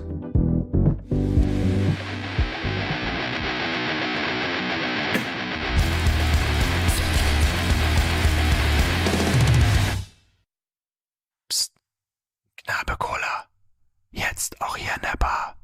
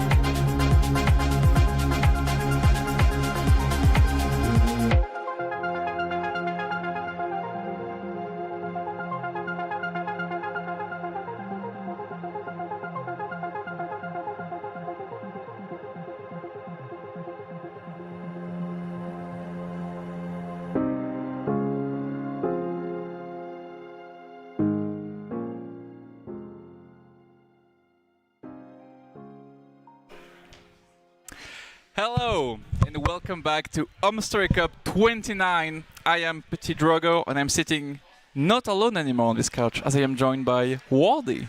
Hello. Hello. How are you doing, Wardy? Good. How you doing? I'm doing fantastic. Yeah. Happy to be here. Nice. You sound like you ran here. I did run here. You did run here? Yeah, I was playing ladder.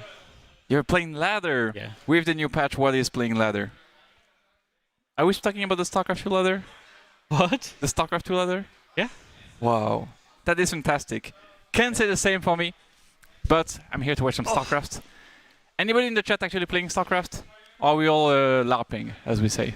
LARPing. As we join here, by our good friend the captain. What's up, Kevin?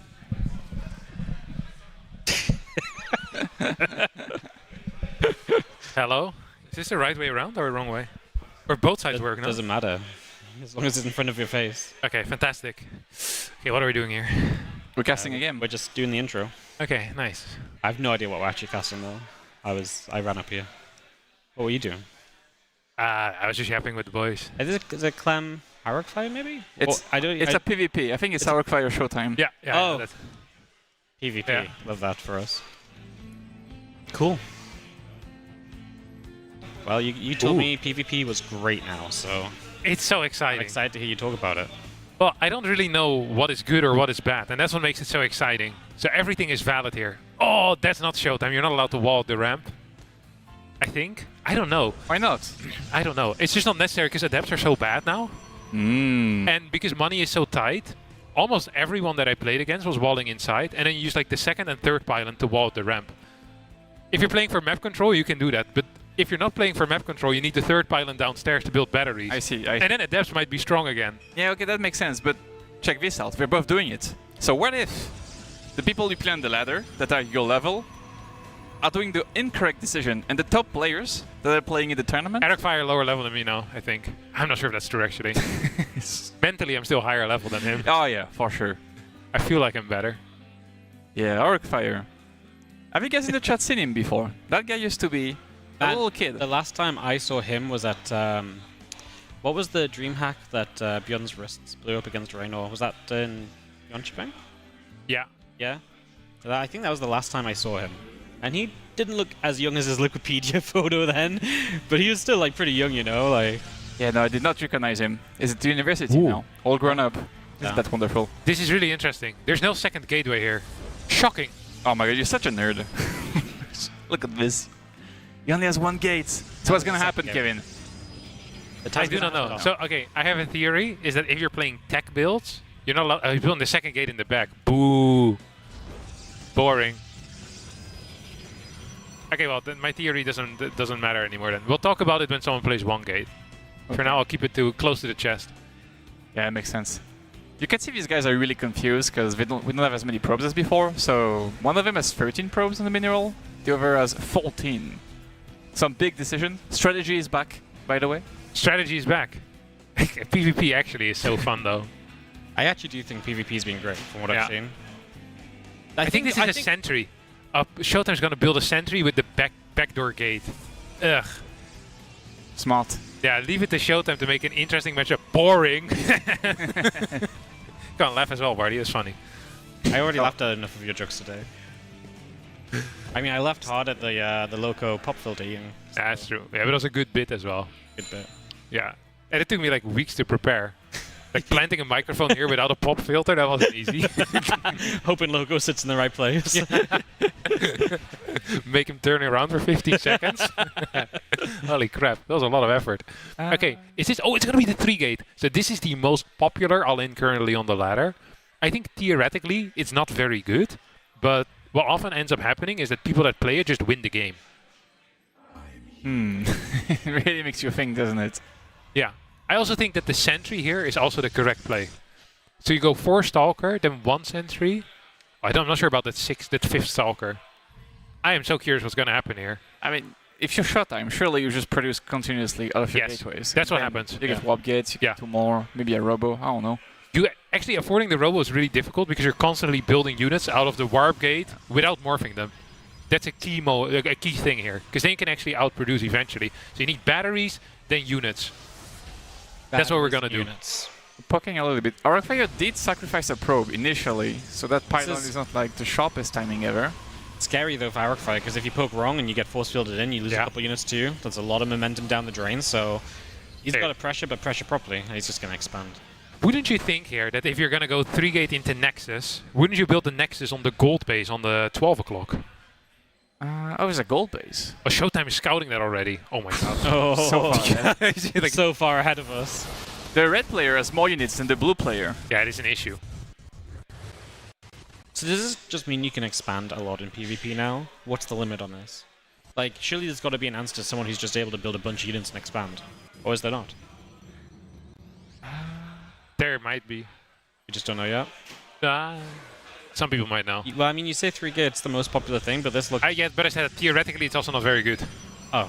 I think against Sentry first it's bad. I think if someone opens up Stalker, it's really strong because your scout is slightly too late. But I think against Sentry first it's not that great. Against Sentry first I think other things are good. Yeah, that was a really good defense by Showtime, like textbook. It's fantastic. He's a real gamer as well. I also think that if Arcfire was really serious about doing this initially in the loading screen, he would have mined a lot less gas. That was like way too much gas. Like doing this and warping 3 sentries doesn't really make a lot of sense. I'm with you. Although, if you want to open up with Stalker immediately, you need to actually not have perfect mineral saturation. You need a little bit more gas. Because otherwise you can't start 2 Stalkers at the same time. Because you're too poor. It feels awful. Yeah, makes some sense as Showtime is getting a Twilight and a Robo. Oh, they go 2 Adepts. Perfect block out of Showtime. Oh, no, it's wait, because if we get 2 Stalkers from these 2 Adepts, that's worth. That's super worth it. Ah, but now he loses 1 too. Look, the fossil is red. Okay, it actually takes a while to... I think it should be red later. Because it still lasts a while after it's red. Should there be purple in between? I think it should. So it goes from like blue, purple, red, and then dark red. Should just more colors. And then just before it goes away, you hear fatality! When they explode. Your entire screen is red with shards of the force field that fly across. Then a guy comes out of the computer screen and punches you in the face, Wardy. That is the type of experience I want in StarCraft 2. But the Blizzard doesn't support it. Okay, Arcfire is going for many gates, and the red player is making immortals. I don't think that's good for the blue player. Nah, I agree. But we're still gonna go with a little probe. I do find it kind of cool that proxy pylons are back. Like when you attack now, you just build some pylons. You know how many times I build a prism and then realize, wait a second, I don't need this at all. There's been games where I didn't attack because I was waiting for my robo to finish and then start a prism. I was like, I wish I could just walk across the map, but wait. Yeah, the counterattacks are so strong right now. This is going to be very positional. Ooh, Arcfire with some decent force fields, but I think he's just taking too much damage already. He didn't get a single warp in from all of his gateways, so he invested a lot in production. Didn't really seem to pay off yet. Now we're going to get our first big warp in, but he doesn't have force fields anymore, so... What if we blink on this immortal right now? Do it. I think we do it. If you go now, right? Yeah. Like the sooner you... He actually should just do it. I think he wins. There's so many Stalkers, dude. Just blink. Oh, now the second one. Now we're the second one. Too late. Yeah. Or if we blink on one, then on the other. Because we have a lot of units all of a sudden. Yeah, Showtime's going to get those extra batteries up. Like, the moment's just passing. But Arcfire is still trading well, right? What's the production of Showtime, actually? Because he seems to be struggling. 2 gates. Making units. 2 warp gates versus 7. But that's good. This is how the game is supposed to be played right now. Strategy is back. Strategy is back. But now I don't know. That's huge, that's huge. Yes. Massive. Very nice. Ooh, now we blink again, no? oh, yeah. Ooh. Yes. No, you click on the last one. No, that's not immortal. Yes, that's the immortal. I popped the shield first. That was an expert move. I think that Arcfire might be doing it here. Looks good, man. This was a rough start for him, but the follow-up, just mass gateways, sending it, has worked out. He found his moments. He was very patient as well. We wanted him to just dive in. He believed in just taking his time still, and it absolutely paid off so far. now you're still double the army supply and further, and you've already popped the barrier on this Immortal, which is the majority of Showtime's defense. Yeah, Eric Fire is going to win this game because he's freaking owning. Didn't I tell you this earlier about PvT? I said taking third bases is freaking weird. I feel the same in PvP actually. Taking a third base, I don't know what it is with third bases, but they just feel so odd to build. It just feels like, because if you're building out of 2 gateways, it feels really good, and then at some point you're just lacking all the production all at once. Not just because you feel poor. Like I don't know. Time. No, I don't know why it is. It really does feel like Showtime should have gotten like 4 gateways earlier. Because But we're spending 2 a lot, but it's also, we were spending all of his money, you know? Yeah, so it doesn't make sense. It doesn't make He has sense. like no money in the bank, and he has 5 less gateways. Surely this should be the perfect scenario. And he hard countered with the unit composition. I would not be capable of explaining you why he lost that game. In my mind, he played perfect. If there was a VAR in StarCraft 2, decision, Showtime wins. Wait, Lorimbo is up 1-0. Against Elaser? Strategy is back, let me tell you. I'm going to say that so many times. Early pooling against Hatch first. Not really. I can't believe that strategy is back. Finally, these dumb button mashers are losing again. Mechanical monkeys are out, Marty. Yeah. You know who's in? Strategic masterminds. You know, it's all fun and games for you guys to say this, but you don't have to deal with Twitch chat next week when they all, you know... Strategy is back. Strategy is back, and I heard Drogo and Hostum tell us why. Oh, look at Miko. His pool is so late. Oh, he Lorimbo went is hatch so early. first? Yeah, he went hatch first. He has balls of steel. They've been testing this all morning, Lambo and Elaser. And then he lost game 1. Well, no, they figured out that you can actually hold everything with hatch first, apart from like one build on one map. I think is very different. Oh, we on the map and we on that build. No, this is not the map. Sanctuary is not the map. Oh, okay. Well, I don't think. I'm ready to see it.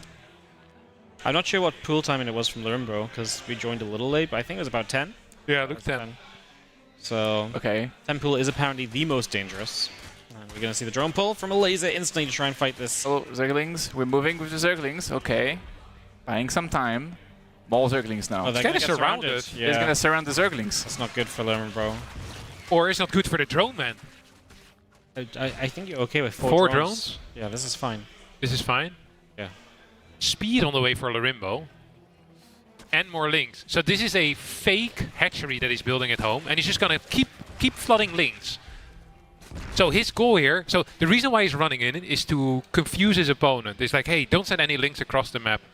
Chase my links, and he just keeps saying that again and again. Elaser's looking at this, thinks to himself, hey, that's a hatchery. We're playing a macro game. And as long as he's chasing these 2 links in the main base and not sending a link across the map himself, he's in trouble. Is there a link going across the map? Okay, that's good. That's a big deal. Because he can scout. Information is huge. Yeah. You can see any amount of these links, the lack of drones on a natural as well. That would be, you know, again, all great information to have here. And then it's about, you know, maybe throwing up a wall, buying yourself some time on these 2 bases. I think Elaser sees it already, the lack of drones. Now you go into the main base. You don't see all the links, but they've got to be somewhere. Yeah, there's no queen. That's a big giveaway, you know? Yeah. So what does Elaser do here? Couple of things. 1, you could try the wall. Yeah, 2, you could I think that's cool. I think you're too poor to wall, though. I think maybe you just try and hold the nap. What about that spine How crawler? many queens does he have? Does he have no queens right now? He just needs a full wall. I don't think he understands what the hell is happening, though. He's still just building drones. Button masher confirmed. Yeah. The continued... you were just like, wow, I guess he was mean, really he's all gonna in. try and... gonna try and hold I the must have ground. hold so well. Oh, no. The drone wall.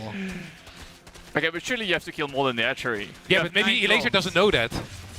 Yeah. See, it's a bait. It's a bait. Into the drone surround. Now the Lings can fight the queens as well. The queen's being surrounded is a pretty big deal. Does have the first transfuse. Lots of red Zerglings all of a sudden.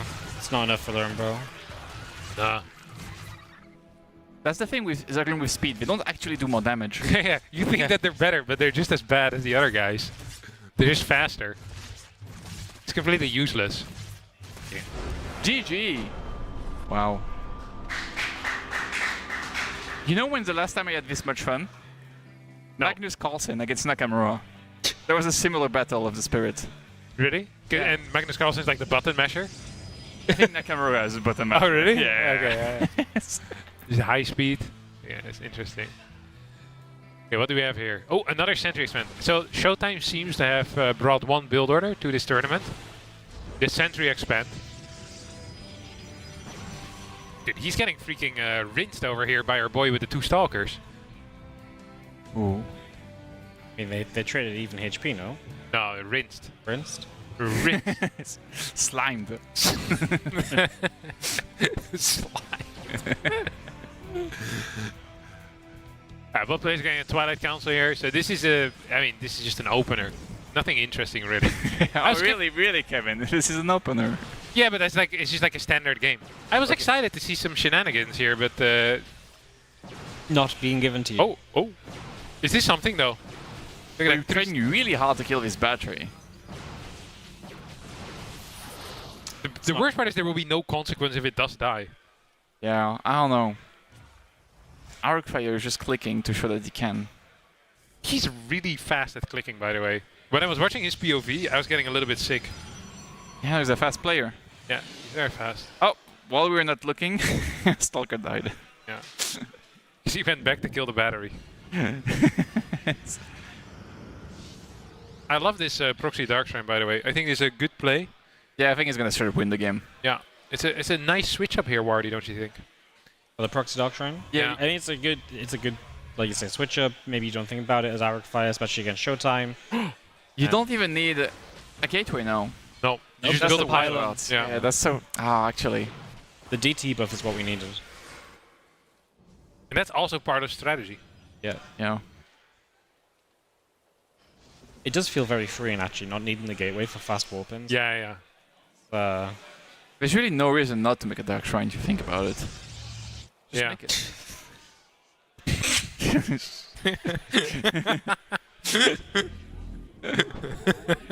See, that's the old patch thinking. You can afford everything. In this patch, you've got to pick and choose Drogo. No, you don't get it. Like, if you make a robo, you're up in resources. Because you have a dog. If you don't make a robo, you win the game. Oh! We found it. Is it too late though? There goes the DT. Nice run. But I mean, think you can just the buy robo time is in now, time. Yeah, I think he's okay. No, okay, see, this pylon will show weakness. You don't make anything and just stand in front. Yeah. No, boo. This, I'm with you. This is showing weakness indeed. Because now you're gonna start smacking the sentry. Well, if there's nothing there. Yeah. And he's just standing around with stalkers waiting. Yeah. If this was bait, I would fall for it. I would go. He doesn't cancel anything. He's really trying to sell this idea that he's got no possible detection. I think. Oh yeah, at least he's gonna kill this one DT most likely. He might lose a force sentry field? though. Yeah, let it in. I think that's correct. There you go. It dies. It kills. Nothing. I guess a pylon. Very nice. This is a good defense. Yes. And also pylons give supply. They're not completely useless. Yeah, that's true. He's pre-building them. And he's once again gonna go for a blink all in. I'm telling you, there's something wrong with the third base. Which third base? Which Are we is built in committing the to third this? base? 1, 2. Good trade. Yeah, I like it. Yeah. But I love 3, but you can't have everything you want in life. Oh, he's making a prism though. Is that a rookie move, Aston? I think so, but wait, who's making a prism? Arcfire? Arcfire, yeah. I guess you have to make the robo against the DT, so if you have the robo, might as well make the prism. Well, he's building a ton of gates, right? So you A want prism to really be aggressive. It's like a mobile pylon. People give me shit for saying nothing in the game. You show up and say this and... Wow. You have to really think about it though.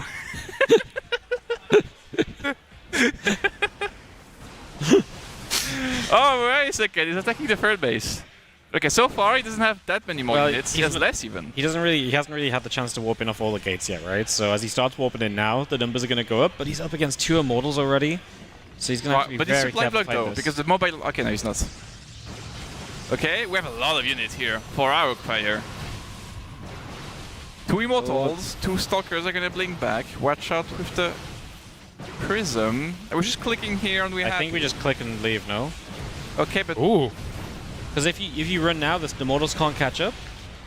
I respect the decision, but now it's a little bit awkward. Yeah. Bit too expensive in We have a worse army, but quite a bit. I feel like Showtime now could just commit on 2 bases and kill. Yeah, well, now Showtime kills the third in return, right? So, yeah. Or cancels it, and then he can also probably pressure the natural with the 2 Immortals, if he wants to. What's the gateway count? Could we have a look? 4 against 7. Yeah. That's good. Last game he had only 2. Yeah. It's 4. Oh, are we... Okay. Oh. Okay. Get in, 2 Immortals, bye-bye. Did Showtime overstep here? Yes. Yes. I mean, I feel like losing the 2 Immortals feels bad when you're on less gateways, right? Because you're resetting the one thing you had an advantage of. Yeah. I mean, I felt like he could have denied the 3rd, but he kind of waited a little bit and then still sent it. Observer goes down as well. There goes your vision. Charge on the way, which is interesting. I like this. No Forge, by the way. And a new Prism. I wish he just made a pylon last time, and now I wish he would make another pylon, because Prism are really expensive. I was going to say, Prism's still freaking expensive, aren't they? He could also use the Prism to go into the main base and then use the pylon for reinforcements. Ooh. Yeah. With charge slots?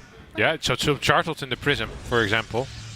Because the one thing the pylon cannot do is warp into the opponent's main base. So you're going to require a Prism for that. So you're kind of covering both ends of the Could be spectrum interesting. there. Huh? Didn't you look? Lost a Stalker for free.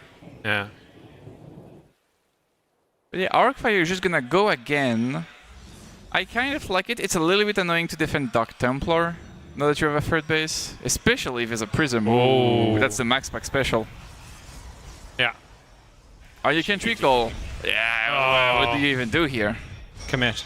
Yeah, commit. Hope that the other guy leaves before the DT becomes too big of a problem. Oh, That's the Immortal cute really blink. fast, but the Zealots are stuck in the back. What He about just doesn't Weapon? have, he just doesn't have what the about supply here. Weapon? He can't warp in because his Prism gets blinked on straight away. Yeah. Like The that. pylons are so much better. Yeah.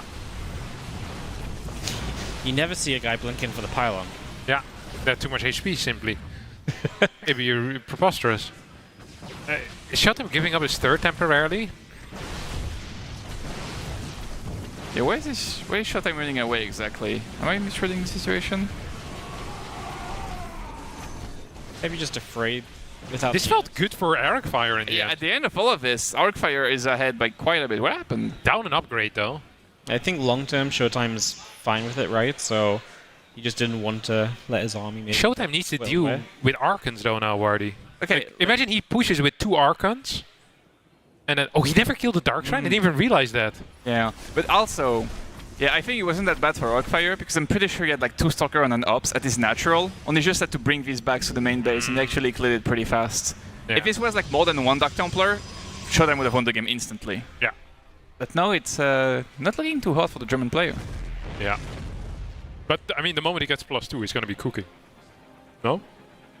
You don't think so? Maybe. It is a big deal in PvP, the upgrades.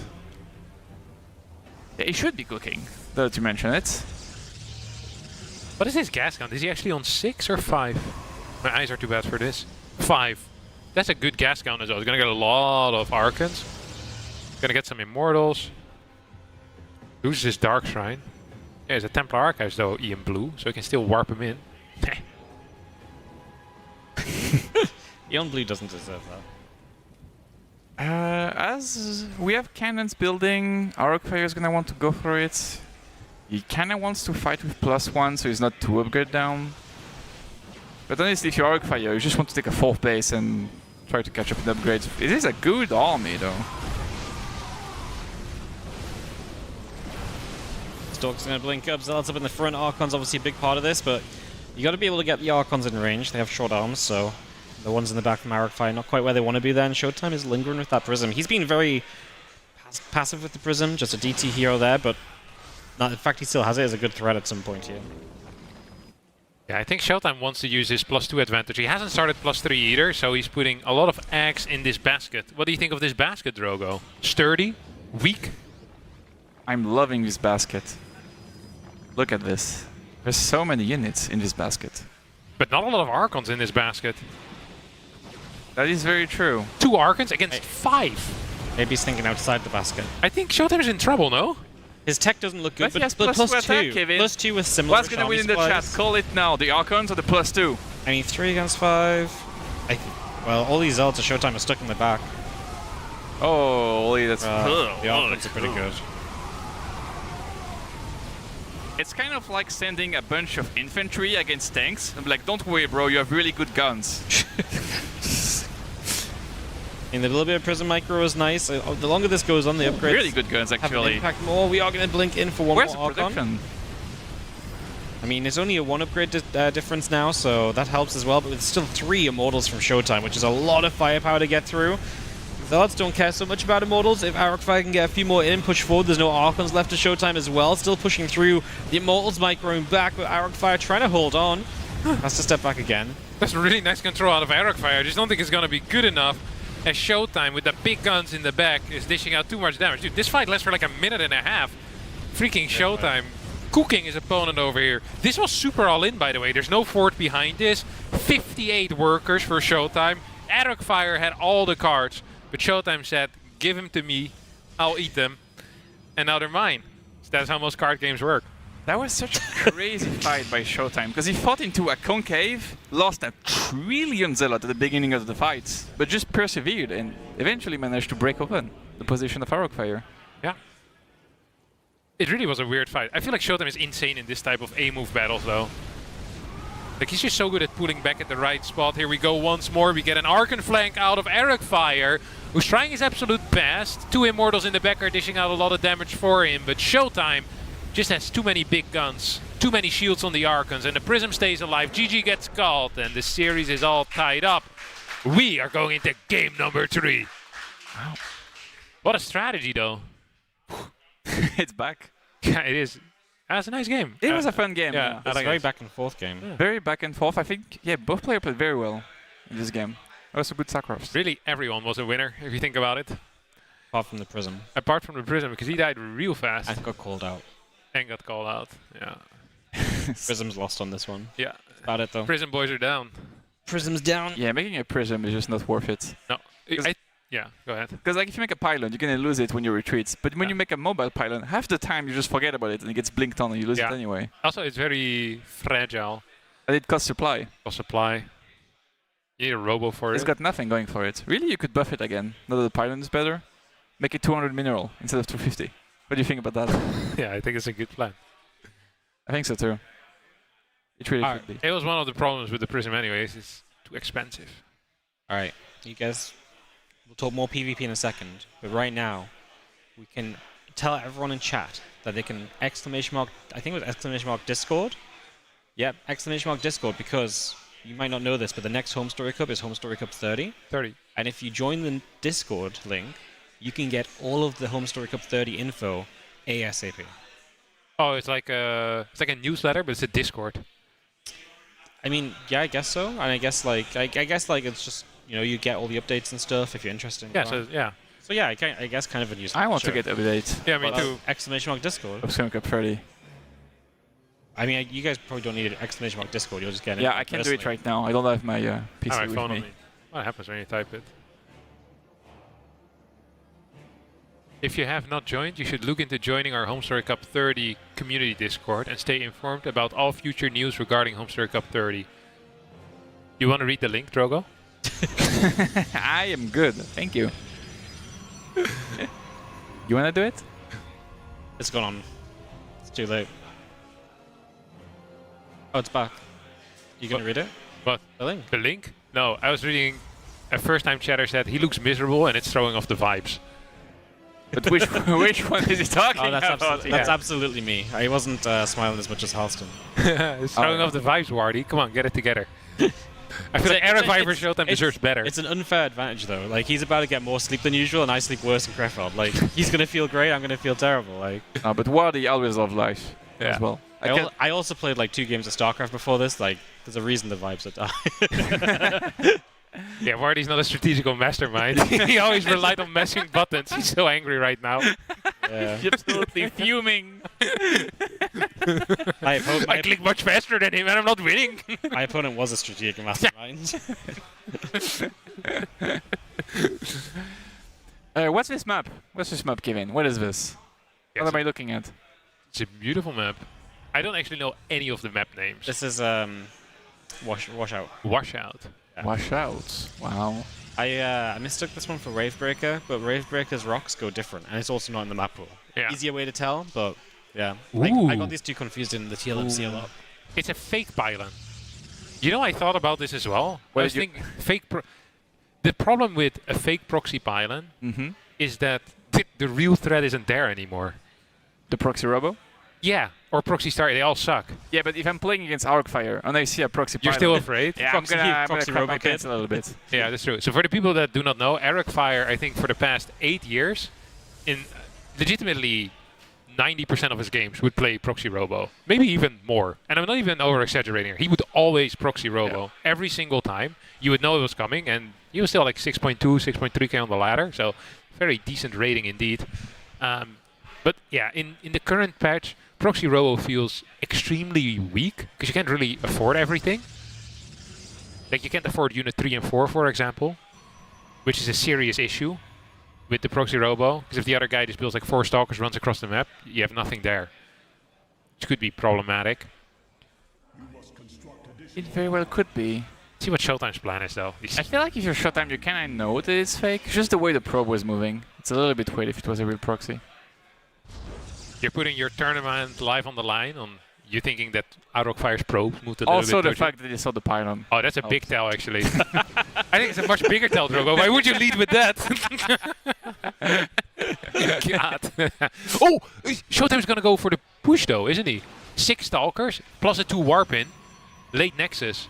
Yeah, he has a Chrono on the Warp Gate there. So this is the type of counter-attack that you can do nowadays, is where you see like, hey, there's a pylon missing for my opponent. Let's see what's kicking off if I just attack across the map.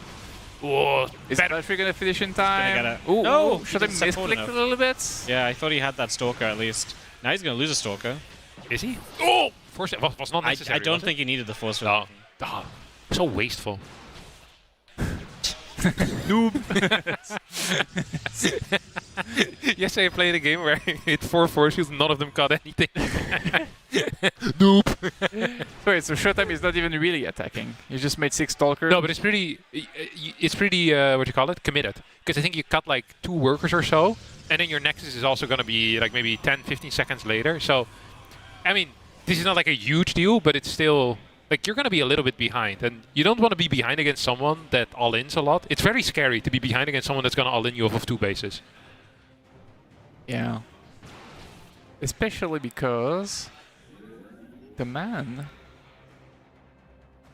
has 5 more probes. That's a lot. Yeah, that's going to be a lot more units. Yeah. No, it really is.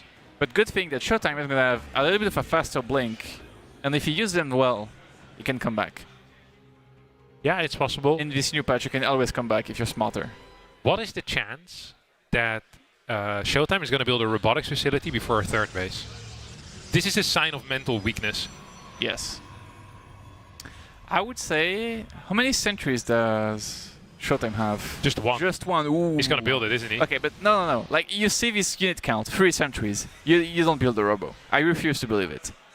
If he builds the robo, it would really be a show of mental. Like, even if he wins and he comes in on this couch, we're just gonna tell him. Yeah, mental You're weakness. weak, bro. Yeah.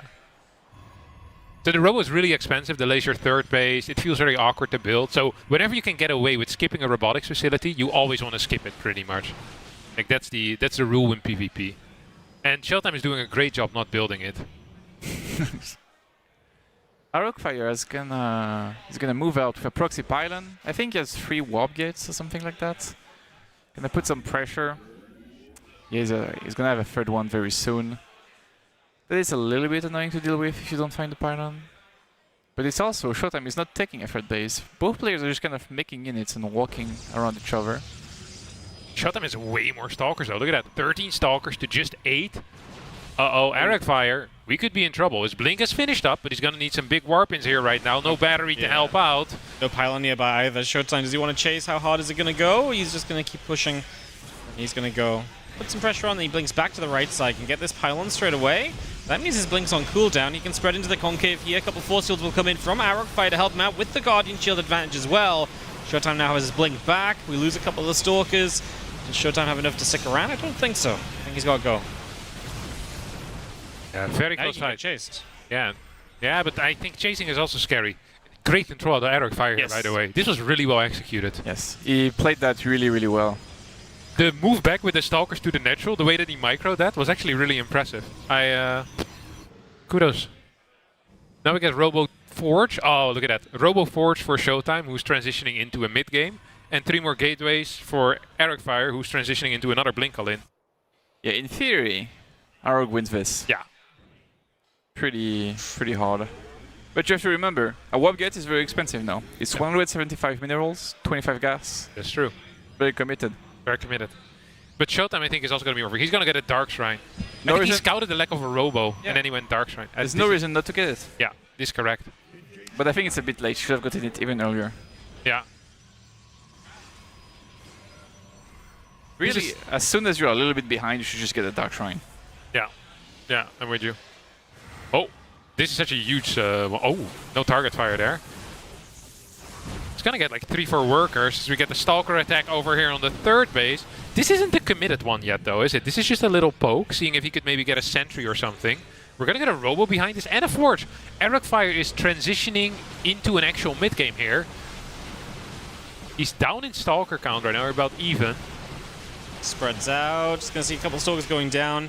Obviously, he's got the advantage on the Concave, but Showtime is chasing and chasing nicely. Gets a couple extra kills, kills the pylon off, frees himself up at the front, and go from there as the Dark Shrine finishes soon. So Showtime will have some counter pressure with those DTs.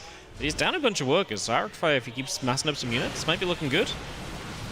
That was a rough move there up the ramp. He's going to lose a bunch of Stalkers in the retreat. Double Adepto at the same time hitting in the natural. Is going to get a lot of worker kills here. Probes are being pulled into it rather than away. Yeah, it's going to cost him quite a bit. Yeah, 5 workers already, going to be 6 at least. Maybe 7? Maybe just. Yeah. So. No +1 starting for Eric Fire. Does need an observer as well to make sure that he doesn't straight up die to the DTs, as Showtime is getting pretty damn aggressive. Moving out with Immortals always feels so risky to me, Drogo. Yeah, it's because these 4 Zealots. I mean, wow, what a force field! That was so good. Yeah, that was the perfect force field. Gets the Immortal, Zealot leading the charge forward and just able to push this back. Eco lead, Army lead getting to be better and better. He's going to be down the upgrade a bit, but it's not like he's not got the upgrade at all, right? So, something there. Yeah, no, Showtime doesn't have a 4th base and doesn't have as many units. Doesn't have as many probes. He has a Dark Shrine, which is great. It forces many cannons, but he's also making cannons. It's not really even that big of a deal. He's credit boosting the Warp Gate, Arc Fire. You don't see that every day anymore. No. I think he believes that he's so far ahead that as long as he doesn't just straight up die now, he's going to win the game. And honestly, I think he's kind of right. He's in a really good eco spot, has a fast forward base. I think the only thing he could really be in trouble with is if he fights at an upgrade disadvantage, but like this just looks sick for him, no? What's the warp gate count currently? Yeah. 9 versus 4. Ooh, Lee, that's a big difference. Yeah, we don't want to be Showtime in this position. No, we don't. Is getting an Immortal and Temple Archive. I don't feel like Arc Fire wants to fight right away. I mean, if he gets, if he just does the Temple Archives and spams a few Archons in, has +1, seems like a good go point, no? Yeah, I like it. He's just going to stab with these Stalkers and put some pressure on, do some damage if he can. Doesn't really want to be super committed here, just like you say, pressure. Ooh. He is going to get caught from an odd angle of Showtime, so Showtime gets some kills. So this little attack from Eric Fire does go wrong, but then he's got Zealot on the left side applying pressure, but good defense from Showtime at least. Well done by Showtime there. Some small pickups. I mean, it's not like the game is good for Showtime all of a sudden, but it does help a little bit, as his worker count is still so far down, 15 workers down. Showtime doesn't even dare starting +2 attack. The only real advantage he had was his fast upgrades, and he waited for quite a while until he started that. Once again, Eric Fire is going to push in, and this time it's with pretty much his entire army. Prism is here as well. Do we have any Archons? If so, where are they? 2, but where are they? Yeah, maybe right in the back if they're here. There they are, showing up with the sentry on a couple different angles. It's another few Zealots warped in. There is the DT nearby, but there's a cannon to defend it. And Showtime has to figure out this defense, has to split apart a little bit. We're going to recall those 2 Zealots. Not sure if that's the greatest moment, but Eric Fire can sit between these bases to decide, does he want to put his position, push his position on one of these bases or not. He's just going to take the Prism into the natural now. He's going to step back with everything. Not enough confidence to send it here. I think he had a winning army. Yeah, I'm kind of confused as to why he's going back. Maybe he wants a different angle of attack, but it felt like in between the natural and the third was such a good spot to go for Drogo. Kind of felt like it. There's also a lot of static on the third base. There was a cannon natural. I don't mind it too much. What was really good for Rockfire though was that Showtime was really struggling to spend his money. He was floating 1k the entire time because he didn't have enough warp gates. Now he has 8, and he kind of caught back up a little bit on walker count, but he has a lot of statics. Arcfire is still like very far ahead, but I've seen Showtime come back these. Yeah, one of the things that's interesting is just that having a lot of minerals doesn't necessarily do a whole lot for the initial fight. Most of the time it's like the gas value of your army that's going to decide the outcomes. If you could take a look at the army value, I'm kind of curious to see what that looks like. Okay, Arcfire is still quite a bit up ahead in that as well. 2200 guys against 1550. Prism goes into the main base. Good target fire there with the cannon. Make sure that it can't easily warp in. Defensive DTs are also a possibility, of course, so this little harassment move is not going to do a whole lot. Arcfire double expanded, so it's going to be 6 versus 4 base, but I don't think this is super impactful. I think taking more gases is often more important than taking extra minerals at this point. Yeah, if you're Arcfire and you really don't think you can kill, that's typically when you get disruptors, even if though his army is really zealot heavy, so you kind of want to trade that a little bit. Even though Showtime also has a million zealots. But it's like it's 5 icon against 0. Like surely if they fight, Arcfire wins. Yeah. I think the best thing for Showtime to do is to try and get a base trade where he gets the jump on Arcfire's base first. Because if he doesn't get that, I don't really see a good scenario for him. Yeah, it's really hard to see. Showtime is getting 5 more gateways. I almost feel like Disruptor for Showtime would also be good. So you just base trade and then pray that you can get some Disruptors out. But Showtime is moving out. Is he gonna get the jump first? But I think Arcfire is gonna be happy to just defend. Yeah, surely you just pull away from this base. You don't want to run down this ramp late into it. He's gonna disagree though. He kind of wants to come through, and Showtime respects the army coming across there. If Arcfire can find a big fight, all those Archons are gonna do work. Showtime can't get around into the center just yet, and so Arcfire will now become the chaser. I mean, Showtime army is just not that good, right? Yeah, he's gonna try. This is not fightable, right? Okay, I refuse to believe Arcfire doesn't crush this. He has 5 Archons just slapping these zealots around. Yeah, I don't quite understand why Showtime tried to fight there. I think running and then maybe trying to go for a base trade is always correct. Good snipe there, definitely on the Prism. That was very big, but Showtime is so low in supply right now. Has a lot of minerals in the bank.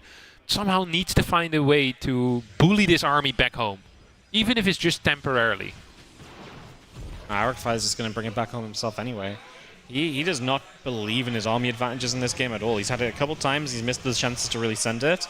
Showtime is now about to get +3 as well, so there'll be something to help out with. I mean, is Arcfire just looking to swing around? If so, that's then him at least fighting down an upgrade, which is not great. I mean, maybe he still has some potential. He's got a few zealots up here hitting this cannon already.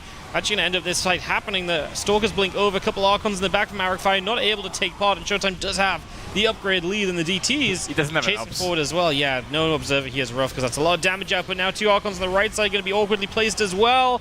And Showtime is killing this fight, and Arcfire in full retreat mode suddenly is losing out. That was the craziest fight I've seen. Both observers just floating around getting sniped there. There's still so many Archons and there's a lot of zealots behind it. So although the start of this battle was very good, I think Arcfire is just a little bit too rich. Showtime had 1 chance on 57 workers. He was getting severely outmined. And now Arcfire has had enough time to produce. Second warp in comes in, and this is just looking so rough for Showtime here as the Prism tries to micro, but there's just too many units. And Arcfire here is going to have a huge upset, I think, for a lot of people as he takes out, well, most likely he's taking out Showtime here in this best of 3. Looks like he's got it, man. I mean, he's got so much stuff coming up to the top. This Nexus is probably going to be in trouble very soon. Arcfire going to respect it again. I mean, maybe now he's waiting for his upgrade because that can't be far from finishing, so perhaps we're on that. He's also got Disruptors coming, so maybe we just also wait for those because his position is very good, and he clearly feels that as well, I think. Yeah, there's really no wrong way to play this for Arcfire. We're just gonna, we're in the third base and we click forward. Yeah, we do that. Blink in, target fire the Archon, click on the ops. Okay, the Disruptors are here. What can they get?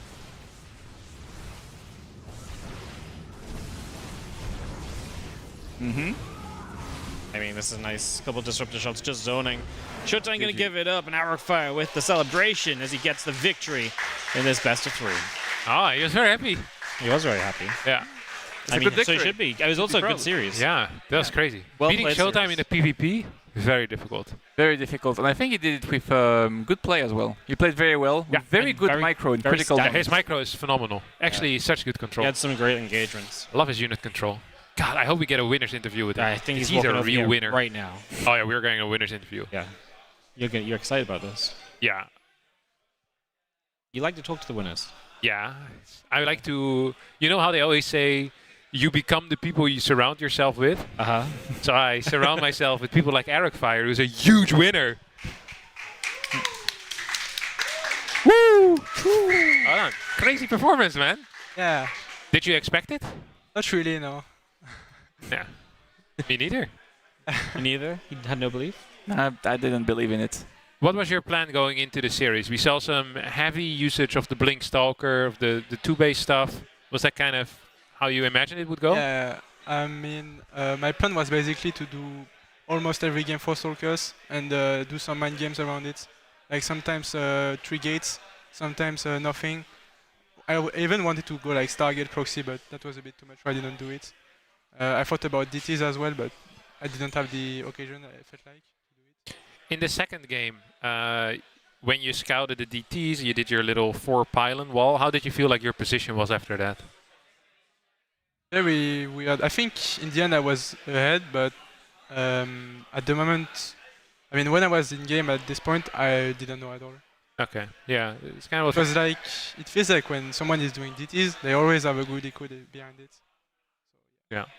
Yeah, we were discussing it on the couch, so we're gonna ask your opinion on it. If the game is even in PvP, do you feel like it's easy to defend a third, or if it's like really hard? Because we saw that in game 1 you did a really good all-in, and you were behind that game, but you still like just crushed Showtime when you was take the third base. First game. The first game. Yeah. I was behind at this point. Okay. A little bit, yeah. I think like he had Blink and Immortals, but yeah, he had a lot of. He invested a lot in technology, so even though he had more money, and he was slightly ahead, like his army was kind of not specialized enough. Yeah, okay. So did you all in because of the situation, or is it just like something you think is very strong right now in I PvP? think it's very strong, in my opinion. Yeah. Makes sense. Because like the pylon, you just have to do 1 pylon to have a super powerful. Like the problem with it on the previous patch was that you had to have a gate proxied, and this is really hard to set up because if he finds it, you're basically cooked, and you need also 1 minute to pylon and gate, while here it's just 18 seconds. Very fast. And you can come from multiple angles as well, because you Yeah. have like 1 pylon there. Yeah, exactly. Yeah, you had a very nice rotation in the first game, catching. I think it was his 3rd Immortal as he was going over. I think that was a huge. That was very lucky, actually. Yeah, we thought before when you first went in, you had an opportunity for about maybe 10 seconds or so where you could have just jumped on top of the first Immortal with the Stalkers next to it. And honestly, when you didn't do that, I wasn't entirely sure if you were still going to win it. Because it looked really good for a bit. Then his second Immortal came out. He has like 3 batteries in the natural and in the third. But then you sniped the third Immortal coming in. I was like, all right, it's freaking I over. think with the three motors, maybe I would have lost, actually. Yeah, it would have been tough. But I'd have to watch the replay. Yeah, it was very close. Yeah. Then in the last game, you went for a proxy pylon. No proxy robo this time, like we're used from you. Was this like just a mind game? Yeah, What are your thoughts on exactly. proxy robo right now in the patch as the real expert on it? Basically, what I wanted to say was, you think I'm going to do proxy robo, basically. That's why I did this proxy pylon. That was the only plan. Yeah. And it worked very well. I think he had like 30 seconds delay on the Nexus. Yeah, you're. So I was ahead because of that. Yeah, I think he really wanted to counterattack as well. He went 6 Stalker, 1 Chrono, Warp Gate. And to do that, you need to cut like 2-3 probes. So I think after the early game, he was like up 5 workers or so, Yeah, 32 to point. 27, Yeah, I think it was. exactly. Yeah. Yeah, it looked really good. And from there on out, I think a couple of times it felt like you had such good opportunities to fight in the game, but you didn't really take them. And then you just would go back home and what was going on? It's so weird to play on this new patch. Like I have absolutely no experience, and so I don't know if I'm in a good spot or bad spot. Contrary to the previous patch where I had a better idea of whether or not I was in a good spot or bad spot. That's why it felt like I didn't take the winning occasions. Yeah. Did you think at the end when he sniped your 2 observers and then that little fight there with the DT smacking you, did you for a second think that you lost the game? Kind of, but I know I was like on 20 gates, so and I know he was on 4 base, so I feel like I just have to temporize a little bit, and I will have much more than him eventually. Okay. Sick. Any questions? Oh, I think you guys covered it pretty well. How are you feeling about the rest of the group? Yeah, Claim is going to be very hard, and I think I can win the other matches. Okay. Oh, good performance for sure in the first best of 3. And thanks so much, and good luck in the rest of the group. Thank you very much. Good luck. Alrighty, guys. Bit of an upset to mix up this group. This group's scary as well. I mean, you got a laser, and he obviously Clem's in this group as well. So like, Arcfire getting a win over Showtime puts kind of entire group is a little bit shaky. So every match will matter. I believe Clem and a laser are coming up next. So definitely don't go anywhere, and we'll be back with more StarCraft 2 at Homestory Cup 29.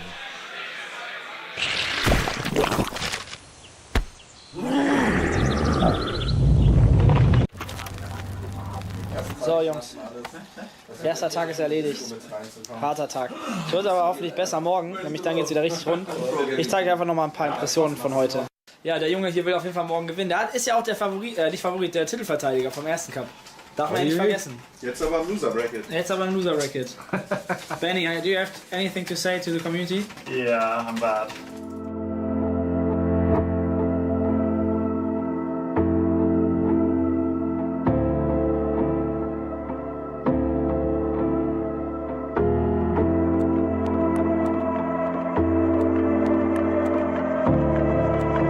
First time ever that a player wins 2 Homestory Cups.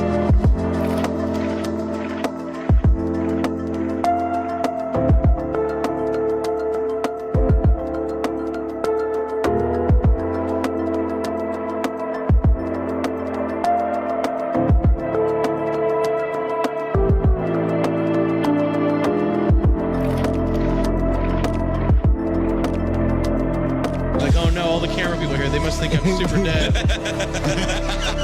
And Rain is going to be your Homestory Cup 11 champion.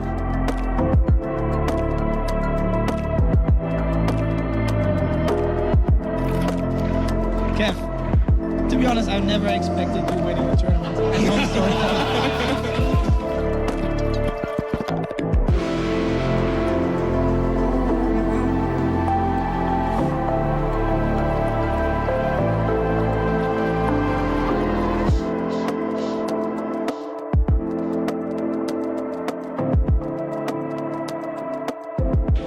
Zest is best once again.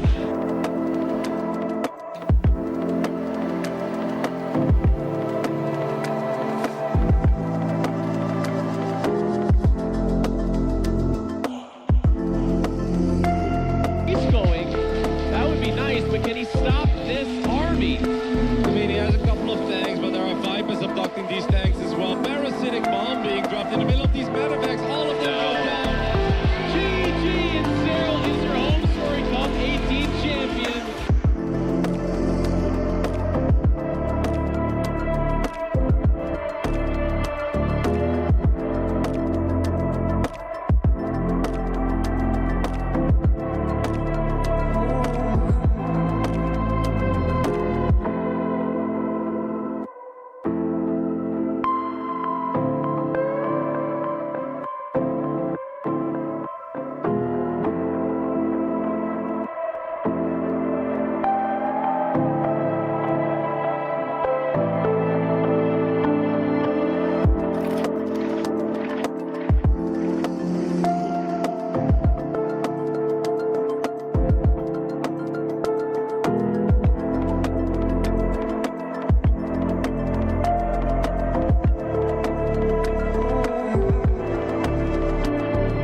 If I break it, it's gonna be.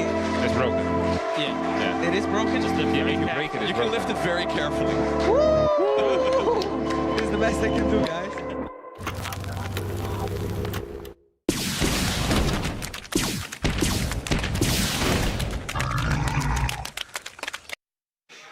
Hello, everybody. Welcome back to Homestory Cup 29. My name is Loco. I'm joined by Historian as well as Stego. How are you guys doing? Doing all right. How are you? Pretty good. Somebody touched my buttons. Oh no! Oh my Who God! sat here previously? The button touching. I You're think it was supposed to ask Drogo. consent for that sort of thing. I think Drogo touched your buttons. I can't believe it. You know, those French, they're a little slippery. Really can't trust I them. feel like nobody else cares about their audio settings as much as I do. I'm always Like nobody, you guys are also not bothered by it at all. Yeah, yeah. You just sit down and you're just okay. I was a little worried because we didn't have monitor until the second we went live. Yes. We're like, is it going to happen? But we're doing good now. Yeah. Banger of a game coming up, guys. For sure. It's going to be a killer one. I think, probably you got to argue one of the most anticipated of the group outside of maybe Clem Showtime, right? Yeah, this can actually determine like first place in the group, honestly. Yep. And honestly, given the way that last match went, anything is up in the air. I mean, I think you look at this group from an outside perspective and say, I think they're pretty clear favorites. But given how Group A went, given how this group started, it's safe to say that whether it's the patch, whether it's just Homestory Cup energy, whether it's just the day and time and place, anything can happen here. Absolutely. Clem, well, maybe not too surprisingly at the top of the group at the moment, right? Not dropping a map yet. He didn't really seem to be enjoying the patch all too much a couple of days ago, but maybe he's kind of found his groove a little bit now. There's definitely been a bit of I jokingly call it the Dark Clem arc. We're starting to see no GG Clem come out. Yeah. I'm curious if we see no GG Clem today. But that would involve offline. That would be crazy. That would require him to lose. So Yeah. Clem, not just don't lose. Is that your advice? That's my advice. Not the most well versed in losing. Have you considered winning? Yeah. Why don't you just win? It really is that easy when you think about it. Yeah. A buddy of mine in the StarCraft community once told me Counter-Strike is really easy. You just click on the head. Are they stupid? Exactly, dude. Okay. So spawning in the top left-hand corner, representing Poland, it is a laser. Down in the bottom right, representing France and the little polar bear, we have Clem. He really is a little polar bear kind of guy. Yeah. Clem. The name of the clan. Liquid Clem. Clem. I was astonished when I learned recently that on the North American server, his clan tag is technically not actually Mlem, but Miem. I think the clan Mlem had been taken, so it's an uppercase I. What does that mean? So on EU, his clan is Mlem. Mlem. Like I guess it's the tongue of the polar bear. I did not know that. Tongue of the polar bear. I don't know, man. It's like look at the face of that polar bear. What would you say? Mlem? He would say that. Yeah. Yeah. What would if he had a name? I mean, let's assume he does. What would it be? Mlem. You got any more dumb questions? I'm chock full of them. I do very quickly want to say that there is one interesting thing that happened here, which is I've just been mean to his No, I mean he threatened to physically harm me earlier, but here we are. Krefeld is a place. See, everybody talks about getting threatened on the street in Krefeld. I got threatened in Take Part. I was going to make a joke about how this new patch gives us plenty of time for banter at the start. It is a pool first. That's what we're doing. It is a pool first from a laser. So, this is something that... Is this a scheduled supply block? I assume it is. I think that one thing that I've heard from a lot of players especially at the Zerg camp right now is that, I've heard a couple of strange things regarding timing. One of which is this supply block, which is sort of expected and some people think is good. The other is deciding when to chrono boost seems to be a point of a lot of contention because you either chrono boost early and do not have enough resources for the next worker, or you delay the chrono boost a little bit. When do you reckon a laser's going to chrono boost? I think we're going to see the chrono boost. I mean, there is that. If there was a Protoss in this game, we do have that brand new feature in the new patch, where if you neural parasite an SCV, it stays neural parasited until it completes a structure, making it way easier to do 100% going to do that. to do the 100%. to do these famous. The Zerg battlecruiser transition. They actually did that just for Euthermal. I'm pretty sure that's the Euthermal buff. Yeah. There's got to be a video at some point of Euthermal neural parasiting an SCV and winning a Zerg versus Terran with battlecruisers. Beating a world champion with battlecruisers as Zerg? Yeah. That's actually a crazy change, but it's one that we desperately needed. I mean, it's the first thing that came to mind when I would have come up with new Laser's patch got to do changes. it, man. It's certainly a very fun change. Whether we're going to see any competitive play in this calendar year is a different question. But here we are. So no third hatchery yet. Yeah, 2-base lair. We've been seeing a lot of Mutas. Yes. Arc Slop enjoyers around the world rejoice. Mutas have been looking really good, I will say. Are you an Arc Slop enjoyer? I do like mutas. Yeah. I think mutas are I don't know, they just feel somehow nostalgic, right? Like I feel like they played such a pivotal role for such a significant time in the game. When you look at Ling Bling Muta, and I feel like they were also very prevalent in ZVP for quite a long time. But these days they do obviously have their utilities. But a little bit less play overall, and also a little bit less game deciding, right? We see a lot less of somebody building 20 mutas at once and trying to kill somebody. I've actually seen it quite a bit recently, and I do think the Arc Slop change is a big part of that. I think it's one of the sneakily most impactful changes in the patch. It reminds me, I was talking with a fellow North American gamer, Bull Milja, about this, and he was talking about how it compares to the previous obscure, inexplicable change, which was the Viking damage point change a few patches back, and how that actually secretly really made Vikings much stronger in a lot of these sort of and the bounce battles as well, right? Like the Mutalisk bounce is quite a bit more reliable now. I believe the bounce now targets units ahead of buildings is one primary change. So if you are taking a fight with mutas above, say, a CC with SCVs around it. Fast bailing speed and burrow and Spire dropped right now. They made the Spire cheaper, of course, with the patch prior to this one, and it builds a bit quicker too. So we didn't really see a ton of Muta play on the previous patch, but maybe now is the time to shine. Also because the game is a bit slower, I guess. Maybe it's just a bit easier to transition into. Eon Blue was dying inside that we were not talking about Burrow coming on the way.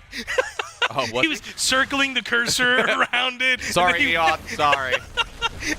But yeah, no, we were definitely still sharing some informative stuff, but that was hilarious. They put him back in the basement. Eon is back down in the basement. I saw him upstairs about 10 minutes ago. They pushed him back down. Yeah, they had a stick at the top of the stairs. Yeah. Get down there, Eon. Get down there. We need you to observe 2 games simultaneously. Easy for him. He's just talented like that. Yeah. I like this, splitting off a couple of Marines forward there. If there's going to be an engagement, it'll eat some Baneling shots if a laser's not careful. I'm surprised he can get Burrow, Baneling speed, and then still enough gas for like 8 mutas here. Yeah, that was my reaction I as thought well. he was going to make like 3. He didn't even get particularly fast gas geysers. No. 26 more Lings on the way. This is going to be a big attack here. There's a burrowed Zergling as well, man. There's a burrowed Bane on the ramp. So Elaser said he's been playing a lot. Like, he's been putting in the work. He's been grinding over the last couple of weeks. He didn't play too much over the last few months, is what he said. But the last 2 weeks, he's been playing a lot of games. So he's not making mutas, by the way.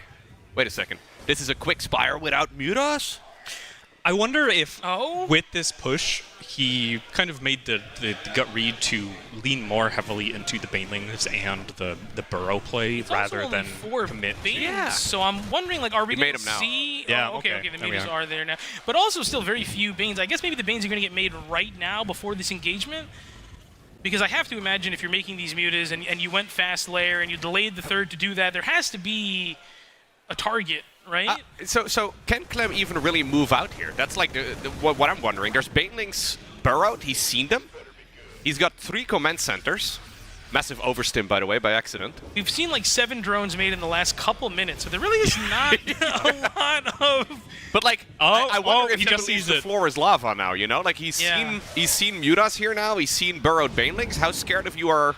Or how scared are you of moving out? Can you still send a medevac drop out? I don't think so. I think that he's going to use. Careful! He's going to use the medevacs. It's every burrowed Baneling ever, right? Like it has to be 2. Only 1 is crazy. Because he would have so many there.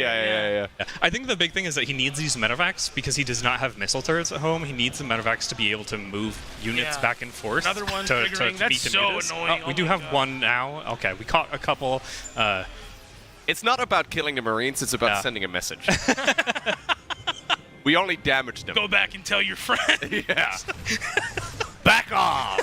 See, if that Marine wasn't so bruised, the Queen would have had a heart attack. Yeah.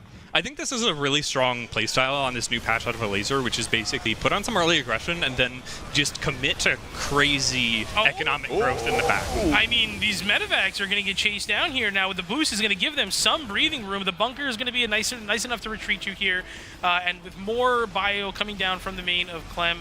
Now we're Laser thinks better of it. 14 drones underway. We're about to go up to 89 workers. So many scans, by the way, for Clem. Like this is, I think, scan number 4. Yes. Yeah. That adds up so much. Oh, okay. Now we're starting to make it. I was about to say, like, by now, Clem would have liked to. Perfect. Clem would have liked to have had medevacs across the map doing drops a couple minutes times, ago. probably. Yeah, exactly. And this aggression gave Laser the breathing room he needed to get his 4th base was actually in the top right, and then getting the triangle base, and now he's already getting a 6th base, I think. I feel like Laser's really playing his game. I think Laser's done making Mutalisks. Yeah. He's no longer doing Mutas. Oh, okay, that those quick were lock on. crazy. Okay, I mean, he can't really fight this. Laser's got to get out of here. Yeah. He's also... I was about to say he's skipping upgrades for this. His upgrades are a little bit behind, but he did just fire them up. Oh, he's going to try to bait this now, though. I honestly think this is going to be a crazy fight. He's going to get it to come up here into the corner. Oh, no, the scan. Clem! He was trying to do something, man. Like, this is strategically such a good game by Laser, but he's playing against Clem. Yes. Which happens to be a bit of a problem. Okay, but big Baneling hit there. There's not a lot of bio here. The thing is, though, that you don't want to engage those Banelings into the Thor because it's just not going to be suicide. Not going to be a cost finishing, by the way, here for Clem. That's a big one. It's going to allow him to push way easier, especially against marine-based armies. Clem killing his first drones of the game, I think, or some of the first. I mean, it's basically his first aggressive move out. Yeah, just those 3. And we're still basically on pure marine tech. I do not believe we have a lot of tech labs on barracks. I do not believe we have a Ghost Academy yet. Some hits over there. I mean, this some is good 13 now. SCVs going down. Yeah. Look at the mineral income. It's hugely in a Laser's favor. Yeah. The gas income a little bit more equal, but still favoring a Laser at the moment. And a Laser, again, really playing his game. I feel like he's been dictating the pace of the game, and that, I think, has got to feel so good for Miko. Despite the Rainbow Larva, though, he's not got enough of them. Way too many minerals in the bank. It's kind of it's been historically a challenging with these very ling-heavy playstyles. Yeah. The lack of larva. I remember, again, going back to really nostalgic days, I've seen people start to build, even top-level players, build macro hatches again because they just need more larva availability. Making a few right now. Yeah, it's smart. Ooh. Good burrow positioning. This hatchery over there is certainly dead. But this is the upgrades, right? Like, these upgrades are really good. More SCVs, by the way, got blown up by a few Banelings. I mean, yeah, 12 more SCVs. I mean, I think at this point he's killed almost 30 workers. Only 8 have gone down on the side of a Laser. I mean, this game, everything's just going Miko's way. He's really got great map vision. He's moving these lings around all the time. A little bit of bio here. I don't think he's going to get a lot done. With that mine burrowing, okay, it actually wasn't the best hit, but it still was good enough to probably push him off here. So things have definitely been strategically feel in favor of a Laser, but Clem is one of the best in the world at just using terrain, using SimCity, using positioning to have very cost-effective trades. Yes. So he can weather the storm here and just start doing Clem things like he's doing now with these small pushes. Now that he's able to get out on the map, it feels like he has regained a lot of that momentum that it felt like he lost early on. I feel like he needs more Corruptors. I like the addition of the Corruptors here. He needs more larva, man. Yeah. Like, he's been so dry. Like, he's been sitting on like 1,000+ minerals for minutes. Yeah, and now Clem is starting to catch up in tech as well. He's starting to get those tech lab units, those Marauders. He's starting to get that +3 upgrade. He's getting his Ghost Academy finishing up in a couple of seconds here. So now that Clem has this really comfy army where basically the only thing he's missing is Liberators for that sort of ultimate endgame army, it's looking much more difficult for a Laser's very low-tech army to keep up. Yeah. Yeah, really cool strategy here from Laser, but fundamentally Clem is just a monster, man. His mechanics are crazy. Crazy. He doesn't care about the big fungals. Yeah, I mean, he's still just eating everything here. The Laser dipping below 150 supply here now. It's still not an incredible sort of difference there. Okay, even with the Ultras on the way, the Laser taps out. I think it was a fair call. I think a lot of people would look at that and say that it was an early GG, but I do think that the momentum had swung so much in Clem's favor. Yeah. The fights were so cost-effective. The income, once really Clem was able to get that fourth base online, it felt like he was stuck on three bases jump for straight so into long. Lorimbo versus Showtime. Sorry to cut you off there. Yeah, no. But we are seeing a Very pretty exciting. impressive all-in here from Lorimbo. He's made magic happen today. Can he do it again? The Void Ray dishing out so much damage Yeah. onto the Roaches. I don't know if this is really it, but the There's one lanes Void are Ray, by the way. That's away. all he's got. Oh, He's got yeah. no auto units. Oh, He but does get the still hasn't Stargate. opened up the wall here. I mean, yeah, the fact that the double wall was made in time, I think, is going to make this a pretty challenging hold. Yeah, okay, it's the not a wings great are wall. leading in now. Yeah, it's not a great wall. There's only one pylon left in here, and this I'm gonna guess is basically his entire production. Looking at the Oh, the production. wings are in. Yeah. So there's basically no production left. Once he got that Stargate, that Oracle was really very important for him to get out to get that extra DPS on those Roaches. And with it gone, it's really difficult to hold this. Oh my God, Reddit is going to have a field day over this one if he's able to close it out here. Still not a done deal. Oh, by he any traps means. it, but he did just use that. That Ravager had just launched a Bile. Oh, he's re-rolled. Did not get full value. He's trying his best to break this open. I think it's just. I think it's just barely not enough. Yeah. Okay, the other gateway going down here, I mean, he can't make anything other than out of the one gateway right now. So the one Void Ray is still having an absolute field day, but okay, there's one adept in the main. There's just too many probes, I think. Even if you have to pull probes, you end up totally fine here. There's as 11 Showtime. drones. Like, this is so all in. Oh, okay. GG. Brutal. I got a little bit swept up there, honestly. Oh, you're not wrong. Like, It he looked was very close to exciting. breaking it. It Yeah. looked very exciting. But I mean, I think also it's Lorimbo versus Showtime. So like the fact that Showtime was even sweating a little bit there is sick. Yeah, I mean, that's the kind of game where if I was playing in that position, as Showtime's position, I would have lost for sure. One of the biggest differences to me in these top-level players is their ability to know the bare minimum they need to do to hold in a given position. And One Void Ray and 30 probes. Yeah, What we need. That's exactly what that was a very close hold, but it's the right call much of the time. That's something that we see a lot in ZVZ, where it's just like you need to have one more roach than your opponent to out-snowball, but same holds against all-ins and other matchups. See, most people don't know this, but Tobias on his forearm, or a bicep rather, it's got 1:30 specifically in reference to that. Yeah, smart. Yeah, it's a funny tattoo. Okay. Void Rays, man. They're the best unit in the game. But they're not in this matchup. Yeah. No. They're not in this matchup, and neither is Chrono Boost. No. No warp gates either. Kind of unfortunate. That should have been in the patch. We should have got Every race has Chrono Boost? Every race has Chrono Boost. Ooh. And you can Chrono Boost your Mule countdown as well. What race would benefit the most from Chrono Boost? Like if Chrono Boost increases larva generation, like imagine larva regen on hatcheries just being straight up faster. The problem is I feel like that would that's be so crazy. That's so much queen overlap at some point. But what about I energy totally do see it. regeneration on the CC? Yeah. Like you get more mules, basically, right? The interesting thing is about Terran is that they have been basically removing a lot of energy mechanics from Terran over time and replacing them with sort of cooldown-centered mechanics. So the idea of energy recharge to Terran is very interesting, but I would like to bring a lot of we got to bring back the energy economy to Terran in other ways. That would be very interesting. What if you could chrono the Ghost Academy and nuke drops faster? There you go. Ooh. We need to bring auto-building nukes back, man. That's good. I can't believe they took that away. Yeah, but you can like queue. I want to, auto-queue nukes. Yeah. I would like a boost for Ultralisk build time, for sure. Because it takes so long. You chrono the egg. Chrono the egg. Oh my god. Ultralisks in a really tense situation where you're waiting for Ultralisks to come on, it feels It's like the an only unit eternity. Zerg ever has to wait for. Yeah, it takes forever. Dude, so the other two races always have to wait for units. It's crazy. These are the woke StarCraft. Take it to Twitter. Yes. So this Reaper is a little bit more successful than it was even in Game 1, even though we still went for the pool first build. We get to stick around here a lot. No drone kills yet. I don't expect we'll see any, but he is being pretty annoying with it. So I like this start a little bit more for Clem, and I am very interested to see if Clem sticks with the same 3cc Marine only sort of style, or if we get something a little bit more standard, like, you know, your 3cc Hellion Banshee. In fact, there we see the double Hellion coming out and the Stargate. So, sorry, Starport. It is going to be that 3cc Hellion Banshee most likely.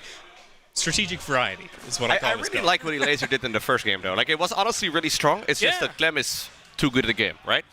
He kind of macroed a little bit later on in the game, and like the singular Baneling burrows seemed a bit wasteful, I guess. Like, double Banelings take out so much. Oh, the Banelings single are like, is useless almost. Yeah. yeah, it doesn't really impact very much, right? So we're doing what looks to be a very similar build again. Yes. Yeah, you know, I feel like it's something we used to see a lot in the days of like foreigners versus Koreans, where like they have a cool build, the foreigner does, everything goes right, and then they lose. Yeah, and it's what happened here? And then, you know, the answer obviously is just incredible reaction time. And He also sniped like 6 mutas when they first engaged. Like that was a lot. Yeah, and Ian Blue was just pointing out the extractors there for the Zerg, which is interesting to me as well, because 4 minutes into the game is when we got our second gas geyser, and it's so crazy to me that in this patch we're going basically what feels like a fast lair, fast spire build on relatively low eco. Oh, he cancelled Baneling speed. And we get our second gas geyser 4 minutes into the game. Wait, so he was... I thought for a second he was planning on skipping out on mutas altogether? Started Baneling speed. Oh, there it is again. Spired, and then started up again, yeah. I guess he just felt that the Spire timing was more crucial here, that the sort of window of opportunity was maybe tighter, and it was more important to get that first. But it is a very interesting decision. Unless it, I mean, maybe I'm ascribing some inner wisdom to the accidental escape key press here, but... There's Burrow again. Yep. I like this build, actually. Yeah, it feels interesting because it gives him a lot of breathing room to be aggressive. This is one of those builds, like, if you're struggling as a Zerg on the new patch, like, this is the inspirational type of strategy that you like to watch tournaments for, you know? Yeah. If you don't really know what you're supposed to do against Terran, this seems like a really good starting point. Yeah, I mean, anyone who's struggling, I think trying to be more aggressive is always a good play, and being aggressive and working on your mechanics sort of on the back of it is a very solid overall plan, I think, for improving. Yeah, I think it's also very fun to play. Now, this is a little bit of an uncharacteristic mistake here on the side of Clem. Doesn't really get too much done. I think maybe one SCV went down, maybe none, not sure. It does not look like it. This is a scary attack, though, for Clem coming in. Yeah, it definitely is. I guess Baneling speed is nice here, but this is before Zerg is really prepared for it. The mutas are going to pop about halfway through this engagement, I would say, especially if he takes a little bit of time here to poke, kill some creep. Ooh. Now, the Lings fighting here. But they do get the surround. A couple of the Hellions, actually, all the Hellions are... Oh, they're going to get picked up here. Okay. Okay. At the same time, I think we've thrown away, between the last two engagements, we threw away a lot of Lings, which we really need as the backbone of this army for the engagement. Between, you know, giving them into the SCV pull and just especially when you can count on so many Banelings getting sniped here. I do think that his production is good enough. Looking at the production tab, 18 Lings. Oh, this is risky. This is risky. Wait, we're committing. Woo. We don't mind. I say his production is good enough, but on the other hand, with his production, he committed so much to the response. Ozone. Yeah, he committed what a brutal position. He committed so much to the response that now Clem has the lead in workers because he basically made this push out, which looked very strong. A laser reacted, and I think it was correct to react to that by building a lot of units to respond. But that puts Clem in a very economically sound position. Most definitely, and Clem in an economically sound position is like the scariest thing in the world. It's a terrifying sentence, absolutely. Yeah. it's a terrifying. That was big. Was that a Widowmine friendly fire hit? Yeah, also some friendly fire, but a lot of Zerglings. Yeah. As he pulls back and is able to snipe these Banelings, I think the threat, but I mean the mutas are pretty good here. Now the mine, okay, it does target the Lings. A couple of the Banelings get sniped here. The mutas are dishing out some serious damage, but still just so many hits is the Zerg army taking right now. Very even, resources lost here. Yeah, one thing I really like about watching this is EVT style. Again, we kind of think of this as a bit of a throwback to... Why? Yeah. The medevac energy will potentially eventually become a problem, but of all players, Clem is actually one of the players I most expect to late game get the medevac energy upgrade. So I am very curious to see if we see that pulled out. But this type of engagement is one of the things I really like seeing out of this new patch because it punishes Terrans for just lifting units and getting out of the way. Like in most recent StarCraft 2 games. Dude, the Mutas are actually kind of owning. No, they're just winning. No, the Mutas just won, I think. It's crazy because Mutas, we never really see them used as straight-up fighting units very much. They're a very snowball unit, right? Yeah. So, like, if you start to win a fight, you're going to continue to win a fight. Base has to leave. And, yeah, you just... Keep in mind, it's a 2cc opener right here for Clem, right? It's not like his normal eco backbone here. He scanned a bunch of times as well, which is really expensive. Yeah. No, I mean, a laser cresting 100 supply, Clem not able to break 80, now down to 70. And this CC is under fire. I think if the CC falls, it's mega GG, right? Whoa, it's very bad. Wide open. He just goes straight up to the high ground. Widowmine does not fire. That's the end of the SCVs here. And I was just about to say the lack of a bunker really hurts here too, because you basically are trying to fight this with pure Marines, and if those Marines do not have a bunker to hide in, these Mutas are just going to go so hard. Clem down to 24 workers. He's still building SCVs. He's not tapping out. It's 24 armies, I believe. Oh, I'm sorry. Yeah. My bad. Command center itself is burning now. He needs to be very careful. Oh, look at the laser just sending it. I think it's the right call. You've got him on the ropes. You want to press that advantage. But this is also like 2-base economy Zerg, right? It's not like he's very rich. No, absolutely not. But he's taking a really cost-effective set of engagements. Oh, that's the end of the base. CC falling here is so brutal. I mean, it is going to cost a laser, but at the same time, like, Clem, you can take this match. No, he cannot take that fight. The laser putting one up on the board here. Yeah. And showing that that build had the validity that we thought it did. I actually really like what Clem did at the start of the engagement. Like when he first moved across the map when Mutas were just about to hatch, he did a really nice attack where he killed a lot of creep tumors. This was a 3-queen build. Like he had no way to really respread the creep around. But then after that, he kind of kept losing a little bit too much. I feel like this was also like the first time that Clem has ever faced this strategy. So game number 1, he kind of was caught off guard, managed to win. Game number 2, he decided to go for a pretty interesting follow-up to try and counter it. And I think he got a little carried away. Yeah, I think something that's a bit interesting there is I wonder if a laser was planning on being that aggressive at that stage of the game, or if you felt like that was a response to overbuilding units in response to that one Clem push out. You know, Clem pushed out with just a couple of medevacs and, you know, a couple of medevacs worth of Marines to heal. He ended up forcing out a ton of units from Zerg, and then Zerg says, well, I have a lot of units, I'll just go be aggressive with them. And he just moved across the map, and Clem was kind of caught with his pants down with an army that was created in response to his move out. Maybe a little bit of overconfidence there, because we did not see a lot of like defensive preparation on this side of Clem. Yeah, Zerg's also usually like drone behind, right? Yep. But he didn't bother doing that. We made 49 workers. It's time to make army. Yeah, never stopped. In the first game, he was like mixing in cycles of workers in army, but in this game, it was much more cut and dry. I guess it was also in response to the relatively aggressive play out of Clem. It's curious to me, though, that Clem went aggression when he held that build, doing a more economically focused opening. Not easily, but he held it, right? And then he turned around and was able to sort of do the one punch against the laser, or I guess a couple punches as it were. But, you know, here we are in Game 3 after that failed aggression by Clem, the same build out of a laser in the first 2 here. This is going to be an exciting one. Now, the question is a laser going to go for the same strat here? I feel like doing it again. Like, the previous game kind of felt like Clem was thinking on the fly, okay, how do I counter the build that I saw in Game 1? And he kind of overcommitted a bit. I think if he laser does the same strategy again, it's going to be a more refined response from Clem, and I think he's probably going to be able to shut it down. So I wouldn't be surprised if he laser decides to mix it up a little bit here, but pool first again, man. I'm also curious if Clem does again try the Hellion Banshee opener, that sort of 3cc Hellion Banshee that we've seen so often. Or if he goes back to the style he did in Game 1, which was way more focused on the early Marines and honestly a little bit more defensive.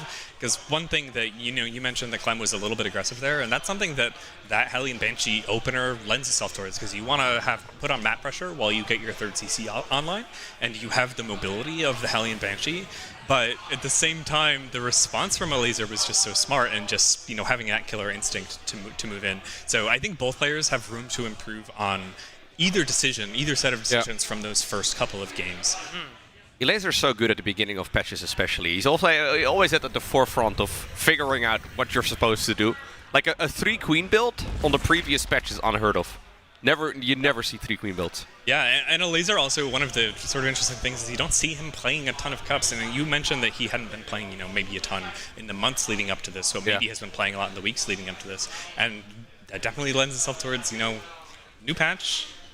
A lot of people don't know builds in general, but a lot of people have not necessarily been playing against laser a lot. And a laser is kind of bringing things that people may have not seen at all yet. And they don't necessarily know how to respond to.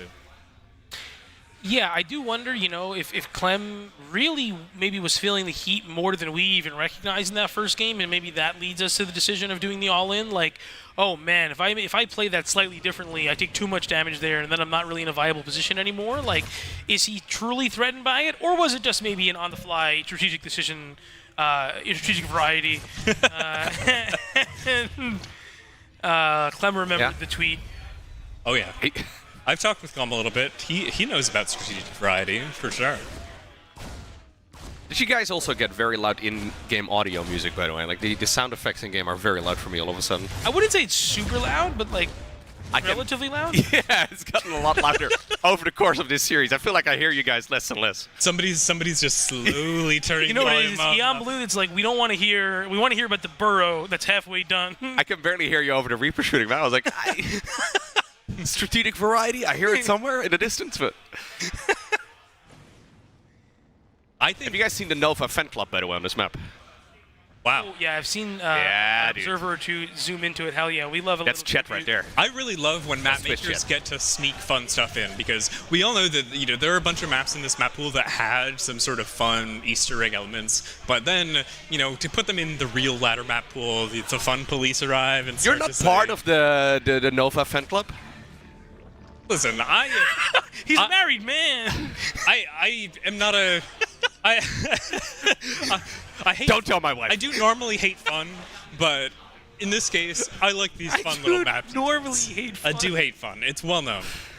It's the same with the orcs. I'm still a little upset that the orcs are gone. Exactly. That's what I'm referring to. I know what you mean. Yeah. They have to pull it off because we're doing so serious video games over here. No fun allowed. So this is a different build, by the way, for Clem. It's a triple CC, triple Rex opener. Elaser doing the same thing yet again. Yeah, and I am curious if he does use a little bit more Tech Lab production than in Game 1 because he really delayed any Marauder production or any Ghost production in Game 1. Third is a bit faster this time. I might be wrong, but I think it's a bit faster. I think you're right. And he's also prioritizing Burrow really quick here. Like, he's got the gas for a Spire for a while. Well, he did that last time too. He did Burrow and Baneling speed before Spire. He threw down the Spire when Burrow and Baneling speed were like 60% done, something like that. Yeah. So why do we rush up the lair? I don't know. I guess we can. For the Baneling speed. Yeah, but then he got to lair, and that's when he started Burrow, I think. But maybe I'm wrong. Oh, we're going double Evo this time. Okay. But he's already got 400 gas. Variance. He's gonna have way too much gas. And no Spire, I'm assuming. No. Elaser has not seen anything. What are we going to use the gas on? Yeah. I mean, I guess maybe a lot of Banelings, and it's going to be like a Ling Bane bust? Well, he might need a lot of Banelings, given this just huge number of men with gun about to go. Okay. A fourth has been thrown down much quicker than the previous fourth as well. And so I guess maybe this is kind of just like a 1-1 defensive style? I feel like we have way too much gas, but maybe I'm mistaken. I don't know. No, I mean, we do have way too much gas. I think, 600 in the bank in 6 minutes post-patch. It's also double Evo and only one upgrade. Yeah. He is, however, that lair is gonna pull up, or it's gonna pay off. We gotta stim and run, and split. Oh, huge hit there. Another decent one. Hey, listen, really nice Baneling is overall. All of that bio gets absolutely chewed up. Yeah, it was very expensive. There were a lot of dead Banelings there, but I was just, before I stumbled over my words, I was going to say that lair timing did pay off and that Baneling speed just finished in time for that. So from a defensive angle, it was really nice to have Baneling speed We are going up but we have almost 1,000 gas. Yes. Yeah. I mean, the attack at least gets thrown down here. Some more Banelings underway. Are you allowed, if you saturate a gas geyser, to leave Here's the workers out of it Spire. again? Are you allowed to pull out of the workers? Are you allowed? Yeah, we never see Zerg players do it when they open 4 gas. But Yeah, I don't are know. you allowed to? I'm a fan of 2 workers and gas. That's Are you allowed to say, maybe I should have not done this, and then adjust? Switch for a little while. Oh, I feel like when you're caught in the flow of it. Now we go Spire, by the way. Yep, the Spire quite delayed compared to those previous games. This is actually. So is it going to be like 15 mutas when the Spire finishes? I guess so. Clem is not going to expect it anymore, though. Like, it's a Yeah. weird timing now. Dude, what if that actually is the big brain play here? Is bank up 1,500 gas, get 15 What if you bank mutas? 2,500 Oh, gas? that would be like 25 mutas. Hang on, let me check my calculator. But Clem has to be expecting something here because he's only seen Lings and Banelings, and He may expect, though, like 80 workers or something. Yeah. yeah, that's fair. He likely doesn't expect 1,200 gas. I didn't expect 1,200 gas. There's already missile turrets set up, though, and widow mines and everything. Yeah, there's yeah, a part but of me it's that gonna thinks be a laser 14 mutas or something, right? I mean, he's dumping some of the minerals right now, so it actually can't be that What many. if you make a Spire and then no mutas? Okay, 8 mutas? Yeah. I'm assuming, is he going to hold down that Eight TP, mutas or I'm because we're assuming supply it's a block. rebound, but Yeah, I think he does. There's almost a part of me that thinks that the Spire was forgotten for a little while. Yeah, and maybe. that it well, was but meant the to go down fourth a base lot. came faster, so this was different. Like, and also the double Evo, right? Like, Banelings. there were some specific differences. Okay, pretty good, well, actually not great. Yeah, that was actually very expensive in terms of Banelings, I think. Yeah, it was like 4 Banes, I think, which is a few for sure to get 3 workers. I mean, Although- 2 on the way. I mean, I was going to say we had lots of gas, but we no longer do. We made a lot of mutas. Yeah, 10, 13. Game sound got very loud again, right? Am I crazy? Well, I feel like when we're not Someone's speaking, messing with you specifically. that would be hilarious, honestly. Somebody's pulling the If slide it's around. technically possible, that would be so funny. Yeah, I mean, as we see more mutas pop out here, I think the defense is going to be okay. It's going to depend on these Widow Mine hits here. Not too crazy on the top side. Ooh, but the Banelings have evaporated. Yeah, that was not the fight that a laser wanted to take. That was very expensive. I do think that he thought maybe he had to reveal the mutas. He wanted to keep them hidden, but he had to do it. Oh, wow. Oh, I mean, is this GG? Yes. Yeah. Very Yeah, and the interesting. tongue out, a little mlem. A little mlem. A little mlem. Little mlem. He did it. Oh, it's like the polar bear's right here with us. So triple command center, triple barracks. No Hellions, no Banshees. We don't do that anymore. No, I mean, why would we do that? No. Why would we do that? Easy. Variety. Variety. We make Marine. We make Marine. The man with gun is still good, as it turns out. That's going to be an interesting little thing to go over here. I think it's one of those builds that Elaser probably played a bunch on the ladder, and it was really good. And then he played it against Clem. He's like, oh, wait a second. I need to make some adjustments. What are the adjustments? And then you kind of end up with a weird spot where you suddenly have way too much gas. Yeah, it definitely felt like it was the same concept, sort of across all 3 games, but the execution was just like very slightly variant. It didn't feel exceptionally polished, like almost like it's still something in the works, but still very interesting sort of strategic choices. I feel like it's one of those situations where he's sitting there and he's like, this works against every other Terran. But on that note, we do have an addition here to the couch setup here. It's a young Frenchman. How are you? Hello. I'm doing great. I just won, so I'm doing good. That's good. That's true. You did just win. I mean, so that was a really interesting series here. We saw not exactly the same strategy, but almost the same strategy all 3 games in a row here out of Alasia. It was that sort of delayed third, straight into lair, very fast baneling speed. How did you react to that in game 1? It felt a bit scary to play against because I knew he was going to play 2 base, but I don't know exactly what opening I want to play against that. And then he can play a bunch of stuff, right? He could play like roaches, like 2 base roaches. He could play 2 base muta. He could even play like 2 base hydra. He could do like something like he did now, like upgraded lings into muta. It's very hard to figure out what kind of 2 base build it is. And I was also scared of like a 2 base Link Bane all-in because I heard from someone I don't remember who, I heard that he also plays that build sometimes. So I was a bit nervous because I didn't know what he was exactly going to do, but it felt pretty powerful, his builds. In game 2, when you switched to the sort of more standard Hellion Banshee opener, was that a reaction to how game 1 went, or more just like your plan going into game 2 based on what you saw? I think game 2 I just wanted to try something different, more like 2 base ish, but It never works. I shouldn't do that. I always try because I'm like, well, I mean, you can surprise them and stuff, but it never works. Like, I should just stop doing the 2-base stuff. But I tried. But that game, I think I could have won if I played better because there was some potential. Like, I think his drone count was lower than I realized. Yeah. So I could have, played it a bit more careful. And also, I think the Widow Mine, like, I'm also not really used to the Widow Mine shooting so fast. Like, sometimes he just has a few links running forward and they just shoot at my Marines and I'm like, wait, I wanted to retarget but I don't have time to do that. So the Widow Mines were not You took a bunch of friendly firing. Yeah, that game, like the Widow Mines only shot at my Marines pretty much. Yeah. They It's actually a Terran single nerf. Zerg unit. Yeah. The lock-on isn't. Yeah, it's actually a Terran It's nerf. like a Clem nerf. It's like a Clem nerf. You and like 2 other Terrans are doing the retargeting at that speed, I would argue. But Well, and also just being able to get value out of Widow Mines in 2026. Sometimes you watch, it's like, it's 2023, and we're getting 20 drones with a Widow Mine dropped. It's Yeah. like nobody These else times are somehow over. makes. Exactly. So game 3 was triple barracks, triple command center, just pure marine. Yeah, just like the build game 1, because I was like, okay, game 1, my build worked, and in my head, it's a build that pretty much counters 2-base builds. I'm not sure if it's actually true on the new patch, but like at least last patch, if the Zerg goes 2-base and I play that build, it's like always good for me. But yeah, the last game didn't feel super. I was not super in control. Like I wasn't exactly sure what to do. Like, do I attack? Do I just stay defensive? I wasn't sure if it was pretty being one-sided Muta. to us, I think. Huh? It seemed pretty one-sided to us, I think. Really? It felt like when I was losing the Medivacs at the bottom against the Mutas, I was like, oh. Yeah. Plus, I scouted his 4th base and he had drones on it. Plus Mutas. I was like, wait, am I just like losing the game? Or what? Yeah, it definitely felt like some of those fights are really scary because one thing I was mentioning that's very different about this style is that it feels way scarier when you're against banelings rolling into you because you can't just pick up everything and go home. Yeah. So you're forced into a lot more positions where you have to micro your Marines. You have to split and you have to pull back and you have to kite. So it was very interesting to sort of see a pure Marine play because it does feel it feels very strong, but high risk in some of those fights if you let them sit for because too his long. bending speed was so early. And also sometimes I was trying to use the new hotkey, like the pickup hotkey, the hotkey they added on the Medivacs.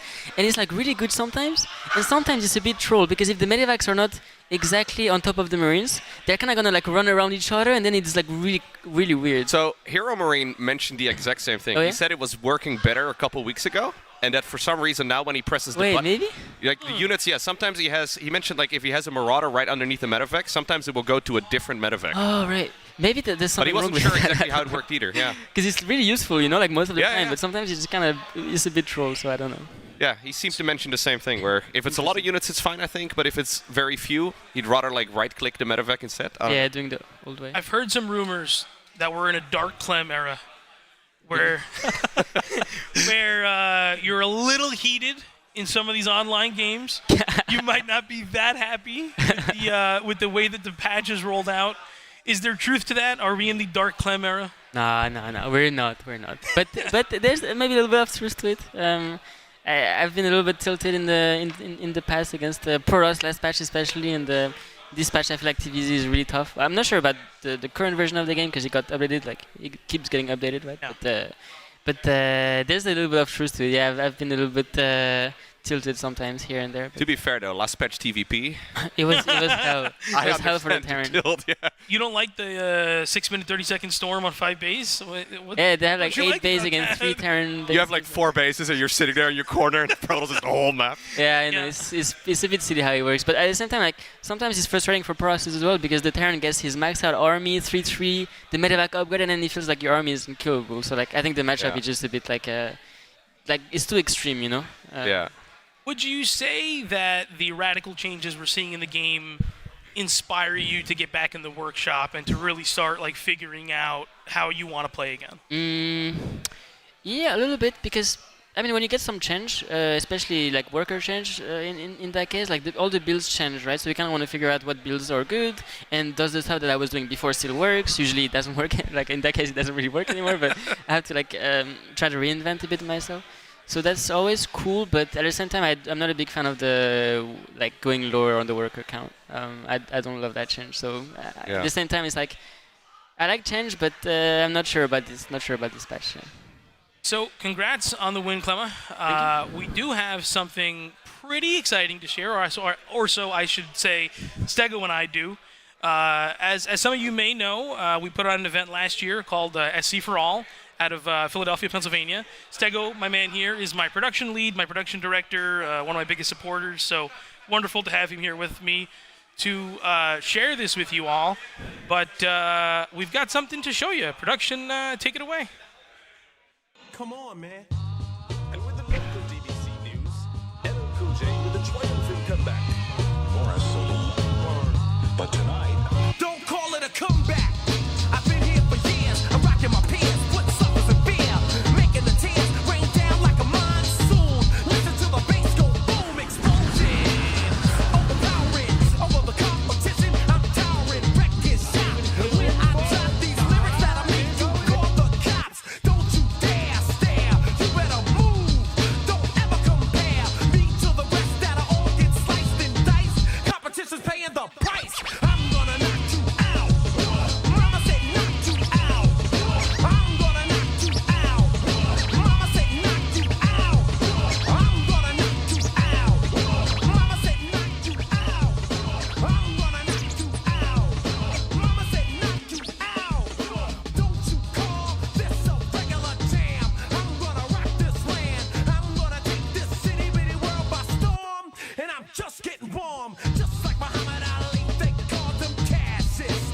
Watch me bash this beat like a skull that you knew I had beef with. Why do you riff with me, the maniac psycho? And when I pull out my jammy, get ready, cause it might go blow. How you like me now? The ripple will not allow. Just like that, the world knows. December 5th and 6th in Philadelphia this year, we are going to put on the second edition of SC for All. Tickets are available right now if you want to be there, if you want to play, if you want to watch. The video that you just saw was released onto my YouTube channel. Check it out, youtube.com/StarCraftHistorian. And yeah, the link is there for you to purchase tickets December 5th and 6th in Philadelphia. Thank you so much to Dennis and to Bovo for allowing us to do the announcement here. Thank you so much to Stego for all the support on the event. The event truly would not happen without you. And it's really awesome to be able to just talk about it here at Homestory Cup, because in so many ways, Homestory Cup inspired some of what we're doing. You know, it's a very grassroots organization run by community members and sort of shoestring thrown together. You know, we really missed the North American land, and we had Cheesedelphia in the past, which this is also sort of a spiritual successor to, I'll say, in a way, and we kind of lost a lot of our North American offline events, our North American offline gathering spaces, when DreamHack stopped happening in North America, and we lost, you know, the Atlanta events and the Dallas events. So being able to have a sustainable, continuing, community-organized event structure and event scene in North America, it's really exciting. And to do it here at Homestory Cup, which is in so many ways the glue that has held the scene together here in Germany, in Krefeld, for so many years, it just makes so much sense. It definitely does. It's a special place to be. It's you know, it's a wonderful set of people to be around to share this with. If it wasn't for the people that are in this room, neither of us nor anybody else on the team would care about producing an event like this. So yeah, it's really cool to be able to share that with you all. And I hope to see some pretty cool players there. You know, I'm not bullying Clem into attending my event, but I do hope that he, along with all the other wonderful talent that we have in this community, consider coming out, because SC for All is a community gathering more than anything else. It is a reason to get together with other StarCraft nerds, whether you have a Brood War background, whether you have a StarCraft 2 background, whether all 12 of you that have a StarCraft 64 background that are watching, you know, want to be there as well. I was about to say, we all know that the real ones are tuning in specifically for professional StarCraft 64. The professional StarCraft 64 league. So now, it's $500 for StarCraft 64? So for StarCraft 64, it's not a traditional tournament. It's what we call a special event, and essentially what we do is I bring $500 bills in bands, and I put them on top of the CRT screen, and it's $10 to play these guys. If you win, you take all the money. Okay. Yeah, that's the way that it works. And if they win, they keep the money. This time around, they kept the money. They're pretty good, and they did have a decent number of challengers trying to take that throne. It's sort of you know, if we took a Serral and made them your ultimate boss battle in a King of the Hill style event. Come challenge them. You know, you're putting it on the line, but it's just a lot of fun. They basically set up a CRT in the corner, and we just like threw a camera on them. If you want the authentic grassroots esports experience, StarCraft 64 and SE for All, it's that. It is certainly a blast. Now, one thing I do want to point out is there is, of course, the other North American event that happened last year, a Stellar Fest from Ursa TV. So I do want to give them a brief shout out because we're not the only North American event. And they are a wonderful addition, and they put on a fantastic event as well. So keep an eye out for them. I heard something might be coming as well. North American StarCraft is here to stay, just like StarCraft around the world. But I think that about does it for us. I don't want to keep my man Clemmy here for too much longer. Thank you for joining us. Thank you for the wonderful games, and good luck in the rest of the event. Thank you so much. I'll see you. All right, we got a lot more StarCraft. Erst knackt's, dann knallt's.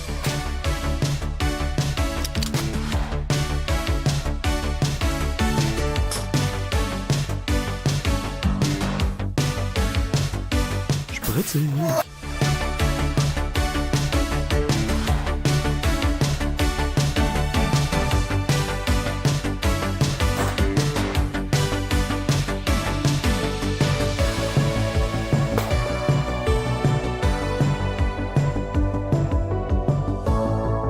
Nabe Cola.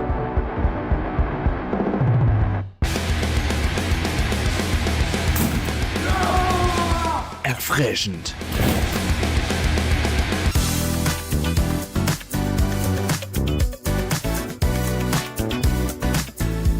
Original Genuss.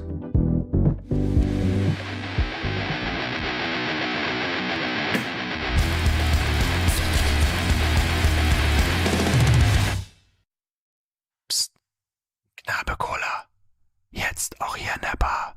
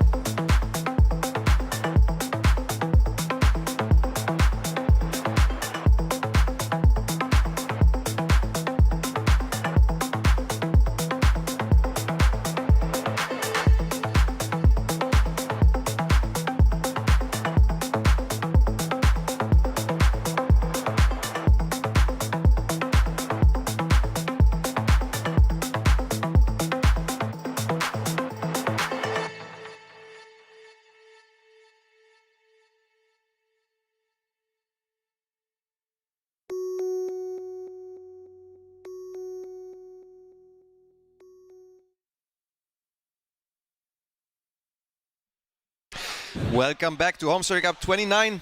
I am Lambo and I'm joined by Fiant and for Jumi, and we have a banger of a match. What do you guys think? Yeah, I mean, a laser showtime is always good in my opinion. So I saw it and I just had to sign up for cast, you know? I'm very excited to see our first, I think my first high level PvC. I haven't seen that many yet, so I'm excited for this match. Also offline.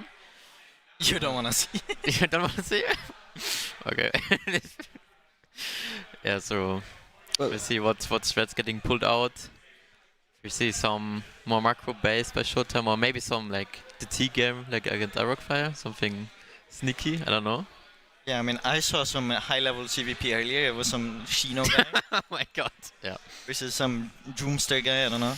Yeah. That game was absolute fire. Was it? No. Yep. I sadly didn't catch that one, but I'm wondering what you guys are expecting for this series, because word on the street is that this is the worst balance ever we've witnessed in our professional career. So It's fine. It's fine. Yeah, that was a tweet from a famous German Protoss player, actually, but that one was not Showtime. But that was the patch before. All right. Yeah, but those are not real patches. Those are all like preliminary patches, Yeah. you know? They don't really feel like real patches. Is this one it? No. Does this feel like a real patch to you? I don't know. No. Not to me. Feels like a PTR, but it went on live, you know? Yeah, accidentally. Yeah. Either way, what do you guys expect? Because obviously, Zerg is quite strong against Protoss. Protoss need to basically learn new build orders, but also learn a completely new mechanic if they want to use it, or like if you don't want to pay the tax right away. So what do you guys expect? Usually Showtime is the favorite, but right now is Miko the favorite? Yeah, I think Miko is the favorite. I will say he wins 2-1. Miko. Okay. Laser. Yeah. You know? I'm tight with him like that. Okay. I didn't We know. play mono battle together. Nice. Nice. You know about the Miko mono battle? No, I don't know. So we were 7, and I needed one more guy. So I messaged Elisa, you wanna go play mono battle? Uh-huh. I'm like, ah shit, he got in game. So I go into his stream, ask him, you wanna play mono battle? He's getting cannon rushed, he loses his tilted as well, and he logs on the mono battle instantly. One game of mono battle later, and he's hooked. We play for like 3 hours. And then the next day he's like, when are we playing mono battle, guys? Is it 3v3 or 4v4? 4v4. Okay. Oh, that sounds fun. Either way, we have loaded up into game number 1. And spawning in bottom left, we have the Polish Zerg player. It is Elaser. And in the top right corner of the map, we have the red Protoss player, the one that is looking for his Homestory Cup win. We have Showtime. Showtime not chronoing here. Oh, okay, now he's using it. But he used it at 56 seconds. That's a mistake, right? Yeah. 56 energy. So I thought he wanted to save it for something. What are you expecting for Jumi? Because you didn't say. Do you also think that the laser is now the favorite in this series, or? I'm not sure. You think he's the favorite? I also think Elaser is a slight favorite here. It depends a bit on how much Showtime played. If he's very familiar with the build orders, if he's very familiar with how ZVP works now in general, I think Showtime would be the slight favorite, but I didn't see him play that much, so... And Elaser actually played a shit ton. So, I'm leaning towards Elaser. But what are your thoughts on the hatch block with the new adept timing? Because to me, it's a lot easier to defend with the 3-second extra. I haven't played a single game yet on with a slower adapt, so I don't know.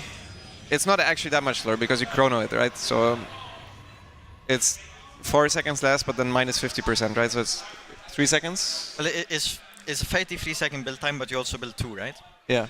So it's 6 seconds, and then the chrono is 50%, so it's 4 seconds later. Wait, the adapt is 3 seconds slower? Yeah, 33 seconds. Really? If I remembered right. What a fantastic change. Yeah. To me, it's a lot easier to defend, but... Yeah, I believe it, yeah. I believe it. It was really difficult beforehand. Because it shows up earlier comparatively with the 8-worker start. Protoss can now always get the block very reliably, and then they would always go block basically into double adept. It was the only build, and you would always fall a bit behind, but because we have the Giga Larva boost, it didn't really matter in the end. And also Protoss has the gateway tax.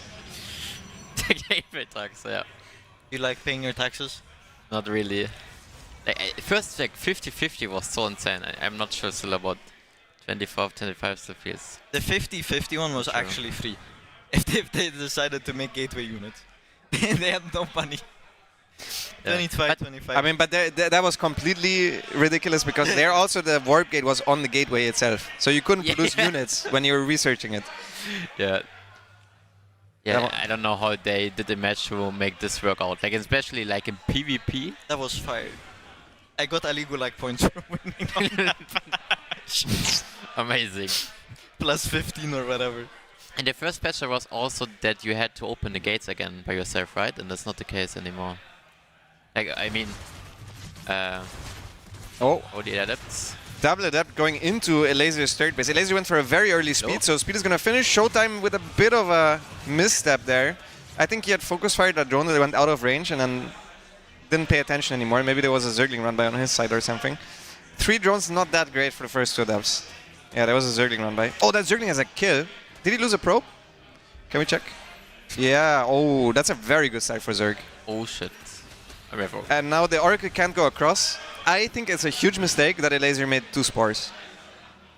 Because the Oracle cannot go across, realistically, right? Yeah.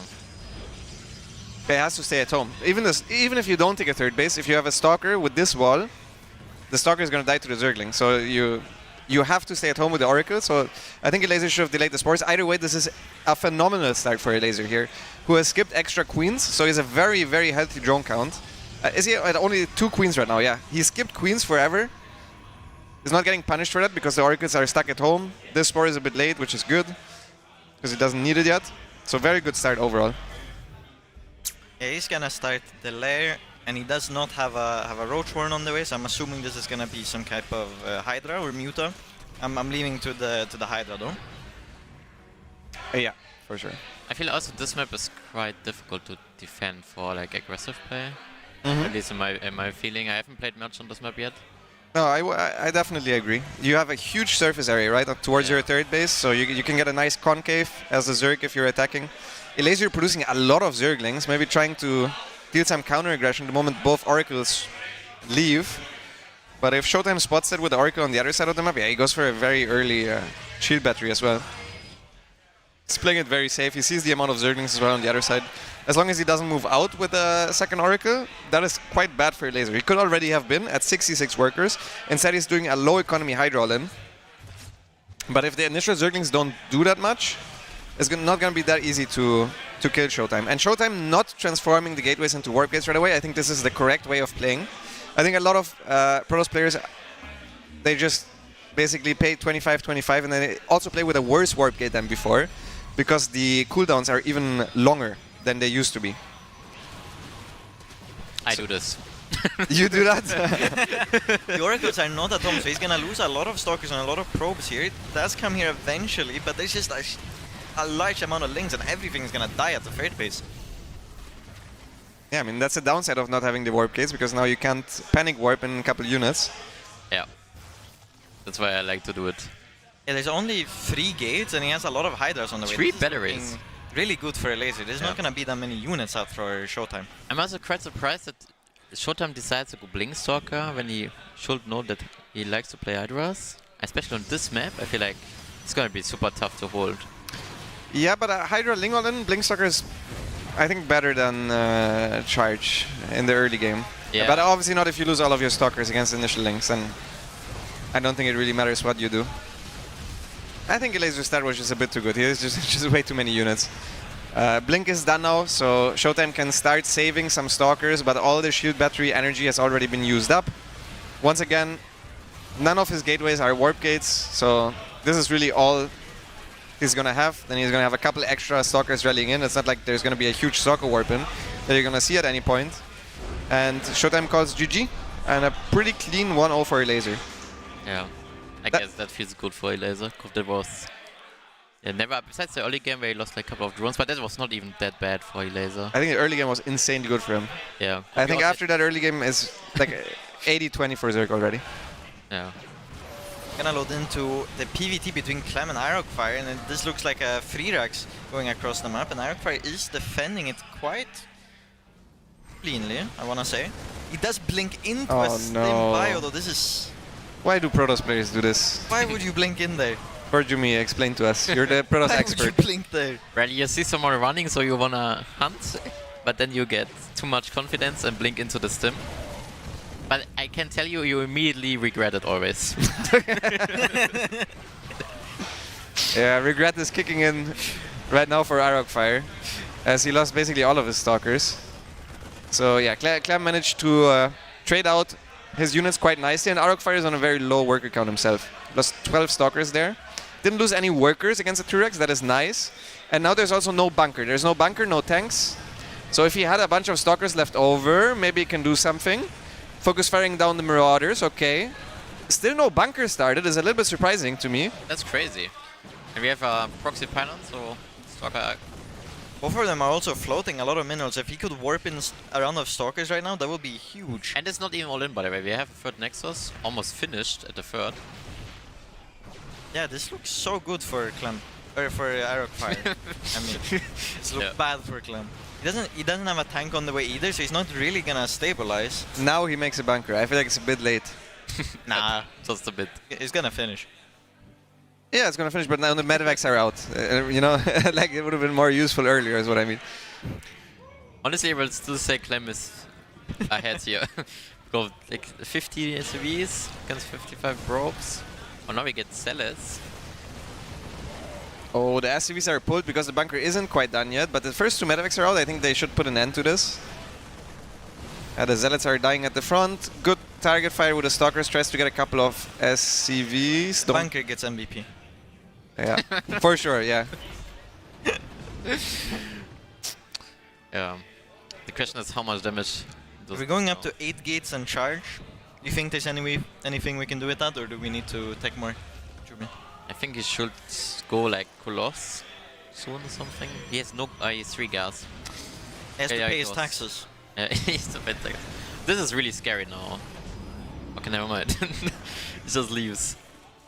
If you just have Stalker against Bio, sometimes you just pay. Okay. The Stalker was gonna check if the bunker was still there. Yeah, I think so too. Yeah, I'm not sure. He's gonna clean up the proxy pylon. Now he cannot warp in on the other side of the map. 2 medevacs are going to the main base, but Arokfire does have units in the way, and Charge is gonna finish. Major battery here. Yeah, this shouldn't do too much, I wanna say, but... Oh, he's in trouble. Yeah. Okay, three Zealots warp in. He goes back out. 4 gateways unpowered. That's quite annoying. He's already floating money, and now he can't use those warp gates. Even though there's tax. Even though there's tax, yeah. Already paid. That's when you know your macro is really ass. Even with the tax, you're still floating so much. It sucks.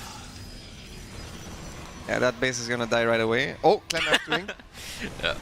That's a nice caster curse moment right there. That base reminds me of a Jumi base. That base reminds me of a Jumi base. Why? Top right. Yeah, but it's not hidden. You missed that perfect moment. Jumi had a proxy base, and then the game goes to late game. Shino goes to take the base in the corner. You just have fully mined out base. No gas, no minerals, no probes there. Beautiful. Arokfire kind of getting stumped now. His army was just not good.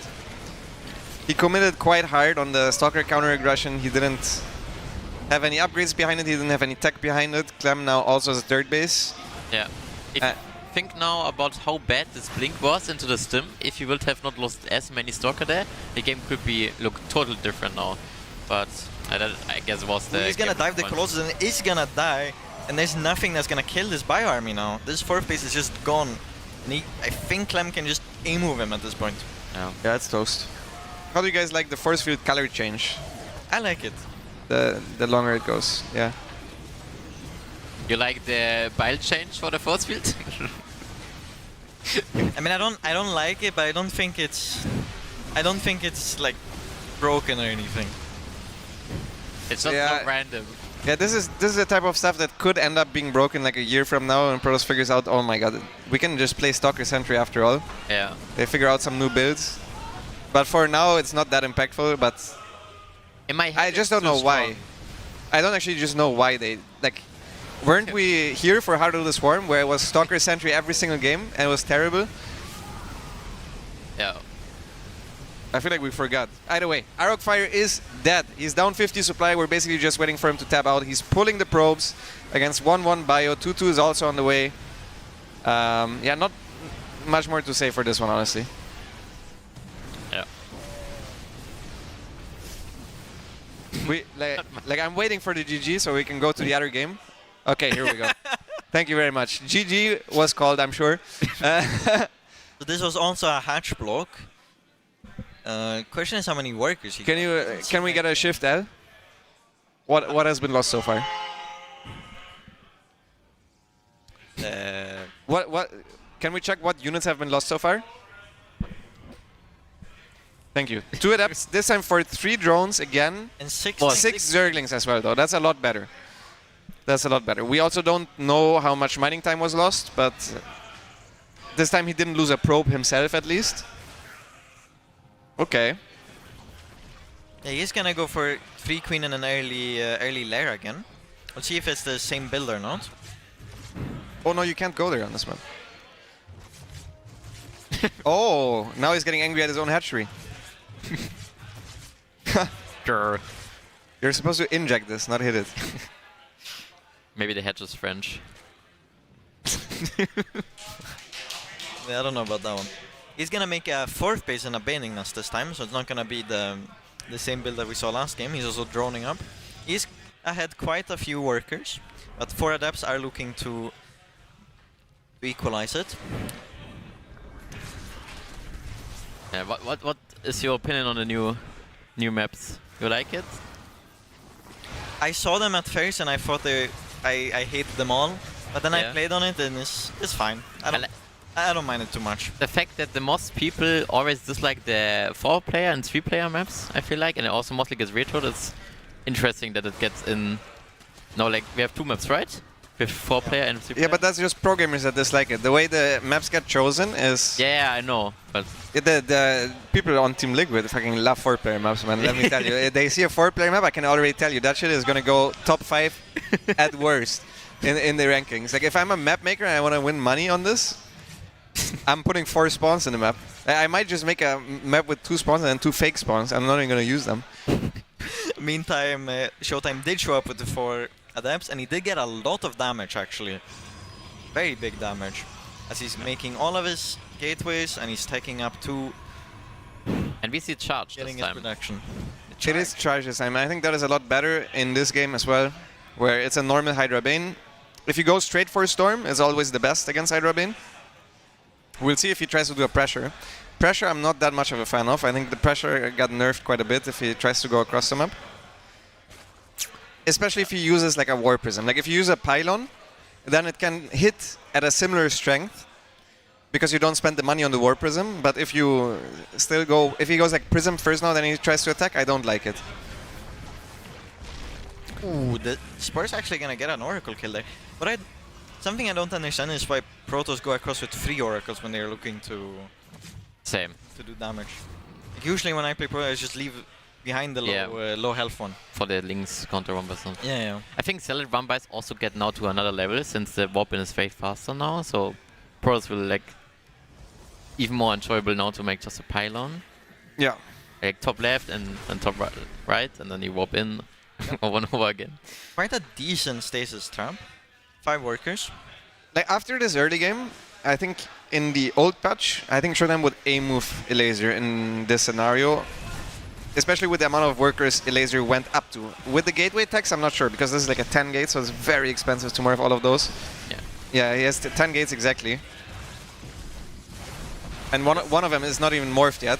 Good Baneling connections as well. At this point, it's only Hydras left. 7 new Banelings are morphing. A couple of them are done behind the Baneling, so you should kind of be fine. The Archon is stuck.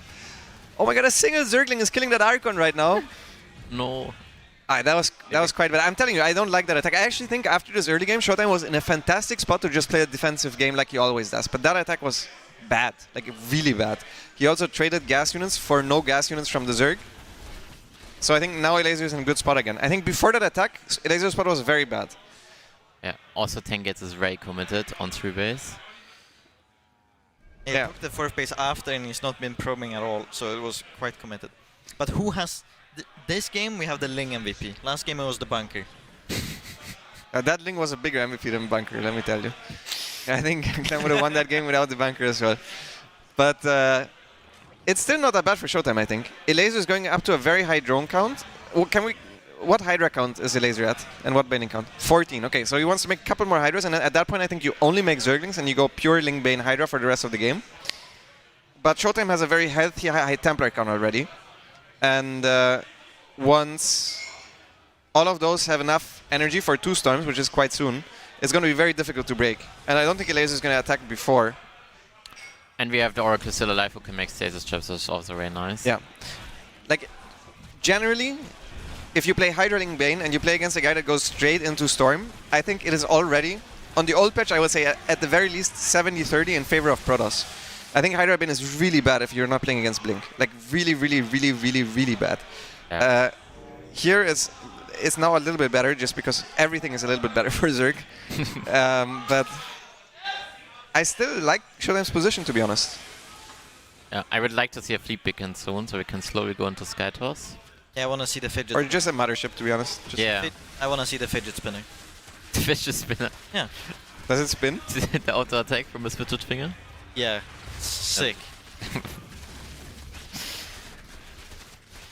This map is also terrible for Hydra Bane. You can knock down the rocks, so you actually, as a Zerg, you need to kill all the rocks. Yeah, and these rocks you need to kill twice, actually. Because you need to collapse them so they don't get collapsed on top of you, and then you need to kill them yourself. Oh, did Showtime see the dropper lots? Yeah, that's a good question. This has become way more common, I feel like, in the last half year. Or at least for my Zerg opponents play this way more nowadays than compared to like year, 2 years ago. Yeah, that's where you have the fidget spinning. Depends. And it's super strong. Oh yeah, we see the fleet beacon. Is there no High Templars here? They just went to the left, no? Yeah, his 9 High Templars, you can split them. Quite a big mistake on the positioning there, for sure. Yeah, you need to split them. I mean, Elaser is just going to kill this Nexus. It is expensive, but Elaser is rich. There's only 1 High Templar on the left now and 8 on the right. I don't know about this. This fight sucks now. And there's no Icons here, so he needs to use the Storm Survey. This was poorly done by Showtime. Yeah, and Elaser is still maxed out because he's so rich. The Banings are getting close to the High Templar. Oh, that was the last High Templars remaining. I'm not sure what distracted him there. I guess a little bit of an army towards the top. I feel like this was an attack where you already felt, you fucked up, and then you got tilted, and then it goes from worse to worse. Yeah. As Protoss. Yeah, this should have never be the case. That's so weird. You had 9 High Templars, they were almost all full. Surely you split them like 5 and 4. Dominating by Elaser. That is a huge win for him because he lost to Clem, but now that he beat Showtime, I mean, it's rough for Showtime. Showtime needs to beat Clem now if he wants to have a chance of even advancing, right? Yeah. It's possible though. PvT is not that bad, I think, for Protoss. Yeah. I've heard some words about it on the streets. Did you? Yeah. What do the words say? It's really good for Protoss. Really good for Protoss? Yeah. I've seen. Who were these words from? I'm not gonna say that. But it was a high-level player. I've seen strange farming Clem on the stream. See? I believe it. When you tell me Protoss is good, I'm not gonna doubt you. So it looks like the free racks here again. We're lucky we don't have Blink, because we all know what that happens. He's gonna stem up this ramp. 2 shield batteries are done, and he's not just gonna target down the stalkers. They are dying, but not super quickly. That was such kind of disrespectful given we're stimming up this ramp. He's very lucky that Sentry didn't have a second force field. Yeah, I'm wondering, did he not have energy overcharge to give the Sentry some... He killed the Sentry. Maybe he used a hallucination earlier to scout or something. But yeah, it's weird that Sentry didn't have enough energy. Yeah. And now he's just losing all of the stalkers before Blink is done. This is rough. A bit of a weird move out. And this time, Clem has the tank on the way, so the same move out is not going to be as strong at all. Yeah, and also ramp yeah, for ramp, yeah. I'm not sure why he picked that map, or like let it through. I feel like this map is bad. I feel like this bad is bad for Protoss. Against Zerg and Terran. Yeah, I think so too. But probably he vetoed both 4-player maps, right? So 2 of your vetoes are gone. Yeah.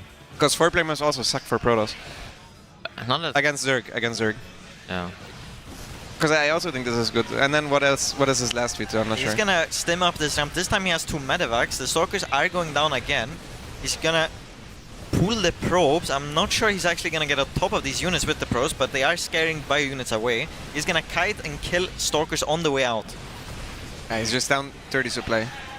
Clem has 50% more supply than his opponent. This is a rough one. It's sad. Yeah. Arab tries to see some win condition. Never mind. GG is called. Clem takes it 2-0. Okay, well played to Clem. I think he only dropped a single map so far against a laser where he attacked into like a Lingbei Miralin. And the rest was really very convincing. I want to see how many maps Shotem. Oh, Shotem lost against somebody else? Oh, Yeah, Shotem against lost to Arab Aragfire. Yeah. Oh, that means he's might be. Oh no, so this group actually might be decided. Well, hello Elaser. Hello. Congrats on advancing. We just realized that you advanced. Oh, I advanced? I think so. Yeah, I also think so, but I'm not happy. Well, no, you need to win your next match. What if I lose it? But you're. What if I lose it to 0? If you lose it to 0, I think I still win, no? No, you can have a worse map score than Showtime's. Actually, I'm not sure if this is. It's not updated yet. No, the Showtime score is updated. No, if you lose to 0 and Showtime wins 2-0 against Clem. Okay, then I'm out. Then you're out. Yes, but that is the only way, I think. So you need to win a map. There's a high chance. There's a high chance that you advance at the very least. So how does it feel? How do you feel? Feels good. Yeah, I could play versus Showtime. I felt like 2016, you know? Or something like that. I don't remember the date exactly, but like playing like 40 drone, 50 drone, whatever, you know? I haven't seen a smile like that since Mono Battle. No, it's fun. It's fun. I mean, the patch is obviously. I feel like it's good for Zerg. We don't know about the ZVP. Like I'm pretty sure it's good in ZVT, the patch for Zerg. But ZVP, I don't know. But I definitely can like do a lot of crazy shit, you know, which is super strong against them. So they struggle. Now, do you guys have any questions for Laser? First of all. Yeah. So the hatch block, I was asking Lambo, but he didn't have an answer. So the hatch block got nerfed by 3, like the adept time, right? What do you make of it? Is it super good? Hatch block got nerfed because the adepts come later. Yeah. So I was like, yeah, for sure it was a nerf. I was under impression that I can get link speed before the adepts show up, and I'm right about it that they cannot show up to your main base, but they can still show up at your third base. And I feel like in the first game, I don't know if you watched it. You watched it?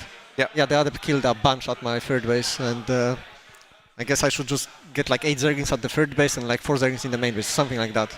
Because the main base is, I will have link speed if he goes there, but if he goes to the third, I need a bit more Zerglings. Probably 6 are enough, I would guess. Yeah. I think I got 6, but maybe the last pair was I think the first game was really good for you after the early game. He killed 3 workers for 2 adepts. He killed no Zerglings, and you killed a probe on his side as well. Yeah. So either way, I felt like decent. Yeah, it's nice. The adept nerf hit hard for sure. It's nice. It hit hard. Did you see anything that made you go all in, or was it the plan? Oh, I didn't have a plan before coming to the series. I just picked a random drone and I went Hydra. Like it's like good old times. That's how you play Zerg. You know, back in the day, in 2016, I was talking with the other Zergs, and we agreed that the lower the drone count, the higher the IQ of the Zerg. We kept going down 1 drone for the build. It started with 54 drones. 55, and then I think. For me, it was 55. Yeah, and then we always went down by 1. Yeah. Test it out, and it always seemed stronger. So I'm glad we're back there. So what was the golden number?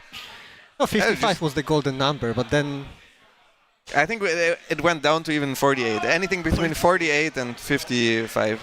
Yeah. For me, the golden was 52. Yeah, because I think we thought that it's like a macro build, and then we realized like it doesn't. We don't need to go macro. It's like it's such a strong timing they cannot hold it, kind of. Yeah, but back then also Protoss didn't really know. They went like Archon drop with 6 gateways or something, or 8 gateways. Yeah, it was not good. Christianity is like built nowadays with if they were just opened with like charge was, it was like not a viable thing what we were doing at all. Yeah. The Kichi did a lot, right? The Zerg from, what was the country? Haiji? Yeah? Estonia. Yeah. You know him? There was a I know Zerg who him. played this every single game. He was also in DreamHack. I don't remember him in DreamHacks, but I remember him because he beat Hearthstone once with a Yeah. hatchery inside his base, or double proxy hatchery or something. And I looked at it and I was like, I should actually copy this, but then I forgot about it.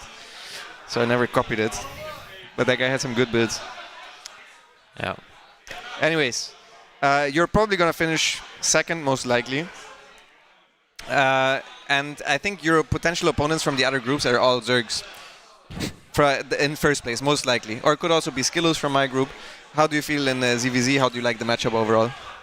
So we've played, me and Lambo, we've played a bunch of customs. I don't know, honestly, the more I play it, the more I enjoy it. I feel like at the beginning I thought it's like complete coin flip. Right now I don't think it's like complete coin flip. I think we'll gradually get there to a point where we think it's like super solid. Because we also thought it's like total coin flip at the beginning of Legacy with ZVZ. Yeah. And we gradually got to a ZVZ where it's like so, like it will literally play the same thing every single game, it's Roach versus Roach. I feel like maybe we will not get to that, but at some point it will be like a bit more solid. Yeah, I think that's a fair assessment. Also, since it's not figured out yet, you probably feel better, right, against somebody like a Cyril or a Raynor than you would last patch. Yeah, like if I would get Raynor, I feel more confident than on the previous patch. At the same time, I feel like this is like Link Bane patch, kind of. Like you cannot just skip Link Bane, really. I think it's a lot of Link Bane micro, and Raynor is like insane at that. So versus Raynor in particular, I would be a bit worried of like just getting outplayed with like Link Bane. But at the same time, he also lost to Shino today, so. To Lorimbo. Shino. Oh, he lost to Shino. Well, you lost a map to Lorimbo, but Raynor lost to Shino. Right. Yeah. So I don't know. I don't think mind. Celsius can beat Cyril? Who can beat Cyril? Celsius. Celsius. Yeah, I think Begin so. that name. Yeah. I think so. Okay, all right. Like I saw Cyril lose to some guys. Yeah, ladder. from 5.8 Zerg. He lost to Starbuck, I think. Yeah. Really? Yeah. Yeah, Cyril lost to Starbuck. That's hilarious. And Cyril was like bragging to me about it. Like me and Starbuck are tight like that. He's coaching me Warcraft 3, I'm coaching him StarCraft 2. Yeah, for the viewers, Starbuck is an ex-pro gamer. He was actually quite good. He was quite talented, I think, but he didn't really invest too much time into StarCraft. But he was good, like, I don't know, 6 years, even longer, like 8 years ago or something. And now he plays mostly Warcraft. But now he plays a bit again for fun. And apparently he beat Cyril on the ladder. He's insane at Warcraft. Like he's actually like very talented, I think.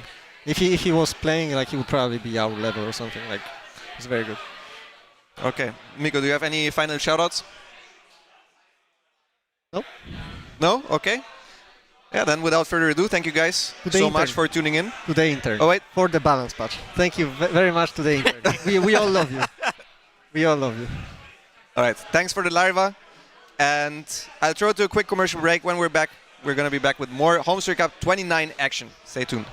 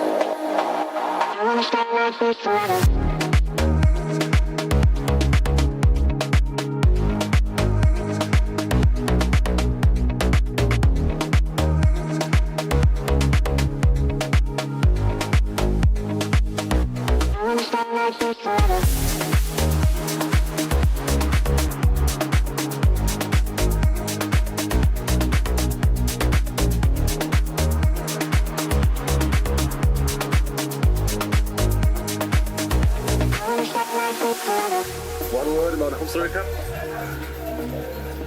Fucking dash awesome. Nice. That's freaking awesome. 3 von 4. Fucking cool. That's all that. Awesome.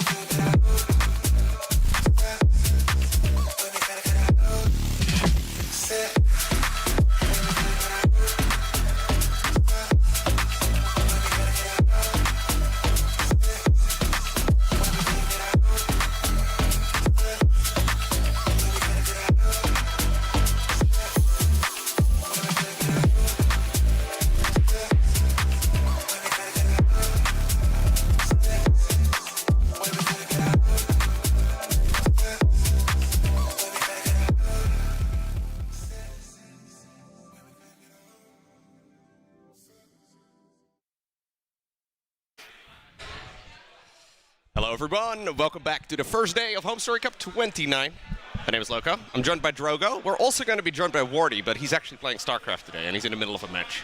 Oh, on his back right now. Did you win? Yeah, he stole my seat. Not moving But out. did you win, Wardy? Yeah, of course. Nice. The GOAT. I wasn't going to give this guy a MMR. He didn't deserve it. No. True. He got on micro. And he was Zerk as well, man. He chased my Reaper across the entire map with 6 lings. Like I couldn't micro. It was pure disrespect. Wow. Crazy. You heard it first, folks. Don't chase Waldy's Reaper with 6 lings. Everybody You don't says it. want. Well, don't, Everybody says Don't go out micro and think you can stay in the game. Like, Like, yeah, my macros sucked, but...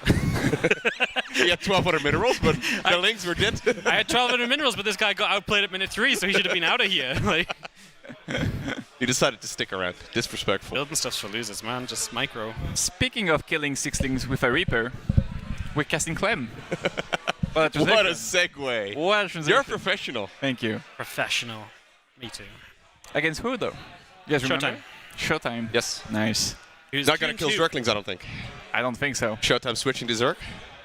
Maybe after the last series. That looked rough. Yeah. Oh. We're already ready. We're already ready, guys. See, I was in no rush. I was here perfectly on time. Yeah. No, you nailed it. Yeah. To be fair, I arrived about 5 seconds before you did. Drogo was almost here. Drogo was waiting for me earlier, but I actually had to leave that game. Yeah? Yeah, I had to leave. The latter called true. Yeah. No. And did the guy you leave against deserve your MMR? It's too early to say. Too early to say. Well, maybe Yeah, he asked if I was the real Wardy, though, so... you know. The real Wardy. I don't like answering this question. So how does this match so matter in the Showtime needs to win, but also needs a laser to lose.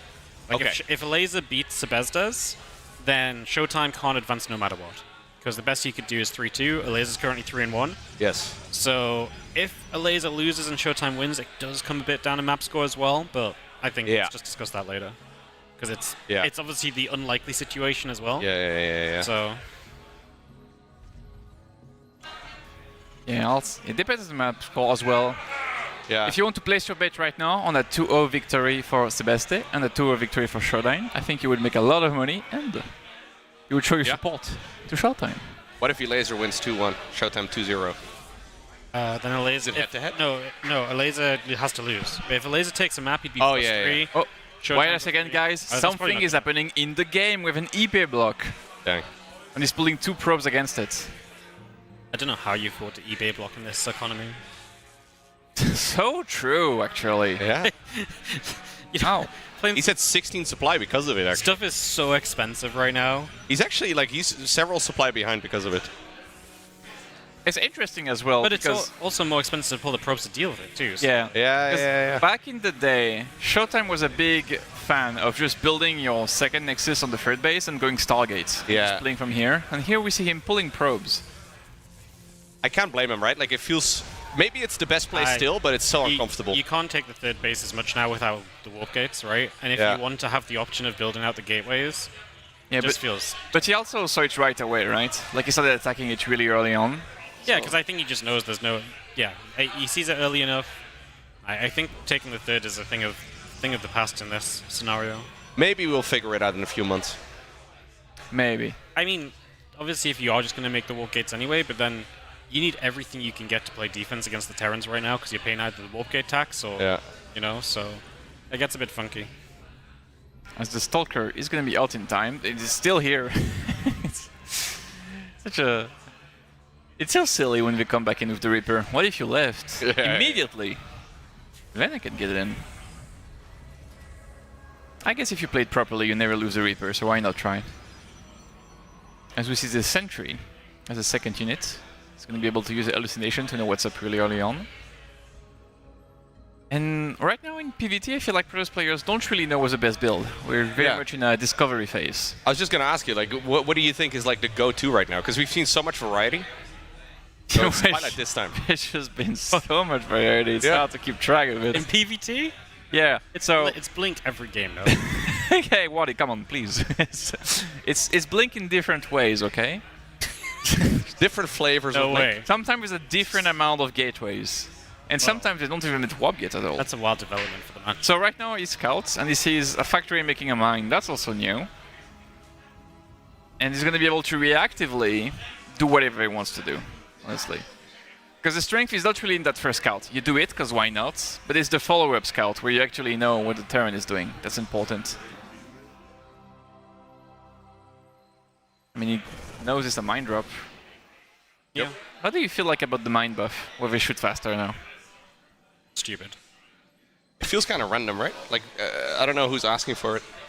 I There's like a lot of little things where I'm like, it's kind of okay, but also why? I think of all the changes, it's actually one that's a bit rough because it hits lower league players a lot as well, right? With like mind drops and so on. Yeah, but I kind of like this when it comes to the patch notes. You know, like in modern movies or modern video games, we always explain everything to you. Oh, this is happening because of that. Like, they leave nothing to the mystery. But in this one, we have the story to discover. Yeah, like when you read a StarCraft 2 patch notes, you have no idea what's up, and the author feels no need to explain it to you. Smart.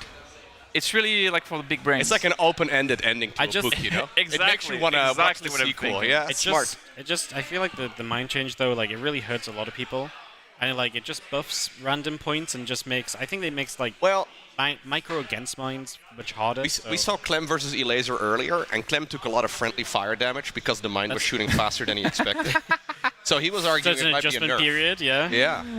Might That be a is buff to very- Zerg because they fire sooner. Yeah. Yeah, but it also Lings can't run past mines anymore as well. Like if you think about it, if during the Second World War they buffed the grenade so they explode faster, a lot of Exactly. people would have killed themselves trying to throw them. Like at some point it's too fast. Simply. The question is this too quick? No. The best part is when Terrans remember they can go early game drilling claws and they're just going to start drilling claw mine dropping. It's going to be miserable. The mine's going to be out of the medevac and firing at probes in like 1 second. Yeah. Okay, so far Clem is making Terran units. Okay. Nothing new under the sun. Protoss making Protoss units. You know, I've cast with Drogo and Horston earlier, man, were they saying some absolute bangers? Yeah. Like the War Prism is like a mobile pylon. Yeah. The Horston insight was through the roof, honestly. You know it even has a pylon? It has a pylon? Underneath the War Prism, when it sieges up, there's a pylon. You know what's the worst about that, Wardy? He was genuinely really proud of himself. Yeah, I know. He looked as though he had had this breakthrough. He was like, I've just figured it out. Protoss players, man. I think the man's been missing some sleep.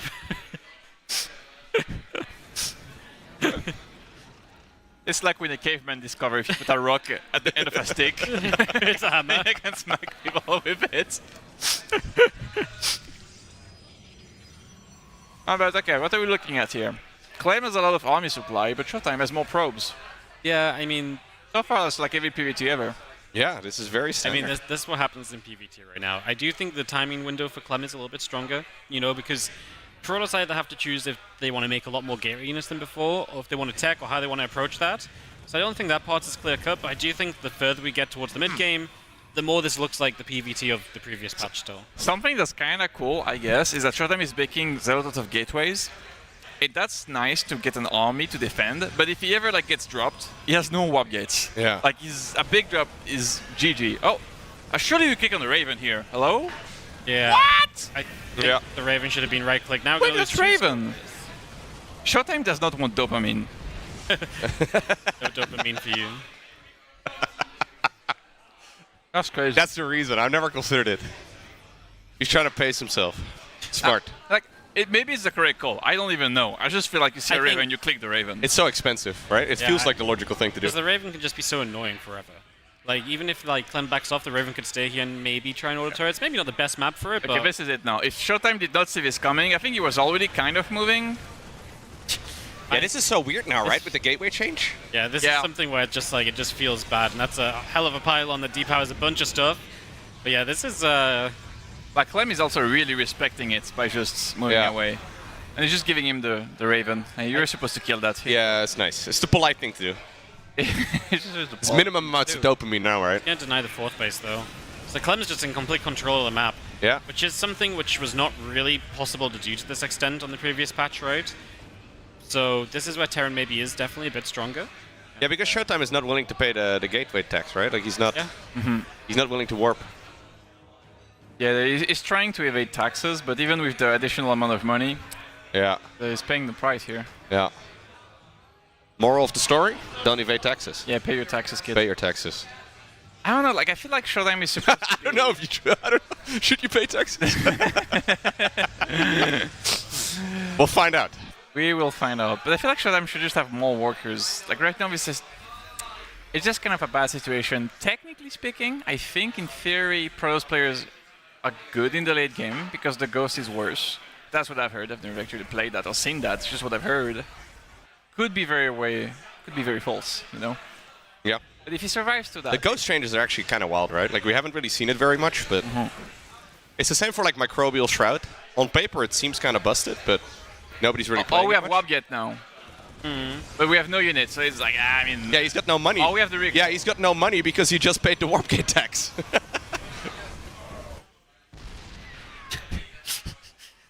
Think about it, recall is just a big warping. Yeah. You have to really think about it. What if instead of recalling all at once, what if we make it cheaper, but you have to walk, the units into the Nexus and out of another Nexus one by one? Wow. We should put you... Yeah, I don't really know why Showtime thinks he has a timing here. I guess... Yeah. Look, there's the mobile pylon. This is almost feels as though he's like... He just thinks it's like, yeah, I got Colossus, so I can be out on the map, right? But I don't really believe in it. The Widowmine's actually really good to start off with. The Vikings start to get after the Colossus, which, to be fair, the Colossus do manage to step back and the Viking count's going down. If the Colossus live and extra Zealots show up, then Clem could be in some trouble. Extra Zealots show up here, all the Vikings got gone, and obviously all the Colossus still alive, so that's why he felt like there was a timing, because there was. Man, this is why Showtime is playing and I'm here casting. Because he didn't hear the timing. Holy!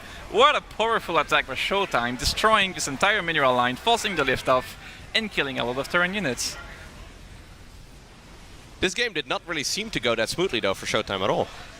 It felt like it was in kind of a bad situation when they decided to A-move the Terran and win the game. When in doubt, A-move. I think it was just a lazy fight from Clem. Like, he just sort of thought he could take it. Yeah. But the reality, you can't just let your Vikings fly over the Stalkers, right? It's not even over in Showtime's favor, because Clem is reinforcing now, and Showtime is still going to lose a 4th base. It was very all-in.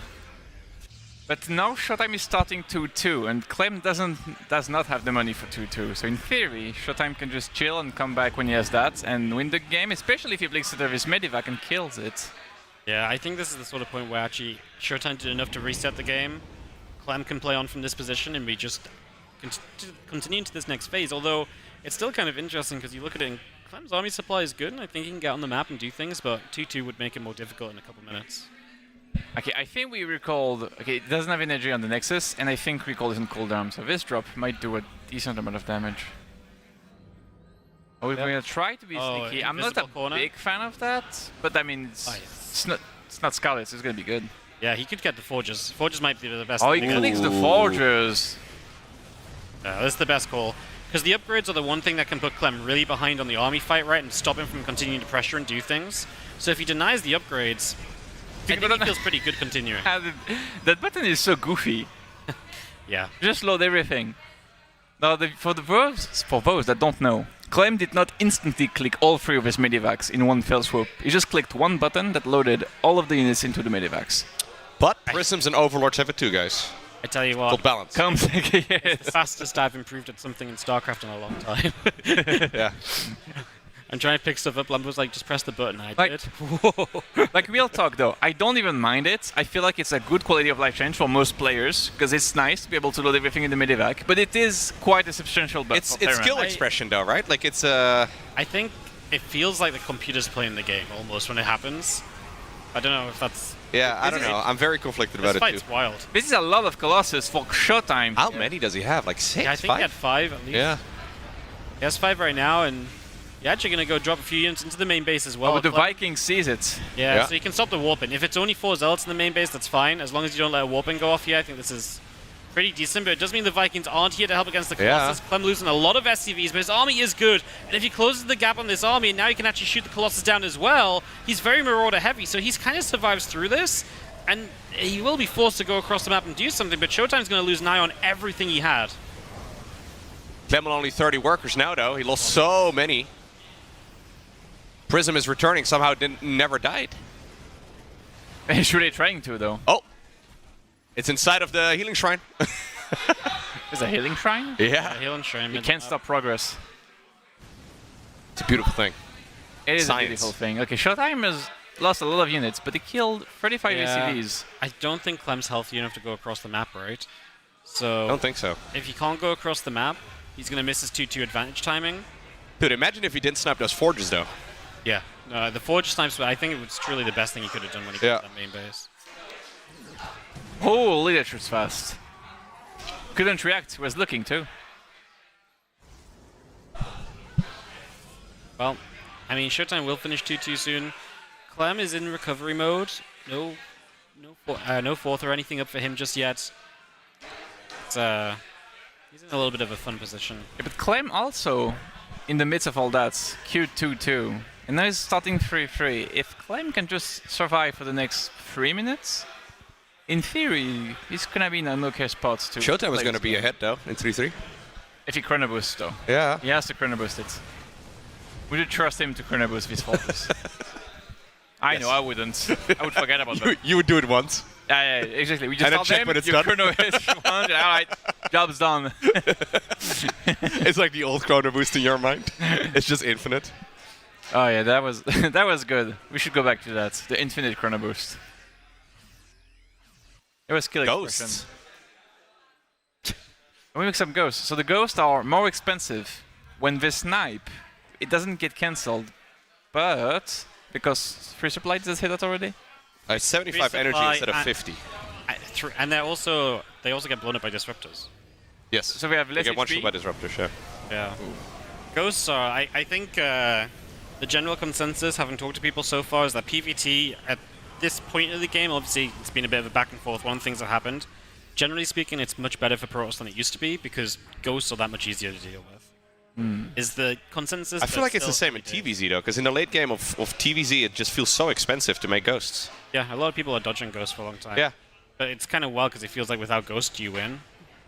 Yeah. It's a weird balance because the thing about ghosts is it's not like you can just add 3 or 4 and get the effect you want, right? Yeah. You need a lot of ghosts because you need to be able to snipe the big units because the army is not really built to fight big units otherwise. So yeah, it's kind of a weird conundrum. We have an orbital here. Yeah, Clem only makes a handful here. I guess it's just for EMPs, right? Like we're just just like 2. Yeah. I mean, you want a few. He's also poor, right? This game has not exactly been great for him economically, so Yeah.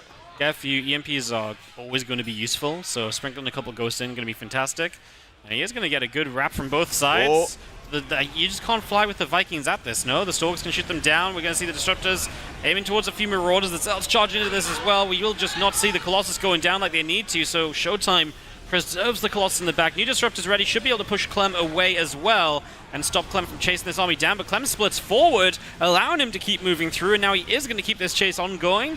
Feeling the pressure to get something done, it seems. 3-3 was done for Showtime that entire fight. Clem just finishing it. Must have chrono boosted it. He must have At chrono least boosted 2 it, man. times. At least. At least 2 times. There's once more than you would have. Yeah, and that's why he got away with his fight pretty nicely. Yeah. Nice control. Then we have a drop in the main base. Surely we have a recall. Okay. No, we don't. Why is he chrono boosting so much? He's chrono boosting. If it was me, he would have a recall right there. You would have 200 energy. 150, 150. Clem's army supply is still impressive, and obviously this is going to get awkward for Showtime. If he loses too much production, rebuilding back into this game is going to be tough. The Vikings have these Colossus in their sights, and the Colossus are kind of low from earlier as well, so they will go down quickly. Disruptor shots are not doing enough, but we still have a couple more available as well. Clem's supply is struggling, but it's mostly the workers he's struggling for. This is where Disruptors can find some crazy value, but not if they're in the front. If they get EMP'd and targeted down, Clem gets rid of both. One Disruptor shot left, and Clem knows he wants to get to it, but it is going to go off, but he lifts into the medevac to dodge it instead. And he's still killing the main base, by the way, during this. Ooh. What happened here? Well, he already dropped here, right? And then he just stuck around because Showtime ran out of units, so... Damn. Showtime still has a lot of money, but he has to rebuild his entire production. And rebuilding a warp gate now is more annoying than before. Uh-oh. No, not the Colossus. Oh, that's a big mistake. This army was not supposed to get that much value. Yeah, Showtime is sitting on like 2,000 resources. Yeah, but he's lost all his gates in the main. How many gates has he got left? Like 4, I think he just made 4. 1. So he wasn't even on that many gates in total, right? Like, yeah, Showtime's in trouble. Yeah, Showtime is in trouble. He was just on 8 gates the entire time, yeah. Yeah, no, he just didn't have any elsewhere, which, again, to be fair, like, it was a troublesome start to the game for Showtime, and he brought it back, and it was very back and forth, right? Like, we had a lot of things happen in this game, so... Dude, this feels so bad as Protoss, though, right? Because you have so much money, you're like, spend it, spend it! feel like it feels bad for any race with money that can't be spent. Why would you say that, Loco? You never feel bad about not spending your money as Protoss. You have a big bank. No. This is the way the risk. Big bank and warp in. First you got to pay taxes, now you got a big bank. It's just the way it is. We have the gold base. Liberator sees it though. That was kind of an impressive comeback by Clem. He was in trouble. Yeah, huge. Felt like Showtime and the entire map, got disruptors out, and as soon as he had disruptors, he started losing the game somehow. How many workers did Clem kill? Or, sorry, did Clem lose? Yeah, 87. Jeez. Showtime's just been like a smidgen away from breaking through Clem multiple points of this game. Now it's going to be tough because Clem just has enough. Like, don't think the store count is high enough that Clem has to respect it that much anymore either with the Vikings, so at this point it's going to be very difficult for Showtime, and he's obviously lost a lot. He's trying to expand everywhere, double expanding right now, but Clem is not going to give him the opportunity. 3 clots still feels a little scary. I can see that lib. That's annoying. He's helping, he's helping. Now we can see it. Probes going to be on their own. This base in general feels like a bit of trouble. EMPs the probes to speed up the process, as Clem also pushes a defense out on the bottom side of the map. So we're actually going to get a recall in here, and then Clem says, cool, you recall that, I'm going to run to the other base on the gold and try and deny that instead. And it means you're focused on the top of the map, so he can push through the center bottom and get in position over there as well. Although Showtime makes a pretty good catch over here. I think these units are a little bit doomed. Stalker's Blink, the full medevac is going to get away for now, though. Clicked on the wrong medevac here, kills the empty one. Showtime losing another base. Dude, Clem is such a beast, though. He was in so much trouble. Crazy game from him. Yeah, Showtime has a lot of nexuses and not a lot of walkers. Oh, wrong way. And there's just gonna be a slow cleanup. Showtime is just way too low in supply to do anything. You should play like Clem, Morty. I've decided how you get better. I've thought how you about improve. it. Yeah. But Clem's playstyle is his own thing, you know. Yeah, I wouldn't want to take that away from him. Yeah, that's a good point. That'd be rude. It would Nobody's ever played. It'd be a bit awkward if we're casting Clem and everyone's just like, oh, this is how Wardy plays. It looks like Wardy, yeah, fair. It'd be such a downer for the StarCraft scene. Clem's going Marine Marauder Medevac? Did you watch Wardy play or something? Look at that ghost. He's going in. Oh, he wants to EMP, man. There you go. Gamer. I guess we're chilling on 70 worker. I think we're dying on 70 workers. I don't think Showtime has much choice. No. I guess we have half a gold base. We're all That's mortal. something. Oh, we can. I guess we can base trade. Yeah, that's allowed. You can do that. He has an impressive amount of Colossus. Yeah, he really has been making a ton of calls here. I guess when warp gates are so expensive, you produce more out of your robos. GG. Oh, what a game. Yeah. Honestly, very impressed though by Clem. Like he was in a world of trouble. It was a good game by Clem. Showtime definitely had his own issues at points as well, but he fought through them as well. Yeah. Clem definitely felt like he was more dead. The drops in the main were killer, right? Like deciding when you want to transform the warp gate so you can warp in a panic as well, or like pre-splitting units, I guess. But it's just kind of it's just such a different playstyle, right? Because almost you always used to just be like, my defense in the main is like a warp in or something, right? You know, or at least buy some time, then I can warp in. So just not having that option available it's just like a learning process, right? There's a lot of getting used to be had there. So it's interesting though, because I think a lot of people in PvT are just they're just not doing this kind of slower warp gate stuff. They're just sending the warp gate, they're paying the tax. Yeah. So Showtime was a little interesting. He was making it work. Yeah. Just, the drops in the main were really awkward to deal with. Yeah, I wish I could look at the replay for like that one Colossus attack that I did not believe in at all. We just attacked the third base of Clem, and it looked like he had a little bit for worse army, and then he just cleaned. I think it's just. Everything. I think the fight's very ugly for Clem because he's fighting into force fields the whole time, and he's fighting into force fields, and the Vikings are just stood there again, like up against the Stalkers, and you never want that because the Colossus are always going to pull back, and the Stalkers are just killing the Vikings. The moment the Vikings are gone, you lose all control. So I think Clem. I always wonder if Clem felt good about the fight initially, So he was just like, oh, I've got this. But I think looking back, he'd probably back away a bit more, make the Protoss step forward a bit further, have a bit more of a dance with the Vikings. I think that's probably the approach that should have been taken. That makes sense to me. As we have in the top right, playing for Team Liquid, it's Clem. With the Polar Bear. Polar Bear. His opponent, without Polar Bear. We have Showtime. So, unfortunately for Showtime, he's already eliminated because Alaza has won his matchup, so... But he doesn't know.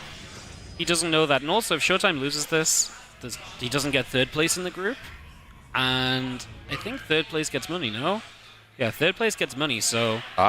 Showtime is fighting for the 100 buckies. There you go. We wish him the best. What would you buy with 100 bucks right now? What would I buy? Yeah. Quarter of a Monday Cup. Quarter, yeah. I could almost buy one Monday Cup for Wardy. That's how I count money these days. Yeah. Loca's like, that gives me about 9 replays. Yeah, That's like 3 videos right there. Big. Half of them are PvP though, so I don't know. Maybe it's less PvP now. That's not true. Yeah. You know, actually, it's the one thing this patch successfully managed to do. It's get rid of all of the PvPs in the Monday Cup. Yep. Actually, I don't. That's not. Yeah, really, and yours don't have a ton. That's not a fair statement either, though, because like right now, like Hero and Classic are traveling, so they're missing like the 2 best Protoss. Yeah. So.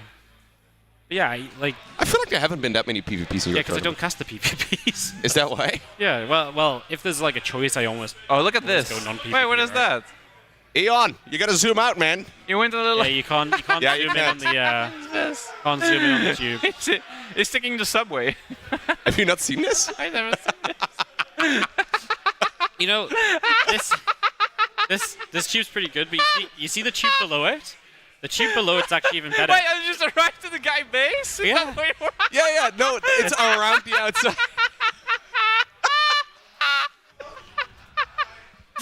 He's dying.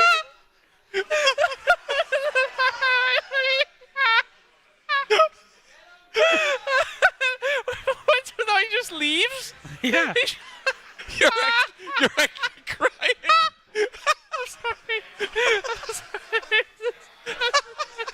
But the best part is there's actually a mini tube beneath each of these that lets you. This one lets you evacuate from your 5th base because taking a 5th base on a 4-player map sucks so much. There's like a built-in worker evacuation method. Okay, I'm sorry. That caught me by surprise. One again.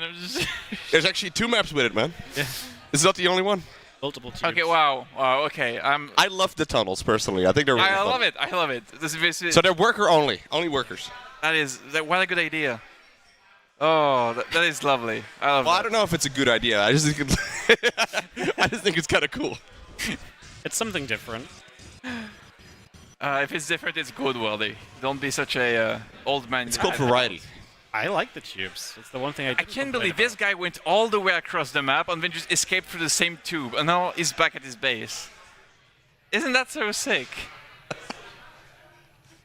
I love how you actually have to cry. It's so funny. Okay, but never mind that. So Showtime is going Stalker Sentry into Blink. That's new. Once again, I've never seen that before. It's a different flavor of Blink, man. I thought he was gonna bait the mine into the building ACV. So the ACV would be like low health. Ah well. I kind of like the build from Showtime last game though. Just like Blink, defensive Blink into Colossus, and you produce out of gateways. Made a lot of sense. I was just expecting him to have more supply at the end of that. Because that's what I've heard. I've heard that Protoss just has more supply in the mid game. Yeah, but that's the tax, right? Well, it depends. I guess in Showtime's case, then yeah, maybe you should. But if you still want to tech, you can't just spam the units just because they're faster, right? Like you still have to afford the tech. So he still kind of went fast Colossus. As we see this Weirderman drop moving out, Showtime would really like to see this with his hallucination, to just follow it. I think he did it last game. Yeah, last game he did it. This game he won't though. But he knows it's coming, just not from where.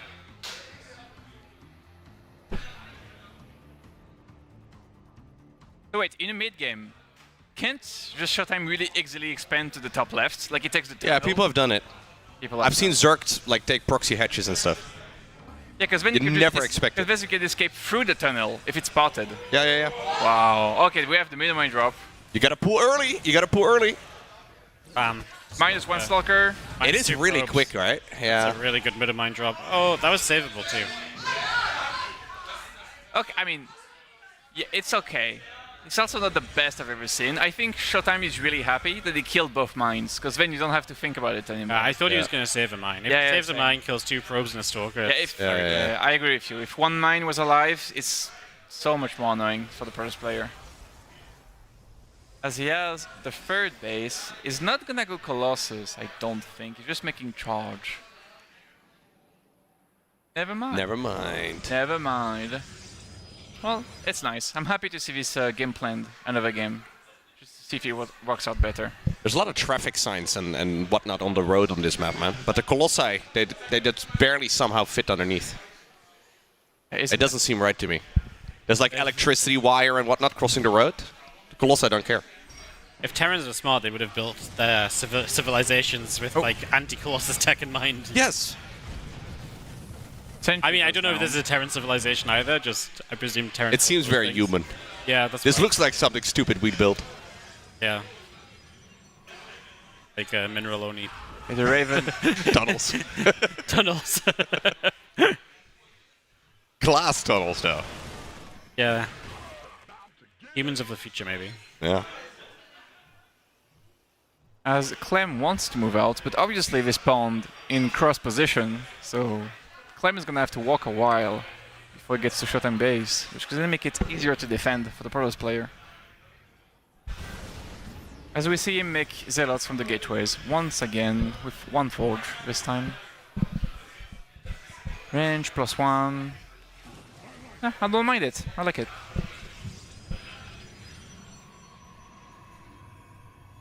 Yeah, no, I think it's, I mean, the game is kind of going where you'd expect it to. Again, this is where Clem can put a bit of pressure on. Showtime's economy is good, though. Let's see what the follow-up looks like. Behind this is the bio, heads down the bottom left side. Initially, drops an auto turret. Click that Raven, for the love of Christ, thank you. Oh, we're pulling the boys. Boys are here. Are we pulling the boys? Yeah. I don't like pulling the boys here. We're making Colossus and Zealots. Isn't that the best against the boys? Yeah, force fields. Yeah. Oh, what if we just drop on the Colossus? Clem making a move over, and the force fields don't stop enough. Do anything. Ooh. Styling. And the SCVs live as well, that's bad. Wow. That's and he doesn't have another Colossus? What? Oh no. Dude, Maru's been absolutely loving this. We haven't really seen Clem play it all too much though, but this is so effective for him as well. Never mind then, the CV pool is goated. God damn. I don't know where Showtime's second Colossus was, so like... In the Robo. I think it died. Yeah, it died immediately. Oh, it just died? When Yeah. And the force fields were kind of bad. Oh, my bad.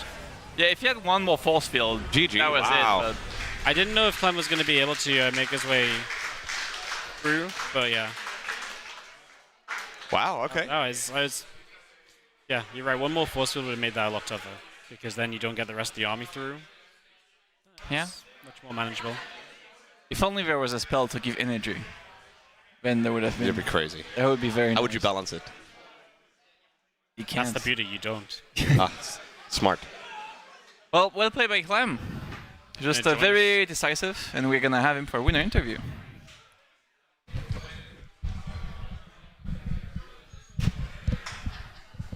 Hello, Clem.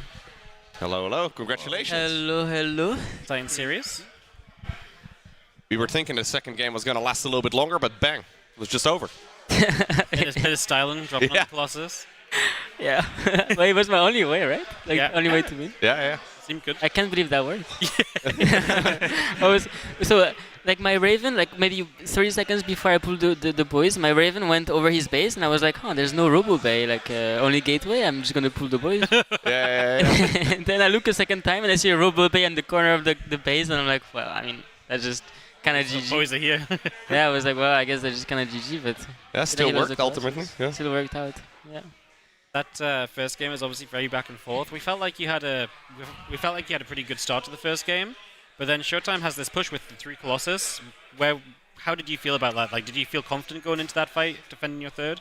Yeah, that was scary because he was pretty all in, right? He had no probe on his fourth, but I knew he might attack because I killed his fourth base and I denied like a couple more time his fourth base. So I was very confident in the longer game, but I was like, okay, maybe he's gonna attack.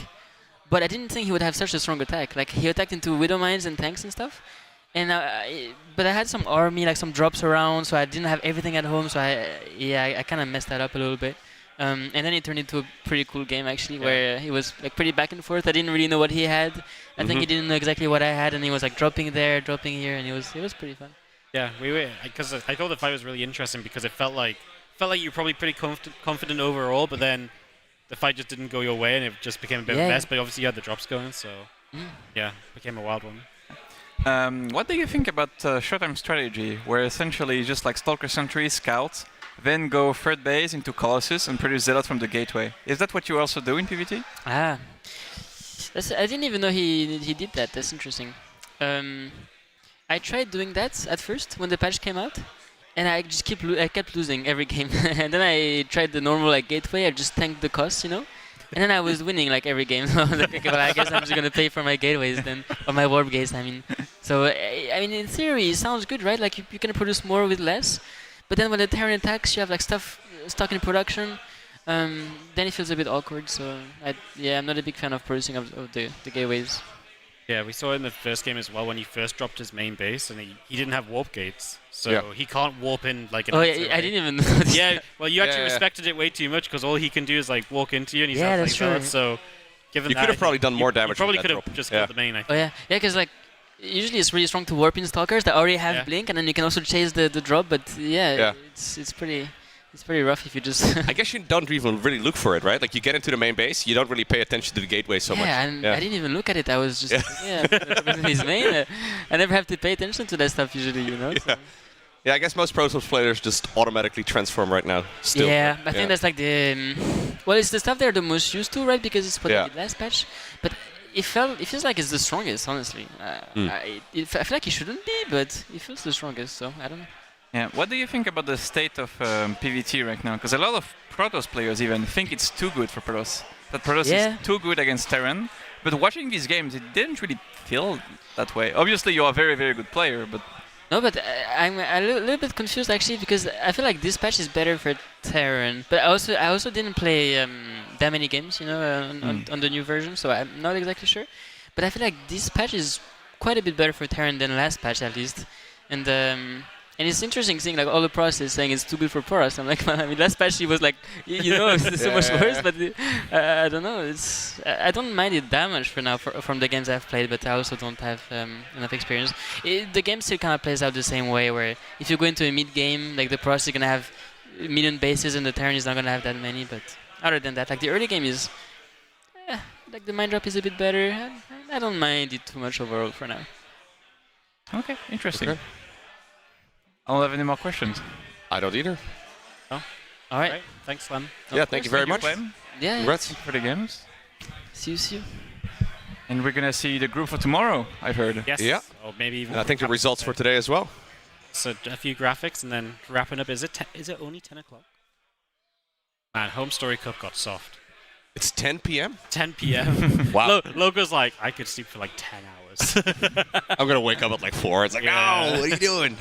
All right, here's our results from the day. Reno and Clem top their groups with Christiana and Alaza coming out. Both these groups, I think, have interesting results where the first place was probably what a lot of people would have expected, but the second place was a bit more of an underdog, right? Like Christiana over Gabe, Alaza over Showtime. Arrow Fire in third, by the way, in Group B. He played great in that PvP outcasted against Showtime. He was really popping, so great to see him having a result, getting some money from this as well. Yeah, really interesting. I thought the series that he played against Elaser was kind of like there were just banelings being sent to his bases, and he just lost so much, but it's really nice to see him doing well at the tournament. Yep, and then tomorrow, Group C and D, Cyril, Hearthstone, Euthermal, Geralt, Celcidus, and Vader coming out of Group C. And Group D in the evening, Lambo, Skillers, Fiont, Baby Marine, Mixu, and Let Alex go to battle as well for spots in the playoffs. Good group. If you guys don't know who Celcidus is, you're in for a treat. What are you predicting? Oh, he's gonna lose a lot of games, but they're gonna be very fun and very short. Very fun and short. Amazing. All right, yeah, that's gonna be tomorrow. So Obviously, day one is wrapped up. Yep. It feels way too early. It does feel very early, honestly. We just didn't have 10 p.m.? There just wasn't a lot of stuff going on between games today, was there? Well, we also had no technical trouble. Like, the internet just kind of worked. Stayed on. Yeah, there was no... Okay, production's promising we'll have internet problems tomorrow, so that helps a lot. That does help. We can go until midnight easy. Perfect. Awesome. Well, I think that's about it. I think that's about it. Obviously, I think if you are interested in Homestory Cup 30, we've been saying to ! Discord as well. Join the Discord for Homestory Cup 30, and otherwise... Yep. I think we are done. All right, guys. Thank you very much for watching. We'll see you tomorrow.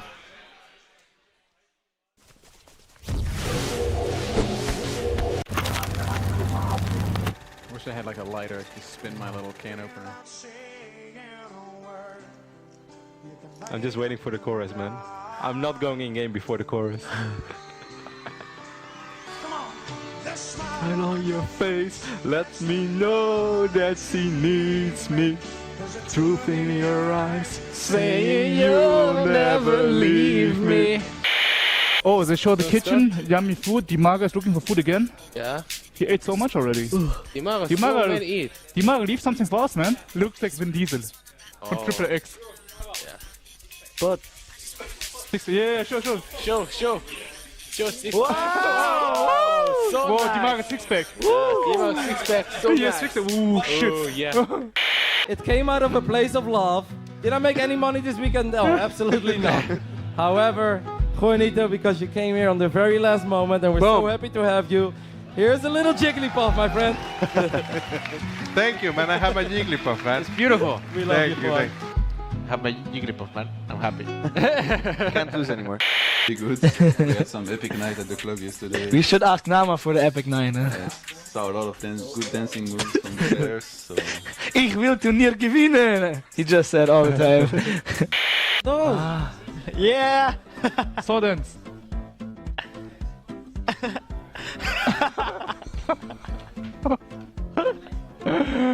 Okay, this is so dance.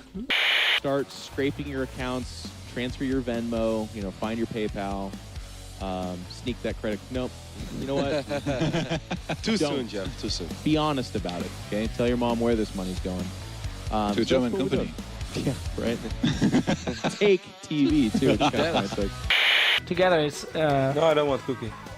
You don't love me? Come on, man. You don't love us? By our powers Stop it. combined, No, I don't we want make cookies. one heart for esports. Come on. I don't want the cookie. This looks awkward if you No. don't take it. It No. already looks awkward. Yeah. I'll make it more awkward when I eat it. And you call me fat on stream. So I'm not gonna eat anything. All right. Like half asleep on the couch, and the guy's like, "Hey Kev, we're gonna need some casters." I'm like, "Yeah, sure, sign me up." And then I hadn't looked at the bracket yet, and I look at the bracket like first match laser solo, like he can't be serious. Right? I'm like, "Hey buddy, like it's not the CVC." He's like, "Yeah, we have no one else." And I go, "Oh, for fuck's sake, not again."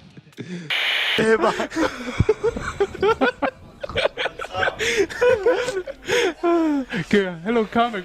Hello, Kamek. Hello, Kamek. And Kamek, Ija. hello, buddy. And Isa, hello. Yeah. So- Now this camera. Oh, no, this. Okay. Oh, change this Oh, camera. they're trolling us. Soft, quiet music, and I tell It's you, just a beautiful game. I just want people to love StarCraft the way that I love StarCraft. Like and then voting. there's like a smooth transition to the stream. It's like, fuck, it's so stupid. It's from the live stream, I guess. Yeah. So now everyone is a sub in the channel, right? It's slowly becoming at least. We should have Hurstum check on that later. Hello? Kevin, where are you? Oh, there he is. Oh my god! That was not planned, I swear to God. I was actually honestly surprised. Let's do a double. Double introduction. Here's her expansion. Give us a TLO. Yeah, in the bottom right. That's not TLO, it's just a standard German. TLO's actually, I can do a German now. In the bottom right, spawning is the red Zerg player. It is Scarlet. Yeah. What is TLO on in this impression? Hey, this guy did some stuff. And in the top left, spawning as the blue Protoss player. It is none other than just... Yeah.